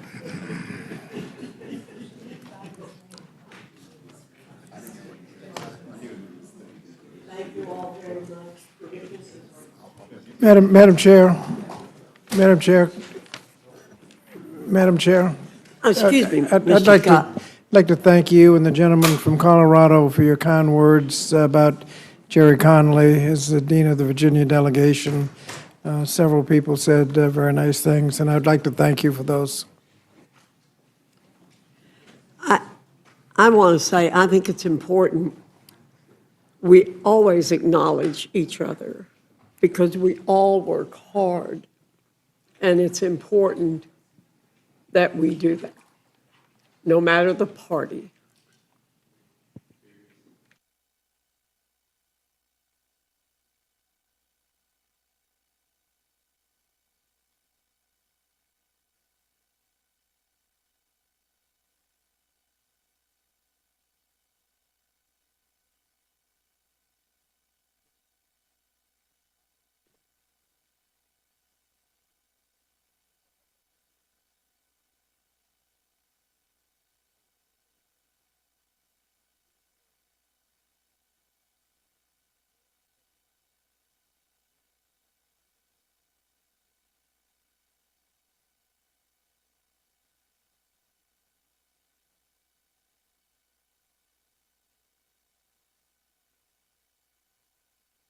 The next panel, thank you.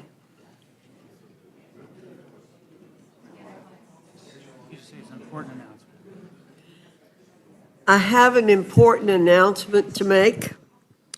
To the members in the room who've been waiting patiently to deliver amendment testimony, I have a brief announcement about how we're going to proceed. Those of you who've been excused can go. We're going to begin with the leadership panel, but it will still be an amendment panel. Democrat leadership has asked to testify as a panel of 3 to begin with. But it's our understanding they will abide by the procedures of an amendment panel, meaning 5 minutes of testimony each. We will then move to calling up members to testify on amendments, 8 members at a time. We've been doing our best to monitor when members have arrived and are arriving. We're also doing our best to cross-reference our notes on this with the staff of our Democrat counterparts so we get it as right as possible. I'll be calling up the members 8 at a time. I've been patient this entire meeting, and I ask for reciprocal patience here. If you just walked in, you may need to wait for a third panel. And for those listening who aren't here, you may need to wait for a fourth panel, and so on. Again, I'm asking everyone to be patient. We'll be identifying the members for each panel verbally. I believe if you are on the Democrat side, and I think everyone who wants to offer an amendment is on the Democrat side, you may talk to the Democrat staff outside about where you might be in the queue.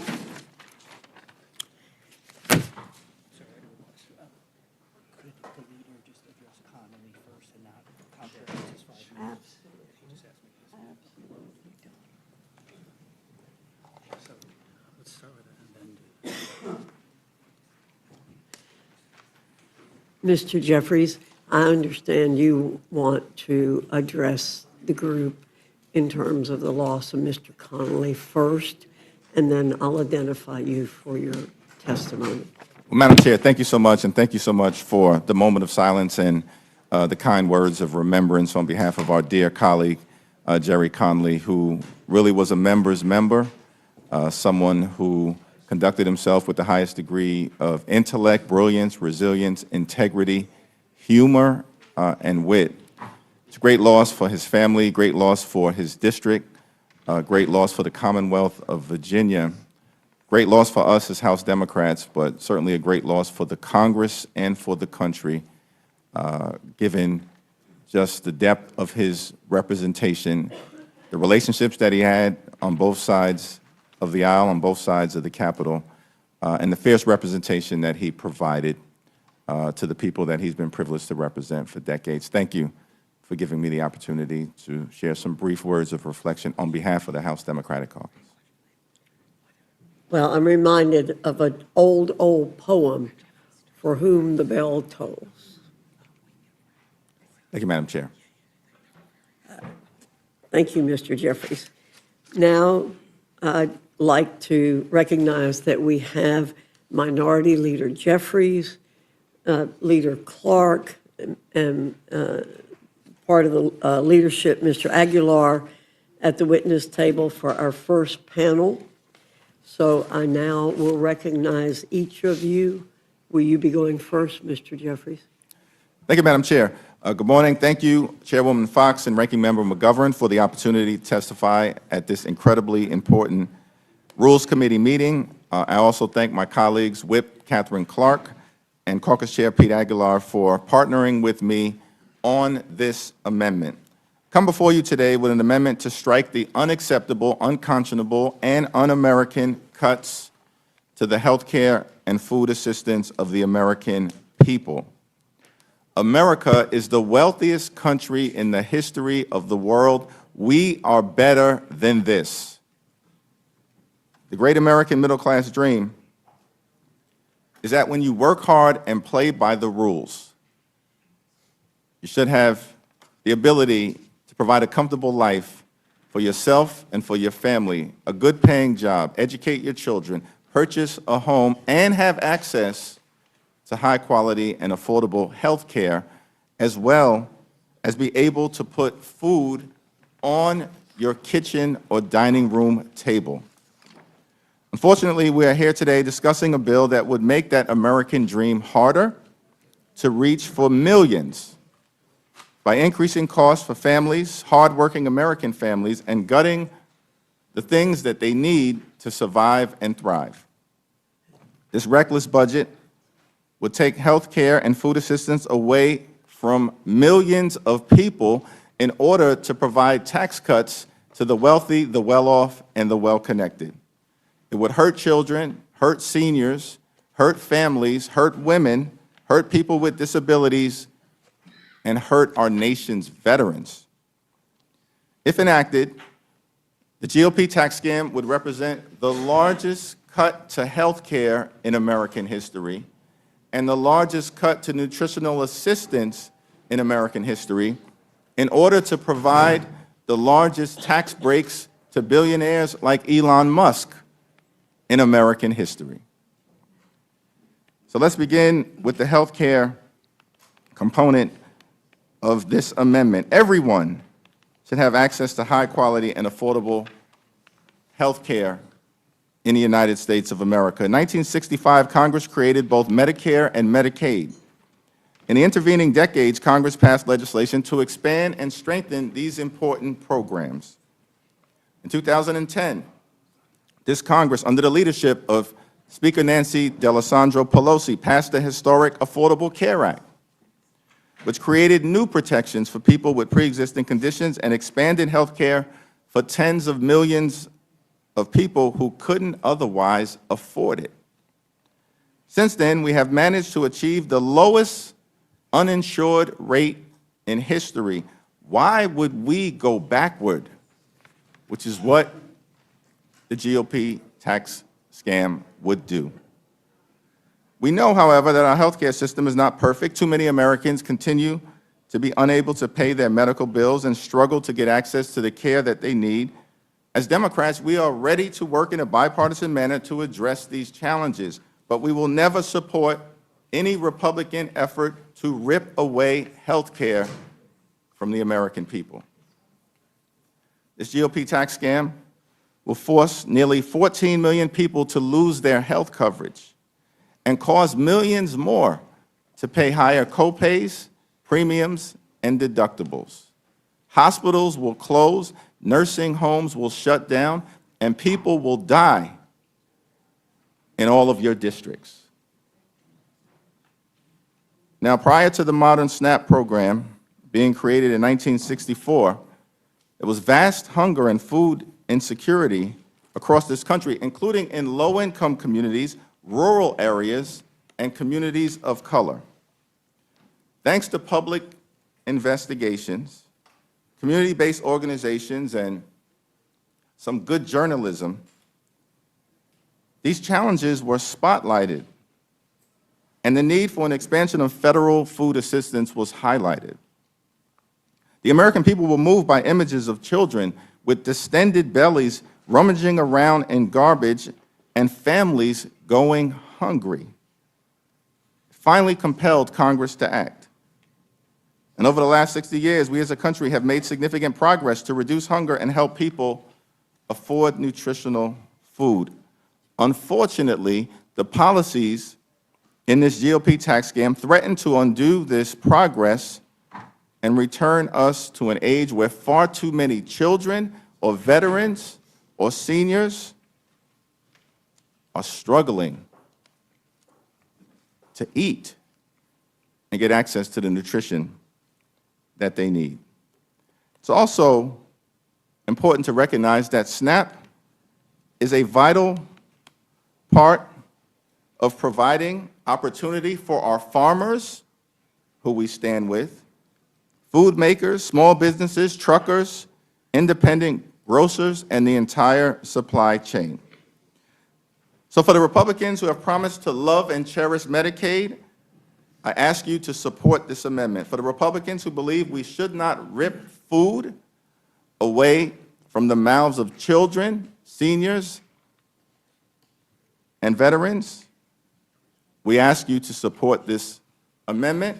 And for the Republicans who believe that the gospel in Matthew 25 and 35 teaches us to stand up for the poor, the sick, the afflicted, the least, the lost, and the left behind, we ask you to support this amendment and strike these harmful cuts to health care and nutritional assistance. Thank you, Madam Chair. I yield back.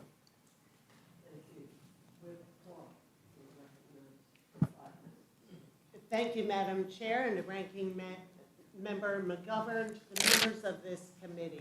I am a proud co-sponsor of Leader Jeffrey's amendment, Protecting Medicaid and SNAP. And my Democratic colleagues have done an excellent job laying out how taking Medicaid and food from kids and seniors and veterans and moms to give tax cuts to billionaires while increasing our deficit is a triple threat to the American people. But unfortunately, it doesn't end there. I'm offering an additional amendment that strikes a provision that would defund Planned Parenthood.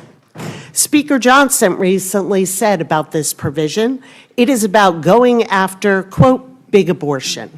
But he knows better than that. We all know the federal government doesn't pay for abortion care. We all know Republicans have already decimated access to safe abortions in this country. So what does this provision actually do? It further defunds women's health care. It defunds cancer screenings, prenatal care, postpartum services, fertility treatments, preventative care. 96% of Planned Parenthood's clinical work has nothing to do with abortion, but everything to do with serving millions of women, most of them overwhelmingly in rural and underserved areas, who are having a hard time finding reproductive care or any health care, especially in states with abortion bans. Faced with the choice of either breaking the law or breaking their oath to put patients first, OBGYNs are packing up and leaving. As a result, 35% of counties in America don't have a single obstetrician. In Georgia, it's 42%. In Texas, it's 50%. Clinics are shutting down while maternal mortality is on the rise. Infant mortality is up for the first time in decades. How does this bill respond to this Republican-manufactured crisis? It piles on. It makes it even harder for women to find health care. Without this amendment, it would shut down nearly 600 health centers run by Planned Parenthood, 64% of which serve women living in medical deserts. These are communities that don't have enough healthcare providers as it is. These are women who overwhelmingly live in rural areas. These are women that you represent. If Planned Parenthood is defunded, 7,500 South Carolinians will lose their doctor. All of them, 100%, live in a medical desert. 9,200 Georgians are on the edge of that same cliff, 75% in medical deserts. 22,000 Hoosiers, 82% medical deserts. 24,000 Virginians, 50%. 37,000 North Carolinians, 67%. 51,000 Minnesotans, 69%. And 118,000 Texans. Count on Planned Parenthood in a state where babies and pregnant women are dying at a historic rate. 2/3 of Texans live in medical deserts, and 141,000 New Yorkers are about to see 47 clinics boarded up, 61% of them in the neediest areas in New York State. Millions of women are counting on their representatives to make the right decision. Women like Cheryl from North Carolina, who years ago was overdue for a pap smear, but she didn't have insurance and she kept putting it off. A friend mentioned Planned Parenthood would provide this free of charge. She booked an appointment, got checked, and it came back abnormal. They caught it early, and the cancer was removed. Cheryl credits Planned Parenthood with saving her life. A lot of stories begin like Cheryl's. They should all end in the same way, with health care that saves lives. I hope this amendment gives you all pause.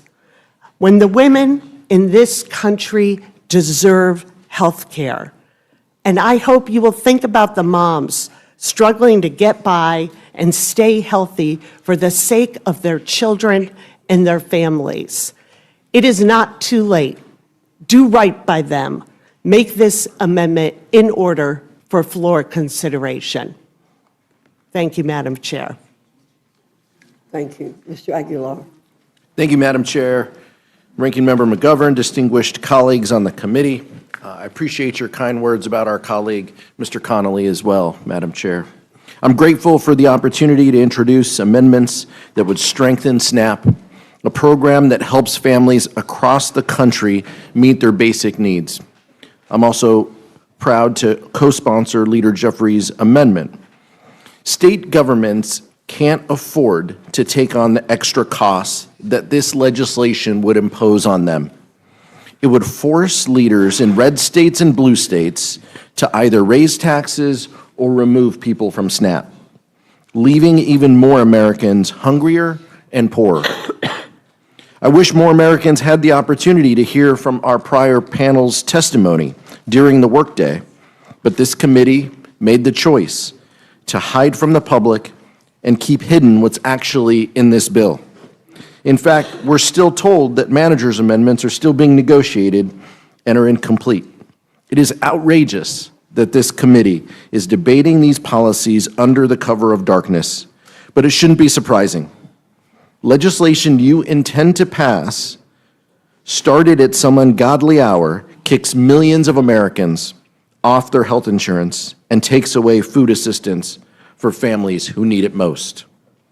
As grocery prices rise, I cannot understand why my Republican colleagues want to take food out of the mouths of mothers, children, and veterans while making health care even more expensive.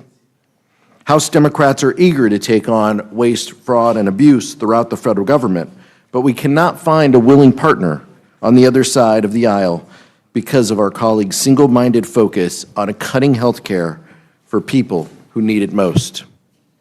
This legislation doesn't make Medicaid or SNAP more efficient or more fair, Madam Chair. All this bill does is ensure that billionaires who have never had to worry about a hospital bill or putting food on the table can continue to pay less in taxes than a teacher, a firefighter, or a nurse. Madam Chair, it is a fact that only House Democrats want to make health care more accessible and more affordable for everyone. We will continue to fight back against this effort to drive up costs of health insurance and end basic needs programs just to make a group of campaign donors happy. The contrast is clear.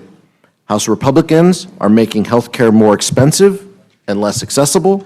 House Democrats want to ensure that every American can earn the peace of mind of a good-paying job with great benefits. I yield back, Madam Chair. Thank you. Mr. Aguilar, would you mind leaving your testimony with me? Because I don't believe I heard a couple of things that you said, and I just want to look at it before I make any comments. Of course. Okay, I want to double-check that I heard some things that I think you said. Okay. Before I make any comments. Of course. I'm going to recognize, before I speak, I'm going to recognize any of my colleagues. Ms. Houchin, Mr. Langworthy, Mr. Scott, you're recognized. Madam Chair, I would just like to ask unanimous consent to submit for the record an article entitled Rich State, Poor People. And if I might. Without objection.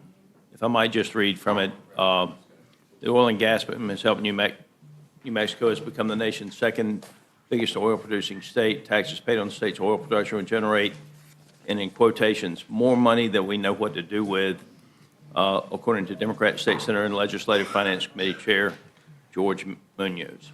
States are flush with cash that are well run. Thank you. Without objection. Mr. McGovern, you're recognized. Yeah. First of all, let me just address something that Chairman Smith said.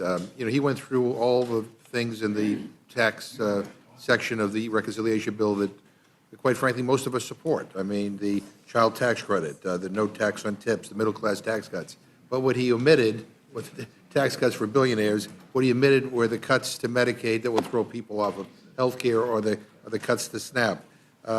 Leader Jeffries, I mean, we're reasonable. We're happy to work with them. But there's no way in hell we're going to support a bill that's going to throw 14 million people off of health care, or throw millions of people off of SNAP.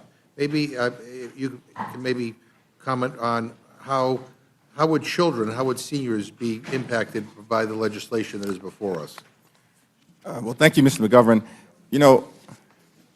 This legislation would rip health care away from approximately 14 million Americans, including millions of children who will be adversely impacted by the fact that Medicaid is being cut in the greatest numbers in American history, children who would otherwise be able to see a doctor when they're sick but might not be able to as a result of Medicaid being ripped away. Children who will no longer have the ability to receive preventative care that could catch things early enough to avoid serious illness or death. They're impacted by the GOP tax scam.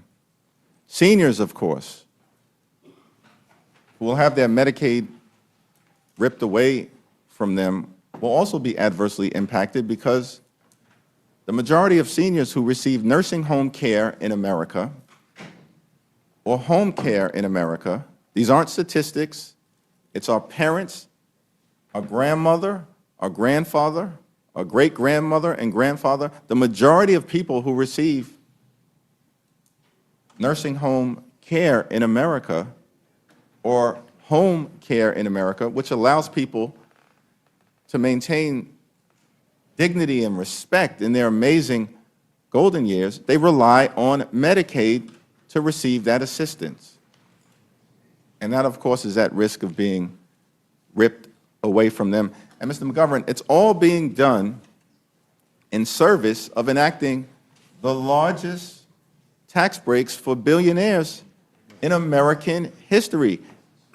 Billionaires like Elon Musk, who's the last person in this country who deserves a tax break. And Ms. Aguilar, I support your amendment. You know, interesting enough, the House Agriculture Committee never did a hearing on the cost-sharing issue with states. And there's a reason why governors all over the country are panicking that they may be hit with a bill of hundreds of millions of dollars or even $1 billion in the case of Pennsylvania, which they're not going to be able to meet, and therefore it will result in them costing, it will end up cutting the benefit to people. And so I support it totally. And Leader Clark, let me ask you, is it possible at all for other providers like community health centers to absorb the patients that Planned Parenthood health centers see annually? And what services for women would be at risk? Thank you so much for the question, and let's bust this myth once and for all, because we have two things going on here. We have the nearly 14 million Americans, including many women, seniors, moms, pregnant moms, who are going to be have their health care taken away from them totally, and that impacts healthcare centers, FQHCs. They receive, Medicaid is the single largest source of payments, reimbursements for our FQHCs. And this is what's always pointed to by the right, as they will just pick up these services for women out of this defunded clinics for Planned Parenthood. It is impossible.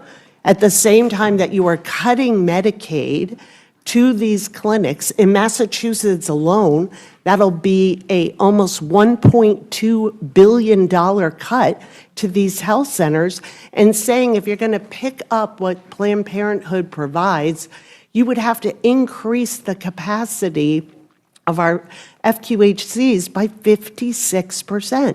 So we're going to take away Medicaid over here, and then we're going to say magically increase capacity by 56%.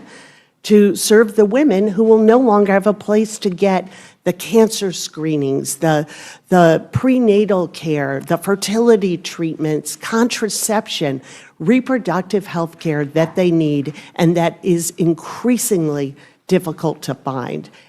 I regret that so much of what is done in this Congress and in this current administration around health care is so politically charged. Yeah. And again, going back to the SNAP issue, people are going to see their benefits cut. Again, on average of $2 a person, per meal. That's it. And if states can't meet their cost share, they have no choice but to cut the benefit. And no hearings on this, not one single hearing. And this is a major change. And not even the courtesy of a hearing. We weren't able to bring in governors or anybody from any states to be able to comment on what the impact of this would be, or whether even all the states could meet, their financial obligation. And I mean, that it's part of a reconciliation bill, and that nobody even cares enough to do a hearing on it. Is that the way you legislate around here? I don't know if you want to add anything before I yield back. Thank you, Mr. McGovern. I think that's incredibly important, and I just share that the cost-share discussion really breaks a promise of 50 years of a relationship between the federal government and the states. This is shifting more resources so they can be the bad guys, and so they can reduce benefits, kick people off of eligibility. It's just an existential threat and would result in significant reductions in benefits to the people who need it most. And I'll just say finally, all this does is it gives my Republican friends some cover to be able to dodge responsibility, and when benefits get cut, say, hey, it's not me, it's the states. And again, that to me is very cynical. I yield back my time. Thank you, Mr. McGovern. Ms. Fishbach. Thank you.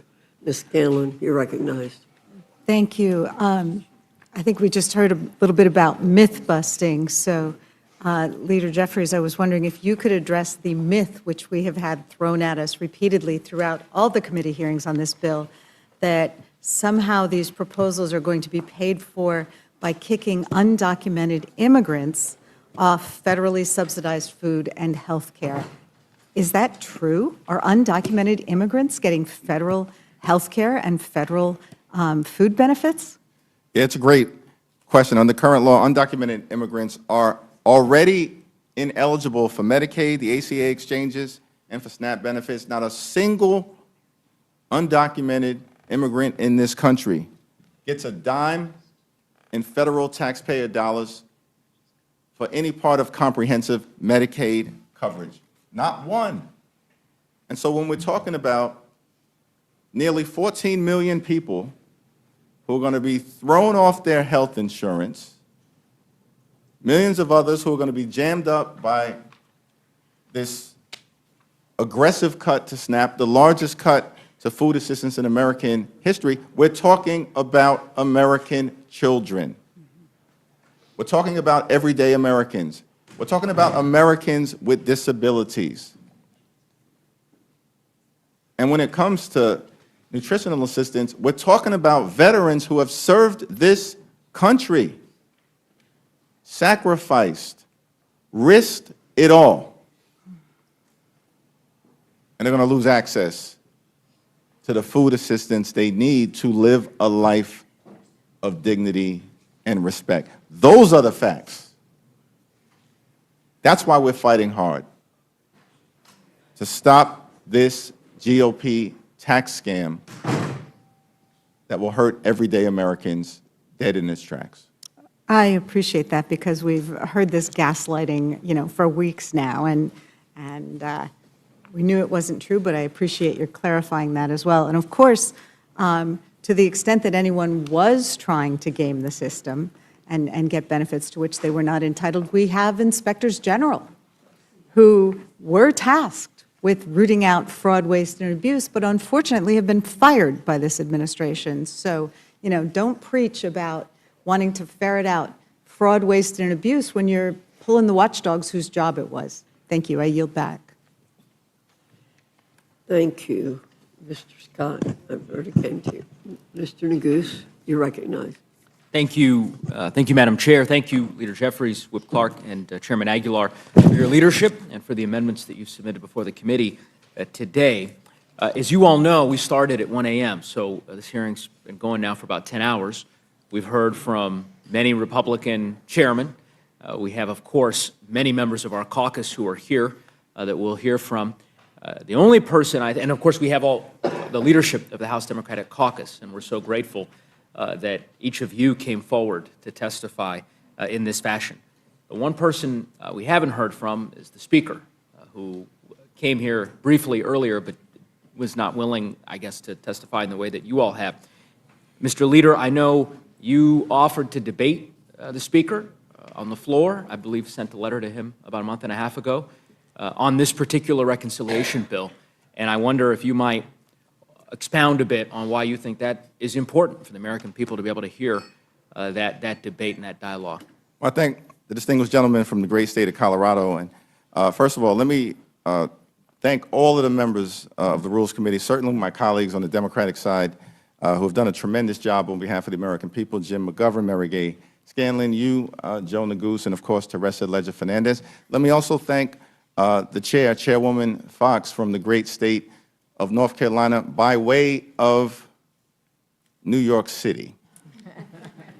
She may have left the Bronx, but the boogie down Bronx has never left her. So thank you for providing this opportunity for us to have this discussion. But one person is missing, Speaker Mike Johnson. Over a month ago, I asked our distinguished colleague from Louisiana, the Speaker of the House, to debate any of us, but certainly myself, on the House floor about this very bill. He believes it's one big, beautiful bill. We believe it's one big, ugly bill. That's going to hurt the American people, hurt children, hurt families, hurt veterans, hurt seniors, cut health care, cut nutritional assistance, explode the debt by a minimum of $3.8 trillion. This is being done by people who claim to be the stewards of fiscal responsibility. $3.8 trillion, if not more. And so the offer still stands. I'd love to have the opportunity to debate Speaker Johnson anytime, any place, right here at the Rules Committee, or certainly on the floor of the House of Representatives. Not a duel, a debate of ideas. I couldn't agree more, and I thank the leader, the whip, the chairman, and I yield back the balance of my time. Thank you, Mr. Neguse. Ms. Leisure Fernandez, you're recognized. Thank you, Madam Chair, and thank you to each of you for coming and testifying. Rep. Clark, as you described the impact that the abortion bans have had on states across this country, the lack of reproductive health care in states around this country, and then that this bill would then add to that difficulty. I am reminded, and I've been sharing lately, a story that I didn't used to talk about because it was so hard, about how when I was pregnant, I almost bled to death. And I remember lying on that hospital surgery piece of metal. And they didn't put me to sleep because we were trying to save the baby. And they were screaming, we're going to lose her, we're going to lose her, we're going to lose her. Those doctors could concentrate on saving my life. They did not have to worry about whether they were going to be criminally charged or whether they were going to have to shut down their practice because they were working on a complicated pregnancy. And now we know across the country, in rural areas especially, we are losing our OBGYN care. So I want you to talk a little bit more about what happens in those rural areas, what happens in those areas where doctors are fleeing, and how what they're doing in this bill by going after Planned Parenthood, does that make it worse? Thank you. Thank you for sharing that story. And it is the story of women across this country. Pregnancy is often complicated, and it needs interventions. And we want safe outcomes. The way we get that is good prenatal care and being able to find that within a 50-mile drive from your home. And with the abortion bans, that is becoming out of reach for so many people. And it compounds the cruelty in this bill that is already there in all that they are taking away from women and children and families, from their health care, from food programs, public schools, the list goes on, for this cynical exercise of giving tax cuts to people who are too wealthy to need them or maybe even notice them. So we have to keep our eye focused on what is happening. And with this amendment, it may seem like a sort of insignificant or a very detailed part of this overall package, but the themes are the same. And at the end of the day, it is denial of health care for women in this country. And at the same time, we have a White House lamenting, why aren't women having children? Maybe we'll give them $5,000. If you don't have a safe place to have a child, if you cannot guarantee that you will survive, have the medical attention that you will need, and if you're able to have that child, that child will be able to access health care, that you'll be able to find affordable quality child care near where you go to work, that you will be able to have the fundamentals of a housing to be able to put a life together, A recent study showed the majority of families in this country, 60% of families, cannot afford the basics. And what they're saying in this, and what makes it so pernicious, is this has no place in a reconciliation bill. This is ideology, and this is policy. And this is saying, we don't like abortion providers, and it's not enough to outlaw them in our own states, to deny that care in those states. If there is an affiliate or a subsidiary in any state, then we will shut down the clinic that is not providing abortion care, but is providing this critical primary care for women. That doesn't belong in this bill either, and it is part of the pattern and the theme of this bill, that the American family is put last, and we are making winner's circle so very small, and it doesn't include women in this country, it doesn't include working families, it doesn't include seniors and veterans, and the 99.9% of people who get up and work hard every single day and want to have a future for their children, a place in this economy, want their small business to survive this tariff regime, want to be able to put a life together that has hope. And instead, we're offering them ideology wrapped up as health care. It is a cruelty and it is a shame. And that is why we have seen the Democratic caucus and the American people united against this bill. Thank you, Rip Clark. Chairman Aguilar, your amendment, I think, touches on a very important fact, and that is that people are working, and they're working really hard, and they're often not getting paid enough. And when Democrats were in charge, we increased jobs, but right now, there is a recession looming. And what they're going to do is kick people out of Medicaid, and they're not going to be able to get nutrition programs, and they're saying it's because people are lazy. Is that right, Chairman Aguilar? I mean, what is really happening with regards to American families who are working hard and just maybe not making enough money to afford health care? Thank you, Congresswoman, for sharing your story, first of all, and for the question. My amendment prevents what I hope is something we can all agree on. No child in our country should go hungry. Yet under this bill, nearly 645,000 people, including children ages 7 to 18, will lose some or all of their SNAP benefit just in my state of California. Whether you're a child in New Mexico or Maine or California, that isn't right. As cruel and failed as that 3-month time limit is, it has never been applied to parents and grandparents with dependent children. It's right in the name, able-bodied adults without dependents. So what is supposed to happen, the child turns 7 and now doesn't need to go to school by themselves. It's just plain wrong, and it puts kids at risk. No one is staying home for SNAP benefits that are $6 per person per day.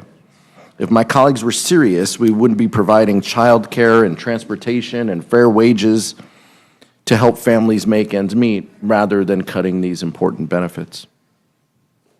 Thank you, Chair Aguilar. And Leader Jeffries, thank you for painting the picture of what hunger looked like in America and what poverty looked like in America when we decided that that was not an acceptable picture for us. And I think it's a policy choice, but I think you also touched on a sense that it's also a moral choice. And I entered into the record earlier today a letter from 31 faith organizations who were opposing these kinds of cuts because they noted that it was against a principle, a moral principle, that government should provide for those who are in need. And I just wanted to give you the last word. I'm the last Democrat who gets to ask a question on these issues of how you see the values and the choices that are being made in this bill. Well, thank you again for sharing your powerful story in such a compelling way, and it really does illustrate the challenges that we confront here. When we make policy decisions, we are impacting the American people in ways that, in certain cases, could be questions of life and death. It's often been said, Dr. King made this observation, that budgets are moral documents. And I don't question anyone's faith in this room. There are people of faith on both sides of the aisle. But we do have to ask the question, can't simply be enough to go to synagogue, or go to the mosque, or go to church and pray on Sunday, and then come to Washington, D.C. and pray on the American people the rest of the week. P-R-E-Y.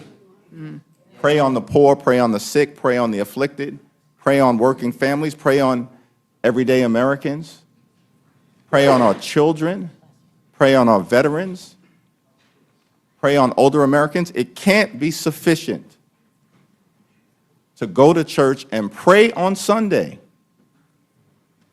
but then come to Washington, D.C., advance a bill like the GOP tax scam, and prey on the American people for the rest of the week. Democrats will never stand for it, and we're going to fight hard to make sure that we do everything we can to uplift the American people, to protect their health care, protect nutritional assistance, protect our veterans, protect our children, protect our women, our families, older Americans, and to protect the American way of life. I yield back. Thank you, Leader. Thank you, Whip Clark. Thank you, Chair Aguilar. I will say that, as we did the procession on Palm Sunday, our Archbishop said exactly that he wanted to pray for all of us, that we would remember the poor and the needy, and that we would have the grace in our hearts to do what's right. Tribal leaders came and met with me yesterday and said that they had done the blessings in the morning so that they could bring them to Washington, D.C., because the cuts to Medicaid, the cuts to tribal sovereignty, the cuts was something their people could not survive. And so I think those prayers and those blessings are important, so that when we come to Washington, we act from our hearts, and that we let that lead our decisions. Thank you very much for all three of you for this incredible amendments, this incredible testimony. With that, Madam Chair, I yield back. Thank you, Ms. Leisure-Fernandez. Mr. Griffith, do you have any questions? I do not. Thank you. Thank you. Thank you all for coming. The witnesses are excused. Thank you.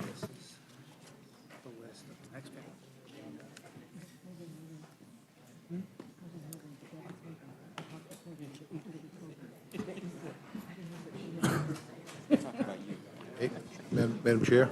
Yeah. Yeah, while I'm going to announce the names. yeah, but before you do, can I make one statement? Please? I want to thank all my colleagues who have been here for an incredibly long time. Some of them have been here since 1 o'clock in the morning. And I feel very proud to be part of this caucus, and I feel very proud of all the members who are here who want to make their voices and their views heard. And I especially want to also thank Speaker Emerita Nancy Pelosi for being here for hours as well. And I want to thank our leadership team. But it means a lot to me personally, and I think to everybody on this committee, that we have so many colleagues that feel so strongly that they have waited for hours and hours and hours to be able to present their amendments. And I thank you, Madam Chair, for letting me say that. Okay, the next panel will be Tim Kennedy, Norma Torres, Al Green, Mr. Horsford, Ms. Beatty, Ms. Dingle, Mr. Gomez, and Ms. Robin Kelly. Oh, yeah, and the leader. If you all would quickly get to the tables, please.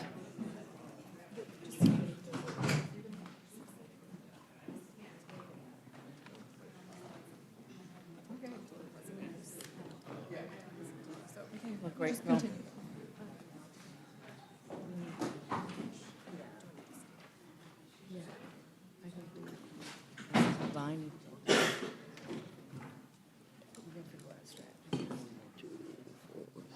We can fit in one more. One more. We can do one more. 2, 4. We got 7. Yes. Oh, there you yeah.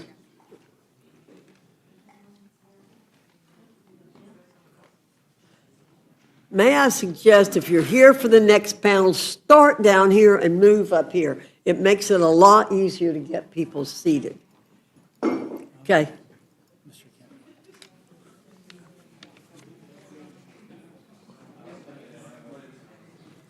We can recognize, just recognize Kennedy's first. Mr. Kennedy, you're Thank you, you're Chairwoman recognized Fox. for 5 minutes. Thank you, Chairwoman Fox, Ranking Member McGovern, and members of the committee. I'm here today to offer 2 critical amendments. First, to strike Section 44-111 and preserve the current 10% state cost share for Medicaid expansion, preventing the financial burden that will otherwise fall on states and safety net hospitals.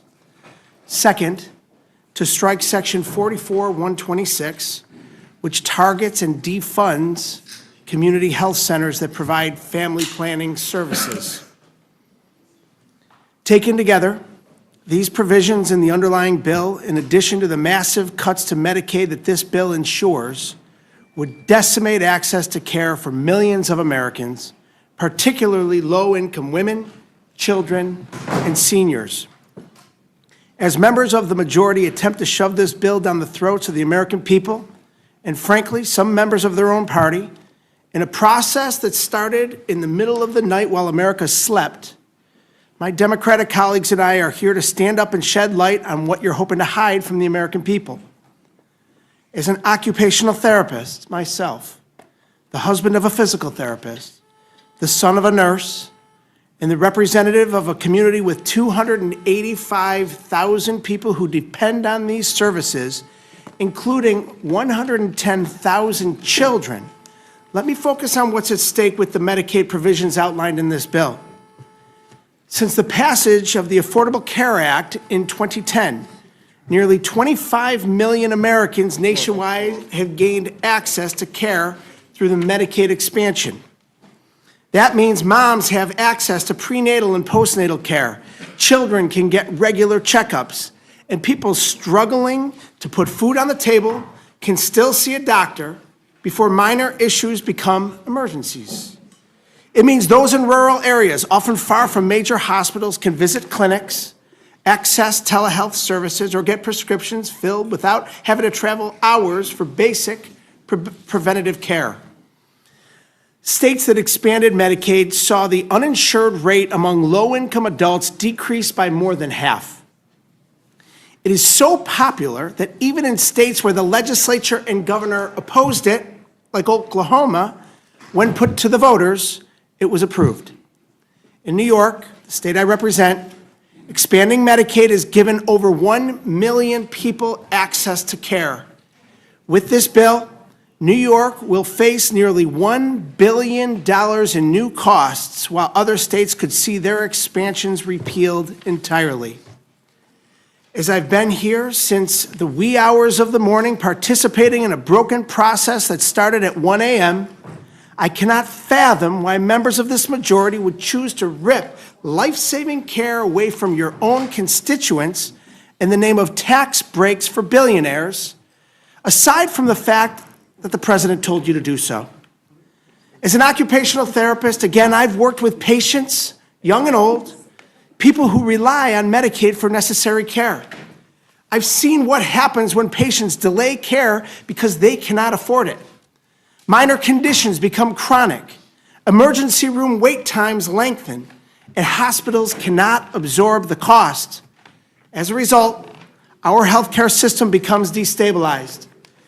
In cutting Medicaid, we don't eliminate the need for care, we just eliminate access to care. And for those who aren't on Medicaid, we only make care more expensive and harder to get. We force families to choose between medicine and groceries. We push more patients into overcrowded ERs, and we risk lives. This Republican bill does not save money, and it sure doesn't help the people who sent us here to represent them. It shifts the burden to states, to hospitals, and to the people who can least afford it. Simply put, it's cruelty. My amendments protect Medicaid expansion programs and ensure that millions of Americans don't lose the care that they need, and that our public hospitals and safety net systems can continue to function. Without our Democratic amendments, this bill will make all Americans less safe and healthcare less accessible, particularly for our most vulnerable citizens. I urge my colleagues to support these amendments. Healthcare, we know, is not a luxury reserved for the few, and it shouldn't be. It is a right, and it is our responsibility to protect it. I yield back. Thank you. Ms. Torres, you're recognized. You're a former member of the committee. We're glad to have you back. Thank you. Good morning, Chairwoman, Ranking Member McGovern. It's great to be back with all of you here, although under difficult circumstances. I know how difficult it is to have to work through the night, but the work that we're doing here today is really important. It's important for members to be able to share how this bill will impact our constituents. The bill before the committee, it is truly a disaster for the American people. It would throw almost 14 million people off Medicaid. It would cause our hospitals to close in areas that need them the most. It would cut food assistance for more than 3 million Americans, and all to help the multi-billionaires that pay much less in taxes. I fully support many of the amendments proposed by Democrats to fix these cruel actions, and I hope that they'll be made in order. I have 3 amendments that would address problems in the bill and in the current policies of the Trump administration. First, I have submitted an amendment number 507, which would protect the health care of nearly 340,000 of my constituents by striking the hundreds of billions of Medicaid cuts contained in this bill. It's a common sense at this time when families are struggling with higher prices of food and good due to the self-inflicted wound of tariffs caused by our president. Second, I have an amendment to prevent the $300 billion in cuts to food assistance, programs like SNAP. The Republican reconciliation bill would kick more than 3 million people off of food stamp assistance, again, while we are getting imported eggs from Turkey and other countries that are willing to help us in a time of need when our food prices are so high. Third, I have submitted an amendment to lift the SALT deduction cap imposed by the 2017 tax scam bill.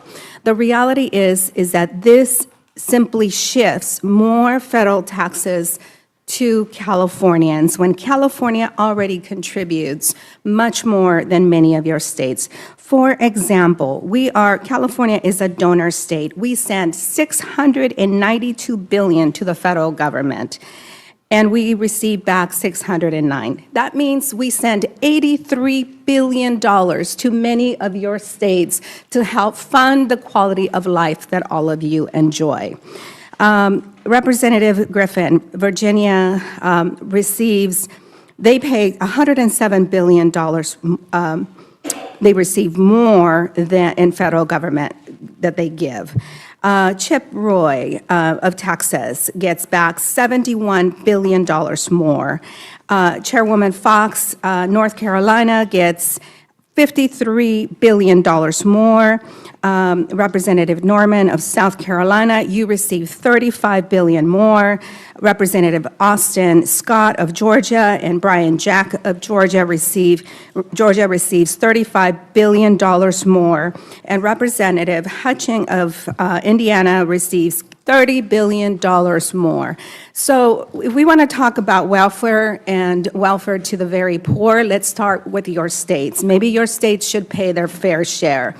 Lastly, I have an amendment that would help stop the unlawful and dangerous firings of Federal Aviation Administration workers who maintain our air traffic control systems. They are the backbone of the air traffic control system. They are the unseen workers that help keep planes in the air and provide safe landings when we land. They support our air traffic controllers that ensure a safe flying public. While the administration is trying to recruit more air traffic controllers, they continue to fire probationary employees and reduce staffing for the people who maintain these systems. This is something that is critical that we need to address. Next and lastly, I have an amendment that would strike the 5% federal tax on remittance transfers in this bill. The tax proposal in this bill would disproportionately impact immigrant workers who already pay into a system that they cannot reclaim any of the Social Security or taxes, state, local taxes that they pay into. Lastly, I have an amendment that would disapprove of the U.S. Army Corps of Engineers work plan for fiscal year 2025. This plan isn't just flawed, it blatantly politicizes the project selection process in attempts to leave, once again, California, the state that all of you depend for welfare for your constituents, to have zero projects allocated by them. I think the American people should know what is in this bill. It's a tax giveaway to the filthy rich. Thank you, Chairwoman, for your patience, and I yield back to you. Thank you, Ms. Torres. Mr. Green, you're recognized for 5 minutes. Thank you, Madam Chair. Mr. Ranking Member, members all, I am here today because of SNAP and a concern. But first, I'd like to thank Ms. Mang, Grace Mang, for introducing the Fairness for Victims of SNAP Skimming Act. It has been reduced to Amendment number 30. I had a similar piece of legislation, and this whole issue was called to my attention by a news reporter from Channel 2 KPRC in Houston, Texas. And as a result of his engagement, we produced a piece of legislation. I do not want to see block grants to Texas for health care. Madam Chair, Texas refused $100 billion to expand Medicaid. This is one of the reasons why Texas has the highest percentage of uninsured persons and the highest number of uninsured persons in the United States of America. I don't know that Texas is going to be responsible enough to accept the grants. What will you do and what will we do when Texas does what it does quite regularly, and that is decline federal dollars? So I'm here today to talk about a program that has benefited not only Texans, but persons across the length and breadth of the country. And this has been a bipartisan effort in the past. It was in existence until December of last year, right around Christmas. And it has to do with reimbursing persons who have their SNAP monies skimmed away with electronic devices such that they have to sometimes go without food. They're victims. We should not allow the Al, criminals. would you suspend for just a minute? There's a knocking noise going on somewhere. Do you all hear that? And it's bothering everybody out there because I can see it on your faces. I don't know where it's coming from. It stopped.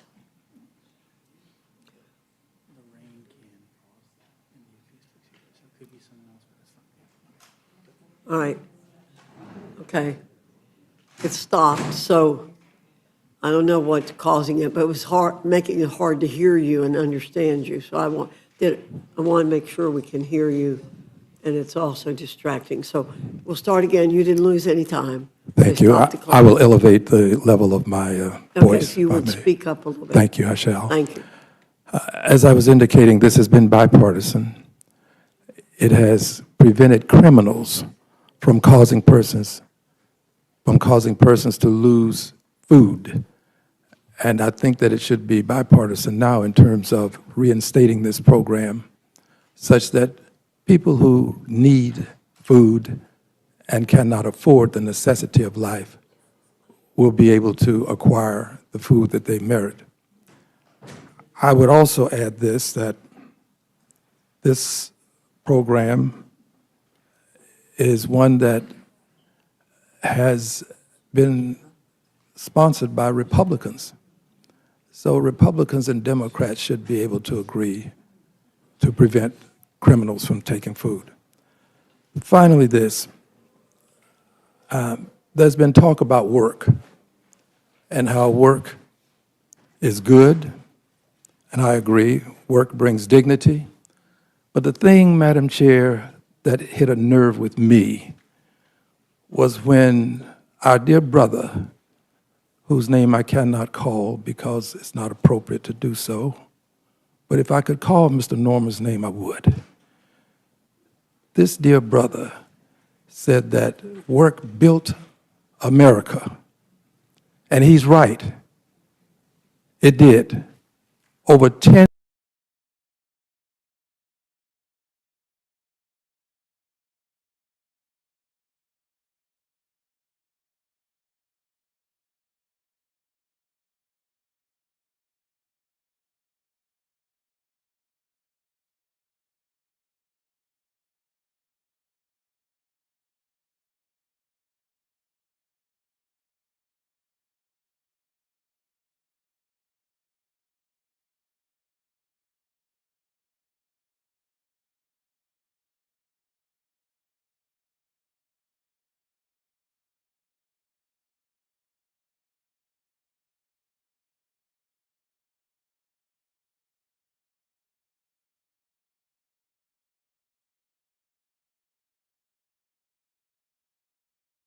emancipation. It would seem to me that if we truly appreciate the dignity in work, then we would express that dignity for the people who had a hand in building the White House, a hand in building the Capitol, built the roads, the bridges, planted the seeds, harvested the crops, fed the nation. Why don't we recognize them to the same extent that we recognize people who are victims of the Holocaust? It just seems to me that if we're going to talk about work, let's talk about the people who built the country. And finally, I want to thank you for the time, and I'd like to thank the ranking member as well, and would hope that we can save this SNAP program. Thank you. Good morning, Madam Chair, to the ranking member, to the Assistant Democratic Leader, to the members of the committee. I've been with you since 3 o'clock this morning. I want to thank you for your time, but I'm here to bring the voices of 750,000 people in Nevada who elected me to do a job, and that's to make sure their perspective is heard by this Congress and this committee. I know we've heard a lot, but I want to touch on what this bad-built bill for billionaires doesn't do, because it barely touches housing, a crisis that is affecting more than just the people in my district. My disappointment is with what is not in here. So once again, like I did in the Ways and Means Committee, I am here to let you and the American people know that there's nothing to address the fact that rent increases are outpacing people's income, that there's nothing in this bill that builds out housing for the middle class, that there's nothing in this bill that touches Trump's blanket tariffs, which are taxes that Americans pay, not some foreign governments, that will raise the cost of housing. In fact, in 2018, the CBO projected that the initial Trump tax cuts would reduce residential investment since their provisions are not favorable towards housing. That report proved true, as inflation-adjusted residential investment today is nowhere close to its pre-2018 trend. I'll also tell you what this bill does have. It has an annual tax cut for billionaires, over $255,000 a year, while the average benefit for working people earning less than $50,000 annually is a meager $265. The cutting of health care for 14 million Americans, and the selling of Nevada public lands without a single dollar going to the state for which those lands are intended. So let's recap. Trump is making borrowing more expensive. He's raising the cost of housing materials due to tariffs, and extending the GOP tax scam means continued reductions in residential investment and making Nevadans pay for it with our land. Please make it make sense. That's why I am offering a package of amendments to help our veterans, to address tipped workers, small businesses, and the hospitality sector, which has been hit hard by President Trump's tariffs. However, for the purposes of this hearing, I will focus my remarks around helping our veterans. My amendment seeks to address the housing crisis that my colleagues seem to be ignoring. This amendment would create a Veterans Housing Fund through a 1% surtax on excessive corporate stock buybacks, limited to firms with over $10 billion in assets. We are asking that the largest companies, who recorded nearly $1 trillion in buybacks, pay 1%. Over 30,000 veterans are experiencing homelessness. If my colleagues are committed to helping veterans, then you can support this amendment to help balance that equation. This is not a blue city amendment.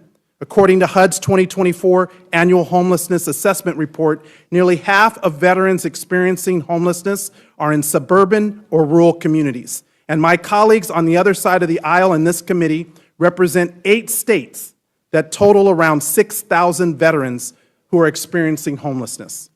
Georgia, nearly 650. Virginia, around 400. New York, almost 1,200. Indiana, over 400. Texas, nearly 1,850. South Carolina, almost 400. Minnesota, 300. And North Carolina, nearly 700 veterans experiencing homelessness. There is nothing in this bill that addresses shelter, mental health, substance abuse, job training, and other assistance specifically for our veterans.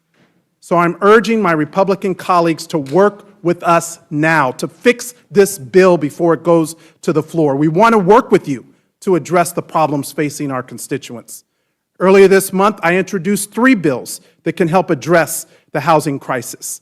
We need legislation that addresses the corporate takeover of single-family homes, like my HOME Act. Not one Republican joined when I brought that bill forward. I introduced my Unlock Housing Act to address affordable housing by allowing the Bureau of Land Management to be able to lease the land to local governments and tribes specifically for affordable housing. This is a smart method to use the laws that already exist to build out more housing. Why? Because as Nevadans know, the land that we sell has not helped create the housing that we need. But we are seeing the same story over and over, that this bill does not have working people in mind. Instead, we have people like Representative Mark Amodei pushing to sell off more than 500,000 acres of land in Nevada under the guise of creating more affordable housing. He didn't even give a second thought to selling out our community. And for what? To use Nevada as a cash grab for the nation's debt? Don't believe me? Look at Section 8315 of the bill. If my colleagues are truly serious about addressing the struggles of the middle class and specifically housing affordability, then please support my amendments. I'm also putting on the record that I've sent a letter to Chairman Smith and to Speaker Johnson to bring up my TIPS Act to ensure that tip workers receive the benefits that they are entitled. Thank you, Madam Chair.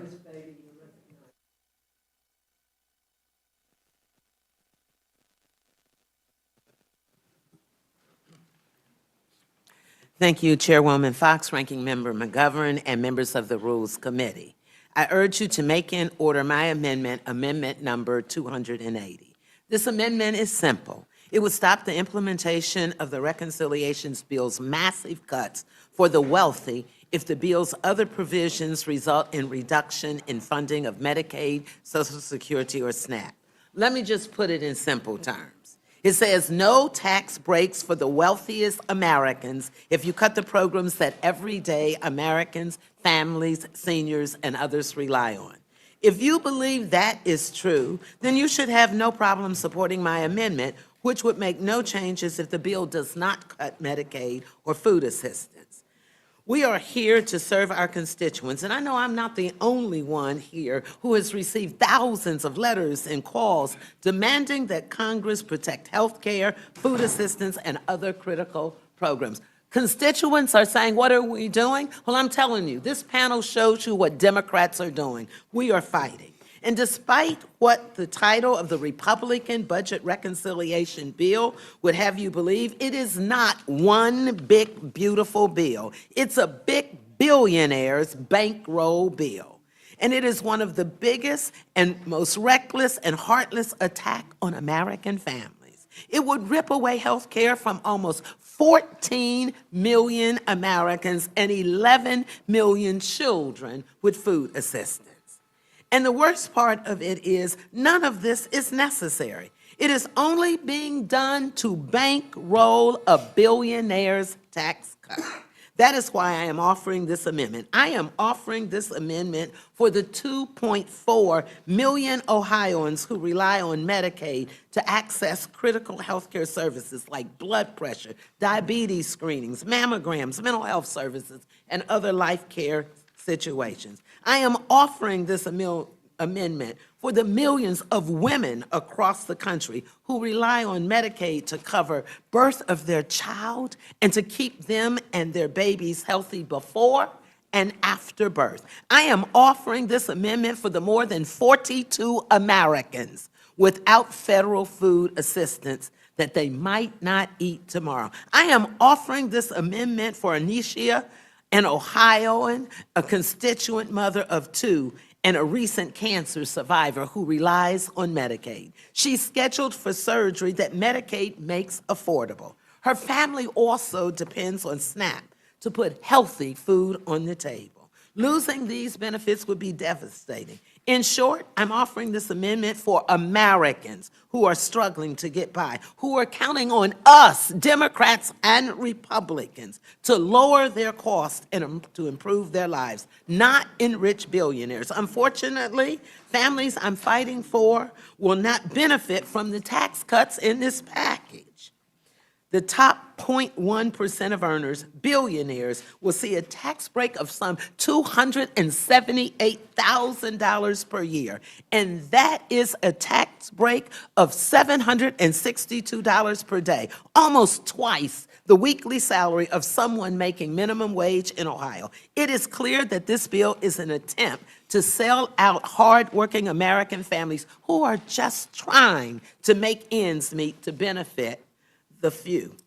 This bill would harm our constituents, Democrats' constituents, Republicans' constituents. Republicans have claimed that this bill does not cut benefits. And if you believe that is true, you should have no problem supporting my amendment, which would make no changes if the bill does not cut Medicaid and food assistance. So I would urge you to make this in order. And Madam Chair, I would like to enter into the records the GOP's budget plan, this article, the GOP's budget plan that makes it hard to conceal its lies about Medicaid and SNAP. Without objection. Thank you.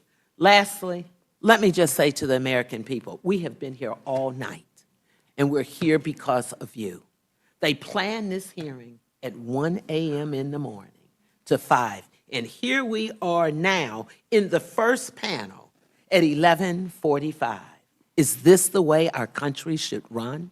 Is this what you expect from our leaders? Let me answer it for you. The answer is no, and that's why we are here today. Thank you, Madam Chair, and I yield back. You're recognized for 5 minutes. Thank you, Madam Chair and Ranking Member McGovern, for letting us testify today about issues that matter to all of us and to the American people. Over the past several weeks, I've been very concerned about what this Republican reconciliation bill will do. Not only does this bill, the bill, if it's enacted, the House bill, would be the biggest loss of health care coverage in American history that will strip health care from almost 14 million Americans. But as my colleague just said, how many of the pieces of this legislation have been considered in the dark of night when the American people are not able to watch what is happening? It's been too many pieces of this legislation. I have offered several amendments. Medicaid is the largest payer of long-term care in America, which is why I filed an amendment to ensure Medicaid home and community-based services, or HCBS, are not cut or reduced as a result of this reconciliation bill.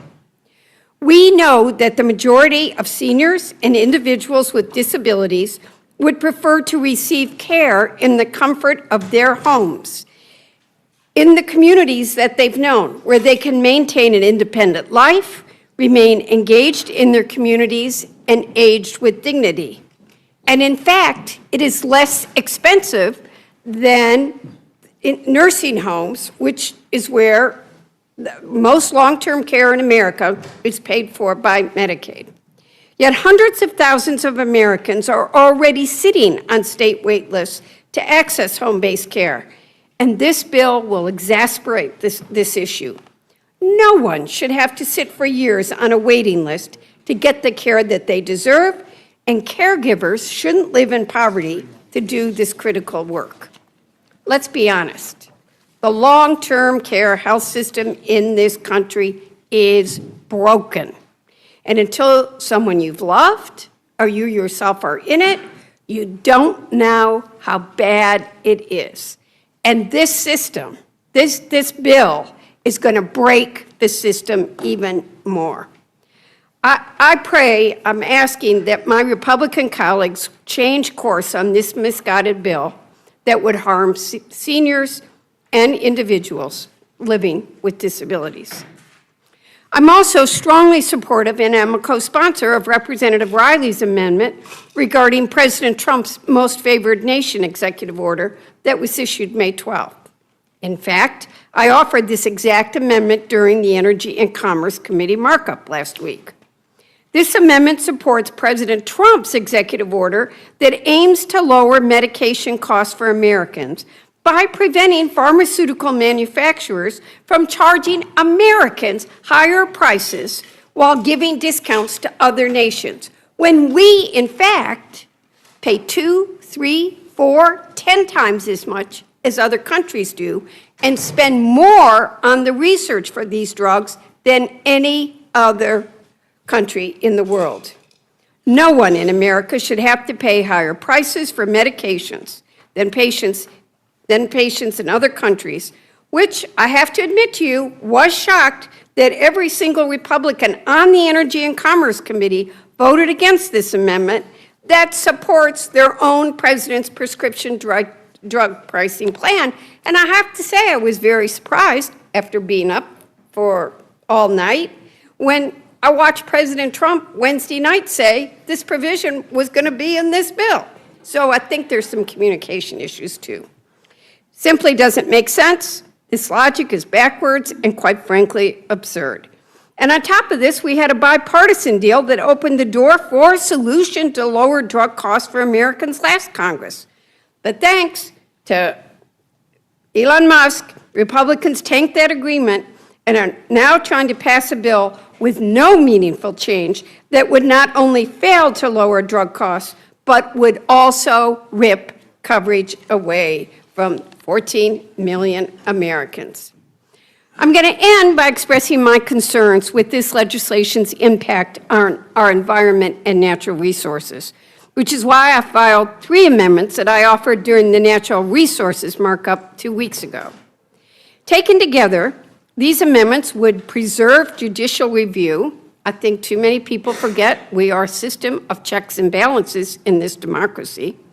Protect compliance with the Endangered Species Act, which has literally saved thousands of species, and prevent the Inflation Reduction Act decisions from NOAA from applying to fisheries, climate resilience, and harmful algae bloom forecasted in the Great Lakes.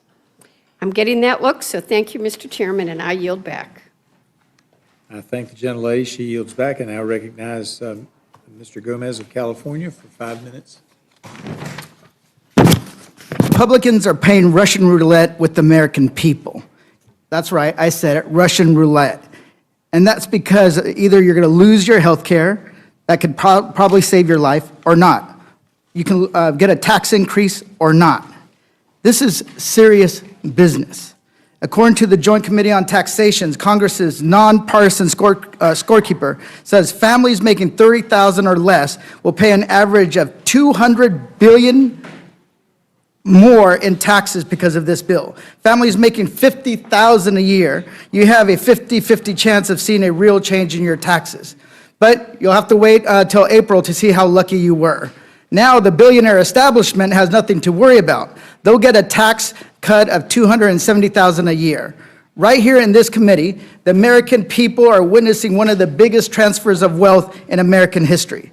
But Republicans are advancing legislation that will slash billions of dollars from Medicaid, health care for the working class, so that they can give trillions in tax breaks to the billionaires, ultra-wealthy, and the largest corporations in this country. Republicans are literally stealing from the poor to give to the rich, all while adding trillions in deficit spending and to the debt. They should be ashamed about this legislation. Because look at not what's happening in my district, look at what's happening in their districts. In North Carolina, 400,000 people will lose Medicaid coverage. In Minnesota, 250,000 will lose the health care. Texas, 380,000. Virginia, 390,000. New York, 1.2 million. These aren't numbers, these are real people who will lose health care coverage. And if they don't have coverage, they might not have insulin, they might not have preventative care, they might have to go into the hospital to see an emergency doctor later, which can cost them their lives. We also know that 51% of new moms and their babies who are covered by Medicaid will lose. The seniors that don't get enough coverage through Medicare will lose. The sons or daughters that don't earn enough to cover their parents' assisted living facility will lose. People that live in rural communities that are mostly represented by Republicans will lose. Republicans are making it harder for working people to get by, harder for families to welcome a new child, get postpartum care, or cover basic medical needs during one of the most vulnerable times in their lives. Families are barely staying afloat. Many who are working 2 or more jobs just to get by, and they're already stretched thin by the cost of food, housing, and childcare. Now that Trump's tariffs are hitting them with an extra $4,900 a year. And Republicans always say that they're the pro-family party, but they never do actually anything that actually values the American family. And Republicans say they're the balanced budget party, but this bill balloons the deficit and saddles future generations with more debt that they have to pay off. Voters sent us here to lower costs and create real opportunities, and that's what we should be delivering on. We should make the child tax credit fully refundable and advanceable, and make it bigger and pay it monthly. We should build millions of starter homes for new families and help them buy their first home so that they can build wealth. We should make child care affordable and guaranteed paid family leave. But this bill does none of that. That's because Republicans choose the billionaire establishment that has taken root in D.C. over their own constituents. Now I ask the same question to my Republican colleagues as I asked in the Ways and Means. I want to ask you here, and they answered wrong. So I'm asking you guys, are you for the working man or woman who is struggling to get by, or the billionaires? Are you for the babies or the billionaires? Are you for the seniors or the billionaires? Are you for the American family or the billionaires? I have introduced 14 amendments making sure that billionaires pay their fair share to housing, to health care, and one of those bills is sponsored by Speaker Emerita, that is extend the ACA premium tax credit to help pregnant women and children. That's one of the things that we know, that in some of the states that are going to have the biggest cuts to Medicaid also are some of these southern states that have the highest maternal mortality rate in the country. You know, California has its problems, but we actually have one of the lowest maternal mortality rates in this country, the lowest. So here's the thing. Once again, are you for pregnant women or the billionaires? Are you for babies or billionaires? Because that's what this all comes down to. And I will ask that if you vote on just one amendment, maybe you can restore a little faith in this kid from California. With that, I yield back. Gentleman yields back. Now recognize Ms. Kelly of Illinois. Thank you, Mr. Chair, and thank you, Ranking Member. I have an amendment at the desk titled Amendment Number 371.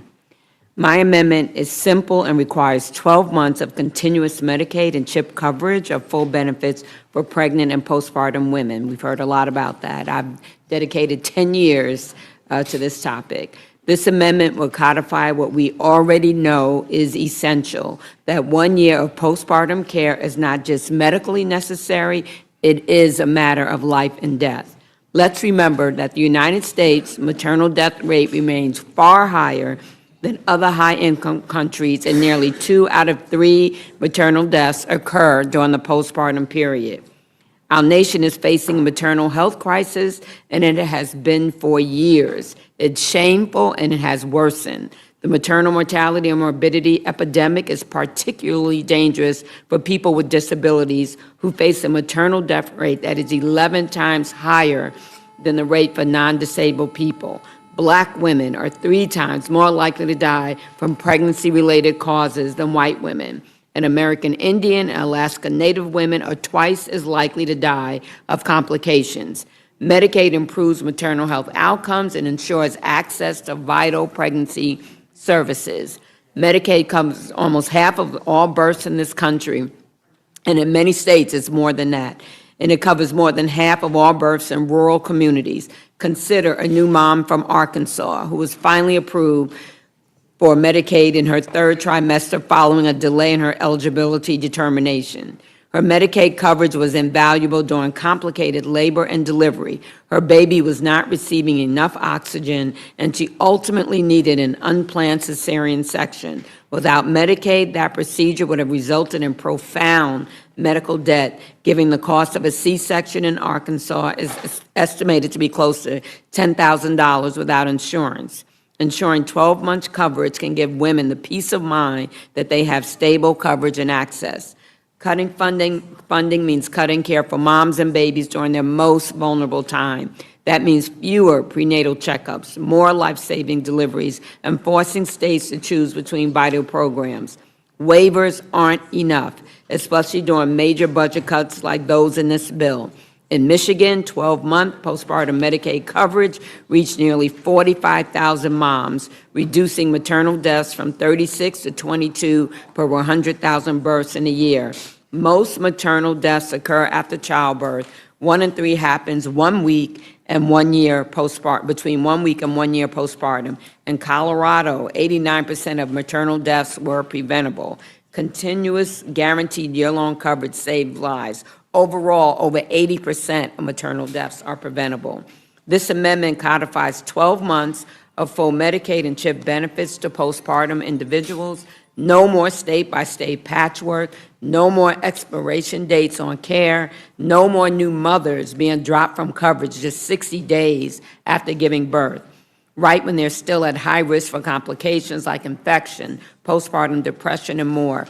Postpartum coverage for 12 months should be mandatory and permanent and immune from shifting state politics and budget pressures. We cannot expect someone to recover from childbirth, return to work, care for a newborn while also scrambling to reapply for coverage. That's not health care. It's chaos and disproportionately harms low-income families, rural communities, and communities of color. We've already seen the impact of this policy. Thanks to the American Rescue Plan, Democrats enabled states to extend postpartum coverage to 12 months, and 49 states have done so. In just 4 years, red and blue states alike chose to prioritize maternal and child health. But making it optional isn't enough. With the deep cuts proposed in this bill, states will soon face painful budget choices that could jeopardize this progress. To protect moms and babies everywhere, we must make this coverage permanent, mandatory, and nationwide. This is about saving lives, supporting families, and finally treating maternal health as a national priority it should be. I have deep concerns states will roll back care for pregnant and postpartum women. My amendment ensures that all women in the United States, regardless of where they live, can access comprehensive health care for a full year following the birth of a child to survive and thrive. I've spoken to doctors, nurses, midwives, doulas, and this is what all of them recommend. If Republicans claim, quote unquote, they want to strengthen Medicaid for mothers, as they asserted in their press releases, then this should be a no-brainer and something that we all can support. I urge my colleagues to support this amendment and help us build a stronger, safer future for all moms and families so that people are not being shut out from coverage because we have made it too complicated for them. And I yield back. Gentlelady yields back. Do I have anyone on the Republican side that wishes to ask questions? Seeing none, recognize the gentleman. Mr. McGovern. Well, thank you. Just a couple of observations. First of all, I want to again thank you all for your commitment and your stamina and for being here. Again, I appreciate the fact that many of you waited many, many hours to be able to testify, but I think that's a reflection of how strongly you feel about the issues that you brought before this committee. And I think I speak for all the Democrats here. We all support your amendments, and we'll do our best to try to see what we can do to make them in order. But I also, when I was listening to everybody here, I couldn't help but think about what could have been. You know, again, as I said before, I mean, there are things in the tax bill that I think we all could agree on. You know, the middle-class tax cuts, the no tax on tips, and child tax credit, all that stuff. We could have come together and agreed on that. And I think that, you know, we would have, you know, if Republicans wanted our vote, we could have negotiated a better deal on the SNAP benefits, which, you know, right now is unacceptable, and certainly insisted that people don't get thrown off health care. But I think you could have gotten a bipartisan bill. Maybe not every Democrat and not every Republican, but you could have gotten a bipartisan bill that might have been able to make its way to the President's desk that reflected our values, that also reflected some of the Republican values, but didn't go after the most vulnerable people in this country. But I think what's happened here in this House right now is that the way the current leadership thinks of legislating is that whatever the most extreme element of their conference wants, that's the direction. And so there's no desire, there's no attempt to try to bring Democrats into the process. I'm reading, you know, a breaking news. Speaker Johnson and House Freedom Caucus will go to White House today to meet with President Trump. Trump is expected to tell the House Freedom Caucus that the bill needs to pass today. I don't even know, you know, he was up here yesterday morning. I don't know, you know, maybe this will make a difference. But it doesn't sound like, if that's the strategy, that this bill is going to moderate. And I think that's bad for the country. This is a big deal. The implications of this Reconciliation Act on every aspect that was raised by all of you today is significant. It is going to adversely impact, it is going to hurt our constituents, as well as the constituents of our Republican colleagues. There is no doubt about that. And so again, I want to again thank you for being here, and again, I support all your amendments, and for what it's worth, and I think I speak for all of us up here, it's kind of inspiring for us to see you just kind of wait it out, because you know what the stakes are. And I think people who are tuning in also appreciate your being here today. So I thank you, and I yield back to the chairman. Gentleman yields back. I recognize Ms. Scanlon for. Thank you. I want to echo the ranking member's remarks. I think the outpouring of members here is inspirational and is a measure of just how significant and impactful this bill is going to be in a negative way. And you've all raised important policy issues that deserve full legislative consideration. And also, the American people deserve to know where their representatives stand on these issues. So I would support a full vote on them. I did with respect to Representative Kelly's bill. This has been a major issue in my district, and I just wanted, in support of that bill, to seek unanimous consent to enter a Philadelphia Inquirer article from September 21st, 2022, entitled 80% of pregnancy-related deaths are preventable, CDC says, highlighting a problem in Philadelphia. Without Yield objection, so ordered. Yield back. Gentlelady yields back. Now recognize Mr. Neguse for his 5 minutes. I thank the chairman. Well, first, let me just say thank you to my colleagues and echo the sentiments from our ranking member and Ms. Scanlon, our deep appreciation. And it's not lost on us that there are several of our colleagues here, Mr. Chairman, who testified just a few short minutes ago, who've spent more time in this hearing than Republican colleagues of ours on this committee. There are several members. No, I'm not referencing the chairman, but others of your colleagues.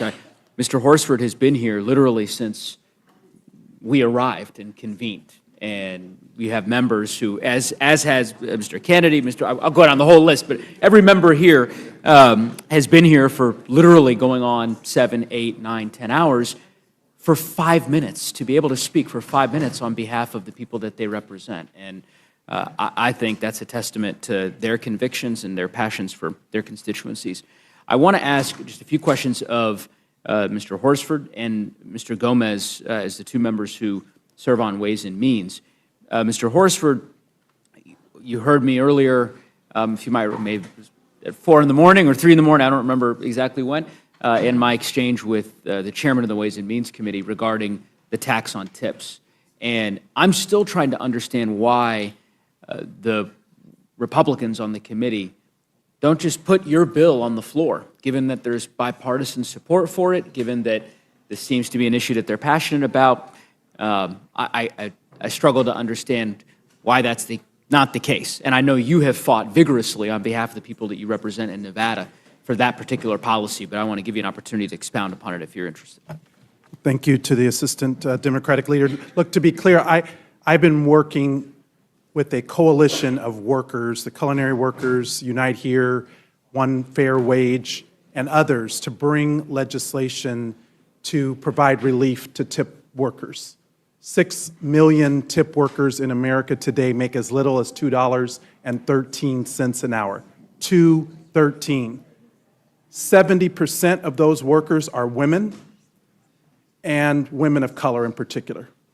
So on top of giving relief and allowing more tip workers to keep their hard-earned money by eliminating the tax on tips, we also need to give workers a raise.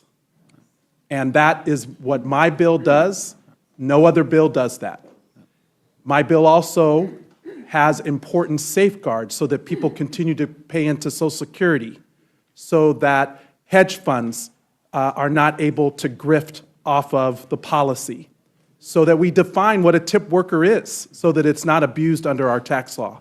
And so for Chairman Smith to sit here today and say, you know, he couldn't bring a bill to the committee is just wrong, because I'm ready. I've been ready, and my bill has been ready since the beginning of this Congress. And it comes from the actual tip workers who are affected by the policy. I am a co-sponsor of the bill that was unanimously passed by the Senate, the same version. And I see no reason why the House cannot bring up a standalone bill to make sure that we are advocating for the needs of tip workers and all workers. You're going to have all these compounding effects of cutting health care, of cutting nutrition programs, of making it harder for working families to get by. Then let's give workers a raise. Let's give them a raise that's livable enough to actually pay the rent on and to afford to buy a home. That is what Democrats stand for. That's what we're fighting for, is to give everyone an opportunity to not just survive, but to actually thrive in America. So thank you to the Assistant Leader for the opportunity to talk about that legislation. And Chairman Smith, wherever you are, my letter to you asking for a standalone vote on my legislation is at your office. Well said. Well said. Mr. Gomez, there was a robust discussion earlier about the tax brackets. Yeah. And I think the chairman was not as candid as I would have hoped with respect to his description of the various tax brackets in the reconciliation bill. I wonder if you might talk about the billionaire tax bracket and the amendment that you proposed. Yeah, first, I have an amendment that would increase taxes on billionaires, basically preventing them from getting any kind of tax break in this bill and actually require them to pay their fair share, increasing the tax bracket from 36% to 39%, roughly. So in this room, by show of hands, who believes a billionaire shouldn't get a tax break and actually should pay their fair share of taxes? Like, all right, how about on the Republicans? You guys can help me restore my faith. Because here's the thing. There aren't many Republicans here on the committee, but unfortunately. here's the thing. They've all left. And the reason why is that if you increase the taxes on the billionaires, you can actually give the people who are getting screwed at the bottom rungs of the economic ladder a tax break. So for the record, I want to enter into the record the distribution chart, distribution of the estimated revenue effects of the tax provisions of the chairman's markup, basically what's going to happen, into the record. This is by the Joint Committee on Taxation. It's an official record.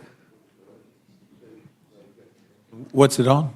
It basically shows how much, who's paying what in taxes under this bill by the Joint Committee on Taxation. Without objection, so ordered. Thank you. And here's the thing, the reason why, let's go over years. Calendar year 2027, if you're people that make less than $15,000 a year will pay an additional $1 billion in taxes. $1 billion.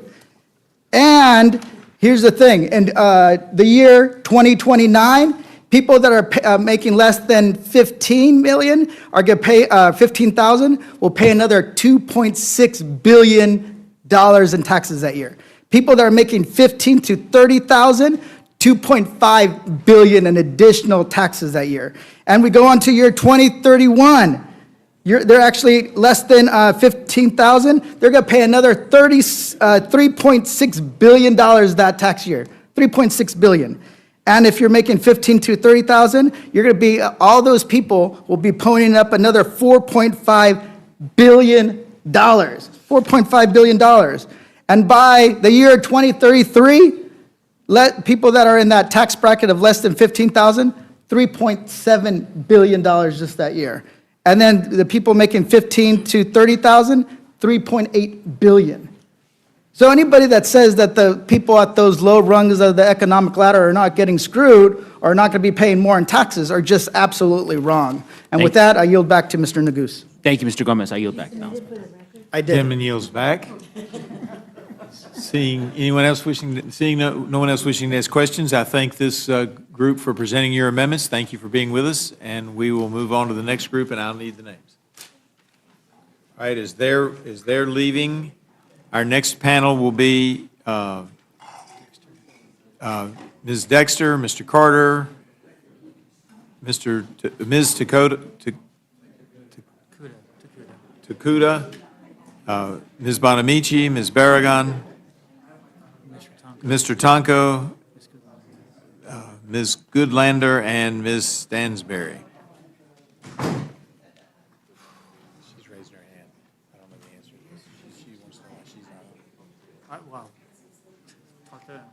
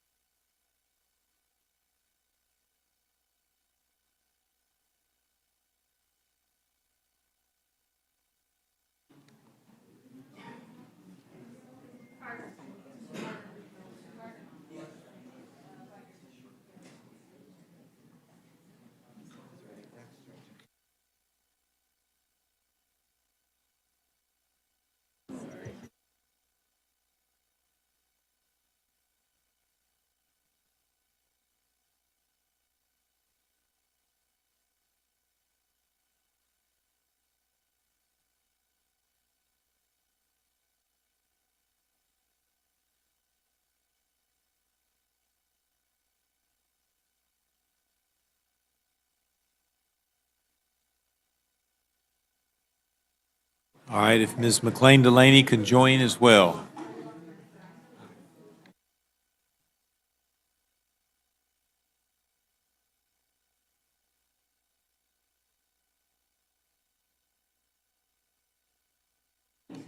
And now recognize Ms. Dexter of Oregon for her 5 minutes presentation. Thank you, Mr. Chair, and thank you to our ranking member. Today I'm offering 3 amendments rooted in a basic principle. Government should work for the people, not silence them, not shield corruption, and certainly not rip away healthcare. Let's start with what this GOP tax scam tries to take from the public, their voice. Under current law, communities can protest oil and gas leasing decisions that threaten their land, water, or climate. This bill would impose a $150 fee, plus more for extra pages or lease parcels, just to be heard. And let's be honest about what that is. A tax on public participation, a toll on free speech. And it won't deter billion-dollar oil companies. It will deter working people, people who love outdoor places. At the same time, Republicans are slashing royalty payments and handing billions in giveaway to the fossil fuel industry. That tells you everything you need to know about where their priorities lie.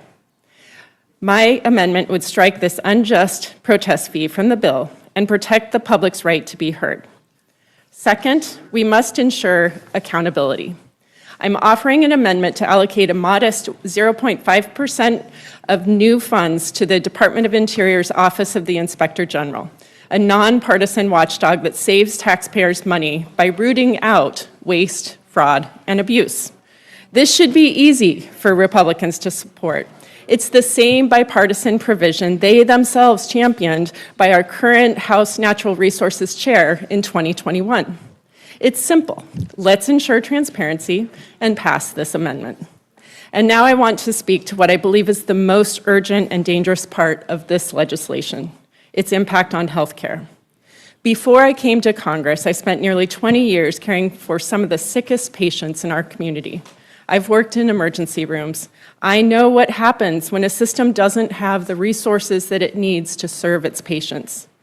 That's why I'm offering an amendment to require states to report on how coverage losses under this bill would impact uncompensated care and emergency department wait times in safety net hospitals. If this bill were really only about ridding out waste, fraud, and abuse in Medicaid, we should welcome this kind of data. But we know the truth. This bill isn't about waste. It's about ripping healthcare away from nearly 14 million Americans and destabilizing the healthcare system for everyone else in the process. And for what? To give tax breaks to billionaires. Medicaid isn't just a lifeline for patients, it's a fundamental part of our healthcare infrastructure. Providers depend on it to stay open, to serve not only Medicaid patients, but you, me, everyone in our communities. Cutting Medicaid will mean clinics and hospitals in rural towns will shut down. Hospitals in cities will be over capacity. Seniors will be forced out of nursing facilities due to closures. And emergency rooms will go on divert, turning away people in crisis because there simply isn't enough space for people to be seen.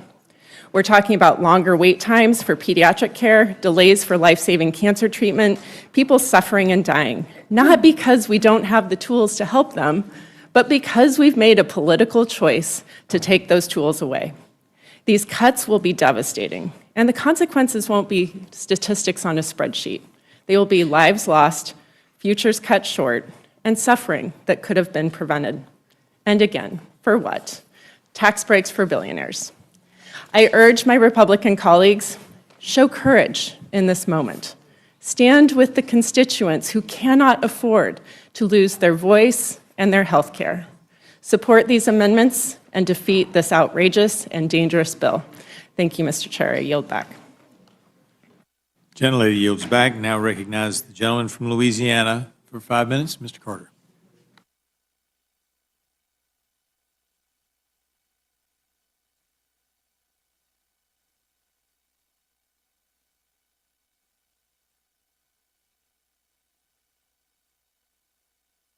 Well, okay.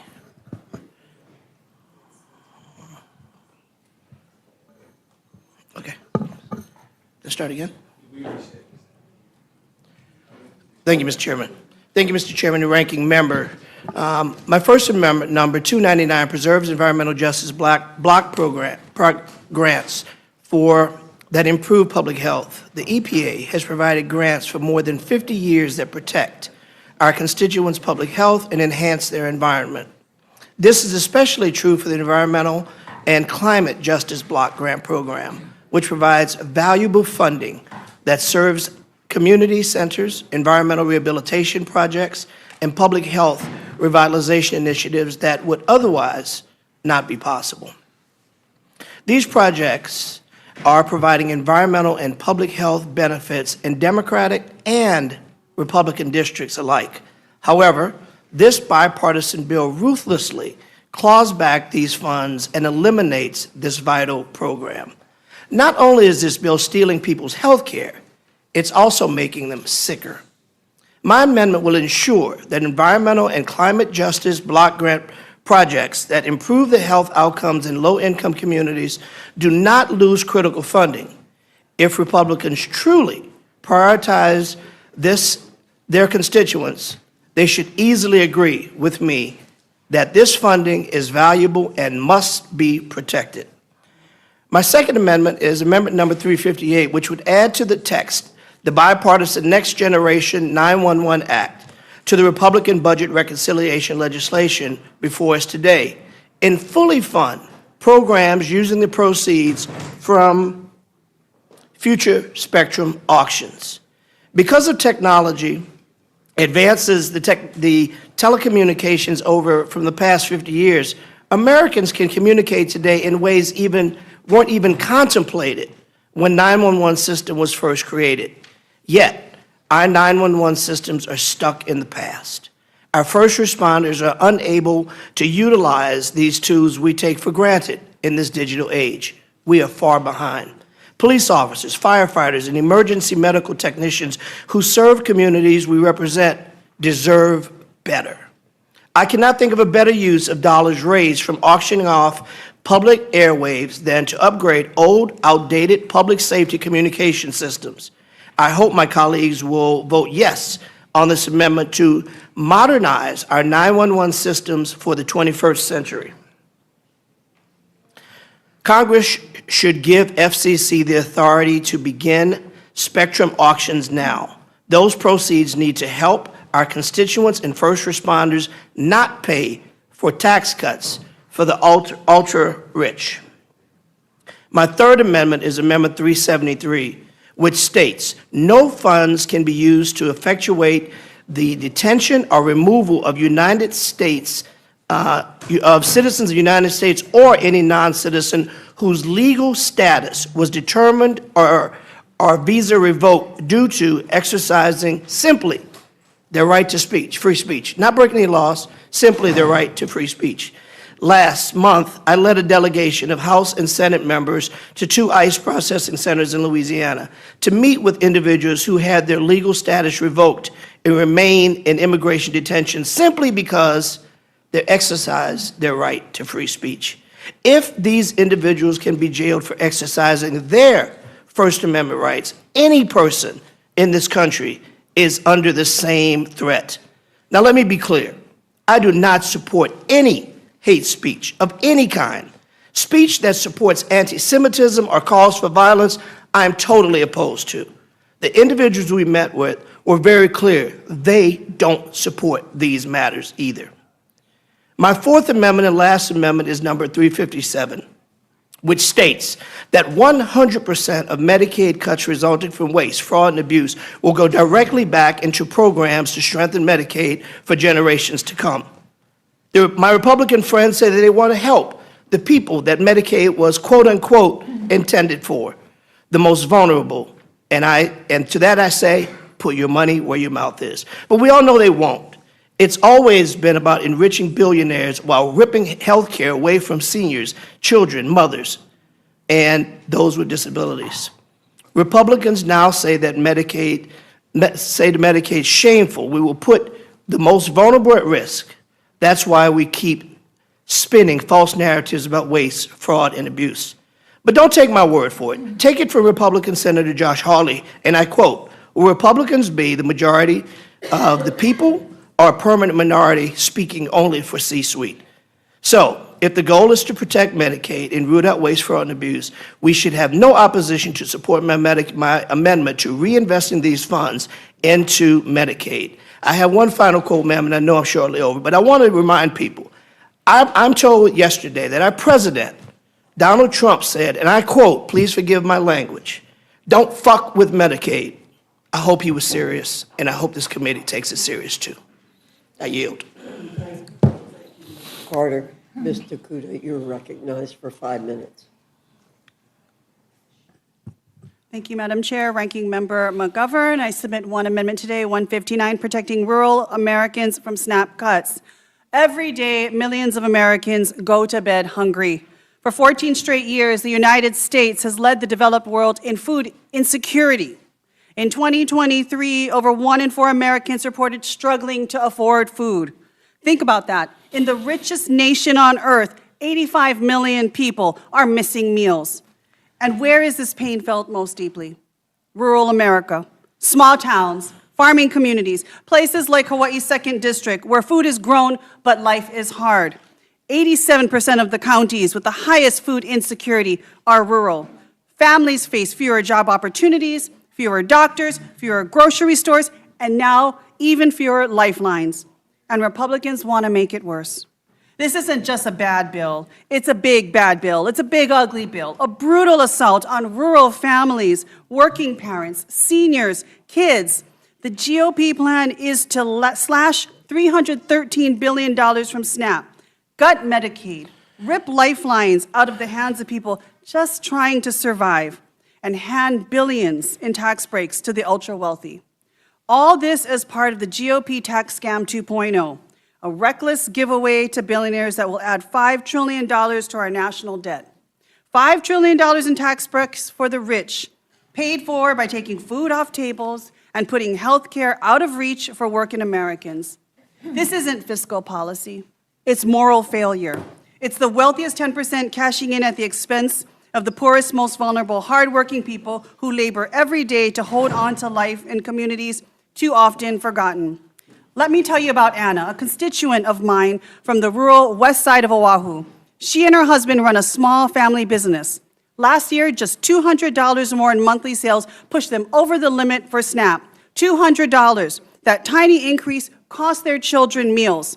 Anna told me she had to measure every scoop of rice at dinner.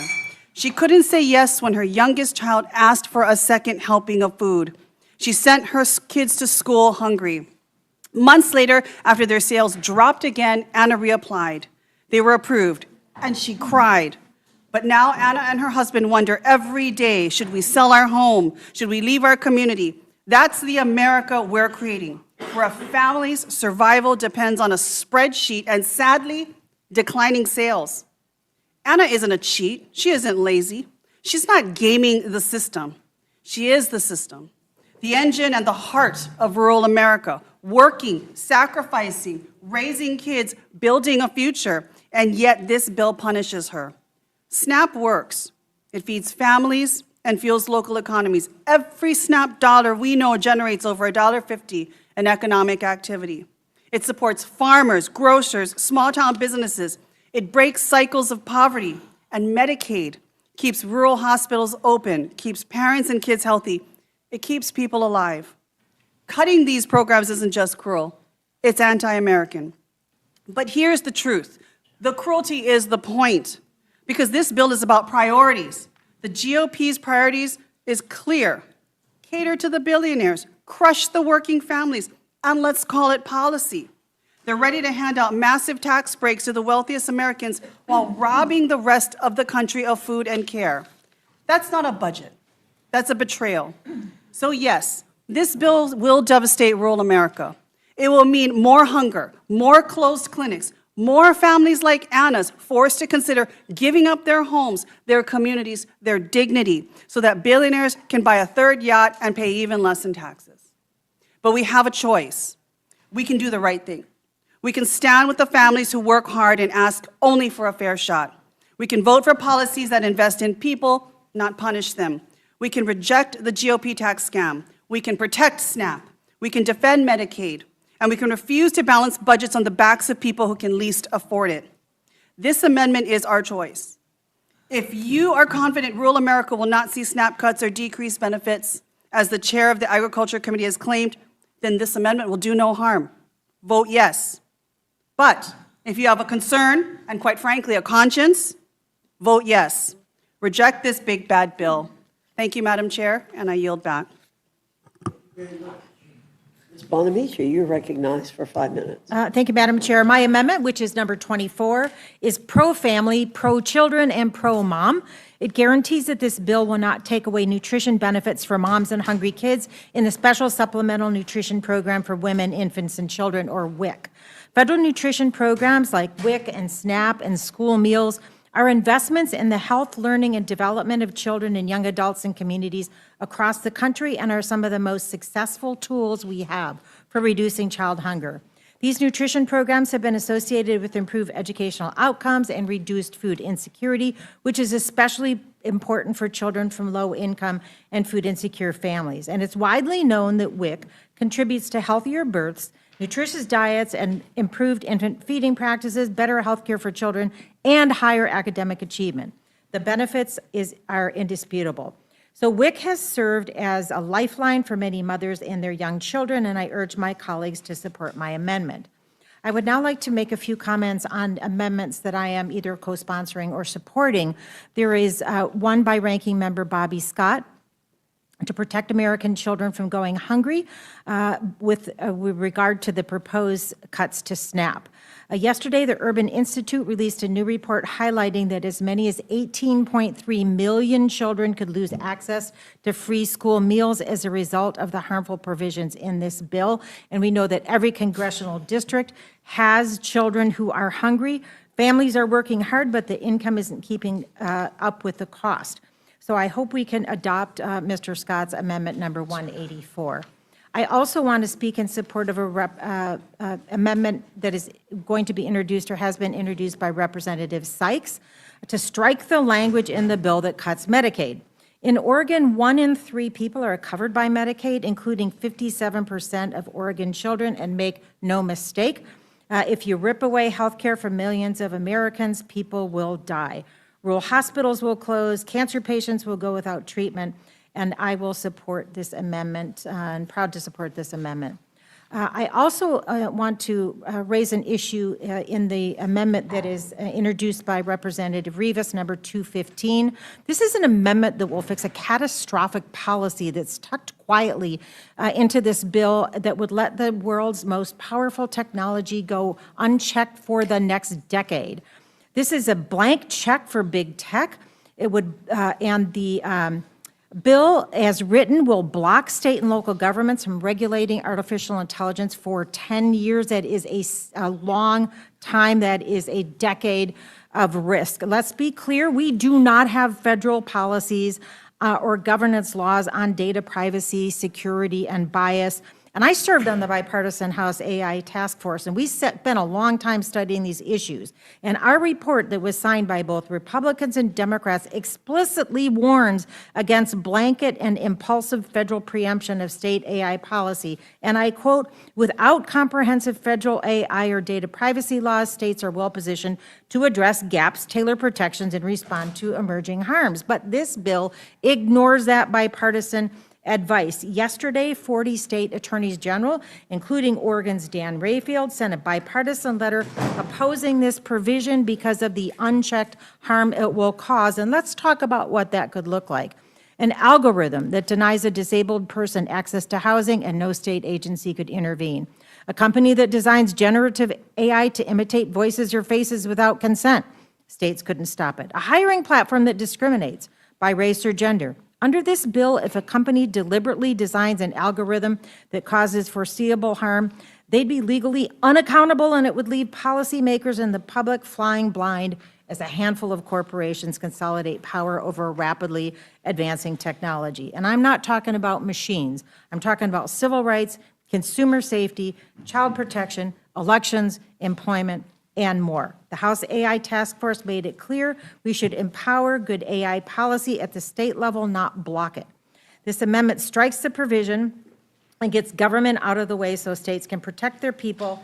Let's test whether Congress stands with the public or with the powerful.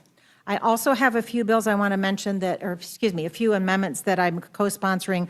One by Mr. Byer to keep energy costs low by taking two of the most successful energy policies in history, the production tax credit and the investment tax credit, protecting those. Also, Mr. Byer's amendment protecting bipartisan clean energy tax credits. I also want to support, be on record as supporting Ranking Member Bobby Scott's amendment number 261 that makes it harder for students, strikes the language that makes it harder for students to access high-quality education. And one more, Madam Chair, with your indulgence, I want to support the amendment by my Oregon colleague, Representative Bynum, that ensures the Consumer Financial Protection Bureau retains current funding for protecting student borrowers. And I yield back. Thank you, Ms. Bonamici. The order now is Goodlander, Stansberry, Delaney, and Tlaib. Okay, Goodlander. Thank you, Madam Chair, and thank you, Ranking Member McGovern, for the opportunity to be here today on behalf of the people of New Hampshire's 2nd District to offer a common sense, one-sentence amendment to this truly big and catastrophically bad bill. We know the bill is big. I brought a copy with me. It doesn't fit on this very big table in front of me. This bill is catastrophically bad because of what it does and what it fails to do, and that's where my amendment comes in. This bill is catastrophically bad because we know what it's going to do to 14 million Americans who will lose health coverage. The biggest cuts to health care in American history. It's going to hurt our kids, people with disabilities, pregnant women, seniors. It's going to jack up health care costs for everyone. Rural hospitals in my state are going to close and people are going to die.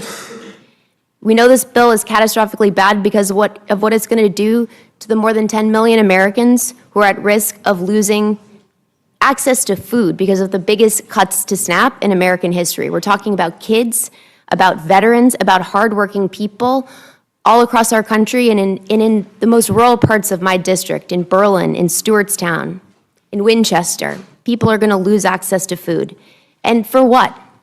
To give another big tax giveaway to big corporations and to billionaires. This bill also is going to bring about the biggest deficit increase in American history, $3.8 trillion, and that's trillion with a T, according to the nonpartisan Congressional Budget Office, and it's going to add trillions of dollars to the national debt. So this bill is bad for all the things it will do, but one of the things this bill will not do, and another reason why it's catastrophically bad, is what it fails to do to really make government work better for hardworking people and to actually cut down on waste, fraud, and abuse. And that's where my straightforward, common sense, one-sentence amendment comes in. Title II of this big bill provides nearly $150 billion to the Department of Defense, and does this, mind you, at a moment when that department is in a state of pure and utter chaos under the leadership of a person who has no business serving as the Secretary of Defense. That's a lot of money, $150 billion. It's 10 times the state of New Hampshire's biennial budget. It's also, I should note, $50 billion above what the House Armed Services Committee was instructed to spend in this bill. And I read every bill I vote on, and it's $50 billion above. So I'm offering a straightforward amendment. It's one sentence that would simply require the Department of Defense, before it is able to spend the additional $50 billion, to do what it is already required to do by law and what it has failed to do under law for decades now, and that is to pass an independent audit. This is about basic government oversight, but the Department of Defense has failed 7 audits.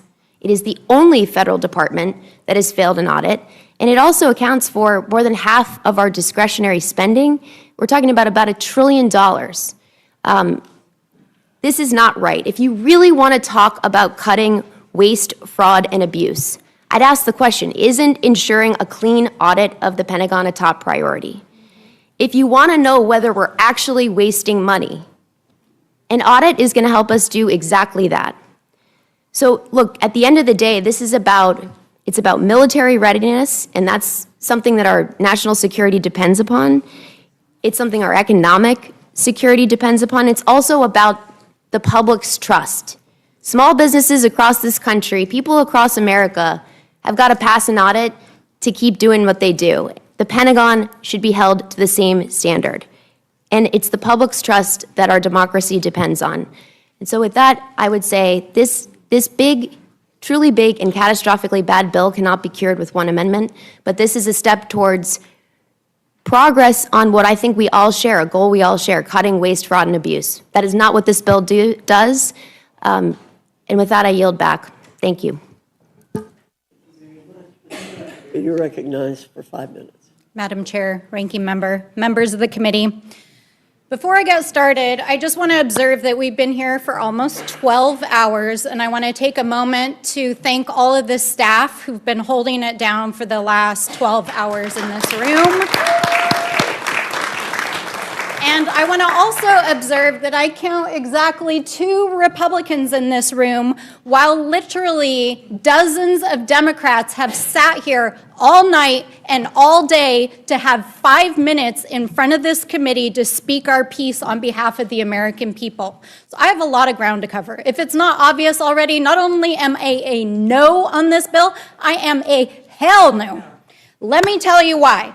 This bill puts a massive permanent tax break in place for the ultra-wealthy and corporations on the backs of working Americans. It will literally make the poor people of this country poor while the rich get richer. It will give billions of dollars in kickbacks to defense contractors, private prisons, and big tech. It gives cuts to life-saving programs, Medicaid and healthcare, which all of you said you wouldn't cut for months, and here we are. Food assistance, school lunches, Pell Grants. It will decimate protections for the environment, NEPA, public lands, judicial review, climate and clean energy. It decimates protections for our federal workers. It makes them at will, and it threatens their retirement. It threatens our consumers. It eviscerates the federal budget. And, Madam Chair, despite what I have heard here for many hours of lying, it will put into place the largest increase in deficit spending this country has ever seen, ever. That is what this bill does, and that is why I oppose it.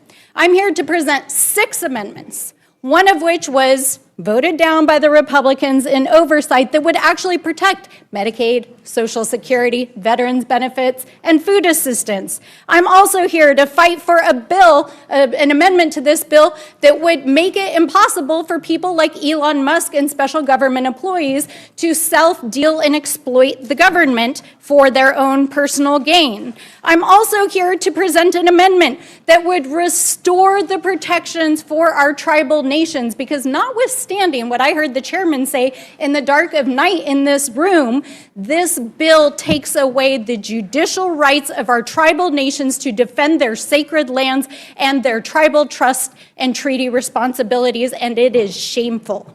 It is absolutely shameful.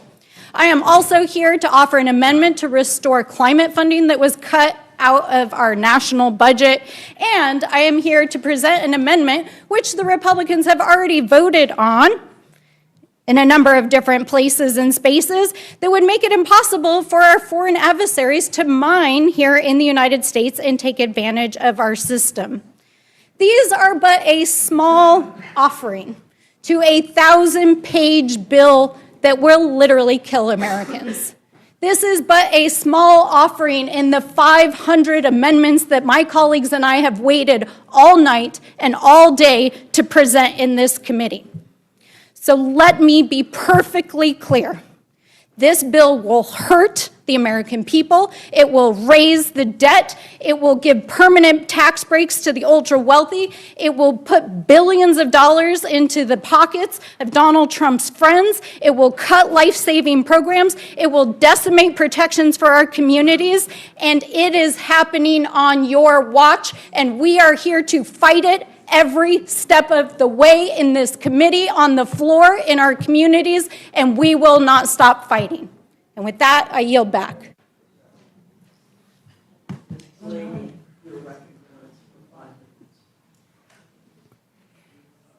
Thank you, Chairwoman, and thank you, Ranking Member McGovern. And thanks to all the staff, I agree as well, who've been here. I got here around 3 in the morning, and I echo what many of my Democratic colleagues have said. But I just have to say, as a preamble, you know, many of the things I've said won't be repeating others, but my heart is heavy. As a freshman member from Maryland, but grew up in this great state of Idaho and have lived here for 30 years. I've never seen anything like this in Washington. And I must say, I ran on common sense, common ground in my campaign, and there's none of that right here on Washington, on Capitol Hill. But that takes common ground, takes shared truths, and starting at least the same platform and the same set of facts, and shared value outputs. And I would think that we should come back together to really look at those things. The way in which we have not been able to really have hearings and an ability to really think and probe into all these issues is so important going forward. So my amendment, H313, is really about ensuring that children and families will continue to receive the food they need, despite the proposals put forward